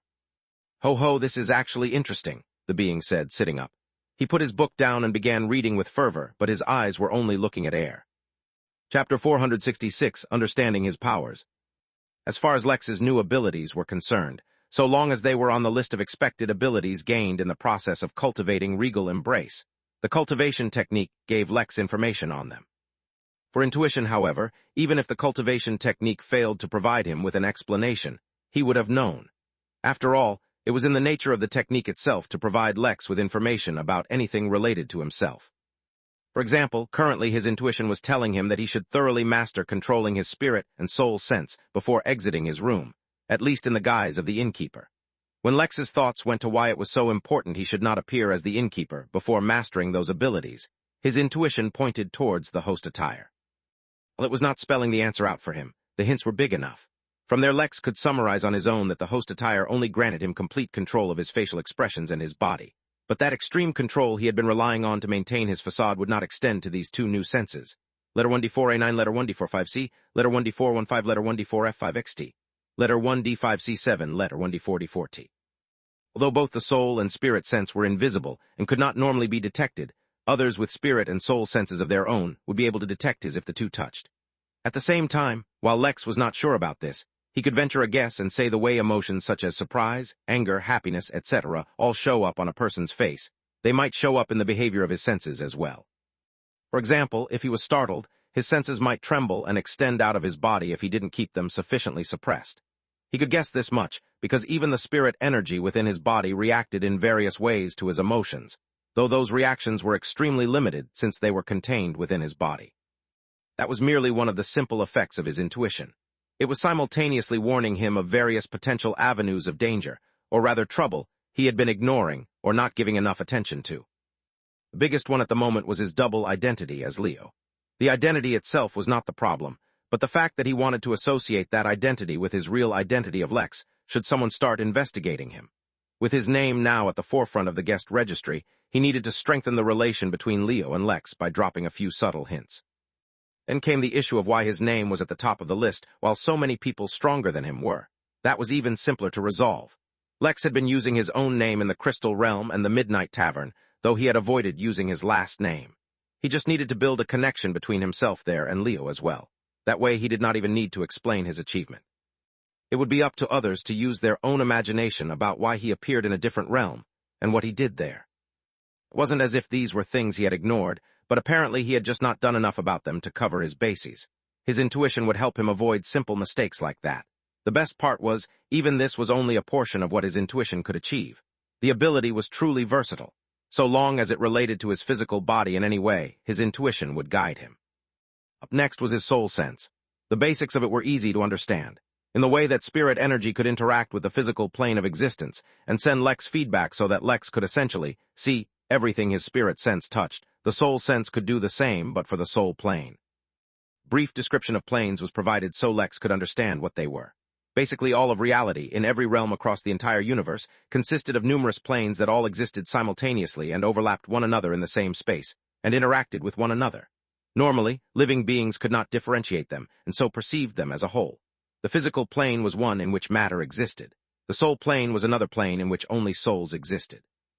This concept confused Lex, and not just a little. That was to say, for normal people, their body existed in one plane of existence while their soul existed in another plane of existence altogether. But if they were in different planes, why did the soul need the body's support to exist? For now he just accepted that because the planes could interact with one another, souls could suffer pressure from the physical plane, or maybe some other plane Lex didn't even know about. But this was still something he would look into further. Getting back to his soul sense, if it could show Lex the soul plane, then what did it look like? Nothing. It was a void of darkness with himself in the center. This was because the soul sense would not detect anything other than souls, and so, if Lex only relied on it for sight, in an area like his meditation room where he was the only living being, he would see nothing else. Of course, as these things usually go, even soul sense was not so simple, and people could find ways to hide themselves from his senses, but for the most part, he would be able to sense any soul with his soul sense. That was just the basic feature, and the part that Lex understood. The confusion actually arose when he learnt that he could use his soul sense to interact with souls directly, and not only that. When he practiced and got better, he would be able to influence the characteristics of souls to a limited degree, temporarily. According to the description, this would help him in fields such as alchemy, medicine, forging, and many more. It would take time and experimentation for him to understand what that really meant. For now, he closed his eyes and wrapped his own body in his soul sense, which admittedly took longer than Lex had hoped. Still, the result was satisfactory. He could see his own soul, and deep inside it, he could finally see the treasure within which the system was hidden. Occasionally missing content, please report errors in time. Chapter 467, Never Give Up. With his soul sense firmly wrapped around his own body, Lex could see his soul. Only it looked completely identical to his body. Did that mean his physical body existed on the soul plane? Wait, did that mean he could physically touch souls? A few random thoughts flowed through Lex's brain, but he focused back on the matter at hand. Though his soul looked identical to his body, the difference was he could see through it. But it was not blood or bones he saw, but a small ball of glowing golden light right in his chest. He did not need to wonder what the glowing orb was, for he knew instinctively it was the treasure that contained his system. He did not try anything, for not only was he extremely dependent on the system, for now he also had very poor control over his soul sense. He did, however, take his time to observe that small glowing ball. Such a small thing had so drastically changed his life, it was hard to imagine. While he was observing it, he also wondered if the reason he could see the system was because it was classified as a soul treasure, or if it had a soul of its own. It was not a simple thought, and whichever the answer was would have major insinuations. But once again, he did not contact Mary to confirm with her. It was pointless. For now, once he was finally done testing out his soul sense, he turned his attention to his other new abilities. These few would require him to figure out the details on his own, for their appearance was not a planned part of Regal Embrace. His new affinity, whatever it was called, would undoubtedly be extremely significant, for it had not replaced Regal Affinity. but had fused with it to turn into something else. So, regardless of what effects it had, it would stay on the same scale as the regal affinity, at the very least. Lex could also make a few guesses about what the affinity should be. The lotus had informed him of the changes it had made to his body and what the cause of the issue was. He did not know what laws actually were, but whatever they were, it was obvious that they were far beyond his level. In essence, they were very powerful. Since his affinity had changed due to the changes the lotus had made to his body, he strongly suspected his new affinity would, at least in some regard, have something to do with laws. This was something he'd have to figure out, especially if he wanted to devise a new way to continue to cultivate. As difficult as it would be, all hope was not lost. At least his intuition would be a great help in this regard. While he could at least speculate about his affinity, he was completely clueless about the changes that happened to his left eye. Even his intuition was silent on why his left eye had gained this new ability, though it hinted at the fact that the change had occurred once again due to the changes the lotus had made to his body.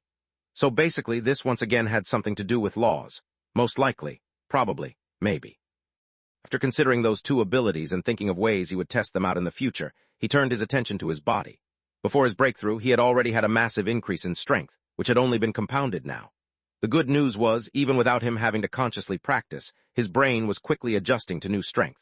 He would still have to fine-tune his control, but the chances of him accidentally crushing someone's hand while shaking hands had dropped to an all-time low. His thought process had sped up once again, and his capacity for multitasking had absolutely exploded. He could easily do multiple tasks at the same time without suffering any loss in his concentration. He wondered if he had gained anything special as a result of sticking to the true path, as it was called in the crystal realm, meaning cultivating spirit, soul, and body at the same time. His intuition told him yes, though he could not figure out what specifically he had gained. He tried using the techniques he had learned for the foundation realm. The amount of strength they could display was inherently limited, meaning Lex would have to learn new techniques if he wanted to fully display the limits of his power. Still, they had become much more powerful than they were previously, and it was much easier to use them as is. For example, the teleportation technique Lex never got an opportunity to use called the in-law effect, which originally required him to stay stationary for 3 hours while he primed the technique, now barely took a minute for him to complete. Once he became used to his new realm, the time might even become shorter. Visceration, the sole attack that he barely ever used because of how difficult it was to master, seemed to be the only technique that did not suffer a limit on its strength. Not only was it able to display a much greater strength than before, unfortunately the difficulty in using it also increased. Letter 1D4A9, letter 1D45C, letter 1D415, letter 1D4F5XT, letter 1D5C7, letter 1D4D4T. The plus side was, since Lex had grown in his level, even if using the technique caused a backlash, he was more than strong enough to take it without suffering any real harm. If there was one thing about his breakthrough that Lex didn't like, however, was that it more or less eliminated his hunger. He had more than enough energy in his body to keep himself running even if he didn't eat for weeks. Moreover, since his body had such high energy requirements, which were usually being met by the energy stored within his golden core, if he wanted to be satiated, the food he would have to eat would have to be much more nutritious than before. Lex tightened his fists and a firm look appeared in his eyes. He would never give up on eating delicious food. It seemed like it was time to hire an excellent chef. Better yet, it was time to find someone with a cooking system and hire them. Occasionally missing content, please report errors in time. Chapter 468, Dread Bonus. I was hired for a special case, said the morose man, the tip of his index finger tracing the rim of his glass. Surrounding him, the usually noisy bar was completely silent as the guests listened to his story with keen interest. The fact that I was hired spoke enough of the seriousness of the case to begin with. After all, the best of the best used to come to me to ask for internships. There was no detective better than me because I was beyond what could be measured. With a 100% case resolution rate, my prices were sky high. The fact that they were willing to pay my dues spoke enough of their desperation. The man, sporting a thin mustache above his lip and wearing a brown-colored trench coat, looked down as he shook his head and sighed. His hat sat lonely atop the wooden bar, looking beaten and worn. How was I supposed to know that this case would be different? The man, who was completely human and in no way anything related to a crustacean, came from a planet called Terra, the geography and history of which were remarkably similar to Earth without any correlation at all. If one distinct difference had to be identified, it was that Terra suffered from a lot more paranormal activity than Earth. Year was 1966, the place was Chicago, the time was the dead of night, and the place was the victim's apartment building, up on the 4th floor of a government housing building. I was alone, for I couldn't have others with me while I investigated, slowing me down. The apartment was a mess. All the furniture was broken, everything was on the floor, the brand new television set was turned on, though one of its legs was broken so it was slumping low. The endless noise of static from the television filled the room, drowning out all other sound. I walked in the stillness of the room, unafraid of the dark as I reviewed all the evidence. I had never seen anything like it. The murder weapon could not be what the evidence suggested. It was impossible. Most others agreed that the victim had died from the fall, as the broken wall would suggest he had been flung from there while he was still alive. But no, I could tell he was dead long before his body hit the ground. Troubled, I continued my search. Canada, Mexico, Brazil, England, China, Japan, I traveled the world hunting down all the victims this serial killer had left behind. But the more I searched, the more troubled I became. It just did not make sense. Letter 1D4A9, letter 1D45C, letter 1D415, letter 1D4F5XT, letter 1D5C7, letter 1D4D4T. At this point the man sighed and gulped down his drink. His eyes looked out into the distance, as if he could view the memory like a film on a television screen. Then one night I found myself in India. There were rumors of the death of a prince, and the signs left behind by the murderer were all too familiar. Well, he wasn't really a prince, but his family lived in a castle, so he may as well have been. My car had broken down, so I was forced to walk the road. I would have reached my destination by morning had I continued, but destiny had other plans. In the hot, humid night a strange, buzzing sound reached me. I paid it no mind, there were enough flies around me to account for the buzzing. Only the sound slowly started to grow louder. Still, I was lost in my own thoughts, unaware of the impending danger. It was only when I felt the vibrations in the road beneath my feet that I awoke from my thoughts, but by then it was too late. I could hear the sounds of the revving engine behind me. The flashing headlights illuminated the road, but all I could see was my life flashing before my eyes. I knew what had happened. The serial killer had come after me. The dreaded mass murderer, known only by his alias, Truck-Kun, had finally decided I was too close. I turned around to get a good look, but all I saw were two flashing yellow headlights. A truck horn straight from hell sounded out in the night right before Truck-Kun smashed into me, but luck was in my corner that night. The horn startled me enough that I fell backwards and coincidentally fell through the golden doors of the Midnight Inn. I was saved a hair's breadth, and now I had seen the murderer with my own eyes. It would not escape me in the future, or at least that's what I thought. Silence once again filled the room as everyone listened with bated breaths. This was the key part. It was only when I arrived at the inn and gained access to the heavenly Henali portal did I realize how wrong I was. Truck-Kun was not a mass murderer choosing its victims across the globe. No, instead, the signs of its influence spanned the realm. Galaxies far and wide, planets remote and hidden, none of it mattered. When Truck-Kun found a victim it wanted to claim, none could escape it. So far, I am the only one who has looked into the gleaming lights of death and survived. The man's speech was cut short by the sound of screaming. Someone was yelling something at the top of their lungs and coming closer. The next moment the doors burst open, and yet another guest of the inn bent over, panting as hard as possible. "There's been another murder," he managed to say between long, bated breaths. This time the victim was a nascent cultivator. A room full of teenagers and young adults, all fans of comics and novels with unlucky lives, all suddenly had goosebumps. They all fit the pattern for Truck-Kun's victims perfectly. They had gathered at the Midnight Inn to discuss ways to elude this monster that exclusively hunted weebs, anime enthusiasts, and fantasy fans. But it did not seem like there was a solution. The dreaded Truck-Kun could not be stopped. Occasionally missing content, please report errors in time. Chapter 469, Chopsticks. Lex spent the next 2 days getting used to the changes in his body. Getting used to his new strength was the easy part, as his brain did most of the work for him. To further refine his control, he used chopsticks to move rice from one bowl to another, one grain at a time. The chopsticks themselves were quite flimsy, and every time he accidentally broke them, he started from the beginning.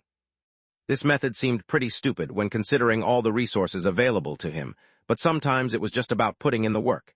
He quickly gained precise control over his strength, not only in both his hands, but his feet as well, though he hadn't used chopsticks to train them. His dual vision was difficult to get used to be honest. It might have been easier if both his eyes had obtained the upgrade, but since they hadn't, he had to keep track of both streams of data consciously.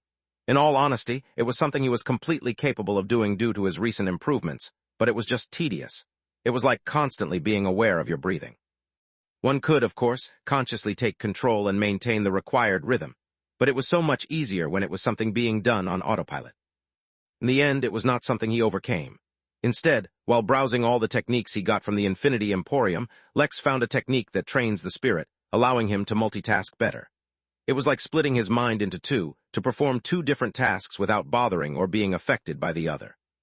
This was something he could already do to some degree due to his new realm, but the difference between being able to do and training to do it specifically was huge. Moreover, the moment he started training in the technique, his intuition told him that the effects of this technique would compound.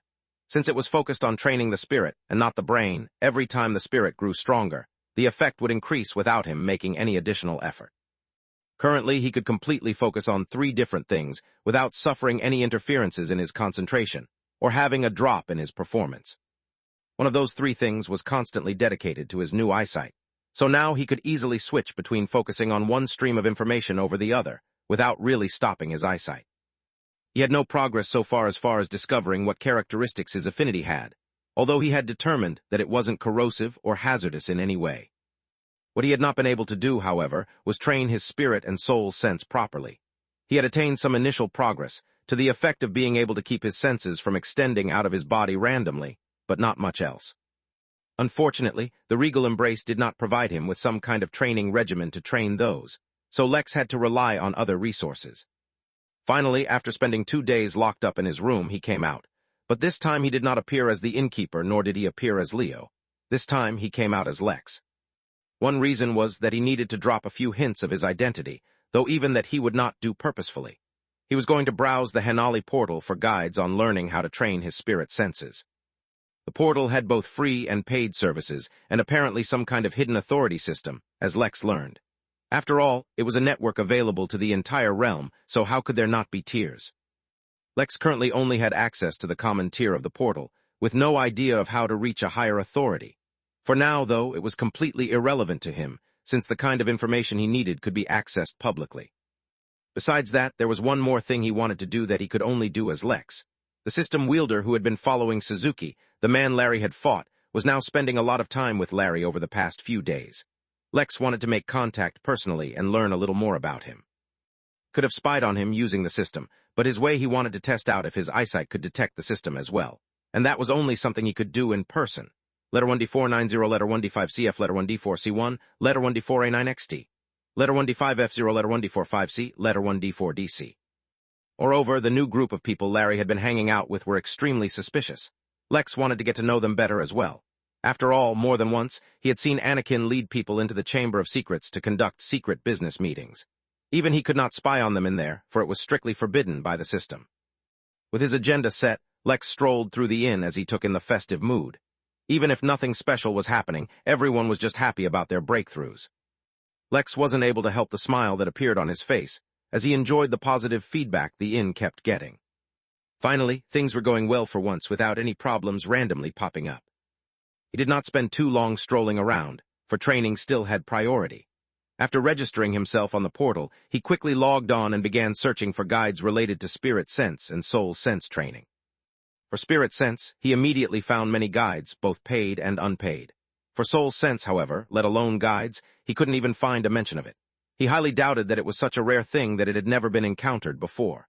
Most likely, this was one of the topics that was hidden behind the secret authorities or tiers mentioned earlier. Overcoming his disappointment, Lex glanced through one of the free tutorials available. Initially, he found it very informative, but as he continued, a strange look appeared in his eyes. Why was this using chopsticks, too? Chapter 470, Spiritual Treasure.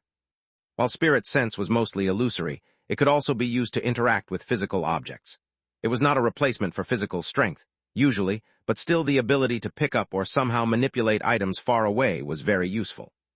The process of interacting with physical items was broken down into a few simple steps so that beginners could focus on each individual step while they learned. First was, naturally, wrapping the intended item with his spirit sense. Then Lex would channel some spirit energy into his spirit sense, giving it the strength to harden temporarily at certain points, allowing it to touch physical items. Then, based on his control of his spirit sense, he could use the hardened portion of his sense to grab onto and manipulate the item as needed. There were countless techniques that allowed cultivators to use spirit sense to gain greater strength than their physical bodies, attack the mind, control weapons, and more. From the Golden Core onwards, cultivation became infinitely more complicated because there was so much more that a cultivator could do. But all of that began with training the spiritual sense itself. Much like hand-eye coordination needed to be trained, and to some extent was being trained from birth, so too did the spiritual sense need to be trained. First step of training spiritual sense in many videos began the same way, which was to first get an easily available spiritual treasure, which was specifically designed to aid in learning how to control spiritual sense. It was just that. The tutorial with the most views, and the one that Lex was watching, started with not one treasure, but two. More specifically, it started with procuring a pair of chopsticks, which were also spiritual treasures. Varying from normal treasures, which to cultivators usually either meant natural resources which could aid in some facet of cultivation, or man-made items which could facilitate the use of spiritual energy, often even enhancing it. Spiritual treasures were designed specifically to be used with spiritual sense. Lex watched the entire tutorial and thoroughly understood the requirements of each step in the training before exiting the portal. One issue with using the Henali portal at the inn, rather than on a planet that had been connected through the proper procedure, was the lack of a delivery service. No matter how affordable the treasure was, it could not be delivered to the inn. One reason was that the delivery service probably wouldn't have golden keys to enter the inn. But even in a situation where the Midnight Inn became so popular that everyone had golden keys, using the portal at the inn disabled location and tracking. It was literally impossible to enter his location as the Midnight Inn while using the portal. But all was not lost. One of the features of the ongoing festival were stalls that had been set up, allowing guests to sell items and trinkets from their locale. He would first check that market to see if a spiritual treasure matching his requirements was available. If it wasn't, then he would place a request at the guild room. At the same time, Lex pulled out his personal hologram, which he, as a guest, would have had, and said, "Can you please forward a message from me to the guest Larry? He's an old friend of mine. Tell him I'll be at the local markets." The hologram nodded and disappeared. The personal holograms could fulfill many of the guests' simple requests such as this, and weren't just limited to answering questions. It was not a commonly known feature, but with time it was slowly catching on. More importantly, and more relevant than the additional features of the hologram, by inviting Larry to come to him instead of approaching him while he was at his new group, Lex would avoid any suspicion that he was approaching them for a hidden reason. Not that anyone would have any reason to suspect him to begin with. Since there was nothing wrong with two friends meeting, Lex was becoming used to thinking about every situation in layers. By doing this, he eliminated even the possibility that someone would suspect him of his real agenda, which was to scope out the system wielder. After all, Lex only invited Larry. They would not have had any idea that he already knew that they would likely follow him. Lex hailed a golf cart and made his way to the village where the local market had been set up and began to peruse. He could, of course, find out if what he wanted was available if he scanned the system, but he was also using this opportunity to study his eyesight and try to ascertain the limits of what it could show him. A short while later, his hologram appeared once again, informing him that Larry was on his way to meet him. Lex smirked. Everything was going according to plan. Well, at least it was, until Larry and his group closed in, and Lex's intuition immediately started acting, warning him that there was immense danger. Letter 1D490, letter 1D5CF, letter 1D4C1, letter 1D4A9XT, letter 1D5F0, letter 1D45C, letter 1D4DC. Lex was genuinely alarmed, for he couldn't understand who or what could threaten him while he was at the inn. But it was not a mortal danger that he faced.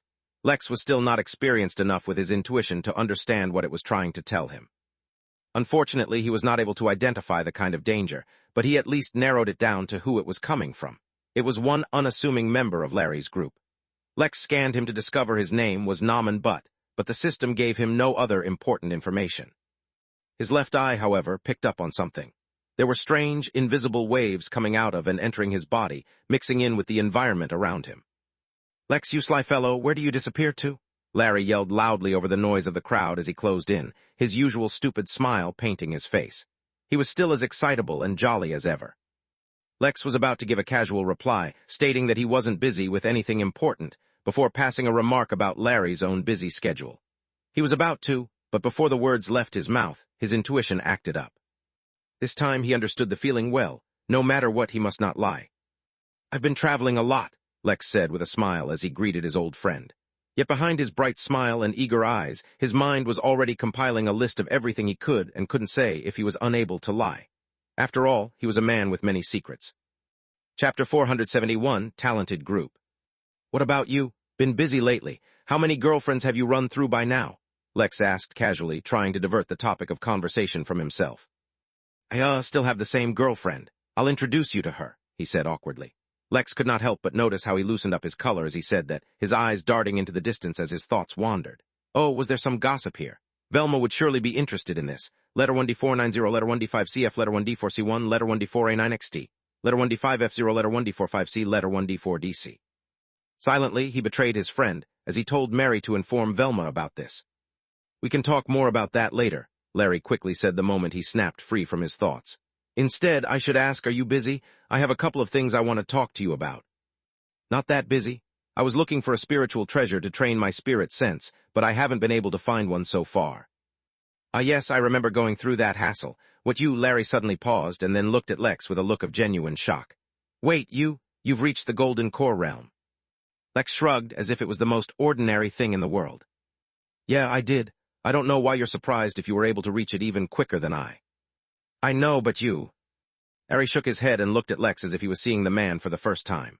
Although he always held Lex in high regard, for he knew he wasn't simple, this was taking things a bit beyond just that. He knew how valuable his own secret was to help him grow so quickly. The fact that Lex could keep up, even if he was a bit slower, meant that his secrets were also probably not too lacking when compared to his own. Larry's wide grin promptly returned as he wrapped his arm around Lex's neck. This is a reason to celebrate, he said, and celebrate we shall by finally getting you a girl. Lex elbowed the man and pushed him away. The man literally never thought about anything other than girls. Lex thought to tease him about it, since last he recalled he was actually not so skilled at flirting, but it seemed he had managed to maintain a relationship for a while. As a young bachelor, Lex really felt like elbowing him a little harder. His strange, metallic body should be able to tolerate it, right? Haha, all right. Forget about the treasure, I'll get you a good one later. I have a guy who handles simple things like this. Instead, let me introduce you to some people. This is Raphael, Marlowe's son. Lex put on a surprised expression as he turned to look at the mature man. He was already in the chi training realm once again, and making steady progress. As a man in his mid-30s, he looked the oldest of the bunch and definitely stood out. But at the rate his cultivation was going, it wouldn't be long before he regained his youthful demeanor. It's a pleasure, said Lex as he shook the man's hand. Likewise, replied Raphael as he tried to recall if he'd heard of Lex from his memories of the future. After all, such a young golden core cultivator, especially one from Earth, was someone who should have had a lot of fame. But he was drawing a blank. Little did he know, in the version of the future he knew, since Marlowe never trained Lex, his experience at Vegas Minima had been so bad, Lex had decided to slow down the growth of the inn to a dead stall. It took him many years to reach the golden core in that timeline due to his caution and lack of opportunities. This spry young lad here is Anakin, and this is Naaman, he said, continuing with the introductions. And finally, this brooding fellow is Zauda, or Sauda, or something like that. I've given up on trying to pronounce his name. I hope you have better luck. Lex nodded at each of the three guys separately, paying special attention to each of them.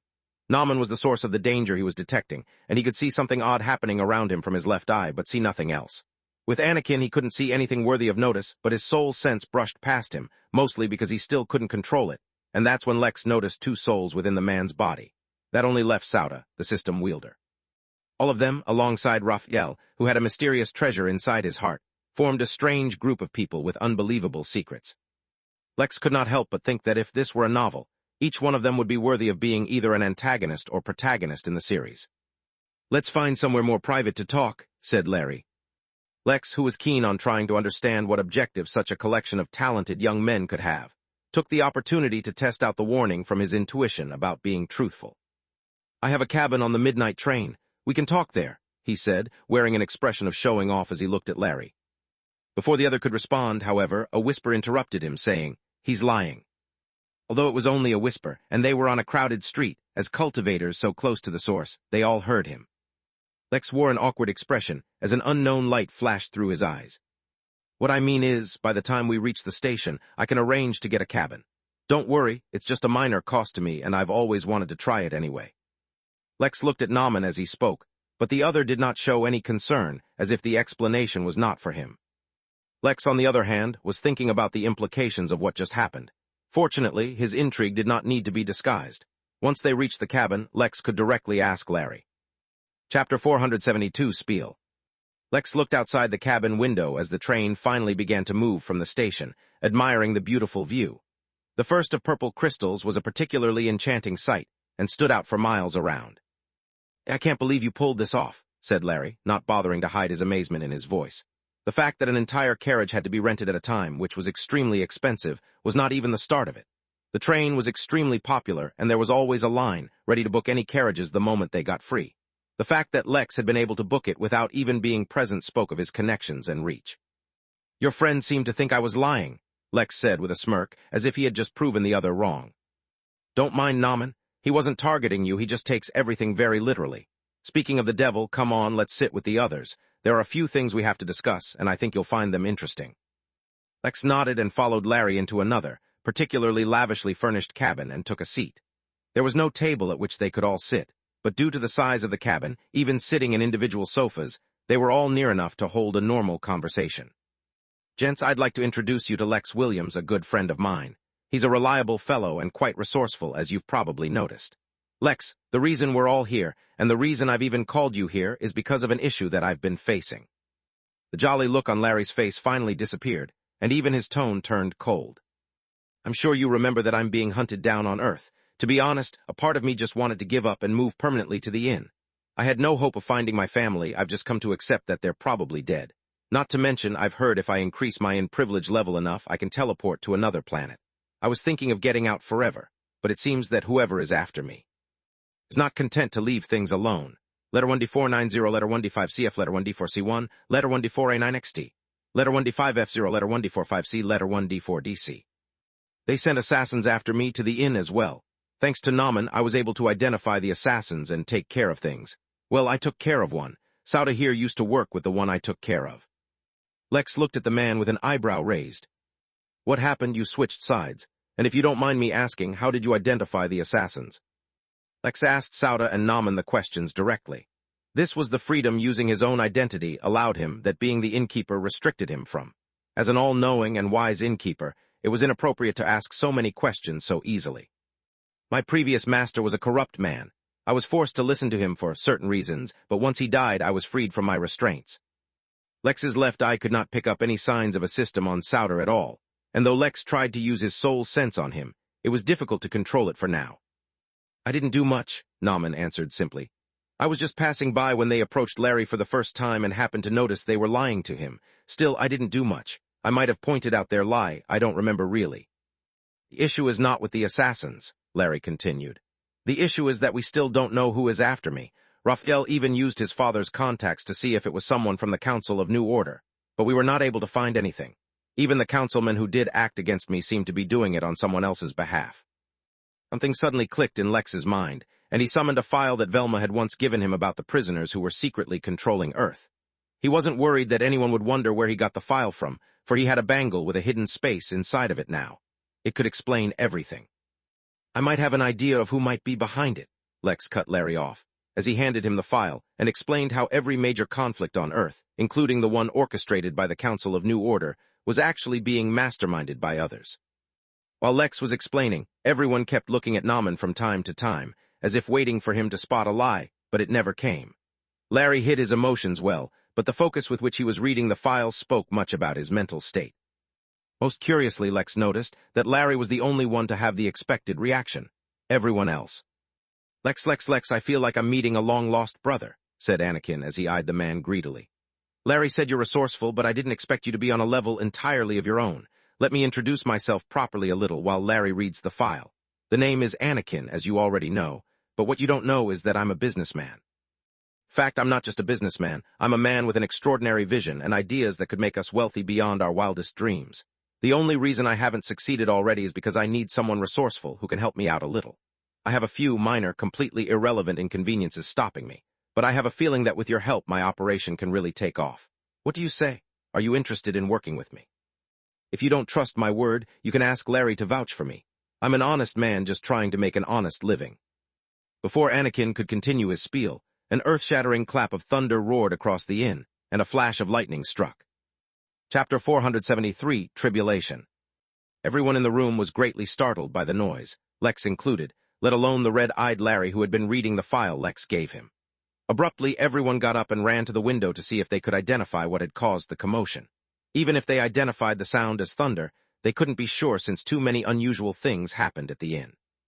Lex was a step slower and allowed everyone to crowd the window in front of him, for in his mind, he was already scanning the inn and investigating the cause. Something genuinely strange was happening, as the weather at the inn had escaped Lex's control for the first time. A dark cloud had formed over a remote area of the inn, and seemed to be going larger at a steady pace. Lex did not fail to notice that right underneath it was one of the more lavish abodes he had created. Among the types of accommodation the inn offered usually were the normal room, small house, large house, courtyard, and finally the small village. Although he imagined that anyone in retreat might want to do it alone, he did not leave the decision up to himself and designed abodes to accommodate more people as well. The largest abodes he made were the size of a small village. The abode that had been subjected to the lightning strike was one such abode, and it was occupied by a devil who was currently breaking through from the nascent realm. The devil was not surprised by the lightning strike, and it had not prevented his breakthrough at all. Lex did even get an opportunity to wonder why this was happening, when the familiar sound of a system notification rang in his ears. New quest: a guest is undergoing a realm breakthrough and is experiencing his first tribulation. As a universal establishment, the inn is a perfect location to undergo a tribulation for those searching for a safe environment. Add facilities to the inn centered around undergoing tribulations. I add a lightning tempering room, new room unlocked. Omen 2, add a flame tempering room, new room unlocked. Omen 3, create a tribulation room, new feature unlocked. Quest reward. Subject to PERFORM a NCE letter 1D490, letter 1D5CF, letter 1D4C1, letter 1D4A9XT, letter 1D5F0, letter 1D45C, letter 1D4DC. Lex was reading the notification, but as a result of new multitasking ability, he could easily focus on multiple things at the same time. This meant he could continue to hold a conversation with a person, giving them full and sufficient attention, without being distracted from his other task. Given that, he did not lose out on the opportunity to tease Anakin. Go ahead, tell me you're an honest man one more time, and let's see if lightning strikes again. Lex's casual remark cut through the tension in the room, and while Anakin was left with his mouth hung open, unsure of how to reply, the others looked at him with interest. His cavalier attitude indicated he knew what was going on. I don't know if he's honest, but he never lies, said Nauman as he returned to his seat. It was Lex's calm attitude that made something click in his mind, allowing him to realize what was happening. Truthfully speaking, with his background, it was embarrassing that he wasn't the first to realize what was happening. What was that? Asked Anakin, wanting to divert the topic of conversation from himself. It's a lightning tribulation, Nauman answered casually. It's rare to see one, actually, but I guess the aid to everyone cultivation brought by the star rank increase pushed whoever is going through it over the edge. Chances are we'll see a lot more of them. What's a lightning tribulation? Anakin asked, returning to his seat. There was another flash of light during this time, but no sound this time. That was because Lex had added a sound insulation feature to every single abode at the inn. If more tribulations would come, the noise would make it impossible for anyone to go about peacefully. I don't know in too much detail since it's not relevant to me yet, but basically in all the realms after nascent, trying to break through to a higher realm causes a tribulation. Lightning and fire tribulations are the ones I know about, but I know that they're supposed to be more on higher levels. What those are, I have no idea, though I heard a rumor that some extinct races have become a part of the tribulations. What that means, I have no idea. If it's nothing to be alarmed about, can we focus on this? Larry said, holding out the file. He had recomposed himself by now, though anyone could tell he was holding himself back. Not waiting for anyone to ask, he briefly described everything he had read about how all wars and conflicts on Earth were games to a few people who were being held as prisoners on Earth. Other than Nauman, who had never been to Earth, everyone was extremely shocked by what they heard.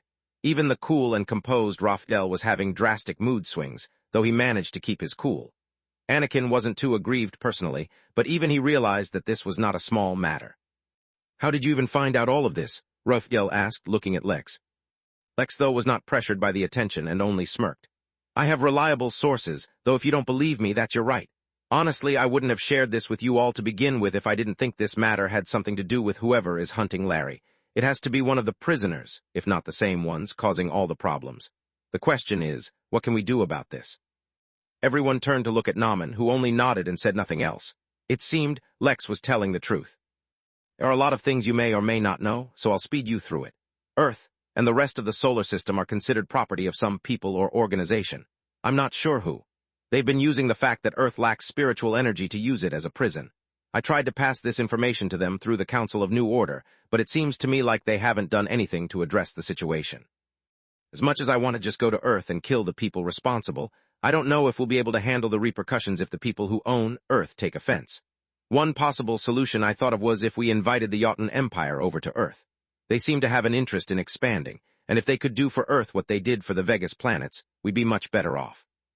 It's a good plan, said Raphael with a disappointed voice, but it won't work. As for how I know, I have sources of my own as well. Chapter 474, Room Design. Letter 1D490, Letter 1D5CF, Letter 1D4C1, Letter 1D4A9XT, Letter 1D5F0, Letter 1D45C, Letter 1D4DC. What do you mean? Lex asked with a frown. He didn't want to take any drastic actions on Earth, nor did he want to be responsible for any of them doing anything drastic either. The reason he had shared this information was because he was sure he had a handle on things. Although killing a few prisoners on Earth was not hard, he did not want to find out how the organization that had been using Earth as a prison would react to such hostility. After all, even if he could retreat to the inn, not everyone could. An organization that had been capable of interstellar travel, and who had been using Earth as a prison, should not be weak at all. Let alone, he did not forget that even Bastard and Falak, two demi-deilords, were prisoners on Earth as well. Things being handled peacefully or through negotiations was the best idea. I mean, the Jotun Empire will not interfere with anything on Earth. As for how or why I know this, I can't say. Memories from his past life flashed in his mind. Things had changed a lot when spiritual energy returned to Earth, and most of them were not in a good way. Once again, everyone looked at Naaman, who only shrugged. Lex took this opportunity to wear an irritated expression and ask, "Why do you all keep looking at him?" An awkward silence filled the room as everyone looked at Naaman. Everyone here had shared secrets with one another, though Naaman's was the only one everyone remembered. Still, that experience had built a bond of trust amongst them, and it did not feel right to just include Lex inside it without him sharing his secret as well. "I did not expect this conversation to reach this point so quickly," said Anakin, who was once again wearing a sly smile. "The inn has this little room called the Chamber of Secrets. Are you familiar with it, Lex?" The question was a rhetorical one, for he did not expect Lex to actually know, and was once again about to enter his usual persuasive speech when Lex nodded firmly. "Oh, yes, perfect then, that saves me from having to explain it to you," he said, the disappointment in his voice evident. "Well, the point being, we all here have some personal matters we'd like to keep personal. There are certain things we'd like to keep that way, but if we can come to an agreement, we won't mind continuing this conversation inside the chamber. That way, everyone's secrets stay safe, and we can move the conversation forward."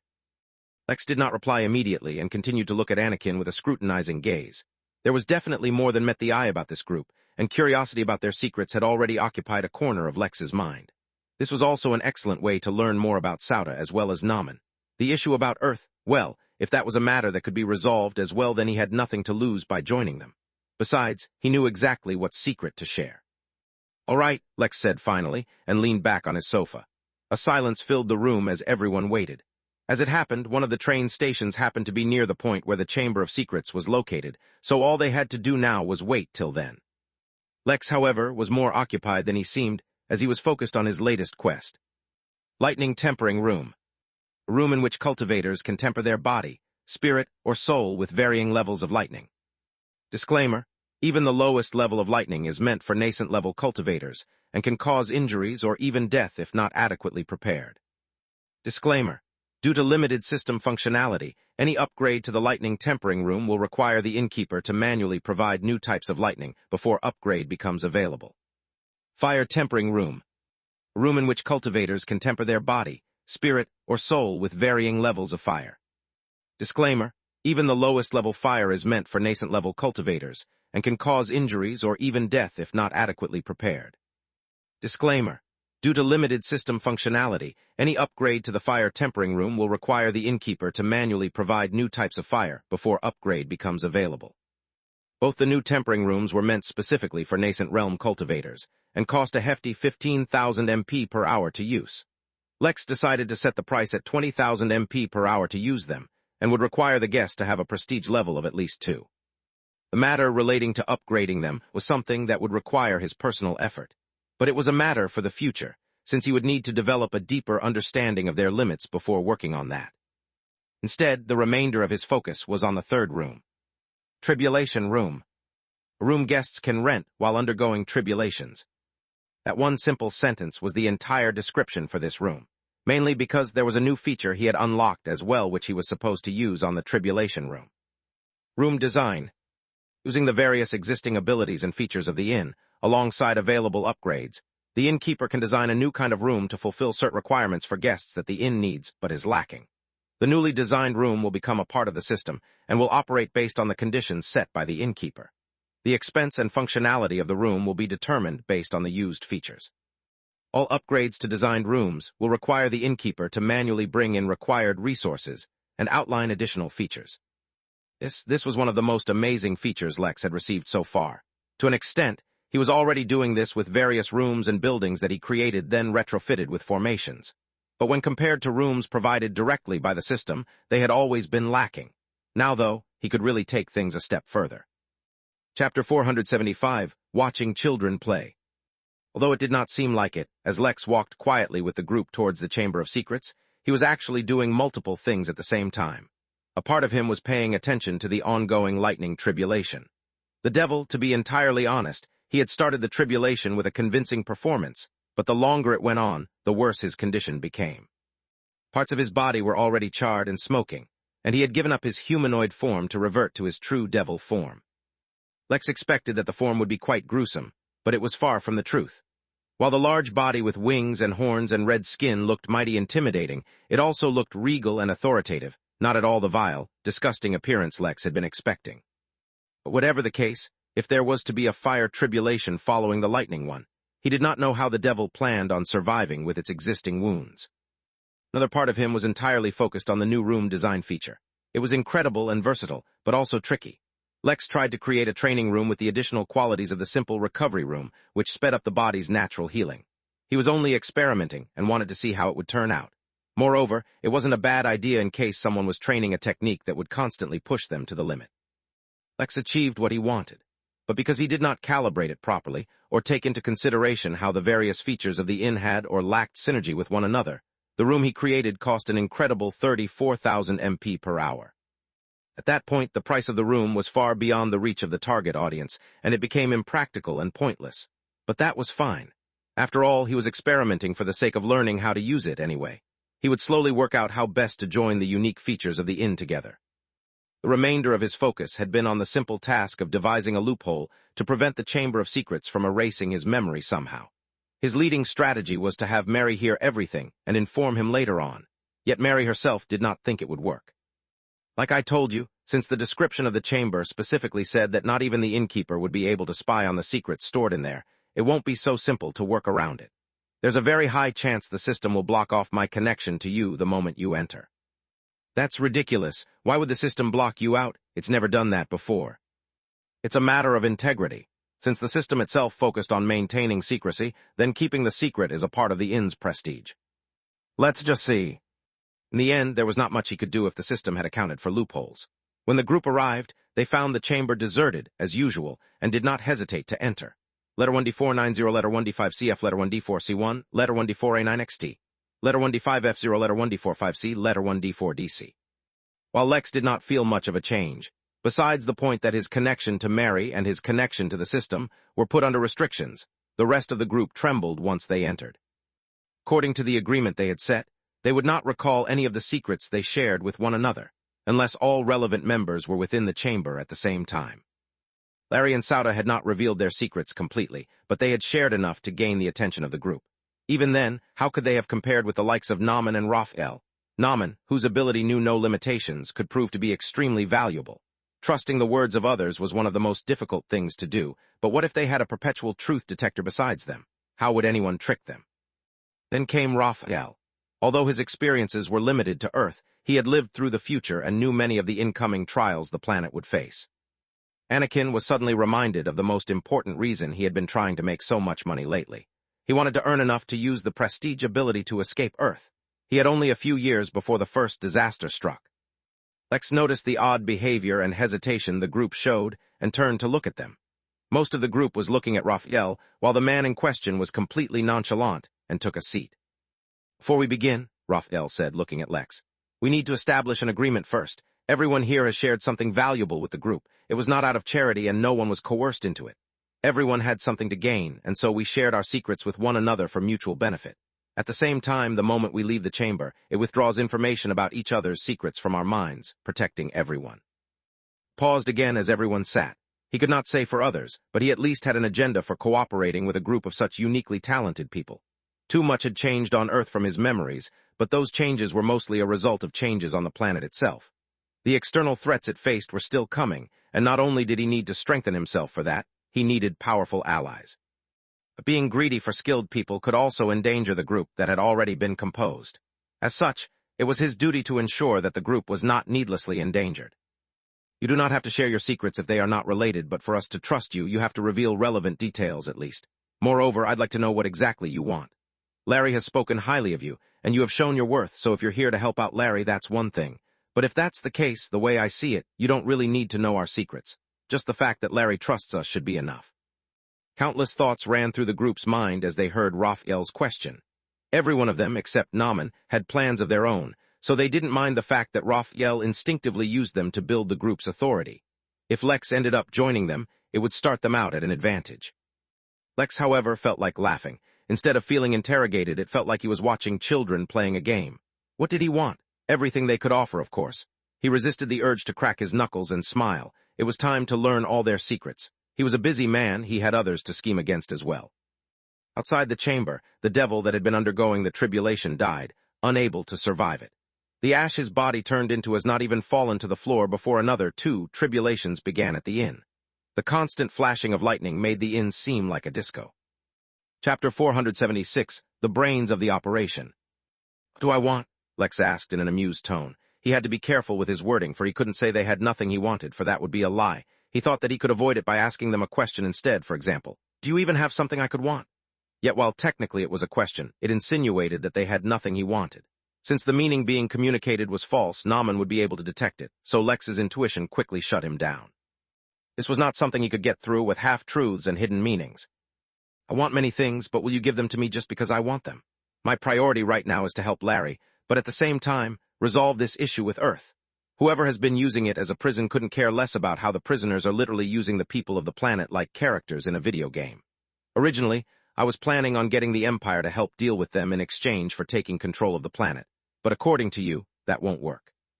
So for now, what I want is to focus on is why the Empire is not a good solution for Earth. As for anything else I might want from you, well, why don't you tell me first what you can offer to begin with? He smiled and looked at Raphael as he waited for the man to contemplate what he said. He could tell that, despite the fact that he had spent most of his life in a coma, he was a lot more mature than the rest, which meant that convincing him would be the most difficult part. Of course, that was only relatively speaking. To Lex, it was all too simple to throw him off his game. He carefully observed Raphael, and just as he saw a change in the man's eyes, indicating that he was about to speak, Lex looked away and turned to Naaman. Every time I say something, the group looks to you for confirmation. If I had to guess, you can tell whether a person is lying, or at least something along those lines. Am I right? Before he had a chance to respond, Lex looked at Sauda. You confuse me the most. You were previously working with the assassin who was targeting Larry, but now you're hanging out with Larry. I guess Naaman already confirmed that you're not still after Larry, or that you never had any negative intentions towards him, so everyone is okay with you sticking around. But why do you want to stick around in the first place anyway? Don't you have anything you would rather do? I recall you saying you were forced to obey your master previously. Don't tell me you're doing something cliché like following Larry now, because he defeated your master. Lex shook his head as if he said something completely impractical, but anything was possible when it came to systems. He then turned to Anakin. I don't even need to guess with you. You're a businessman, right? You're just in it to make money. I guess you find this group very profitable. Lastly, he looked back at Raphael, and this time he spoke slowly and carefully. To be honest, I already know a lot about you. You spent the last dozen or so years asleep, right? It's a miracle that you're alive, let alone kicking and cultivating. I'm really genuinely curious about your sources for the Empire. They must be very impressive. Lex smiled as he waited for them to respond to his accusations. He had made sure to keep a friendly tone. He didn't want to sound too antagonizing so as to draw hostility. Yet at the same time, by having their capabilities belittled and being goaded by him, they would feel the urge to let him know he was wrong by showing off. He was counting on the pride and inexperience of youth to force them into action. After all, even though Raphael was in his late 30s, the amount of time he had been awake was around the same as the rest. Yet while the rest immediately reacted to what he said, especially Anakin, Raphael stayed perfectly calm. In fact, the way he looked at Lex subtly changed, as if he was analyzing him. I'll have you know I'm the brains of this operation, Anakin declared with a snort. If it weren't for me bringing everyone to the chamber and persuading them, all of them would still be glaring at one another like teenagers in a feud. And if you really want to know what's so special about me, just sign the agreement and I'll tell you. Screen suddenly appeared in front of Lex, asking him if he agreed to the terms of the agreement. Basically, all it said was that once he left the chamber, he would forget all sensitive information about the rest. In the future, even if he returned to the chamber, he would not be able to recall it unless the relevant person was in the chamber with him. This was the agreement everyone had signed. Even with Naaman, though they all remembered he could determine if a person was lying, they forgot the exact details of how it happened. Lex raised an eyebrow and then accepted. This was going to happen anyway. He also didn't doubt that the rest would share their secrets with him eventually. The real reason he had goaded them was to get the spotlight off of him. It seemed to have worked, though Raphael was still observing him oddly intently. I'll have you know, I have a grandpa who appears in my dreams and teaches me to wield the power of the dark side." Anakin vanished from right in front of him. Lex was startled, because even the sight from his left eye did not reveal where he was. Space. Golf cart, larger than normal ones, pulled up in front of the Midnight Manor, and 5 men disembarked. They remained silent and quickly fell into formation, with 1 leading and 4 following closely behind. Though they did not put their auras on display, whether it was humans, devils, beasts, or other creatures, all could not help and turn to look at them. The man in the lead was too stunningly handsome, and the 4 behind him each moved with a charm solely of their own. Together, they bore the makings of a hugely successful boy band. Letter 1D490, letter 1D5CF, letter 1D4C1, letter 1D4A9XT, letter 1D5F0, letter 1D45C, letter 1D4DC. Suddenly, one of the guests at the manor, a soldier from Ragnar's regiment, recognized the man in the lead and went completely pale and stiff. It was only complete instinct that made the soldier give his most rigid salute as he hoarsely yelled, "Emperor Jotun, your majesty." Chapter 477, Curse. Letter 1D490, letter 1D5CF, letter 1D4C1, letter 1D4A9XT, letter 1D5F0, letter 1D45C, letter 1D4DC. The man who was addressed as Emperor only slightly nodded to the soldier and kept on walking. The 4 men behind him didn't slow their pace either, though one of them, a tall, young-looking man with dark hair and brown eyes, looked at the soldier for a brief moment. "Why did that soldier recognize me, William?" the Emperor asked casually, using his spiritual sense. "Lieutenant Dan is a child from the Aragony noble family. 3,000 years ago you met one of their ancestors at a formal event and took a photo with them. It is likely framed in their family home. Another likely reason is that he is from the regiment led by General Ragnar, someone from Seraphal's faction. Not only is Ragnar extremely loyal to the royal family, his growth record is phenomenal, and he has shown excellent potential. Although he does not know it, his name has been entered into the potential candidates to marry into the royal family." Jotun merely nodded and kept on walking. Under the instructions of the Henali, he had arrived at the Midnight Inn to have a meeting with the Innkeeper. Yet he was informed the Innkeeper was currently occupied, and they would have to wait. Jotun didn't mind. This seemed like an interesting place, with multiple tribulations happening at the same time. He could take this time to relax. He walked into the bar inside the Midnight Manor to find it mostly occupied by some group. The Emperor ordered a drink and sat in the corner to allow himself to relax. Yet before he could do so, he heard an interesting conversation. "Truck Kun, a serial killer who can travel across multiple galaxies." Interest flickered in his eyes as he continued to listen. Space. Lex continued to look at where Anakin had been when he disappeared, but found nothing. While he hadn't tested out finding him with his spirit sense, just the fact that Anakin could hide from his eyes either meant that he overestimated his eyes' capabilities, or that Anakin's abilities were more formidable than they appeared, especially when one considered that he was just in the Chi training realm. "Not bad," Lex commented and looked to his left. Though Lex could not see him, his intuition was still working. If Anakin wanted to prank him, it would take a lot more than just that. Anakin was so startled when Lex looked at his invisible self directly in the eyes that his powers failed. The prankster quickly regained composure when he realized that he had become visible again, and returned to his seat as calmly as if nothing had happened. "You're right," Nauman spoke as well as he sheepishly scratched the back of his head.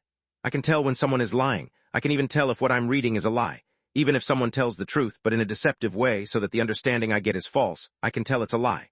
Moreover, my ability has nothing to do with cultivation level. I've never met someone, regardless of how weak or strong they were, who was able to lie to me successfully." "That's not true," Lex mimicked him in his mind in amusement. Still, he was observing him closely. That ability was very impressive, and if it was not limited by cultivation realms, well, Lex was tempted to hire him as an employee of the inn right away. "Not that I'm doubting you or anything, but do you mind if I test it out?" Lex asked, as he focused more closely at the waves being emitted from Nauman. "Sure, go ahead." "My name is Lex," he said, and observed if there was any reaction. Nothing unusual happened, and Nauman didn't do anything either. "I am 27 years old," Lex said once again. He did not want to use obvious lies, and planned on mixing a few truths into his statements. Once or twice he might mention an absurd lie just to see if Nauman himself identifying the lie made any difference on his ability, and what effect it had on those waves. As he suspected, from the moment he started speaking there was a disruption in the waves. From being colorless, they gained a red color which then was absorbed into Nauman's body. The moment the color was completely absorbed, Nauman whispered, "He's lying." Lex accepted the answer and was about to continue when something even stranger happened. Nauman looked up at Lex and said aloud, "You're lying." Lex frowned and said a few more lines. The pattern with Gnome repeating himself twice continued. Even the rest of the group began to notice that something unusual was going on, and the confused looks on their faces told Lex that this wasn't something they were aware of. "Do you mind if I try something?" Lex asked. "Go ahead," Nauman answered confidently. No one had been able to disrupt his ability before, and he was confident it would continue that way. Lex walked up to him and said, "I'm actually bald." The red-colored waves appeared once again, but this time Lex quickly moved his hand right above Nauman's head, blocking the waves. Something absurd happened. The waves passed through Lex's hand, though he felt a strange resistance, but the red color remained behind. This time, Nauman did not unconsciously whisper out that Lex was lying, but he did confidently look at Lex and declared his lie, completely ignoring the fact that identifying such an obvious lie should not have made him proud. But he did not get the reaction he was hoping for, as not only Lex, but the entire group was looking at him in a strange way. Lex tried a few more, less obvious lies, and the same thing happened. Lex did not know what the red color was, or why he was able to interact with it, but he did make a deduction of what was happening to Nauman. He looked at Anakin and asked, "Does he always whisper when someone lies near him?" "Yes," Anakin answered, at exactly the same time as Nauman, who said no. Lex frowned for a moment while he considered the possibilities, before he made his way back to his seat. "Nauman, before you came to the inn, was there any chance someone was targeting you? It may have been a subtle feeling you had, or maybe you saw some hints indicating it." "There was nothing subtle about it. There was a group of people trying to kidnap me. If I had not been delivered a golden key just in time, I would have been caught. Why do you ask?" It's just as I thought," Lex said slowly. "Someone has put a curse on you. Every time your ability is used, you can't help but say it out loud. There might be other aspects to it as well. My guess is they're using that to track you. If you had tried to hide anywhere other than the inn, they would have found you." Suddenly, everyone in the group had an abrupt realization. Nauman wasn't an idiot or completely oblivious to his own actions, as they had assumed. Someone had cursed him. Chapter 478, So Many Secrets. "A curse," Nauman repeated, startled. The scariest thing was that he could tell Lex wasn't lying. Moreover, everyone's reaction told him that they believe him too. "Well, to be specific, I don't know if it's a curse or a technique or something, but yes, someone has definitely done something to you. As for the tracking bit, that's purely my guess as well, but it makes sense. If I was kidnapping you and came close enough to mark you, I would definitely leave some kind of tracker on you as well." Nauman frowned but relaxed just as quickly. He leaned back into his chair comfortably and said, "Well, I wasn't planning on leaving the inn anytime soon anyway. If they have the guts to try to kidnap me here, I say they should go for it." Lex was taken aback by Nauman's cavalier attitude, but it seemed like whatever he said made sense. Since the curse was not harming him, and he was not planning on returning, there was no point in being worried. Besides, there was a very decent possibility that one day he'd be able to remove the curse on himself right from the inn. Lex shrugged and leaned back into his own chair. Regardless of the curse, Nauman was worthy of keeping an eye on. The truth-only thing was tricky, but with his intuition always reminding him to be careful of what he said around Nauman, there wasn't a chance he'd forget. The group was also taken aback by Nauman's attitude, but it wasn't their place to comment.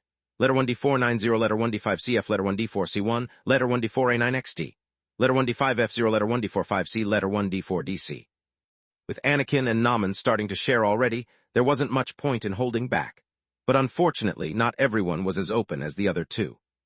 "Knowing my secret is not really relevant to anything we're doing," Sauda said calmly, "but for the sake of building trust, I'll share with you what I shared with the rest. For certain reasons, I had to obey Suzuki's every instruction, regardless of whether I wanted to or not. He took advantage of that to make me do many immoral acts for his own profit. I was more than happy to see him disposed of, and I did not hesitate to let them know that unless they fought him some place he couldn't call me, he would force me to participate. If that were the case, their chances of success, let's just say they were really bad." "What about why you're still hanging around?" Lex asked, not worried that his excessive attention towards Sauda would cause curiosity or suspicion. After all, the man was a former assassin. It would in fact be strange if Lex weren't wary at all. "Not to sound too critical, but Raphael was not wrong to question my motives. I still don't understand yours, though. You have been freed of your master's control, so why are you still around?" This time, even the cool and collected Raphael turned to look at Sauda. With Nauman present, it was all but guaranteed that they could not lie, so while asking such a question was normally pointless, in the current situation it was a good way of ensuring no one was plotting against them. Sauda did not seem perturbed by the questioning, though, and responded calmly. I had intentions to make amends to those that I have wronged. Anakin suggested that he knew a way that would allow me to make up for my sins. Since I lacked any ideas of my own, I decided to stick around. Anakin nodded firmly, as if proud of his role in making Sauta stay. Lex was unsatisfied with the answer, but he didn't press on. It seemed like he would have to take a more direct approach if he wished to get real answers. For now, that would have to wait. "Before I share mine," said Raphael, once silence fell between the group, and it was obvious that Lex had no more questions. "Why don't you share the source of your information first? That way, when I explain my part, everyone will have a clearer picture of the situation." Lex looked at Raphael silently for a moment. Of the entire group, he was the one who gave Lex the most trouble. Even Naman's ability didn't put as much actual pressure on him. He did not at all behave like Lex expected. For a brief moment he wondered if someone had reincarnated in Raphael's body the way Ming Jai had reincarnated in the mountain. But he dismissed the thought the moment it entered. If he started suspecting everyone he met of something so absurd, he himself would go insane. "My source is fairly simple," Lex said lightly, as if it wasn't really such a big secret. "Have you seen the Midnight News building? Well, if you've been inside, you know that other than what they sell on the newsletter, you can also purchase additional information. This file is available there." "Impossible," Raphael said, shaking his head. "If news like this was being sold so openly, everyone would know about it. I haven't been to the news building, but I'm positive they wouldn't be selling such news. At least, it would not be so simple to get one's hands on it." Lex flashed Raphael an amused smile and then eyed Naman. His meaning was clear. Naman had not mentioned he was lying, so clearly it meant it was the truth. Yet Lex did not mean to leave things at that. It was clear that everyone in the group had intentions of their own with the group. Anakin wanted to make money, Larry wanted revenge, and Raphael clearly wanted something too, though he didn't know what that was yet. Even Sauta must have had some other ideas, he was sure of it. But amongst them all, Lex was perhaps the person with the most to gain.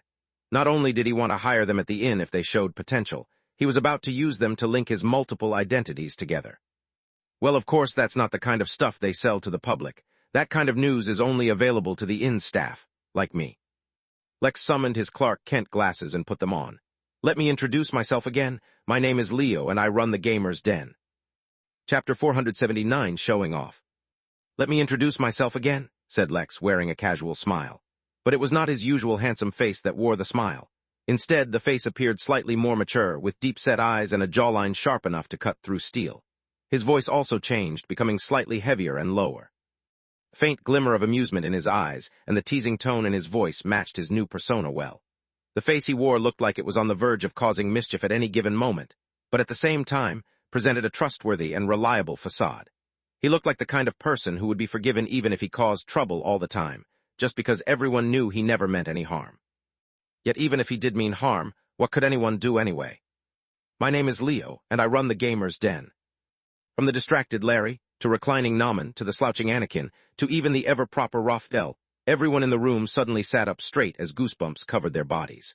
With wide eyes and chaotic minds, they looked at the man who was now sitting amongst them and tried to wrap their head around the news they had absorbed.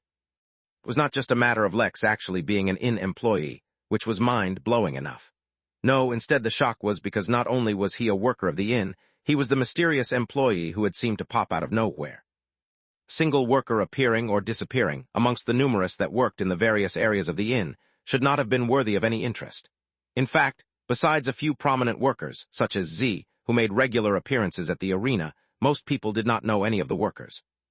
So then why was the reaction to Leo so strong, and why was he described as mysterious? It was because no one had heard of him, or the few that knew him had seen him so long ago they forgot he even existed. Yet, one day, he suddenly popped up out of thin air, and as a foundation-level expert, single-handedly defeated over 300 nascent realm cultivators. This was not an insignificant accomplishment. In fact, Lex himself had no idea of the impact that single action had made. Earth alone was ruled by 5 nascents for decades. The entire planet and all its countries and armies were vassals of those 5 people. Yet Lex fought off over 300 of them at the same time. He did that while he was in the Foundation realm. Now he sat amongst them as a newly reached Golden Core level expert. Not a single one of them took Lex's strength lightly, from the extremely strong Larry to the system wielder Sauta to the much experienced Raphael. There were simply no words to elaborate the insanity of the achievement properly. The fact that Larry fought Suzuki for days before being able to kill him spoke of the difficulty involved in a fight at a higher level. Yet Lex had taken a few hours, if at that. Access to news like that is just one of the perks that the inn's employees get. You'll understand if I maintain my silence about some other details relating to the inn. What's more important is that you understand that the information I got was directly from the inn sources. Some time ago, I had Marlowe deliver the file to Fernanda. I had hoped that whoever was really behind all this would treat this matter seriously. After all, according to what I know, they were very particular about civilian casualties in cultivator matters. But either there is a holdup I'm not aware of, or they don't really care as much as I had expected for some reason, because no new action has been taken against the prisoners. At least as far as I know. This is not exactly an easy situation to investigate. Lex looked at the bewildered Larry and then at Raphael. He gave the fellow a teasing wink but said nothing else. He had said his part, and now it was the other's turn to explain. Raphael took in a deep breath as countless thoughts ran through his mind.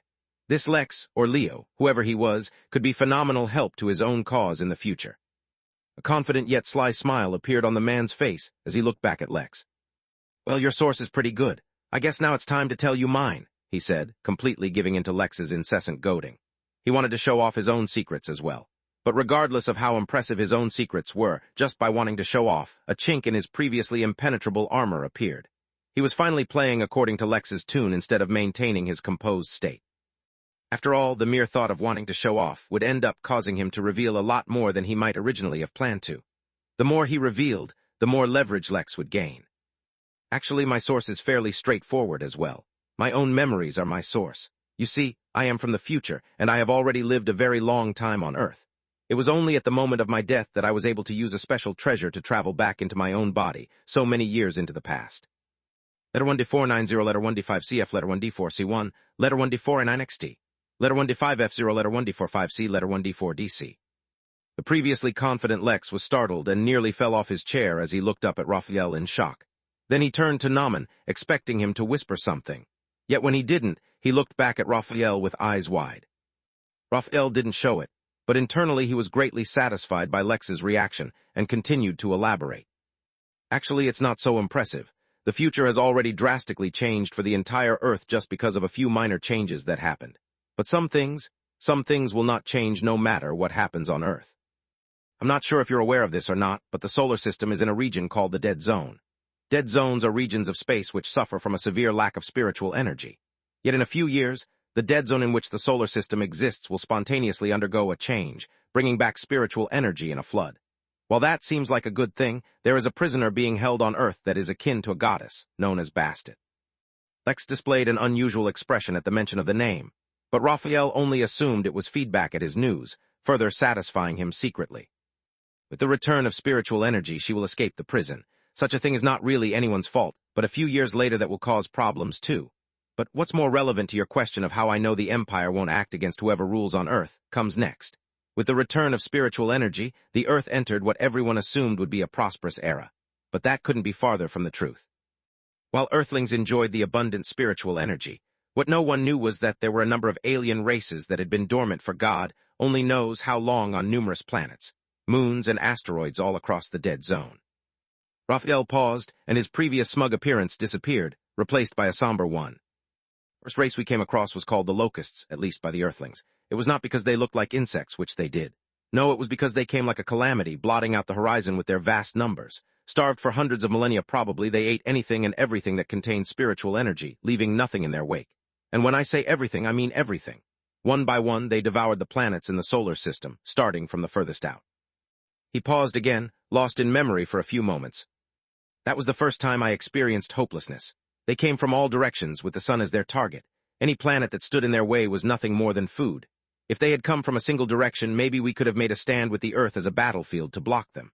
But no, from all directions as well as up and below, they swarmed, blotting out the stars in the sky.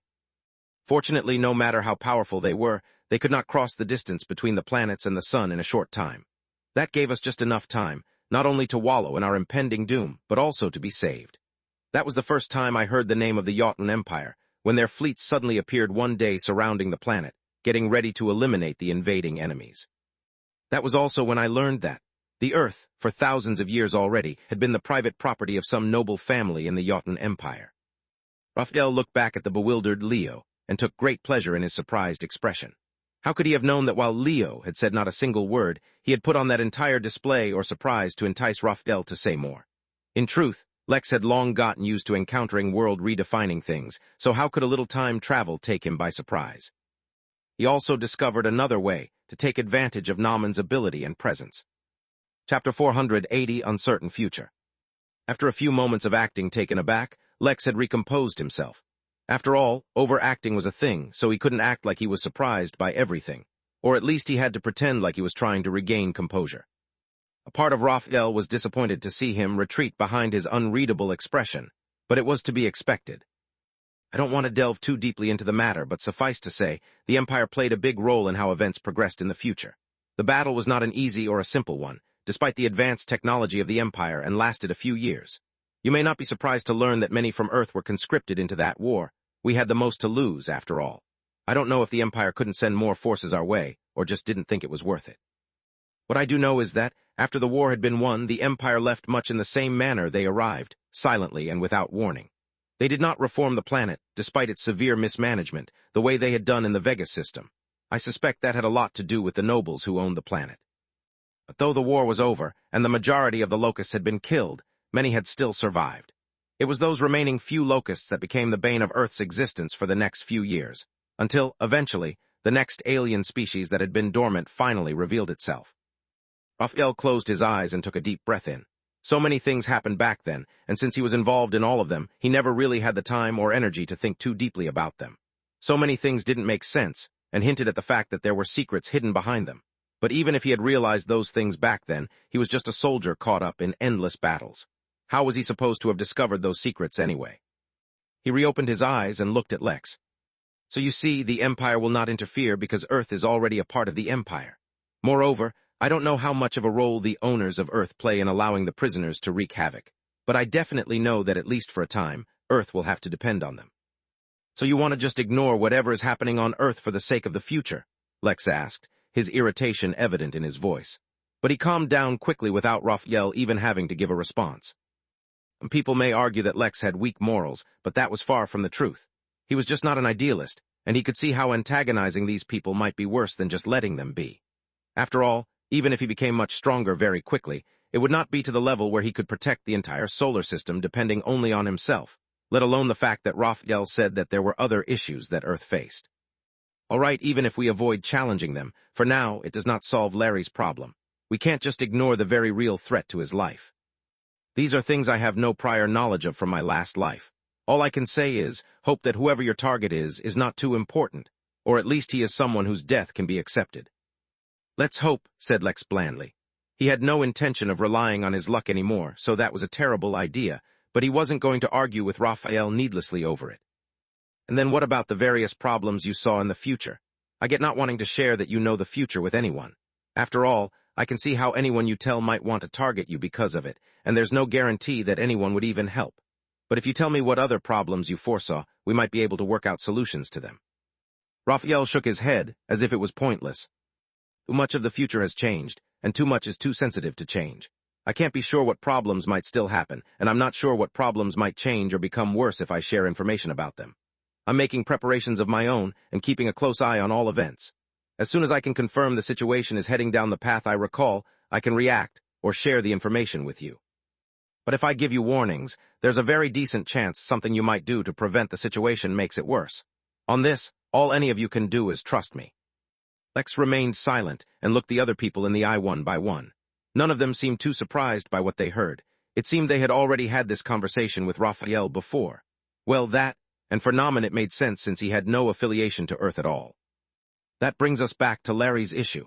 Ignoring everything else, we still don't know who the actual perpetrator is.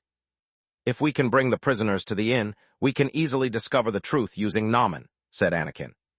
Easier said than done. One of the reasons it's been so hard to check if there have been any changes with the prisoners is because they've stopped coming to the inn. Their golden keys must have been withdrawn at some point. All right, so we somehow deliver the keys to them, wait for them to escape from their prison to the inn, and then use Anakin to discover who is the person targeting Larry. Once we know that, back on Earth, we can take care of them. Or if they're stupid enough, we challenge them on the murder grounds. To deliver the keys, we will need to know the location of the prisoners. I'm sure that's not so easy to discover, said Larry as he looked around the room. Even if we discover the location, it is surely being guarded, and it won't be so easy to overcome. Let's take things one step at a time, said Lex. I'll try to see if I can learn where the prisoners are being held and if it's possible to get a golden key to them. If I can't find a good solution, we can brainstorm a few other ideas. In the meantime, Raphael, why don't you go ask your dad to meet Fernanda and have an upfront conversation? Having a direct source of what their stance is will be much better for us than guessing on our own. Who knows, maybe she'll even be open to some negotiations. You want my dad to confront Fernanda. You know how that'll probably go, right? Lex just shrugged and said, Not really. I'm tempted to say that he'll just go and fight her, but Marlowe is a king and an extremely successful businessman. If he didn't know how to maneuver difficult situations, he wouldn't have had much success in either field. Raphael shook his head, but said nothing. Is there anything else? Lex asked, taking off his glasses.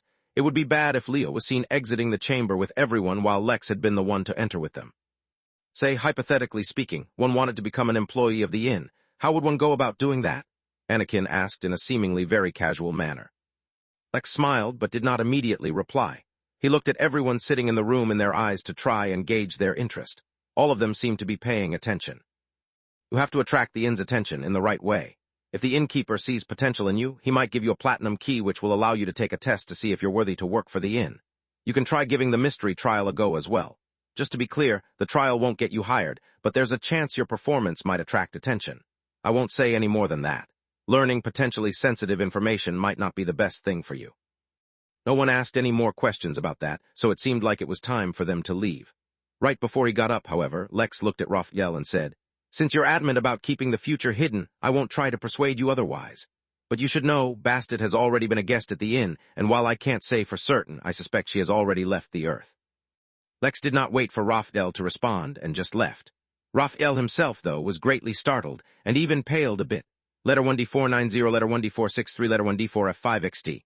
Letter 1D468, letter 1D442, letter 1D440. If Bastet had already left, that would seriously affect his plans for the future. After all, in his previous life, the treasure he got to travel back in time was something he got with her help. In this life, however, he seemed to possess it already inside his body. What was going on? Chapter 481. Nothing can possibly go wrong.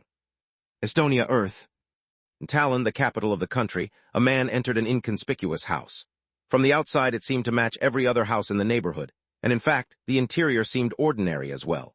But the facade was broken when the man reached a particular storeroom and, in a practiced fashion, unlatched a trapdoor in the ground and began to descend into a hidden basement. It was not greeted by a dim hall or makeshift construction, but a brightly lit hall with remarkable ventilation considering its depth. The marble floors, the patterned wallpapers and beautiful paintings did not give the impression that the man had descended into a secret lair, but rather the lavish home of a rich man. Further down the corridor were a series of doors, but the one the man entered opened into a large laboratory that had numerous computers as well as testing equipment, as well a chair hooked up to a number of medical equipment. How was it? Asked a middle-aged man who had already been present in the room, talking to a number of scientists. Letter 1D490, letter 1D463, letter 1D4F5XT, letter 1D468, letter 1D442, letter 1D440. The transaction went through without a hitch. I have the program, and he made sure to destroy all the equipment used to design this in front of me, replied the man as he produced an ordinary-looking USB. Excellent, begin testing immediately. Once we've run all the diagnostics, we can upload the program. With his orders given, everyone in the room began to work. Despite the secretive nature of the operation, nothing sinister was being done in this underground lab. The man giving the orders was called a Druze and was one of Will Bentham's partners in the Rose Society. Despite his advanced age, the man was stuck in the early stages of chi training. No matter how much money he had or spent, he was unable to speed up his cultivation. The matter became even worse when he discovered that his own kids shared his ineptitude in the way of cultivation. Even the appearance of the magical Midnight Inn did not seem to improve his situation much, though if he had participated in the star rating upgrade ceremony, things might have been different. But he was not resigned to such a fate. As a highly educated man of means, he created his own solution instead of relying on others. Investing heavily in the medical and technological sectors for many years already, the man ultimately reached his end goal. As he sat down in the chair attached to numerous medical equipment, he couldn't help but feel excited. Soon he would be put to sleep, and when he woke up, his life would be completely different. Using the most advanced technology Earth had to offer, alongside the numerous advances inspired by alien technology, he had designed an implant that would be attached to his skull and linked to his brain. The implant would be run using the latest and greatest artificial intelligence on Earth, ChatGDaddy. The AI only had one directive, despite its advanced capabilities. It would run a Drew's cultivation technique for him all the time, maintaining peak efficiency, allowing a Drew's to raise his cultivation quickly. This was completely a good thing, and couldn't possibly lead to anything bad at all. Space. The moment Lex exited the Chamber of Secrets, his connection to the inn was fully restored, but at the same time he felt himself forget a lot of information. He remembered clearly what he had shared with the group, as well as the discussion about how they would all proceed next. Yet he forgot everything relating to whatever secret Anakin and Raphael had shared.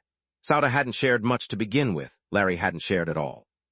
For Naaman, he could clearly remember his ability to tell the truth, as well as the fact that he had discovered a curse on him. This was because Naaman himself volunteered to allow them to remember this information. "Hey Lex, if you're free, why don't I introduce you to my girlfriend?" said Larry, whose usual grin had returned. No one was better than him at masking his emotions, Lex included. "I have a few things I need to take care of," said Lex with an apologetic smile. "But I definitely want to meet her. How about we all meet up when you find that spiritual treasure for me?" "Sounds good," Larry said and waved goodbye. Although Lex himself had forgotten many things, the rest had also forgotten about his identity as Leo. That did not, however, go against Lex's plan to drop a few hints about his identity all over. Any hints he had to drop had to be extremely subtle, as if he had been genuinely trying to hide his identity. After all, anyone who would try to investigate his identity at the inn would need considerable discretion as well as skill.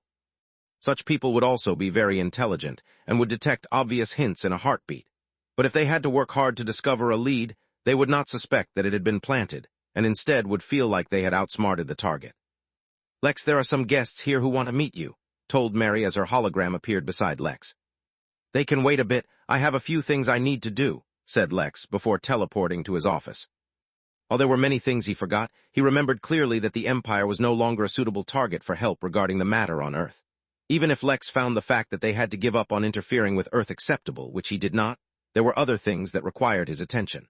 While he had forgotten Raphael's secret, he clearly remembered the scale of importance he felt that his secret had.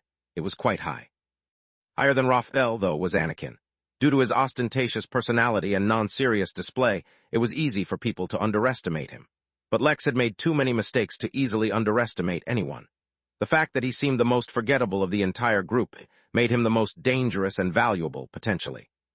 Lex opened up a diary and began taking notes. If he was going to analyze his entire interaction with the group to try and determine what their secrets were based on that, he would need to write down everything. Chapter 482, Recently Deceased. Lex twirled a pen in between his fingers as he looked at the page filled with his notes. It hadn't taken him too long, an hour at most, to list everything he knew about them completely and try to analyze what secrets they hid. Larry S. was pretty straightforward, especially since he had seen his fight in the murder grounds. Perhaps it was his affinity, or maybe his cultivation technique, or something else entirely, but it was obvious that it had something to do with metals. Using the clues that he had, as well as the nature of the universe to do absolutely absurd things, Lex concluded that Larry's entire body had either turned into metal or was in the process of it. He had complete control of the metal within his own body, as well as potentially complete control of great influence on external metals. He could heal his body using metals, and there was a huge possibility that he could also cultivate by absorbing metals as well. Single glance was all it took for Lex to locate the various metal extraction requests he was doing through the guild room. That information only reinforced all the guesses that Lex had about him. In fact, he further went out on a limb and guessed that the whole reason Larry was being hunted, and that his family had been targeted, had something to do with his metal-related abilities. It was very standard protagonist stuff, with extreme potential for growth. If Lex could provide him with a continuous supply of metals, he had the potential to become a great worker at the inn. Next was Naaman. His utility need not be explained, and Lex valued him a lot as a potential worker. His curse was a potential risk and a threat, and would require Lex to do some research on it. With Raphael, Lex was unable to guess his secret, but Lex firmly concluded that his personality had already developed greatly, and that he was a man with a goal. It would not be easy to influence him unless it related to his goals, so regardless of how valuable his secret might be, he was not a good candidate as a worker. That left behind Anakin and Sauda. Anakin seemed easy to approach, but he hid his true intentions deeply, or at least that was Lex's conclusion. As a result, it was best to observe him some more before making a decision. Sauda, on the other hand, was very straightforward despite his secrecy. Lex only needed to find a single way to penetrate his wall of secrets, and then everything that he was hiding would be displayed openly for Lex to see. He took a few more minutes to stare at the page while he devised a plan of action before turning his attention back to his festival. More or less, things had been going well so far. Now it was time to plan for the series of events that would kick off at the start of the third week. Lex smiled as he pulled up the proposals brought forth by the planning division. There were 3 main things that would occur during the next few weeks, and 2 of them would require a major redesigning of the inn, even if it was temporary. The more he looked over the designs, the more Lex smiled. The latest proposals had even sought to include the endless shower of lightning tribulations at the inn into the next 2 events. It was bold, and Lex liked it. He began working to finalize all the changes and configure them so that they would automatically be initiated at the start of the third week. While these 2 events would cater to the common, or less adventurous guests, the third and final event was targeting those who had more of a taste for risk and reward. Minor realms that had been connecting to the inn had reached 337 in number, and there were still more that were being connected. While Lex could completely control the opening of the gates to the minor realms, as well as their locations, he could not look inside of them. As a result, he really had no idea of how dangerous or safe they were. But they were a part of the inn now, so it wasn't like he could ignore them either. The third event would include a hunt to first locate the entrances, which Lex would hide across the inn's landscape.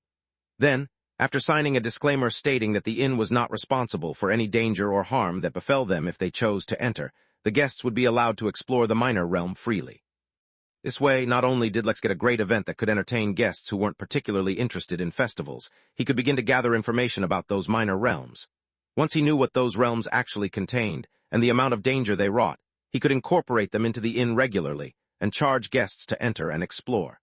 That would happen after the event was over, of course. "Hey Lex," said Mary, who appeared beside him. "You remember that area you were planning on building for your spirit guests specifically? Letter 1D490, letter 1D463, letter 1D4F5XT. Letter 1D46A, letter 1D442, letter 1D440. "Yeah, I remember. I'm planning on focusing on it once the festival is over and I have free time. I want to research it properly before I establish it." "Why?" "Well, I think you may want to establish it a little sooner," she said with a shrug. "Pretty much everyone who died trying to overcome tribulations is turning themselves into a spirit. We already have 12, and at the rate that things are going, I think that number will only increase." Lex was surprised at what he heard. He scanned the inn to see what he could find, and just as Mary said, found a total of 12 permanent spirit guests. What she had failed to mention was 11 of those spirits had fit themselves inside a trench coat and some jeans. God only knew where they found those, and were walking around the inn pretending to be a normal man. Was this really the kind of behavior someone recently deceased should have? Chapter 483, Wait and Watch. Lex observed the spirits in trench coats for a while, but when they did not seem to be doing anything suspicious, he let them be. He did, however, turn his attention to the lightning tribulations. After isolating the abodes, Lex had not paid much attention to the tribulation, for they never really struck anyone other than their main target. Even the massive spaceship did not seem to be an obstruction, as wherever the ship was an obstruction, the lightning clouds would just form under it. But it seemed like he could not just let them be. After all, since he was instructed to create a tribulation room, and it would become an eventual facility, he should get it done as quickly as possible so the maximum number of guests can benefit from it. It would be so convenient if he could just look up the information on tribulations on the Henali portal so that he could prepare for them. But unfortunately, no information showed up when he searched. He suspected this was, once again, something he would need to raise his permission or authority within the portal to search up. But all was not lost. Since he couldn't research it online, he instead paid the utmost attention to it in person. At the moment, 4 guests were undergoing the lightning tribulation. That was a ridiculously high number, and was a sight even the most prosperous of nations would never give birth to. Yet it had to be remembered that the inn had been flooded by devils in the millions, many of whom were at levels too high for Lex to even see. It was no surprise that many of them were undergoing such tribulations then, for the devils had sent anyone who could come under such short notice, and was near someone with a golden key. This only benefited Lex, for he observed the tribulation from every possible angle from start to finish. He saw the formation of the lightning, gathering power within the cloud, to how it struck down and hit the target. He saw how various targets would deal with the lightning. Most devils let it fall onto their bodies, for their resilience was formidable. Others, however, had employed protective formations around themselves, or straight up tried to attack the lightning with their own attacks. Each tribulation was very long and took anywhere from a couple of hours to a whole day, depending on how successful it was. As such, Lex spent the next 30 hours carefully studying the tribulations. Perhaps it did not require so much time studying, but considering how success or failure would literally determine the life or death of his guests, he wanted to get things right.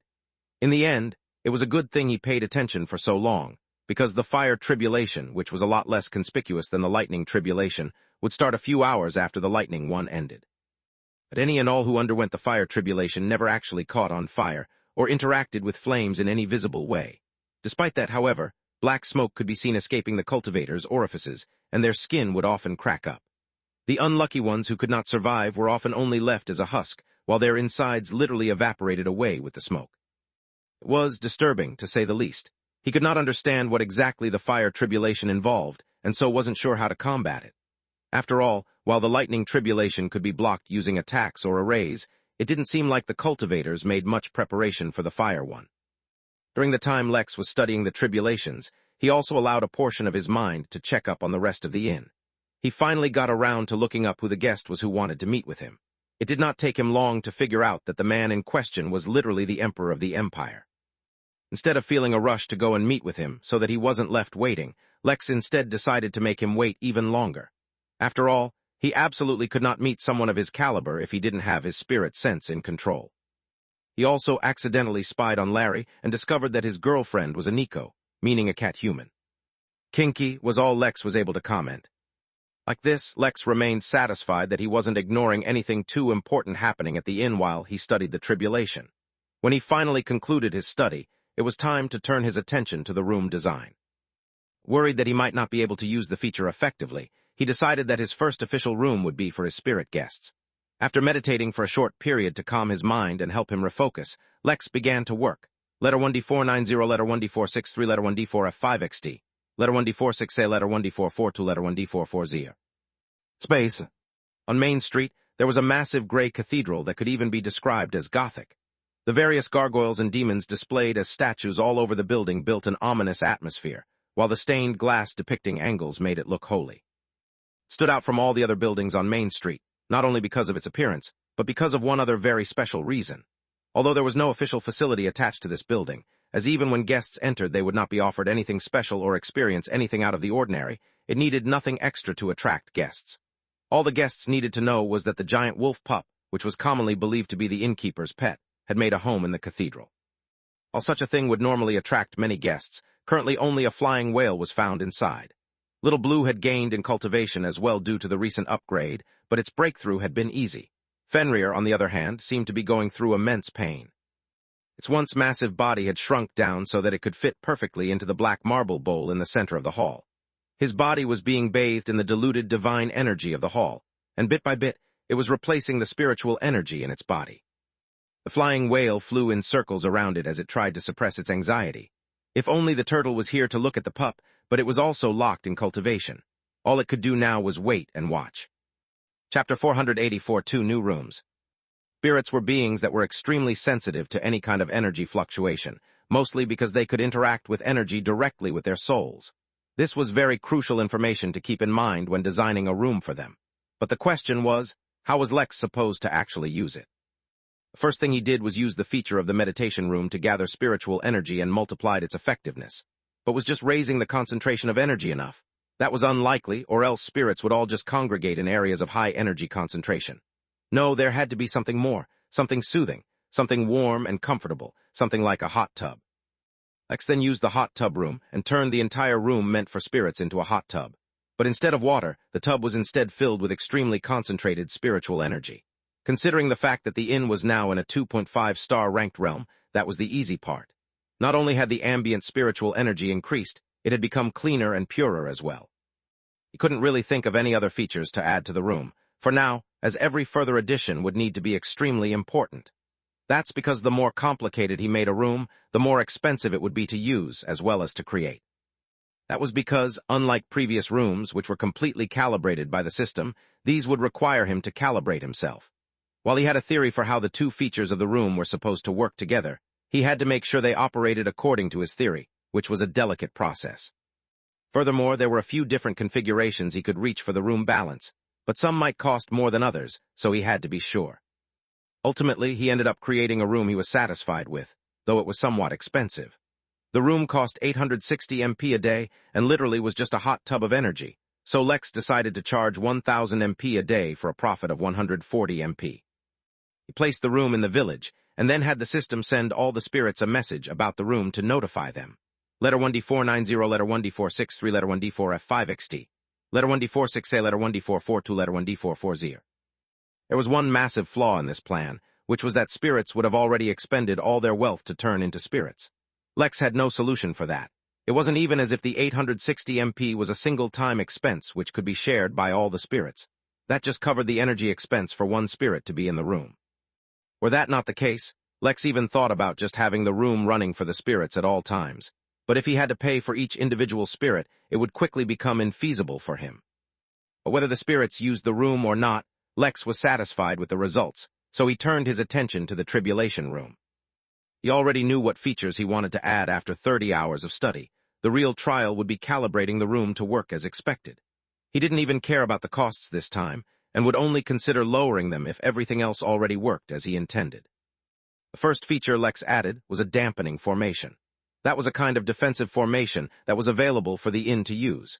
It would not block any attacks from entering it, but it would absorb a great deal of energy from anything that crossed the boundary of the formation as fuel to keep itself running. Forcefully absorbing energy, ironically, used up a lot of energy, so the formation would never have a surplus of energy. The benefit of this formation over one that would attempt to block the attack directly was that this one would stay in effect as long as the tribulation lasted. Otherwise, if it directly started blocking the lightning, it might last a few hits, but then would eventually break. Moreover, Lex was unsure if the lightning carried any beneficial effects, which is why he didn't dare to block it outright. Second feature he added was the effect of the meditation room, which helped the user concentrate and focus more easily. The third feature was that of the recovery room, which accelerated the natural healing of the user, allowing the cultivator to start healing even as he was being injured. The final feature he added was one he wasn't exactly sure would be beneficial, but he added it anyway. It was a chilling formation which had to be manually activated. Once it became active, it would rapidly cool down the room to an extreme amount. He was not sure how else to help combat the fire tribulation, for he wasn't able to get an in-depth read of it. He hoped the drop in temperature would be able to provide some kind of relief. There were only 4 features, but balancing them out and making sure they worked together was far from a simple ordeal. The real issue was that each feature worked in a certain way. The way the system created an environment that boosted concentration might clash with the way the system promoted self-healing. When these two features, which were supposed to exist together, clashed against one another, the simplest way the system resolved it was to brute force it, which would result in an explosion in the price of the room's function. Lex's part came in when he could reduce or increase the activity of each feature, hoping to create a balance where they don't necessarily clash with one another. It was manageably complicated with 2 features, but with 4 it was a massive headache. It took Lex another 12 hours of working with full concentration to get the room working and reduce the price as much as possible. Still, the room cost 74,000 MP a day to use. Lex rounded it off to 100,000 MP and sent out the notification. Besides the MP cost, a cultivator would need to have prestige level 3 to use it, though for the duration of this festival, that requirement had been waived. Now it was time to see if it was actually helpful or not to begin with. But first, he needed sleep. Just in case, however, he told Mary to wake him up if anything went wrong with the tribulation rooms. Occasionally missing content, please report errors in time. Chapter 485, Vacation. When Lex woke up on his own, completely well-rested and refreshed, the first feeling he had was of relief that no problems had occurred. It wasn't as if he was suffering from post-traumatic stress disorder, PTSD, but actually, yes, that's exactly what was happening. He stretched in bed, producing several cracks from his various joints. His body no longer did that naturally, as there was no need, but due to his increased control over his body, he could do it anyway. There was just something so satisfying about it. He spent a couple more minutes in bed, allowing his brain and body to relax a little. Even if nothing was wrong, the moment he stepped out from the comfort of his bed, he would be inundated with work and would have no time for rest. Letter 1D490, letter 1D463, letter 1D4F5XT, letter 1D46A, letter 1D442, letter 1D440. But the piece eventually had to end. Besides, it wasn't as if he dreaded all the work he did at the inn. It was quite enjoyable, in fact. How long was I out? Lex asked Mary as he finally let his feet fall out of the bed and slip into his bathroom slippers. Considering that he had worked continuously for over 2 days without rest and had been allowed to sleep till he naturally woke up, he expected that he had logged in quite a few hours. Just over 3 hours, Mary replied, appearing in front of him. This time she was dressed as an astronaut with her visor open, showing her little face. Lex froze. 3 hours, wasn't that too little? But he was feeling so refreshed, how could it be? Lex shook his head and just accepted the fact that with his advancing cultivation, his need for sleep would be greatly diminished. "You received a hologram message from your friend, Larry. Do you want me to play it?" "Sure," said Lex as he walked into the bathroom to take a shower. The message was merely him providing an update, letting Lex know that his treasure would arrive the following day. "How are the tribulation rooms performing?" Lex asked from within the shower. For some reason, he was feeling a little lazy today. He didn't feel like working so much. He just wanted to enjoy the inn, so he decided to push back any less important plans for the day. "Not bad at all. Every single person about to undergo a tribulation is using them. It's still too early to tell how effective it is, but it seems to be well received by the guests." "Makes sense," was all he said. He had not received the quest reward yet, which probably meant it would wait till one or a few guests used the tribulation room to determine its effectiveness before rewarding him. After all, since the reward was based on his performance, the effectiveness of the room had to be determined first. After a nice, warm shower, Lex checked his closet for some of his old clothes. It had been a long time since he wore anything that he hadn't bought from the system, but since he decided to relax today, he wanted to wear some of his own clothes. His attire wasn't phenomenal, but there was just a level of comfort a man's favorite pair of jeans delivered that even more comfortable clothes just could not. Instead of a usual t-shirt, he went into vacation mode by putting on a Hawaiian shirt with large floral patterns. All dressed, he teleported out of his room as himself and in the garden behind the Midnight Manor. It did not matter to Lex that the Emperor was in the vicinity. What did he, Lex, have to do with the fact that the Emperor wanted to meet the Innkeeper? He sat down on one of the free lawn chairs and ordered an entire buffet's worth of food. That would serve well as his appetizer. After all, with his new cultivation, the rate at which his body digested food was phenomenal. Moreover, he had to make up for quite a few missed meals. It was a sad fact that since Lex was so busy, and his body did not develop any sensation of hunger, Lex had completely forgotten to eat multiple meals. It was likely he would do more of the same in the future, but for now, he would feast. Lex closed his eyes and lost himself in the sensation of the warm sunshine falling on his skin. He felt the wind blow through his hair. A few other guests were sitting nearby, though they had employed sound-isolating formation bubbles, so the sound of their conversations didn't carry over. Instead, it was the sound of moving animals that Lex heard. A gray cat came up and started rubbing against Lex's foot. That was strange. Lex remembered bringing in various animals, but did he bring in cats? Lex didn't think about it for long, for the workers started bringing out the food and laying it on a table in front of him. "Hey, you mind if I join you?" asked the cat with gleaming eyes when it saw the food. Lex looked at the cat and was about to scan it, but decided not to. He was on vacation. He would act like any normal guest. Besides, the cat sounded like a small child. "Sure, drag a seat," said Lex, already cutting through a plate of sausages. Excitedly, the cat transformed into what looked like a young boy of maybe 4 or 5 years old, and quickly dragged a lawn chair. He climbed up with some difficulty, and turned around only to realize the table was too high for him on that seat. Lex chuckled and asked one of the workers to bring a high chair for the kid. Lex noticed that even in this form the kid had cat ears and a tail. Was he a Nico? He had to be right. Lex didn't think about it much and instead looked at his watch. It was less than a minute until noon. "Hey kid, want to see something cool?" Lex asked in between bites. The kid only nodded, though his eyes never left his plate of nuggets. "Look up," Lex said, just as the clock hit 12. Just as the child looked up, the third week of the festival officially began. Fireworks lit up in the sky, though they were severely outmatched by the flashing lightning nearby, and buildings began to appear. The Midnight Inn had thousands of acres of land, though most of it was undeveloped and was covered in various plants. Now, though, for this specific period, that would change, as various roller coasters and slides and rides began to appear in the entire undeveloped areas of the inn. Moreover, in between the sprawling amusement park that was beginning to appear, was a racing track that was also spread out across the inn. The next part of the festival was all about theme parks and golf cart racing. Lex smiled at the magnificent sight, though the smile didn't last long. He had to eat, after all. He couldn't waste time grinning when he could be chewing. Chapter 486, I Believe I Can Fly. The kid completely missed the dramatic revelation that Lex timed for his eyes never left his plate. Lex only shook his head and continued to eat as well. Planning this portion of the festival had been harder than Lex had imagined. The idea of theme parks was great, and Lex could easily come up with various ideas that the system would allow him to implement, which would have been too hard to do normally. But the issue was that while all the ideas Lex had would be great fun and excitement for mortals, they would lack the element of thrill for cultivators. Moreover, the greater the cultivation realm, the lesser the excitement would be. Of course, such a situation only lasted a short while. Not only did he task the planning division to look into if there were any amusement parks or the like for cultivators, he himself had spent some time on the Henali portal doing some research. As it turned out, the solution was simpler than expected. All he needed to do was throw money at the problem and watch it solve itself. Or, well, in his case, throw MP at the problem. While a majority of the rides were for everyone, some rides would require the rider to be of a certain cultivation level at least. This was because, alongside the usual pattern that rides followed, various formations could be added to the rides for added effect. Moreover, since these were temporary formations accessed through the event panel that had nothing to do with offense or defense, there was a much greater variety.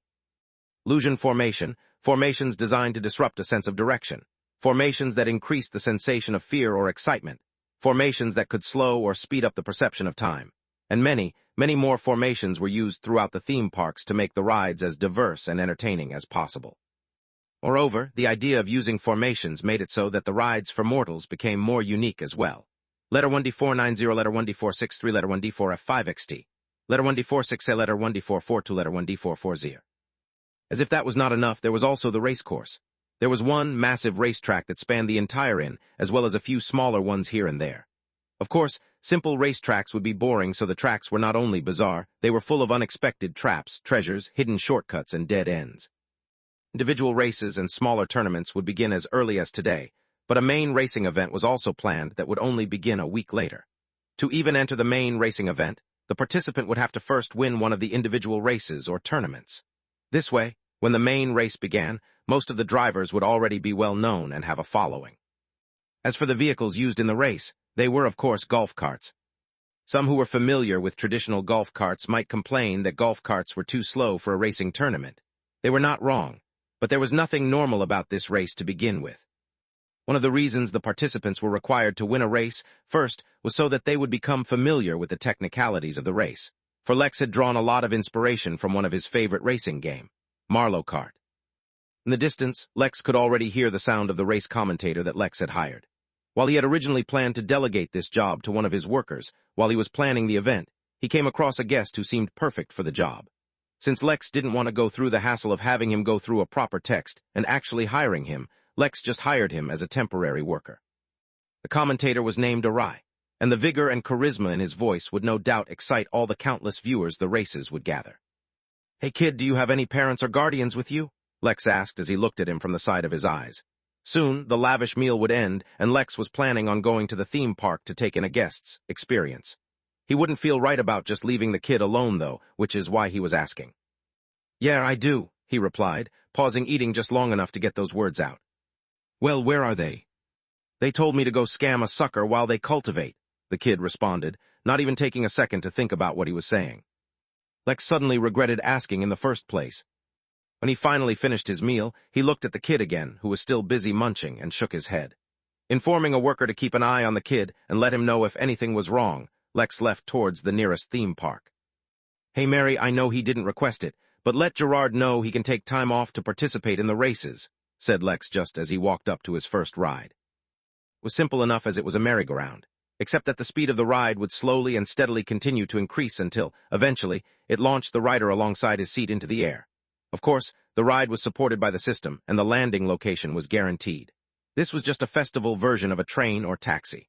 Why waste time walking from one place to another when the commute itself can be a part of the ride? That was the philosophy he planned this ride with, alongside many others. Grabbing some cotton candy on a stick, Lex got on the ride and strapped himself in.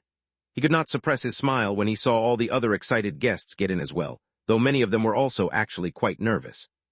"Hey," Lex called out to one of the riders sitting near him, a young girl who looked both excited and scared. When she looked over, Lex asked, "Do you believe you can fly?" She was confused for a moment, until something clicked in her mind and she responded, "No, but I'm definitely going to touch the sky today." Oh, that reminded Lex. Silently, he gave instructions and had Captain Cirque raise the hovering height of the ship. Theoretically, it was too high for any guest to reach it with any of the rides, but Lex didn't want to take chances. Chapter 487, So Beautiful.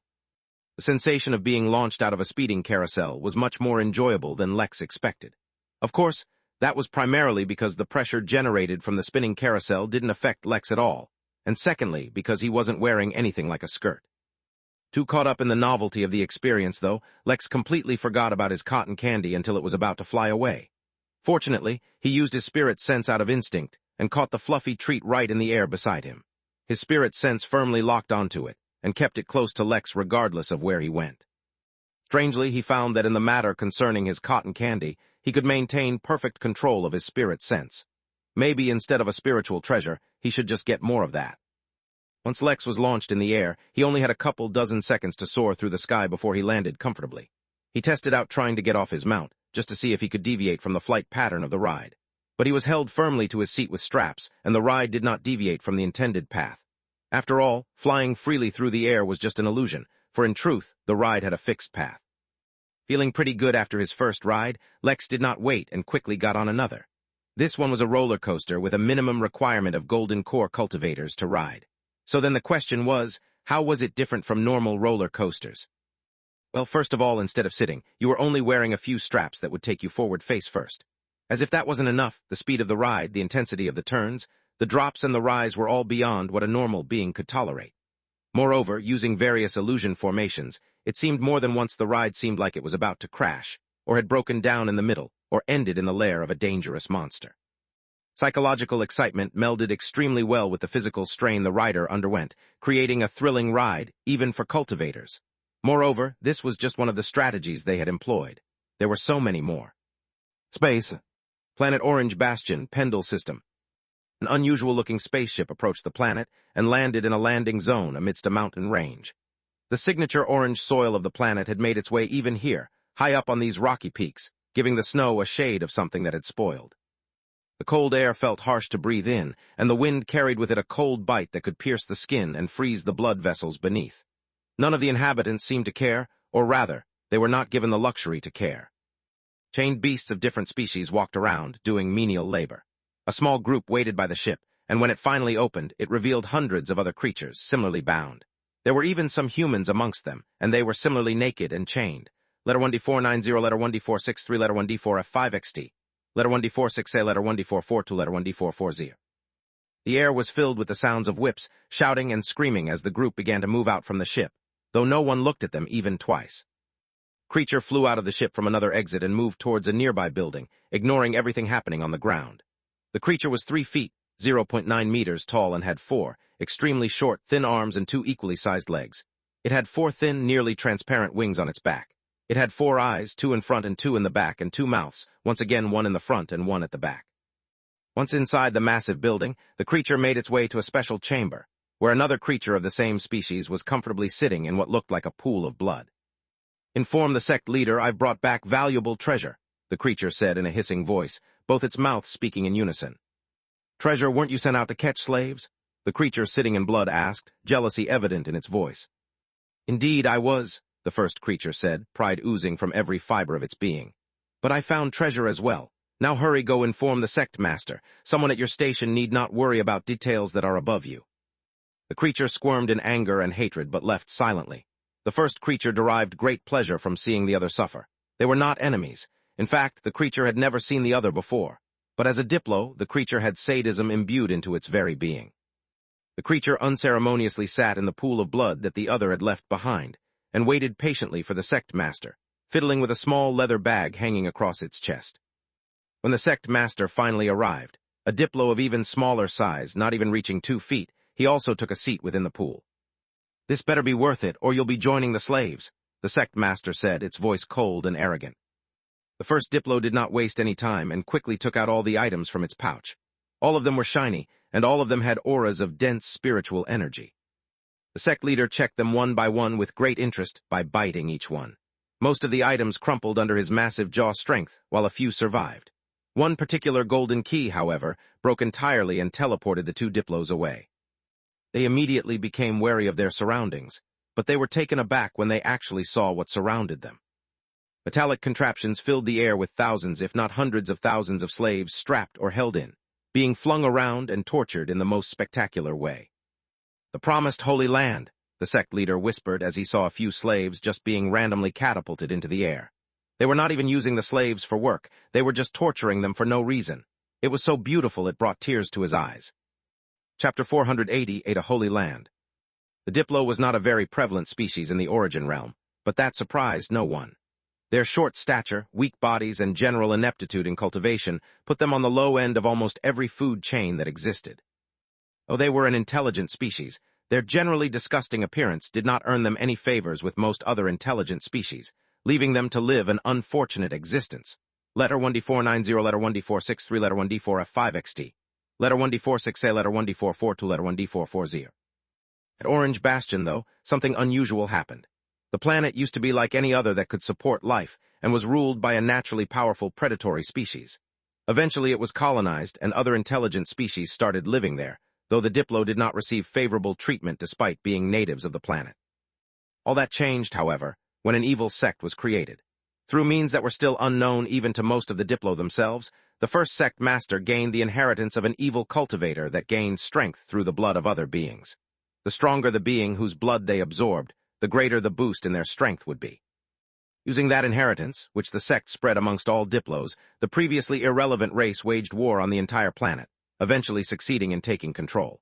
It was unknown if it was a side effect of the evil cultivation technique, or if it was just a suppressed trait of Diplos themselves, but once they gained power, all of them were revealed to be extremely sadistic. They took great pleasure in torturing and agonizing others, especially if the other race was perceived to be stronger than the Diplos themselves. As such, the sect master and the Diplo who had discovered the key in the first place were in complete awe of the amusement park. From children to adults, screams could be heard echoing far and wide within the strange metallic jungle. What was absolutely strange was that the slaves who were being tortured would voluntarily get into the torture devices themselves. The sect master suddenly felt so small, not in size, but in his outlook of the world. This place was built by an absolute master, and the sect master was determined to steal all these designs and implement them back on his planet. Excitement filled his eyes as he began to wander the ground, his personal hologram appearing to inform him about this place and what was going on. A few minutes after the Diplos disappeared, members of two other sects appeared, though this time they appeared from a golden door rather than a golden key. They were humans, and the members from each sect could easily be distinguished based on how they were dressed. The first group was dressed from head to toe in heavy armor, with a massive shield that covered half the length of their bodies in their left hand, and a single, long, straight sword in their right. The second group was dressed in simple Taoist robes, and had a relatively shorter sword flying right beside them. The two groups appeared ready for combat, and looked around at their new surroundings warily as they absorbed everything. The appearance of this specific group was a big deal, not because of who they were, but because of how far they had come from. So far, the reach of the inn had stayed within a certain region. Even when connecting planets from different galaxies, the galaxies were relatively nearby. But this group in particular had come from so far away the Jotun Empire held no sway in their territories, though they were familiar with the Empire due to the Henali portal. The reason they could appear here was the Golden Door. Since Lex gained the upgrade Interrealm broadcast, the Golden Door had gained the ability to not only spawn on planets that the inn was connected to, but anywhere in any realm that the inn was connected to. "Paladin Lovis, what do you make of this place?" asked one of the Taoists. Though they followed different cultivation paths, the Taoists and Paladins were fast allies and often worked together. It helped a lot that the Paladins were a righteous force, sworn to protect the innocent and fight tyrants. "It is the noble, holy land of our people," the Paladin Lovis said, removing his helmet. He needed to gaze upon the sight before him with his eyes unobstructed. The Paladins had a different cultivation system, focused on tempering their will and using it to manipulate holy energy. And this place, it was as if it was designed to temper the will of warriors under the most rigorous of circumstances. "Look how they temper even their children to face unavoidable death," he said, pointing to a particular roller coaster. Due to how the ride was shaped, it seemed to the riders that they would slam into a wall, right before the coaster dove into a hidden, completely dark cave with great speed. "If we learn from the architect of this great training ground, we can bolster our forces. Within a few generations, we can turn the tide of war." "Look at the rain of lightning," said a Taoist, pointing in the distance. "It truly is a holy land. Cultivators come here to face death and overcome it." "We will need reinforcements if we are to explore this entire place," said the Paladin, just in time for his hologram to appear and begin telling him about the Midnight Inn. The two groups began walking together as they learned of the wonders of the inn. Only a few minutes later, through yet another golden door, another group appeared, though this time they were not human. Instead, they were elves. More specifically, they were elvish outcasts who had been shunned from their communities for reveling in technology rather than nature. "A holy land," one of them exclaimed as they looked out into the endless forest of amusement park rides and the massive spaceship up above. "We have found our home," said another one, wiping tears from her eyes. "Our prayers have been answered." The group also left under the guidance of their hologram, but the cycle of new guests continuing to appear continued. Slowly and steadily, the crowd at the inn started becoming more and more diverse. Chapter 489, Reaving Dread. "Hey, look at this," said a finely dressed man, perusing through some names in a book. "This is quite interesting. I signed my name down, yet I'm so far down the list." The man's 4 companions made their way to what was revealed to be the guest registry. "What is it?" asked Jotun, leader of the Jotun Empire. It had been too long since he'd last taken a vacation, so he'd basically spent the last few days drinking non-stop, though of course he could not get drunk. Letter 1D490, letter 1D463, letter 1D4F5XT. Letter 1D468, letter 1D442, letter 1D440. Also sent a missive back home to have the golden keys delivered to his favorite wife. Even if he had learnt nothing else about the inn, its ability to teleport people from anywhere was phenomenal. He finally had a way to spend time with his family. There were tactical benefits to this place as well, he knew, but he could not be bothered to worry about them. He had people who made plans according to his desires, so they would see to the gritty details. "It's called a guest registry," said the man who had signed his name, Nisar Butt. "When you sign your name, it ranks you according to the achievements in your life. The top 1,000 get rewards, and the higher the rank, the better the reward. I signed up, but barely made it to the top 80s. Nisar's statement might have sounded simple, but only someone who knew him would understand the weight that it carried. Not only was Nisar one of the founders of the top 3 families in the Jotun Empire, he was a businessman whose influence spanned multiple galaxies. His individual wealth in the entire empire could only be surpassed by the empire itself. He also had the strength to be able to afford such wealth, yet he was only in the top 80s. The rest of the group was intrigued and similarly signed their names. The names of the other 3 ranked similarly, with 2 of them not even making the top 100, while Jotun himself earned the rank 10. While the ranking seemed unbelievable, especially since each person's achievements weren't listed, they had no one to argue with, so they looked at the other names in the top 10. 7 of the top 10 were devils, all of which were well known. One was Jotun, one was from the Deathsworn family, and the top one was Lex. They had no way of knowing which race the Deathsworn, who was ranked 5, was, for the Deathsworn family was unusual. They were not a family bound by blood, but by their creed, and as such included many different races. But even if they did not know who Aslan Deathsworn was, they at least understood his background. Instead, it was the top person, Lex Williams, who was completely unknown. This really is interesting," Jotun said, though not because he cared whose names were above him. He could feel the various anchors the book gave him, and he immediately began to comprehend their value. But his attention on the registry did not last long. He did not reach his level by coveting the prizes of others, and so he did not care who were the people above him. He would take whatever rewards he had gotten, for they were free and unexpected, and continue to focus on his very important task of relaxing until the innkeeper showed up. The rest, though, kept their eyes locked on the top 100.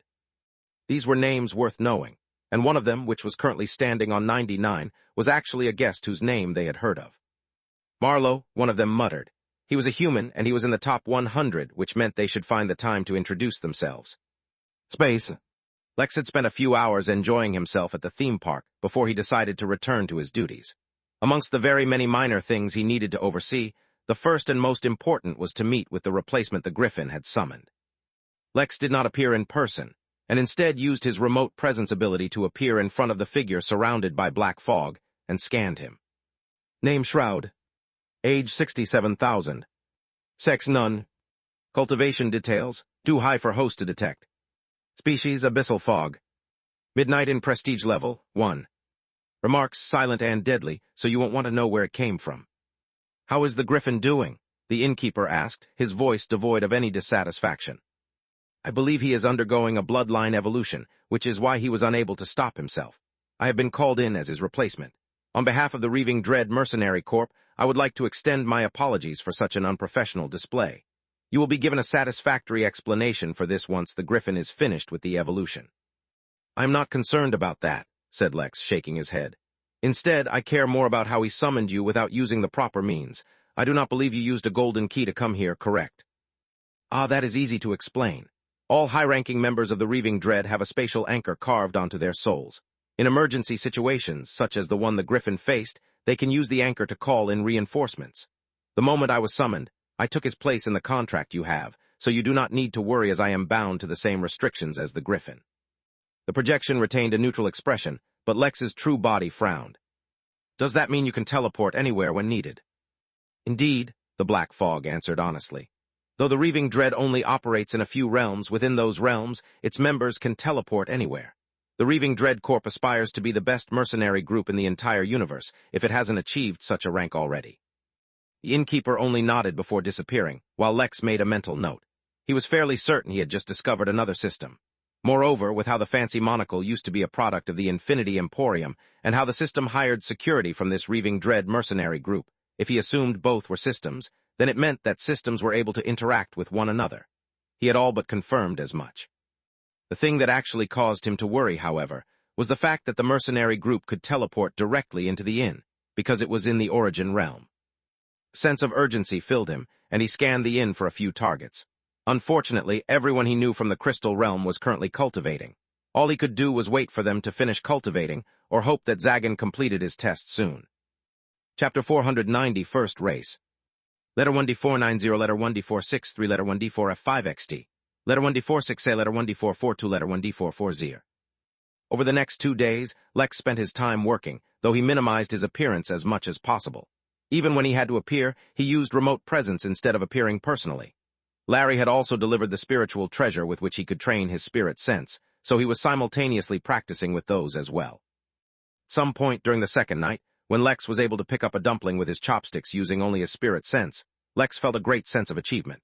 It was not only eating the dumpling that made him feel great, but all that he accomplished.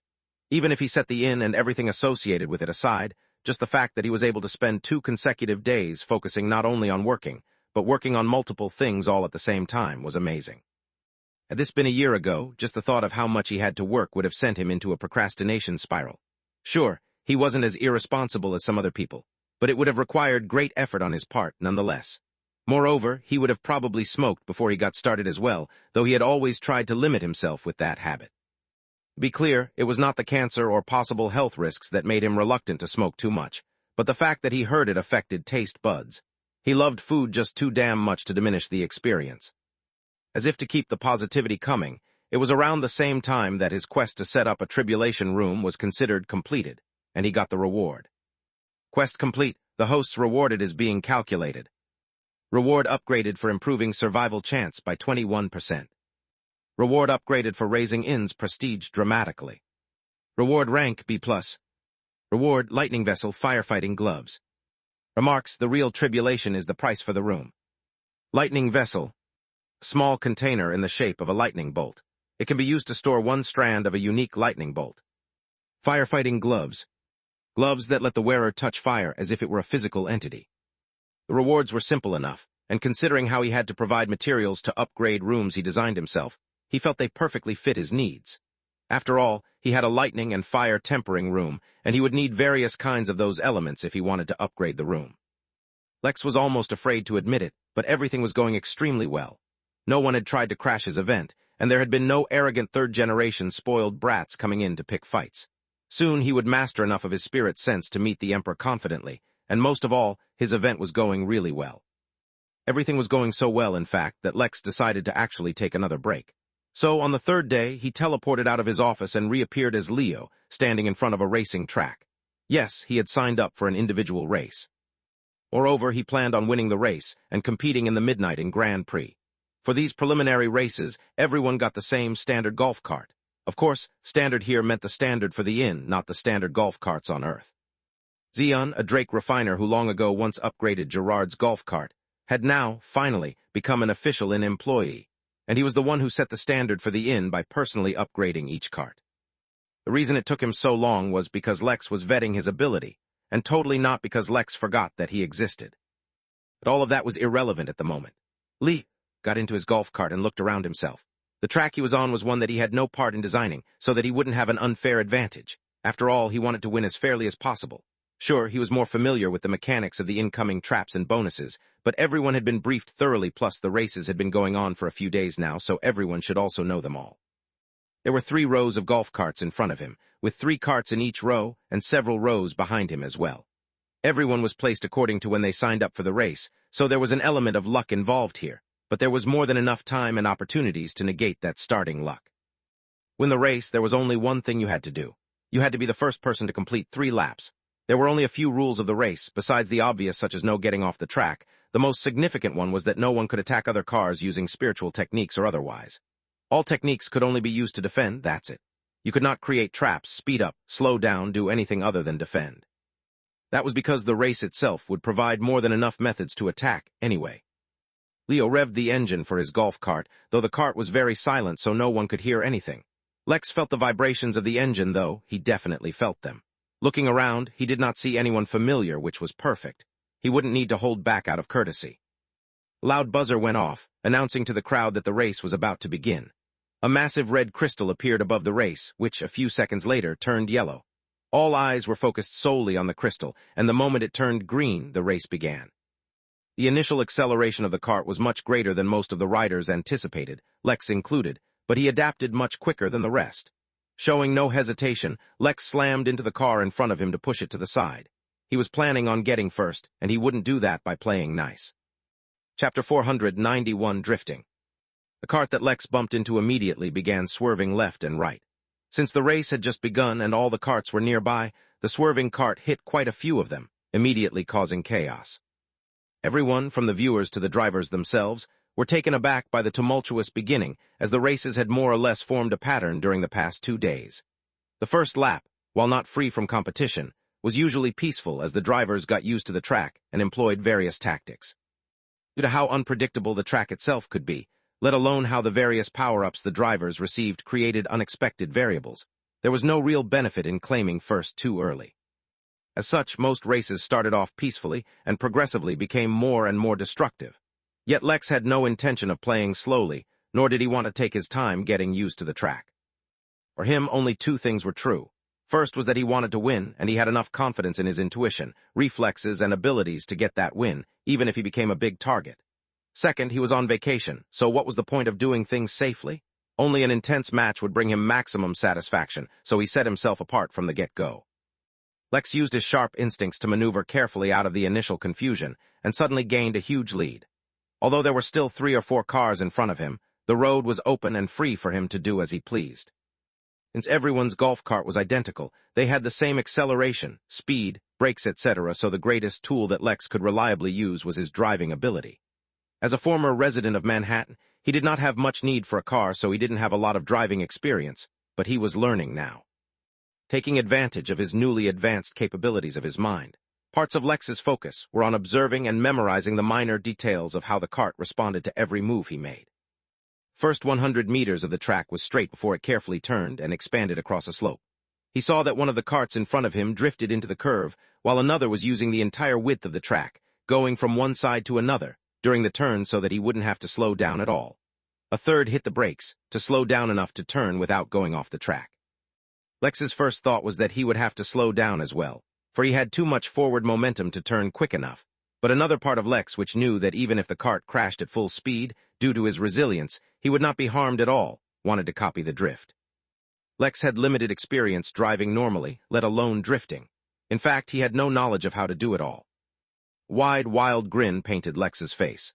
With the cart speeding and the turn coming, he had no time to think, so, instinctively, he entered the state of flow. As if he was watching a film, his memory of everything the drifting golf cart did to drift played in his mind, and as if he were a machine, Lex copied all the actions exactly.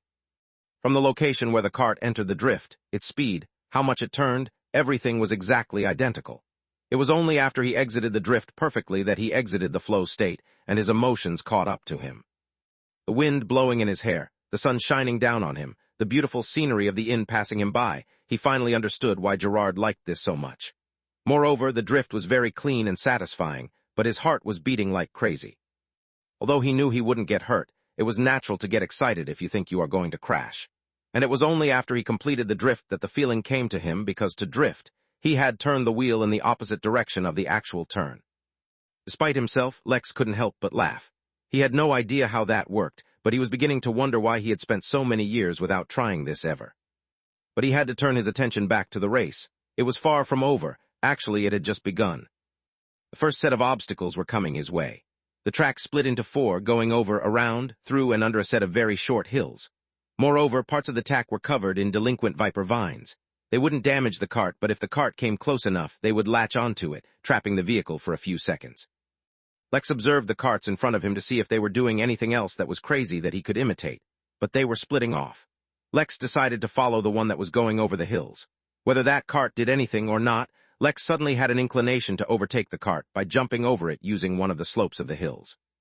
This time, Lex entered the overdrive state, and his spirit sense spread out in front of him, though currently its range was barely a few dozen feet. That didn't matter to Lex, though. A part of his brain started doing careful calculations he would need to pull off such a maneuver. The conclusion he came to was that without a power-up or boost of some kind, it would not be possible. Lex was tempted to use an array, but that would go against the rules. A fire lit in his unresigned heart. What was the point of being a cultivator if he couldn't even surpass a fast in the family movie? There had to be a way. Letter 1D7 B8, letter 1D5 CF, letter 1D4 F5 XT, letter 1D5 54, letter 1D4 76, letter 1D5 C6. Chapter 492, Mysterious and Honorable Innkeeper. There was a void. Nothing existed for all of eternity except for the color black, which was all-encompassing. There was no sound, no temperature, no energy, nothing. But in that endless nothingness, a round, stone table appeared. There was no light source, yet the table was perfectly visible and, in fact, forcibly attracted one's eyes in the vast nothingness. Since there was no light source, the table had no shadows either, which was very important. In this area that was devoid of everything, darkness was acceptable, but shadows were not, for they would compromise the security of this place. One moment the table existed alone, the next a group of nondescript figures appeared around it. Even if one tried, they would not be able to count the number of figures, for that information was just too elusive. It was for that reason that it seemed all but impossible to determine how large the group was, or how large the table was for that matter. After all, the only other thing with which to compare the existence of the table could not be properly observed at all. Yet when one of the figures began to speak, his appearance became clear, revealing a young, devilishly handsome man. The phenomenon has ended, but the origin realm did not elevate, which means a Daelord was not born. I strongly suspect that someone was manufacturing a Dao treasure, and I have a suspicion of who it might be. Why should that matter to me, Balam? Asked another figure, revealing his appearance as that of a celestial. Or to any of us, we are all here in this fledgling realm to observe the formation of laws to expand our own understanding of laws. Whoever is interfering is speeding up the process, which is taking away precious time from us to observe. I say, let the Henali evict whoever it is so that they stop causing us problems. No, forget him. Do elaborate. A Dao treasure, you say? Tell me more. The third figure that spoke revealed itself to be a dragon, and a massive one at that. Do you think I invited you all here because I wanted you to do something? Balam asked, scoffing. What? Did you think I wanted to steal the treasure? Do you think what happened to Ra wasn't enough warning? Wait, you think the Innkeeper is responsible for the phenomenon? Asked another figure yet again, this time in the appearance of an angel. She had 4 beautiful white wings and a halo of pure light above her head, which, accompanied by her own reprehensible beauty, made her a figure which haunted everyone's damn nightmares. Balam, as well as every other figure, resisted the urge to grimace at hearing her voice. That stupid angel was too freaking powerful and never restrained herself. All of them quickly scrubbed the memory of her voice from their brains, lest she start appearing in their dreams again. The aura of the phenomenon was unique. I would have recognized it if I had ever felt it before. But my instinct tells me that the aura is at least related to the Innkeeper. It's not your instincts, just your wishful thinking, said another figure, revealing a spirit. You humanoids all favor one another. Being humanoid has nothing to do with it, said Balam, his voice turning ever deeper as he changed from his human appearance to his true one. I have met him, so I know. He is a mysterious man, the depth of whom even I was not able to gauge, though I didn't really try to avoid being rude. His means elude me, and his purpose is unknown. I brought you all here not to conspire against him, but as a professional courtesy. If the Innkeeper really is the one who caused the phenomenon, then other than being powerful enough to one-shot Ra, an original deity of this realm, he is a deeply knowledgeable person from whom we can learn much. The other Daelords listened, but did not reveal their true thoughts about what the devil said. Honor, respect. Devils cared for none of that, only profit. They knew he had some hidden purpose, they just didn't know what. Letter 1D7 B8, letter 1D5 CF, letter 1D4 F5 XT, letter 1D5 54, letter 1D4 76, letter 1D5 C6. The meeting continued on past that topic, and many secret deals were struck. No one found it ironic that a meeting held by a devil had more participants than the one held by the Henali themselves. After all, the Henali were the owners and enforcers of this realm. Why would they do shady business in front of them? Space. Mysterious, profound, and honorable Innkeeper, as many Daelords knew of him as, was grinning ear to ear as his cart was pushed to the finish line by all the carts behind him. In his search to find loopholes in his own event, Lex discovered one that would make the game kind of boring. But then at the same time, the thought of irritating and frustrating so many drivers excited Lex's inner child. Most of all, it wasn't like he was cheating or anything, so no one could blame him. Since the only way in which he could use his ability was defensively, his plan required him to become the car in the lead. Once there, he turned around and used talk to the hand. The invisible shield it created now was much larger than before, and though the technique had not been able to bring out his full might as a golden core cultivator, it was strong enough to withstand anything his fellow contestants threw at him. So now in the lead, and with his invisible shield deployed behind him, Lex let go of the accelerator and awaited the rest of the carts. Not realizing an invisible shield stood in their path, they would crash into it full force, pushing Lex forward each time. To be honest, Lex originally didn't plan on being so mean to them. But when he became the target of every other racer for not only being a crowd favorite, but a nuisance on the track, Lex felt it was okay if he let loose a little. Truth be told, this was very different from how Lex normally behaved. But he was feeling good today, so it was fine to act a little childish. Like that, in complete disbelief of the entire crowd, all the participants, as well as the race commentator himself, Lex won the race and became a nominee for the Grand Prix. Chapter 493, Finally Meeting the Emperor. After winning his race, Lex's emotions finally calmed down a bit. He spent some more time as Leo, going around the inn and interacting with various guests. The gamer's den had various sites now that he visited, all of which were thoroughly packed. That was because other than the weekly events that would be updated every so often, many smaller events were concurrently happening everywhere. In the gamer's den, there was a tournament for a very popular game called Cooking Simulator, Gourmet Oreos, CS:GO. Compared to something like racing, this was a very niche tournament. Still, the crowds it drew were very big. Considering that he himself, with the identity of the owner of Gamer's Den, had done very little to actually run it, he felt like he should give Z a raise or something. In fact, the moment he thought about the idea, he implemented it. His employees' salaries were never counted as a part of his total MP, for he always estimated how much he would need to pay them monthly, and then directly pay the system for 6 months in advance. That way, in case he ever became tight on funds, like when he spent it all on the hearth, he wouldn't have to worry about paying his workers, of which there were many. Once he was done with the rounds, however, he teleported back to his apartment and began meditating. Lex was not one to put off things he needed to do, at least on purpose, so it was time to meet the Emperor. The meeting did not incite any nervousness in him, though admittedly he was curious about why the Emperor wanted to meet with him. He asked Velma if she was able to discover anything about his purpose, but she was not able to provide him with much. What she did mention, however, was that from the moment he had appeared, the entire gossip trends in the inn changed. Apparently, he was a man of significant influence, even among other species, though actual information about him was scarce everywhere. Instead, there was a lot of information available about his 4 advisors, who followed him everywhere. Apparently, 3 of them were the founders of the 3 strongest noble families in the empire, right under the royal family, namely the Butt family, the Toggledor family, and the Knight family. The Butt family acted as the financial advisors to the royal family, the Toggledor family as military advisors, and the Knight family handled the secret intelligence for the royal family. The 4th advisor was more secretive and relatively unknown, but it was said that he was the emperor's right-hand man and most trusted subordinate. There was one story about him that was very famous, though when Lex read about it, it seemed more gossip than anything realistic. It was said that when the emperor was young and weak, he was once targeted by a succubus, a devil of extreme capabilities.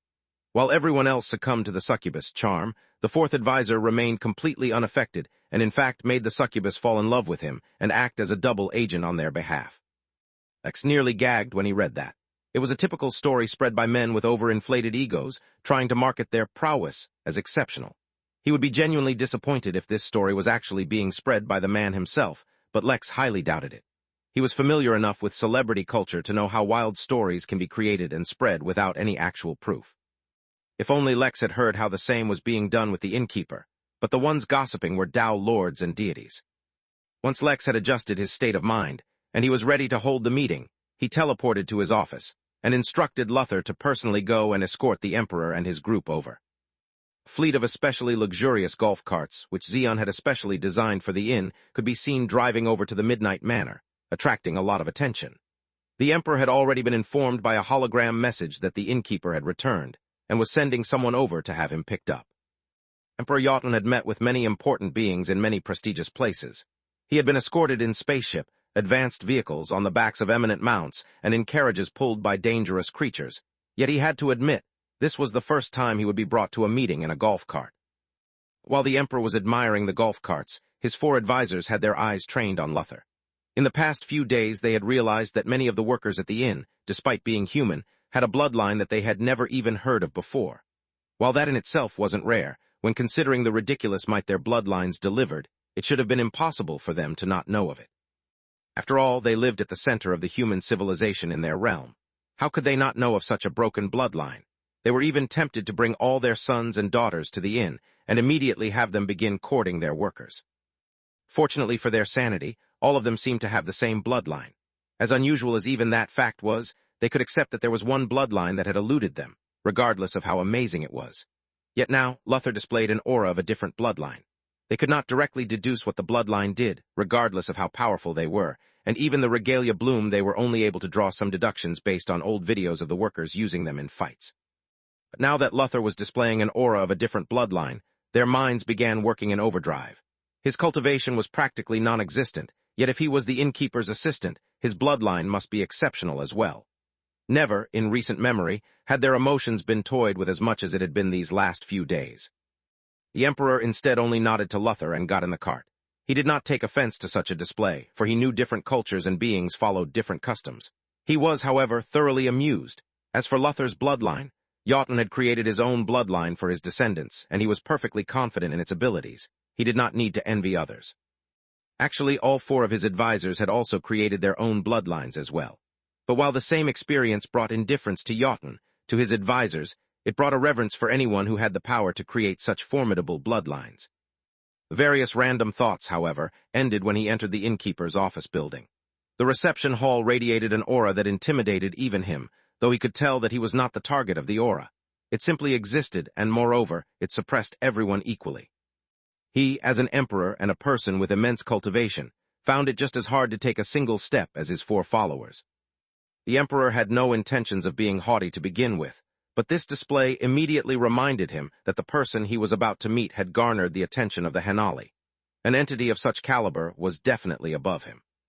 But while it was difficult, none of them were people who would shy away from difficulty. They walked through the entire hall from start to finish without letting their struggles become apparent.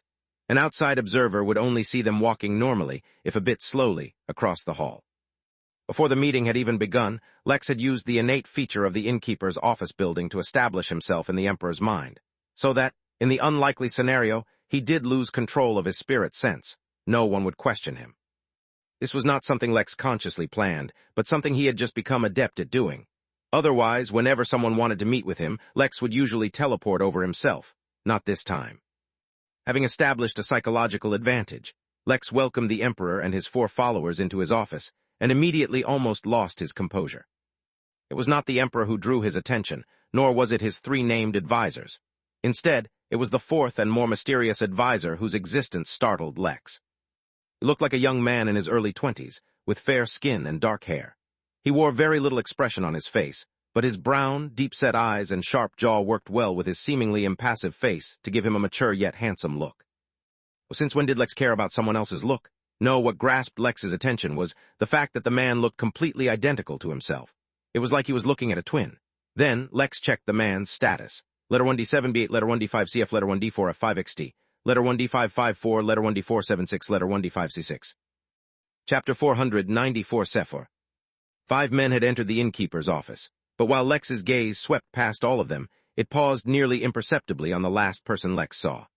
But the brief pause was not a reflection of how shocked Lex was, but rather a result of Lex's advancing cultivation and the absolute control his host attire afforded him. The man was the spitting image of Lex, to the point where they even had the same height and physique.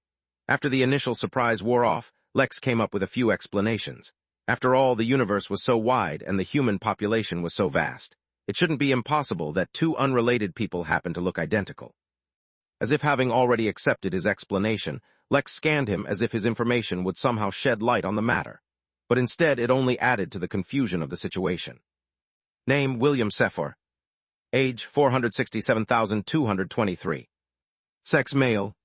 Cultivation details, too high for host to see. Species, human. Midnight in prestige level, 2. Condition, there is an incredibly strong restriction on his body, suppressing a disease.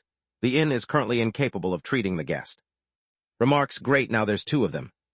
William was a common name. Just because it was his last name didn't mean others couldn't have it. In fact, Will Bentham, one of his old guests, was actually named William. The same name did not mean they were related. But the situation was just too coincidental. Too many coincidences made Lex uncomfortable and reminded of his fight with the murderer back in the Crystal Realm. he had been incredibly wary of luck since then. Whatever the truth was, Lex would definitely investigate now that his attention had been brought to it.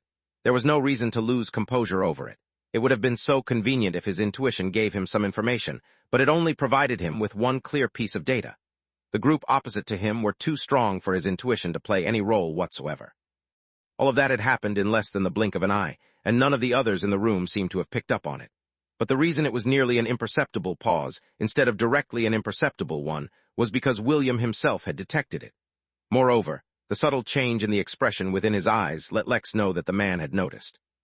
But Lex was not put off balance by the fact that his lapse had been detected. There were too many ways to deal with the situation, and as the innkeeper, he held all the cards. In fact, he could completely pretend like he wanted his gaze to be detected by William to begin with. "Welcome, my guests." The innkeeper turned his attention back to Jotun as he decided to scan all three. "My apologies for making you wait so long to meet." While he was speaking, Lex already scanned the remaining four. First, of course, he scanned the famous emperor. Name Jotun Marcus Sephor. Age 467,227. Sex male. Cultivation details, too high for host to see. Species human. Midnight in prestige level, 1. Remarks, he is formidable, perfect to be hired as a bodyguard. Then came the advisor standing closest to him. Name Nisar Sephor Butt. Age 467,218. Sex male. Cultivation details, too high for host to see. Species human. Midnight in prestige level, 1. Remarks, he looks like a tax evader, but the inn does not charge GST. Then the remaining two. Name Badu Sephor Taguldur. Age 467,215. Sex male. Cultivation details, too high for host to see. Species human. Midnight in prestige level, 1. Remarks, he looks like he makes his bed every morning to boost productivity through the day. It can only be speculated about the last time he actually used the bed for anything other than making it. Name, Henry Sephor KNIGHT, letter 1D7B8, letter 1D5CF, letter 1D4F5XT, letter 1D554, letter 1D476, letter 1D5C6. Age 467,210. Sex male. Cultivation details, too high for host to see. Species human. Midnight in prestige level, 1. Remarks, he carries the scent of murder, a definite potential client for the murder grounds. It's no trouble at all, said the Emperor Jotun with a chuckle as he approached the innkeeper. After all, I know how hectic managing things can be. Every day, over 30,000 planets in my empire face an Armageddon-level event. Just making sure my subjects don't all accidentally die over every small apocalypse that comes their way takes up so much time. I can't even imagine the workload you must have. Jotun's tone was extremely relaxed and casual, and he did not appear at all as if he was an emperor. His carefree attitude and easygoing behavior gave Lex a positive impression of the man. Allow me to introduce myself. My name is Jotun, and these are my little brothers, William, Nisar, Badu, and Henry. It's a pleasure, Jotun. Please, guests, have a seat. I hope you have found the inn suitable for your stay these past few days. It is unfortunate that you did not arrive a few days earlier, or you could have taken advantage of the situation like everyone else. Not all innkeeper, a few days here or there won't make a difference to us. Besides, if I began cultivating now, it would be years before I become free again. But I have already sent one of your golden keys towards my wife, and am anxiously awaiting her arrival. It's been over a decade since I saw her last. My heart can endure another millennia to cultivate, but not yet another moment to hold her. Jotun winked at the innkeeper as he burst into a fit of excited laughter. Even though Lex always made sure to maintain a light smile when he was acting as the innkeeper, feeling Jotun's genuine happiness, he could not help but smile a little wider. His gaze turned to Jotun's brother. He had no idea the advisors were actually from his family, as nowhere on the Henali portal was that mentioned. But then again, it made sense for people of such importance to keep their secrets close. As his younger brothers, as Lex had confirmed by checking their ages, they were completely immune to Jotun's behavior and maintained their polite expressions.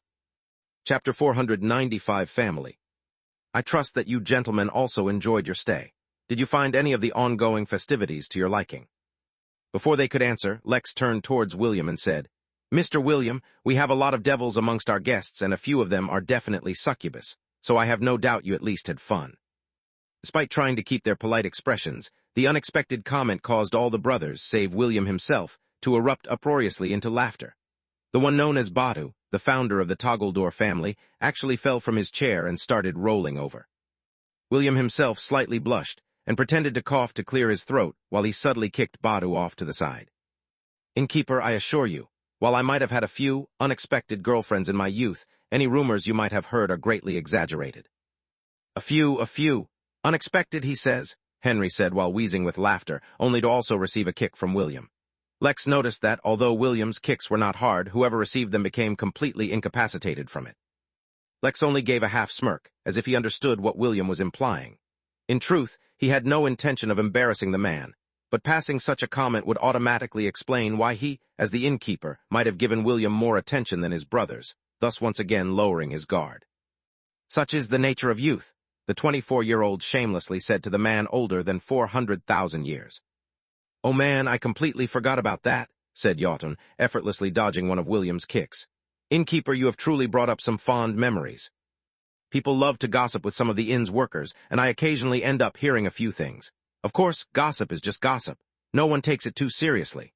Letter 1D7B8, letter 1D5CF, letter 1D4F5XD, letter 1D554, letter 1D476, letter 1D5C6.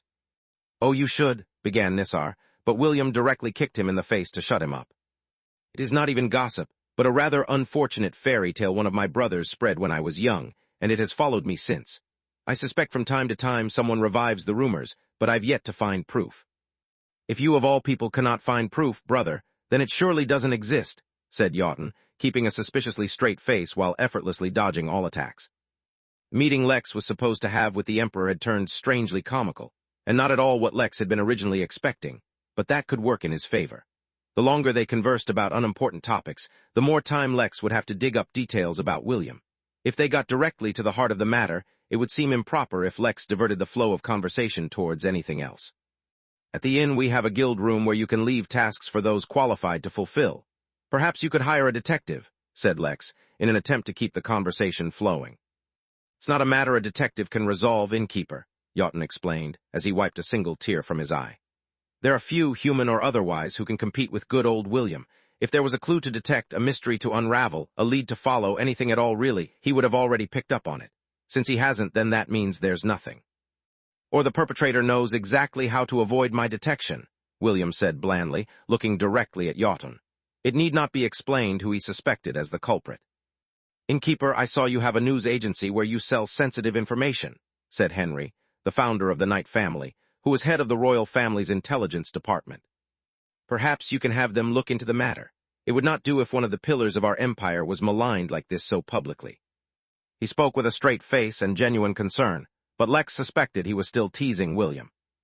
I will have them look into the matter, though the Midnight News is run by one of my workers. I don't know if she will be able to investigate such a matter. She is still young. Lex paused for a moment before he continued.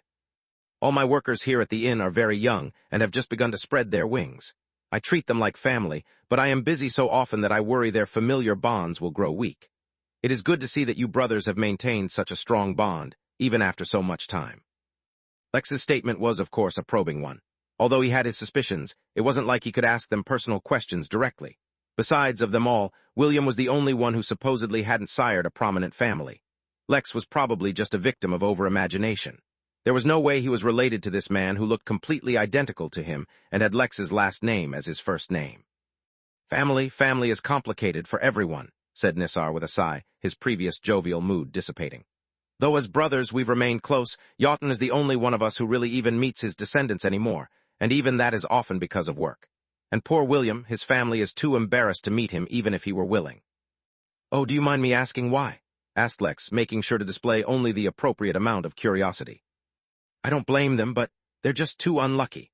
Not a single one of them has ever been able to fully unlock the bloodline William passed on to them, causing them to develop very poorly. It's so much so that they don't even dare publicize that they are related to one of the Emperor's advisors. So that means William does have a family, though they are apparently weak. And what does it even mean that they couldn't unlock the bloodline he passed to them? Since they were all brothers, shouldn't they all pass the same bloodline down to their descendants? Chapter 496 Anger. Lex tried to recall what he knew about bloodlines.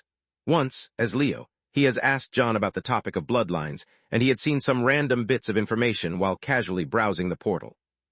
Bloodlines in beasts was an entirely different topic, for the beasts' entire cultivation was based on their bloodline limits. But for other species, such as humans, it was not the same. The basic gist of it was that it was something that gave whoever had the bloodline access to special powers or abilities. But the source of that power was a mystery to Lex, as well as how their limitations were defined, because the inn workers truly had some broken bloodlines. Lex's memory had improved considerably, so after a moment of deliberation, he recalled that one of the ways that John had described the creation of bloodlines, especially in humans, was through cultivation. As a cultivator reaches higher levels, they naturally unlock certain abilities or affinities that are a result of the unique combination of their natural affinities and their cultivation technique, any natural treasures they might have absorbed, or the various inheritances they received. For example, it was highly likely that if nothing untoward had happened to his cultivation technique, Lex would have given birth to a bloodline that would increase defensive capabilities, or something along those lines. Maybe the Lucky Sutra would give birth to a bloodline that affected luck. Having recalled that, another question came to Lex's mind, though he wouldn't be able to ask such a thing. Although all 5 brothers had gone on to create families with their own surnames, each of them had the Sephir surname. Lex found it hard to believe that all 5 brothers were able to become so formidable if whatever family they originally belonged to was not powerful to begin with, so shouldn't they already have had bloodlines? Moreover, he'd never heard this Sephir name before. Lex audibly sighed as the innkeeper and said, "Although we can provide our families with many tools, ultimately they have to walk their own paths." Lex took a moment to gather his thoughts. Even if it was just in his own mind, he had to voice his suspicion. He suspected that William might be one of his ancestors. As improbable and impossible as it may seem, it was still a lot more believable than the man just happened to look completely identical to Lex out of sheer coincidence. But it seemed like William himself was very distant from his family and wasn't very close to them. If he wanted to investigate this matter, he would have to start from a different angle, most likely his own parents back on Earth. Seriously, if this was the secret his family was keeping, Lex would be immensely pissed and slightly confused. Even if he could let go of everything else, Lex could not forget the fact that he had a brain tumor for God only knew how long. How many months had Lex spent in depression, unaware that his mood was being affected by the growth in his brain? How much anxiety had he gone through to grow the inn to the level where he had enough MP to upgrade his cultivation, finally to the level where it could remove his tumor? Flashbacks of the immense struggle and fear he faced when he faced zombies for the first time filled his mind. As little as it fazed him now, he had gone from being a regular Joe on Earth to literally fighting for his life against literal demons, just for his chance to remove his tumor. Tinge of anger flashed through his heart as he imagined his parents giving him some kind of stupid spiel about how facing his own challenges allowed him to grow and mature. It was true. After putting his life on the line time and time again, his brain tumor literally making him do one stupid thing after another, he had become much more resilient. But since he had to go through so much growth without them, he saw no reason why they should be a part of his journey moving forward either. But the flash of anger was just that, a flash. Lex quickly calmed himself down and reminded himself that everything going through his head was just his imagination at the moment. Until he confronted them and found out the truth of the matter, he should not jump to conclusions. With his mind made up, he would not have to drag his conversation with the Emperor out any longer. Although, admittedly, he was curious about the Emperor's family history. There wasn't even some purpose behind it, he just found it interesting. How had these 5 brothers managed to come so far and achieve so much? "Even I had to walk my own path without my family's aid," the innkeeper said with a hint of melancholy in his voice. Letter 1D7 B8, letter 1D5 CF, letter 1D4 F5 XT, letter 1D5 54, letter 1D4 76, letter 1D5 C6. The brothers' expression subtly changed upon hearing that. So far, the conversation had been light and casual. Even when talking about their families, they did not treat it too seriously. But for the innkeeper, someone at the peak of this realm, to mention anything about his past was a matter they absolutely could not treat it lightly. While for the other brothers, this was a potential opportunity to learn some secrets about reaching higher realms, for Yaughton it was a different matter entirely. He had been briefed before being sent to the inn. Although it was not his main objective, he had been tasked with learning as much as possible about the innkeeper, for the Henali had revealed exactly what they knew about him, absolutely nothing. "Was there a reason your family did not aid you?" Knight asked, trying his level best to hide the hesitation in his voice. "Maybe, since they never told me, I never asked. And since they decided not to be a part of my journey from the beginning, I don't see a reason for them to be a part of my journey now." The brothers felt goosebumps all over their bodies as their imagination went wild. Occasionally missing content, please report errors in time. Chapter 497, Misunderstandings. Yaughton's 4 younger brothers all suddenly thought of their own families. They could not be blamed, for after being alive for so long, their perception of family and family values was bound to be different from normal people. Yet they could not help but take the innkeeper's words as a warning. Even by their own standards, they had distanced themselves too much from their families, and for tens of thousands of years began treating them more as employees who worked for them rather than family. Perhaps it was time to reassess their relationship a bit. That did not mean they would begin coddling their families, but that at least they should not be so distant. To some extent, it was true that their lack of oversight had become a huge problem. If not, then how could Naaman have been hunted down by outsiders on his family's own planet with none the wiser? Letter 1D7B8, letter 1D5CF, letter 1D4F5XT. Letter 1D554, letter 1D476, letter 1D5C6. How could Lex know that a random statement he said, while feeling momentarily overwhelmed with emotion, would reveal gross levels of corruption within the Empire, and have far-reaching consequences? But that was only a minor misunderstanding. The reason Lex had even thought to voice one of his thoughts was because he was confident in his own image, and knew that instead of finding loopholes in his statements, people would instead find ways to explain and make sense of them. After all, that was the logical thing to do when listening to someone who knew more and had greater experience than you. What he absolutely could not have expected was the misunderstanding he would cause with Jotun. The Henali knew nothing about the Innkeeper, not even his true race, or, as unbelievable as it may seem, when he entered the Origin realm. Though he employed humans most often, no one believed for even a moment that he himself was a human, though it was clear he was humanoid. But now, Jotun learned something very important. The Innkeeper had some kind of backing as well, and instead of something relatively loose like an organization or his race, it was his family. What was more important was that, while he talked about being distanced from his family, the use of present tense indicated that the family, whoever or wherever they might be, still existed. Jotun did not think that him being sent here by the Henali should be a secret, in which case everything the Innkeeper said should have had deeper meaning. Anything that the Innkeeper revealed was meant to be communicated upwards to them, and so this was the Innkeeper revealing something about his background. After all, a family that could give birth to a Tao Lord was far more powerful than an organization that did the same. Lex noticed the changes in his audience's expression, but he could only imagine what was going through their minds. "It has been a while since I had a chat like this with one of my guests," said the Innkeeper. "It is quite refreshing, but I cannot let pleasant conversation keep me from addressing your real concerns. Gentlemen, how can I help you?" Jotun's pleasant expression dissolved, and a somber look replaced it. "I do not really require anything, Innkeeper, but I have been tasked by the Henali to come here. There were a few matters they were unable to converse with you over during the Henali assembly, and so they sent me." Lex did not change his expression, but he became a lot more serious instantly, and all thoughts of his family had been thrown out. The Henali assembly was the start of a lot of problems for him, so he did not take it lightly. Moreover, he did expect that his sudden disappearance might cause certain problems for him down the line. Now it was time to see exactly how much trouble he was in. Lex did not say anything and simply continued to look at Jotun, so the Emperor kept on speaking.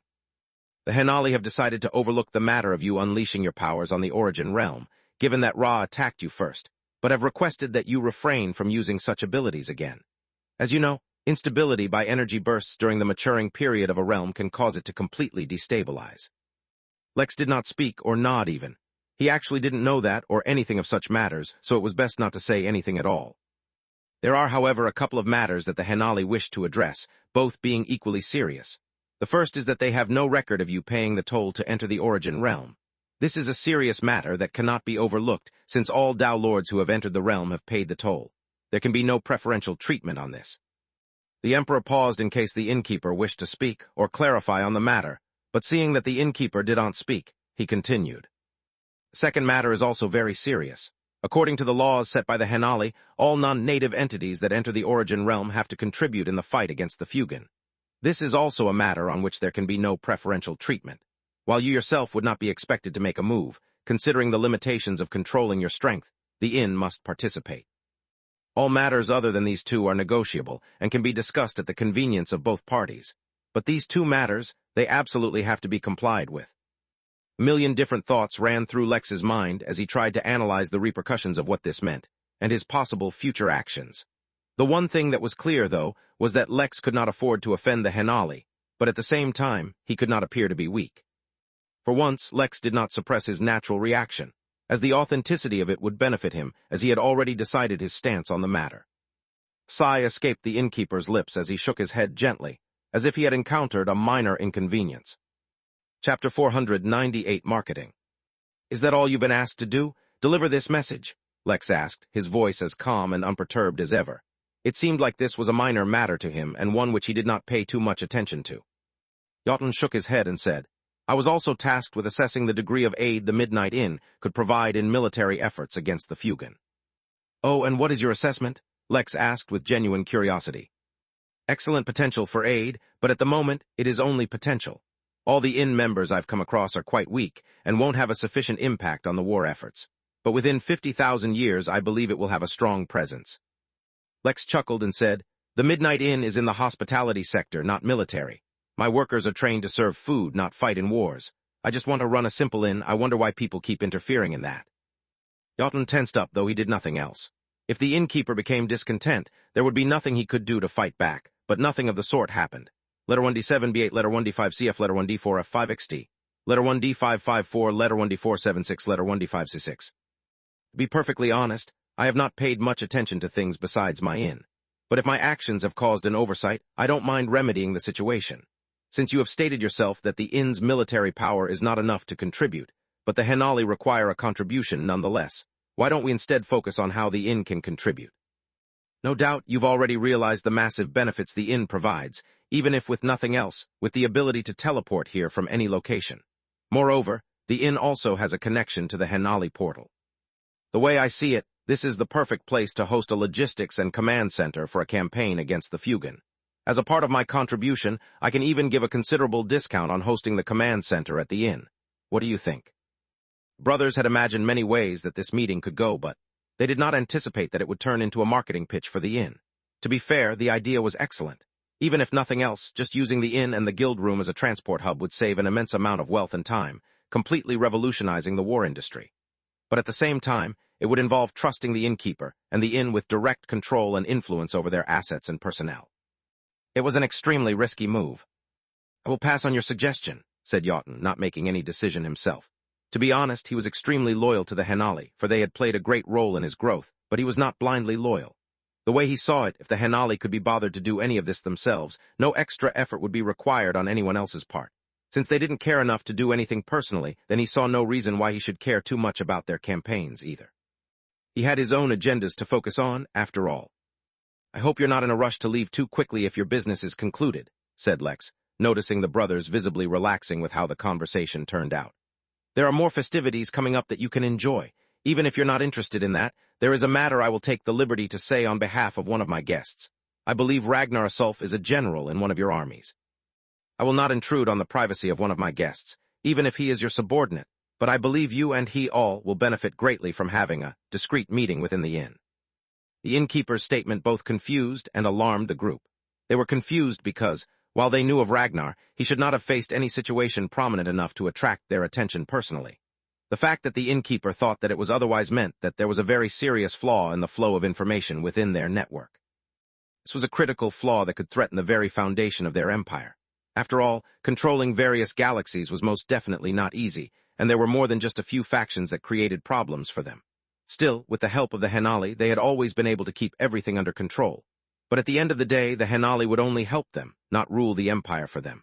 If there was a flaw, it needed to be addressed immediately. The confusion was because they wondered why the innkeeper would point this out to them. Though they had exchanged some banter, and the meeting had gone relatively well, they could still not be considered on friendly terms. The only logical conclusion they came to was that the innkeeper had a good relationship with Ragnar. They were not far from the truth. No matter what his motives had been, Lex did not forget the help Ragnar extended when he needed the Enti's core. Moreover, the general still had a room rented at the inn, where he kept some items hidden in case of his untimely demise. He had laid out instructions of who were to take the items were that to happen. The mere fact that he had done such a thing meant that he was expecting some kind of trouble. And then there was the matter of the 1 trillion MP task. Everything pointed towards the man being in some kind of trouble. Even though he had not asked for it, Lex did not mind lending a hand to help him out, especially if it was as simple as speaking a few words. Perhaps it had been the same with the general and the Enti's core. As it so happens, I might become his in-law soon, said Jotun with a smile. So I was planning on meeting him anyway. And fret not, innkeeper, there is no way I'm leaving the inn before I get to reunite with my wife. Jotun was winking again, and his brothers were trying hard not to facepalm. Occasionally missing content, please report errors in time. Chapter 499 Figure. Once the meeting had subsided, and the brothers all returned to the Midnight Manor, they ordered some food, and all retired to the same room. The rooms in the manor were not as big as some of the others due to the fact that they were some of the earliest designed rooms, but the 5 of them were able to fit in comfortably, especially considering that they were all just sitting around. It seemed that the brothers were sitting and eating in silence, but that was only because their true conversation was taking place via spirit sense. "What do you think, William?" asked Jotun, his voice lacking all the joviality it contained during the meeting. It is difficult to guess the intention of the innkeeper, yet at the same time, the innkeeper could not have made the truth more obvious. Flashback of everything that happened appeared in everyone's mind, played scene by scene. The barely perceptible additional pause the innkeeper took when looking at William was magnified immensely in the flashback, making it obvious to the group what had happened. From the first moment we entered, he already began giving us information through subtle hints. By looking at me longer than the rest, he singled me out, but then proceeded to not give me any extra attention. Instead, he initiated the conversation normally. But think, what was the first thing he began talking about? The flashback continued, and just after Jotun introduced the group, the first thing the innkeeper brought up was the star rank raising event a few days ago. That is the second hint. We can extrapolate what it means individually of the whole meeting, but I think all the pieces join together to form a puzzle, and no single thing is more important than any other. So now we have 2 hints. Next, after our idiot brother was done being thirsty for his wife, he put a front of asking how we liked our stay, but before we could answer, diverted the topic to me and my history with the devil. So now he has focused on me twice, as well as brought up the devils, the 3rd hint. Then in a roundabout way, the topic goes to youth, the 4th hint. Finally, after that, it goes to the topic of family, the 5th hint. After that, we find out that the innkeeper has left his family behind because they never aided him when he was young. But now that he's strong, they're probably coming back and trying to get on his good side. William took in a big breath as he silently analyzed all the information. In all of this, from me to the star event to the succubus to youth and family, there is only one thing the innkeeper is trying to tell us. He's telling us his background. And what do all of these things have in common? Devils. The innkeeper is trying to tell us that he is a devil who has left the devils behind. Now they're doing everything in their power to get him back. It makes sense. Devils only care about profits, and the innkeeper even turned him contributing to the war efforts into a marketing pitch for his inn, said Badu. Don't forget who benefited most from the star rank event. The devils, said Nisar.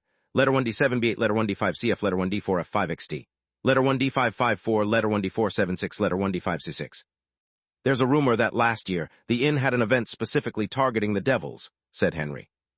Since the brothers had already made a deduction, they continuously found more and more evidence to support it. So the question now was, should they report their speculation or keep it to themselves? Space. Lex spent a few good hours sitting in his office after the meeting concluded. He ran through everything that had happened in his mind again and again. It did not help that there were so many things to attract his attention. There was the matter of William looking like his twin. There was the matter of the Henali asking for some kind of toll. There was the matter of a potential war campaign being run from within the inn in the future. It was a good thing that Lex had learned to keep his emotions calm, or else he might have been overwhelmed. But though he was not overwhelmed, he did not have it easy either. For matters pertaining to his family at least, the clear answer that Lex kept coming to was returning to Earth and confronting them. But at the same time, he didn't want to see his family either. It was an exhausting range of emotions. In the end, he decided to get some sleep, and then think more about the matter when he woke up. Besides, he had other things to do, he couldn't spend all his time on this. He teleported to his apartment and then let out a deep, exhausted sigh. He closed his eyes and let himself feel the mental exhaustion for a moment, before he opened his eyes again and removed his shirt. A nice shower would make his sleep even better. But as soon as he removed his shirt, and before he could do something else, the sound of fake coughing filled the room. Lex froze, his vigilance rising to the maximum, and panic bells ringing in his head. He scanned the room with his spirit sense and checked with his intuition, but got no response. The sound of someone clearing their throat sounded from a corner in his room, this time much louder and clearer. Slowly, as if not to cause alarm, Lex turned towards the corner from where the sound emerged. There, on an unfamiliar maroon leather sofa, a dark figure was sitting waiting for him. Though Lex was looking right at him, he could not detect any of his features and could not feel his presence, despite the fact that he was looking right at him. Suddenly, with a thought, he equipped the host attire, but still he could not detect the figure in the corner of his room. "You're a very interesting fellow, Lex Williams," the figure said, after clearing his throat once more. Chapter 500, Enigmatic Figure. "You're a very interesting fellow, Lex Williams," said the figure. Lex could not focus on the figure itself, so it was the maroon leather sofa upon which it sat that became Lex's focus. After checking the sofa with every sense available to him and being unable to detect it, Lex's mind started working in another direction. He had no reason to believe that he had been exposed, or that someone could magically overcome the system's functions. As such, the most logical answer is that the figure does not exist, and that he is either hallucinating or dreaming. The most likely culprit is either the Emperor or one of his siblings. The fact that they made a move against him is the worst-case scenario. No, no, no, no, no, don't go down that path, it's a mental headache. I am not a hallucination, I assure you. I am very much real.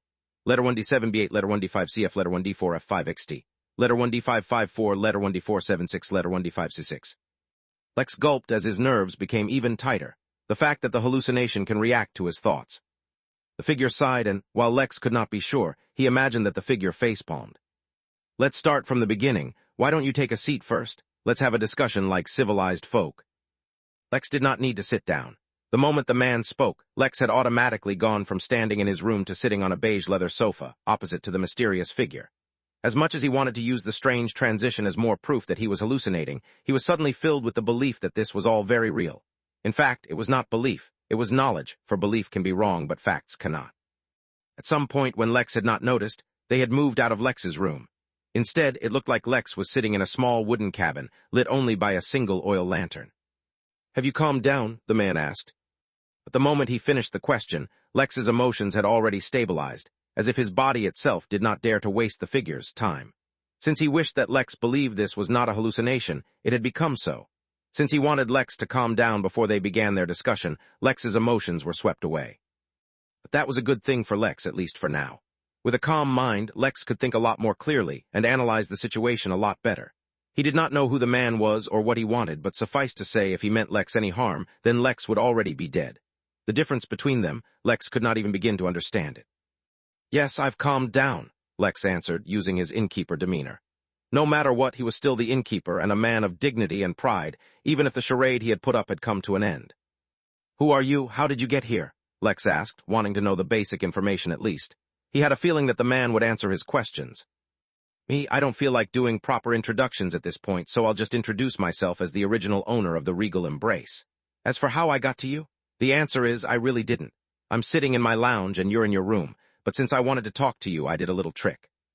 The owner of Regal Embrace? Lex did not feel any surprise, for his emotions were completely stuck being absolutely calm. The information made sense. A being powerful enough to own the Regal Embrace would most definitely be strong enough to find him within the system, right? Lex wondered if he was above the Tao Lord realm. Probably. But the focus for today, Lex, is not me, no. It's you. You really have managed to pull off something remarkable. Surpassing the Regal Embrace, I really didn't think it could be done. And don't try to be humble about it, there's nothing more annoying than false modesty. You may have had a lot of help along the way, but trust me, yours is not nearly the strongest system in the universe. "Thank you," was all Lex said. There was no point in trying to probe or manipulate the conversation with this figure. So instead, Lex decided to wait to hear what it is the figure wanted. "Oh, don't be like that. Oh, wait, your emotions are stuck. Young man, return to your normal self. It's not entertaining for me if I don't get any reactions at all." Lex's emotions, which had been held back as if by a dam, came rushing back. But now was not the time for that. With a single thought, Lex entered the overdrive state and took hold of his thoughts. "How did you discover that I surpassed the Regal Embrace? Is there a spying system within the technique, or can you spy on me through the system?" "Neither, child, neither. It's my eyes, you see. There are no secrets in front of them. Ah, but I better get to the point quickly. You're wasting your rewards without even knowing about it. As the original owner of the Regal Embrace, I had some karma with it, so when a change occurred, I immediately felt it. I didn't mind you using my technique, but when you surpassed it, I was genuinely surprised, so I decided to give you a prize. You're lost and alone, trying to figure out everything on your own, so I decided to answer some of your questions. The number of questions depends on the value of your achievement as I feel like it, so if you keep asking mundane questions, you'll be wasting your reward. Feel free to ask any questions, boy. You won't have a better time than now to learn the answers." In his overdrive state, with his emotions suppressed, Lex was able to focus on what mattered at the moment instead of trying to process the information.